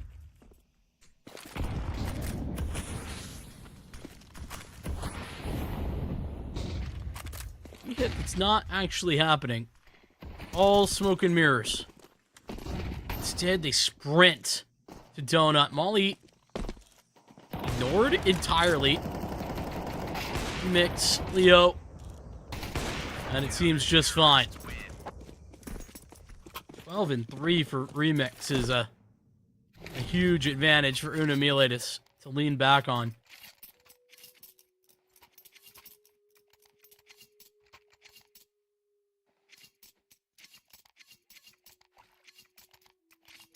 He's doing a phenomenal amount of work here for the squad. His re-peaks here, his re-aggressions have been very deadly. Hasn't really limited himself. Continuing to press the issue at the moment. Similar way to what Sadson had to do to close out on Anubis. We're seeing same sort of efficiency. Leo Monster forced to take a little bit more of a backseat though now. In return, getting shut down with some consistency here in Cave. Yeah, let's dodge out Remix and his pesky little op. What Legacy are thinking this round. 4 strong. With 2 on the retake move. Uno Mille are down but not out, but it seems unlikely. Remix is gonna walk it in, but with Sadson, this is not gonna matter. Oh my goodness, Remix. Poor guy. That'll be all tied up. 6-all. A nice end to the half. Lux leads the charge. And as a whole, it is the in-game leaders leading this server. Remix the exception. As he finds a bunch of multi-kills on the CT side. Yeah, Op has been just a deadly force here. Both of these leaders can do a lot of work. CMB and Lux here. Lux having a lot more impact on this map. Has to feel good for him. Much more akin to what I've been seeing as of recent as well. The Sadson, oh, he wanted to really press the issue there. Sidelined fairly quickly. I don't know how that flash didn't affect Remix at all, but we'll take it. Another flash comes in. Lotto gets one from CT on the fade, but where does that leave Legacy? 2-on-3. We take attempt coming. Lux being incredibly loud about this. So a lot of import placed on Lotto. Delay, delay, delay. Where's the kit? Is there one? On the ground? I don't know.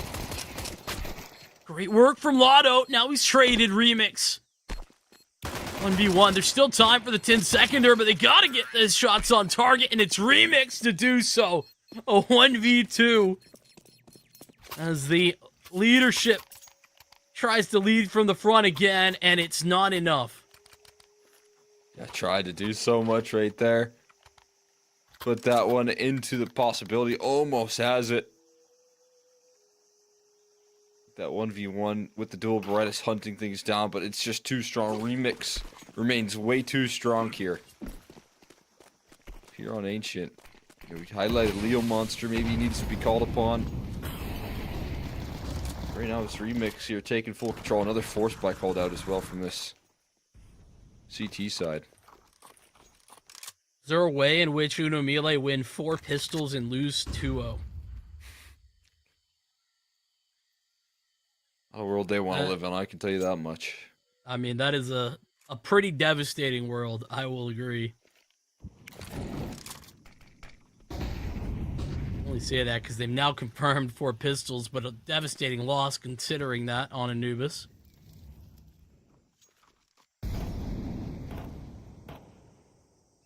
Force buy could be the start of something that Legacy can create. And these force buy wars very profitable for them. Did so on the T side. Dumel not far. Sadson elevated. And they've got Nissim here too on a 5-7. This is pretty deadly. There's only one flash and a smoke here. Uno Melee, not a lot has room to go wrong. Get that timer, something they've been able to wield effectively. But nothing does go wrong when they get into these late round situations. Handling the time pressure so effectively. Execute's always going around 30 seconds as opposed to before things get too late. And Nissim and Sadson kind of peek into those fights. Feeling a bit suffocated without that donut presence. Wanted a chance to isolate, couldn't quite swing it. Uno Melee now take a force buy up against and shut that one down as well. That's good news because Uno Melee now build a little bit of a lead going on. And by the time this whole opening gambit is over, likely to be on a 3-round lead. Lotto will get a SMG saved off, and Lux and Dumel will take their 5-7s and their talents into round 15.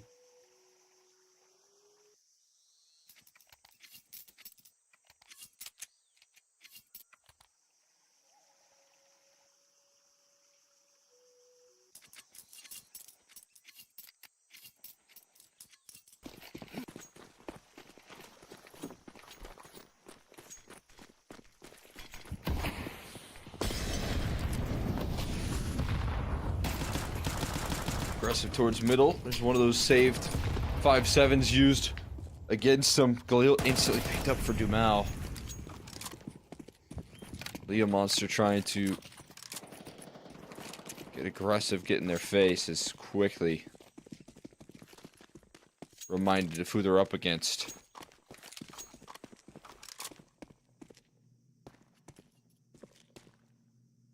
Done a good job of limiting Dumal, actually, as a whole, this whole series thus far.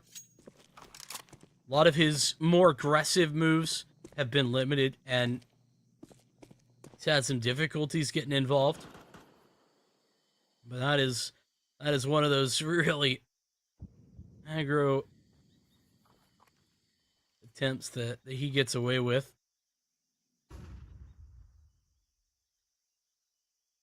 Lux still having a smoke here on B is a little concerning. Unamile, I mean, if he gets a smoke off when he's gonna spot anyone, they're gonna have to pop through that smoke. I don't think there'll be time to wait it out. There's a excellent smoke there from Lux. He has a molly as well. Back it up.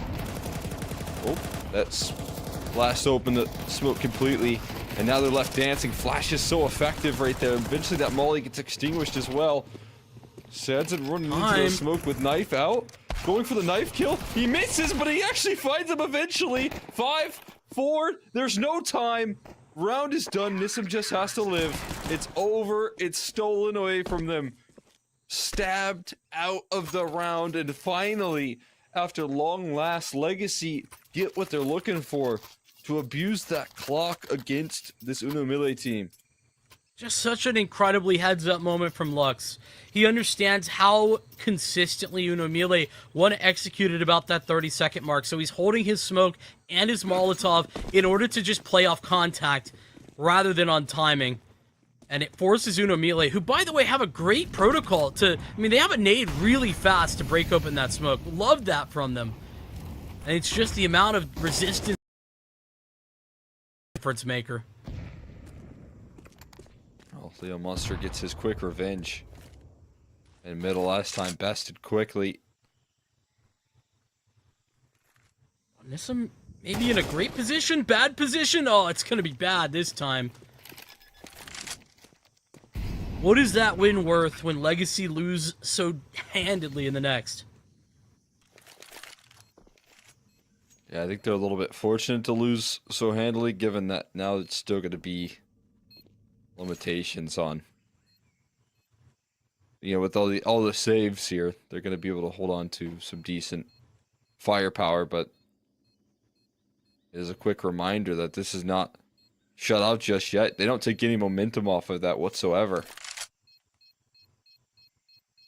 Especially, you know, with a knife kill right there. No frustration being felt at all. It's Unamile that just turned up the heat to 10 there. And are rewarded in a big way with a instant reply there. Leo Monster not losing his confidence is a good sign as well. You know, right back to his aggressive mid duels. Even though he knows he has to run into Dumal. A scary ask here, running into a player as tough as Dumal, but... And just to make it look easy in that last round with a little bit of setup.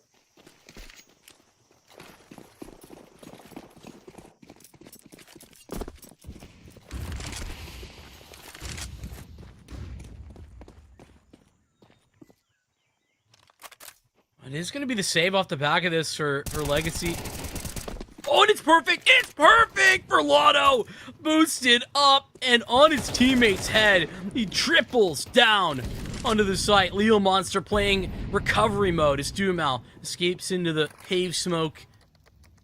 Provides a little bit of control for Legacy to try this retake. I mean, there's still a chance here. Bomb planted. Not going to be an easy task, but they've got deep positioning here. You can see Leo Monster readying himself for the eventual and overwhelming aggression. Nissim is, oddly enough, baiting one of his rifles. And Leo Monster's not budging. Knows his job. Understands the assignment here fully. Still has coverage. And Nissim struggling to activate. Eventually will be able to slide through. No kit, though. Not a kit?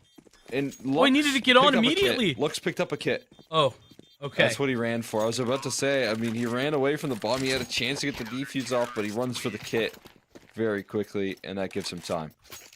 There we go. Yeah, good attention to the details on that last moment. Lotto, though, creates the opportunity. Talk about just perfect moment for that boost. Legacy. Catch 3 Uno Melee players, no utility, contact out B. And that's a second round. The only 2 rounds Legacy have in the half that have been stolen away. I mean, those are big victories right there for them, but it still feels like when it comes down to the general rounds, you know, the ones where there's not massive plays or a knife kill to stop a bomb plant here, those have been firmly in favor of Uno Melee. So now they got another one of these situations here. Bit of a flubbed smoke there, but Mix still punishes effectively. Misses out on the follow-up, though. Nissim plays confidently. And we'll go and secure a quick trade. They got the B site as a sacrifice. It's another miss smoke. They'll just ignore that one. And Lotto. Molly blows up in his face, but not before he can take care of CMB, denying a little bit of that deep positioning. But again, that lack of proactivity from Nissim, it's going to cost him this space in towards long. We saw in that last round how effective this is. Ooh, that's a scary moment, but they get the guns back out in time. And, I mean, just a lot of utility to overwhelm this. Good flashbang as well. I'm going to pull BNC's cross your way. Oh, it's not going to matter. Low HP. Dumal's got a smoke. And he's just going to bait him out. Has the kit as well. So that's time that remains for Dumal in the 1v1. BNC. What an incredible effort from him. Putting in work right there. Serious damage from BNC. Even though I will give a lot of credit to Lux and the utility that he throws right there. That perfect little flashbang. At least force him off the aim. An angle right there for a second. And that sets him up. I mean, you're baiting the low HP. They did everything right there. They're in between Lux and Nissim. BNC just deletes both of them. That's when you got to put your trust in Dumal, who's not having the perfect game, but as one of those reliable pieces we've talked about to help bring Legacy back into this map. Now tied. Uno Melee's 3-round lead, a little bit of a memory.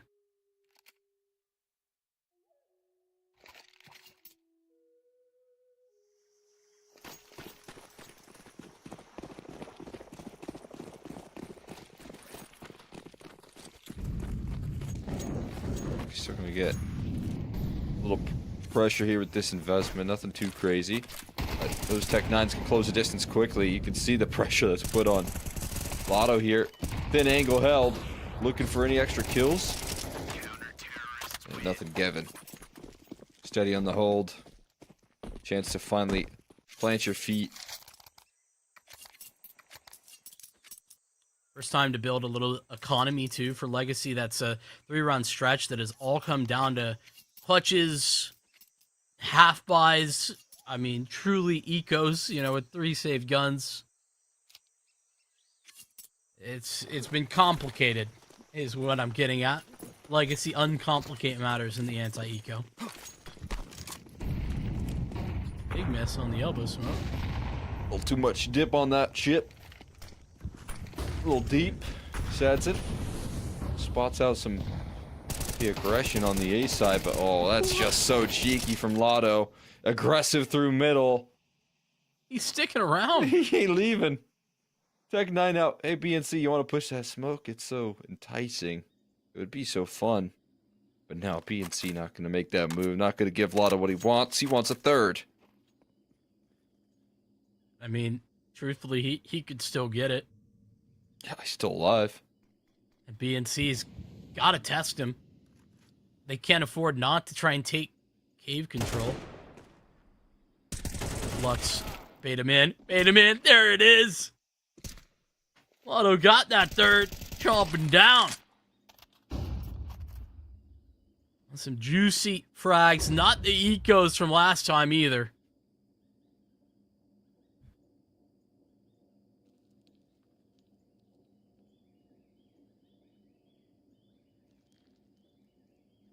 more stability going to be found because of it now.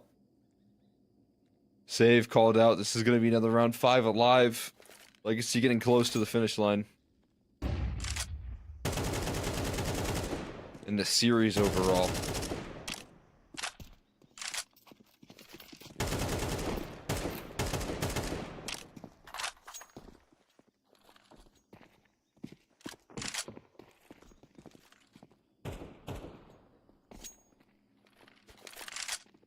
Otto, such a reliable piece right now for Legacy too. And these save guns, I mean, they are a lifeline, but they aren't the lifeline that Uno Melee would like. You know, Remix and Reels in are not getting any util at all. And the buy here means that Uno Melee are investing for the rest of the game. Now they don't feel like they can allow Legacy a 12th. They tried that back on Anubis and it didn't work out. It just made him stronger, unfortunately, for them. Decisiveness out of Lux, fighting forward here down the ramp. Can't track this pesky Tech 9 in the corner. Forces out a smoke, though. My god, Lux just not give up on the fight. Mal splitting his attention here, drops the op though, and they're actually thinking of pushing past this. Lux does. Z and B though, and B and C punish the extension. And a panic now set into this round entirely. Wait a second, Leo Monster's so deep. Oh, it almost goes bad. Reels in, catches the aggression, and turns for another one. Lux falls, and so do Legacy. Their trust placed into just 2 rifles and 3 Tech 9s.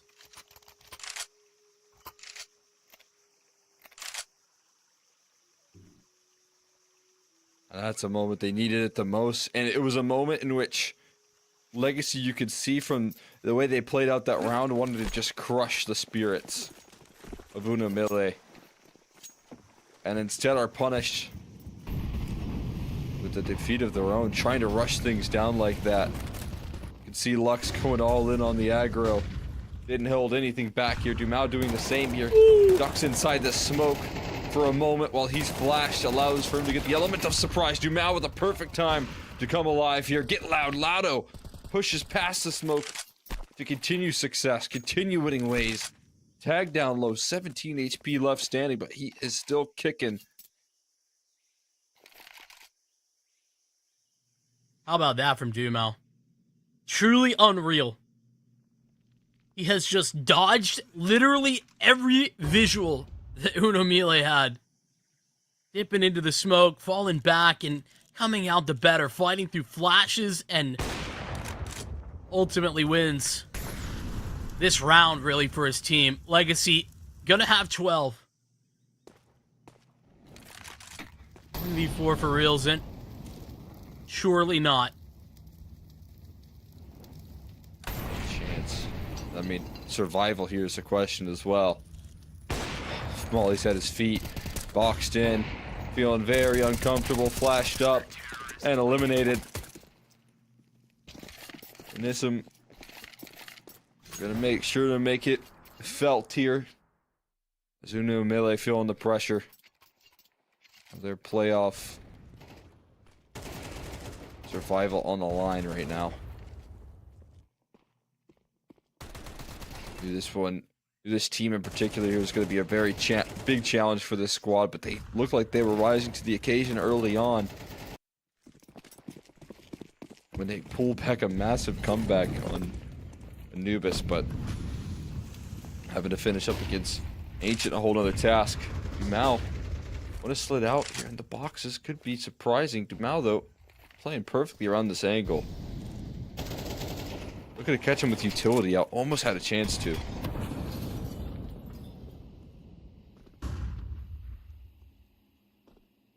Well, this could be the closer. Struggle to find that closing blow on Anubis, but a Legacy. Let it stand a little bit more passive in this round. Almost. Dangerous game with the smoke spam right there. So that smoke fades away. That's the last position you want to be caught reloading. He gets out so quickly. Knows that's the case. They're going to continue this aggression. Lux looking to end it early. Pressing the issue bomb, drop to the floor. That's the first kill they find, with 45 seconds left as well. Wanted to maybe game a little bit more info there for Lotto, but by a smoke, it's going to force him to readjust the crosshairs. They're shifting up this defense big time here. They are, but I mean, honestly, Uno Mille kind of want to go towards A. Oh yeah. And that's where the shift is heading. Lux provides the coverage. Middle no longer a big threat. Actually, Lux has gone away from this just in time. There's a gap. Oh, but Reelson looks to fight instead, and Doomel. Oh, this is a nasty angle. Bait and switch maneuver. Not necessary for the switch part of that. Doomel is both the bait and the winner of that engagement. Legacy close out in 2-0 fashion. A tight game as Uno Mille do make it difficult, but they ultimately close in some impressive fashion. Yeah, I mean, a fantastic finish there. With how they had to close out, I got to give Uno Mille a lot of credit. I knew this one was going to be a challenging series, and a 2-0, it looks like a challenging series. But overall, they put up one hell of a fight here up against Legacy. And the opening round, this Swiss stage team here rolling up, and after a pretty crushing defeat, not too long ago in those Dallas qualifiers, to then come back look much stronger. Looked like they were able to adjust very quickly and get the ball moving. They made Legacy work for this victory here, and Legacy are, as we know, are a very strong team that can consistently put the pressure on them. So got to give a lot of credit to Uno Mille, but Legacy end up closing it out. They're our last team in quarterfinals, and again, I think this is a roster that's going to continue to do some damage. A well-deserved spot in the quarterfinals as well for Legacy. I mean, especially when we talk about a quarterfinal that it ended maybe a little bit too fast for them the last time around. They were up against a Imperial roster that's very difficult to find wins against, and they weren't quite able to close that out. But now I think they have a big opportunity now to kind of prove what they're made of with this new look lineup, already putting on some good tournament performances at the beginning of this year. Well, here's another chance for that. Yeah, absolutely. I mean, very exciting team here, exciting roster. I think you're starting to see the full situation here in terms of the role changes as well. I mean, I kind of mentioned it when I first watched him. It looked like Dumao sometimes would struggle in these very active roles a little bit more than you would like, knowing his mechanics. But you can see when it comes down to closing time, he is available. He is constantly finding success in the server. Lux really regained form to deal with some of the pressure. Sadzen, even though Ancient wasn't the best of maps, dude, he gave them a map advantage in OT when it comes down to closing it out. So there's just so many pieces to this Legacy roster to be excited about. They all come through when it matters most. Yeah, I mean, Sadzen absolutely given him that map advantage, but for me, Lotto, the consistent factor. I mean, he was... If Sadzen's given the map 1, I think Lotto is defining map number 2. And he had a good map number 1 as well, which is why I think, he deserves the player of the match banner on this one. And you look at the stats, they tell the same story, but for me, the amount of value that Lotto brought on the CT side there, I mean, that's why Legacy are good on the CT side. One of the reasons why they're good on the CT side of Ancient is because Lotto in Jaguar can be a menace. He is so comfortable splitting his attention and playing around those smokes, and you saw it really bite them in the butt so many times. Uno Mille, they just didn't have an answer for it, and it's hard to have an answer when Lotto is so consistently there. Yeah, Lotto's consistent impact here has completely changed Legacy as well. He was great, but I think kind of constrained into more passive roles, a lot more anchoring positions. Again, Jaguar Cave, that was Nekis's domain before these roster moves. Now he's playing it. Now he's making these moves, and it's such a difference here for Legacy in terms of elevating their ceiling, in terms of giving them room to work with here. So a lot to be excited about here for sure. That being said, that's going to close us out for the night. That's our final opening matchup here for the playoffs run down here. So far, in a full day of 2-0s, a couple close ones in the mix there, though. It doesn't show how one-sided this day really was, at least for us, and some interesting matchups, but Again, I want to thank you all so much. I mean, I guess we can actually, before we close out there, we can take a look at the quarterfinals and see how things are shaping up. We'll be back tomorrow with some exciting action, me and you. So looking forward to some of the games that we're taking a peek at here. And most of all, Fluxo and Solid, another interesting matchup in between those two. But Imperial Legacy, that is the by far game of the day for sure. 100%, yeah. I mean, exciting matchups across the board. All 4 of those quarterfinals going on for tomorrow. So we appreciate you tuning in. We thank you for sticking with us, and we'll see you here tomorrow for more fantastic action here at CCT South America. Until then, peace out and have a good night.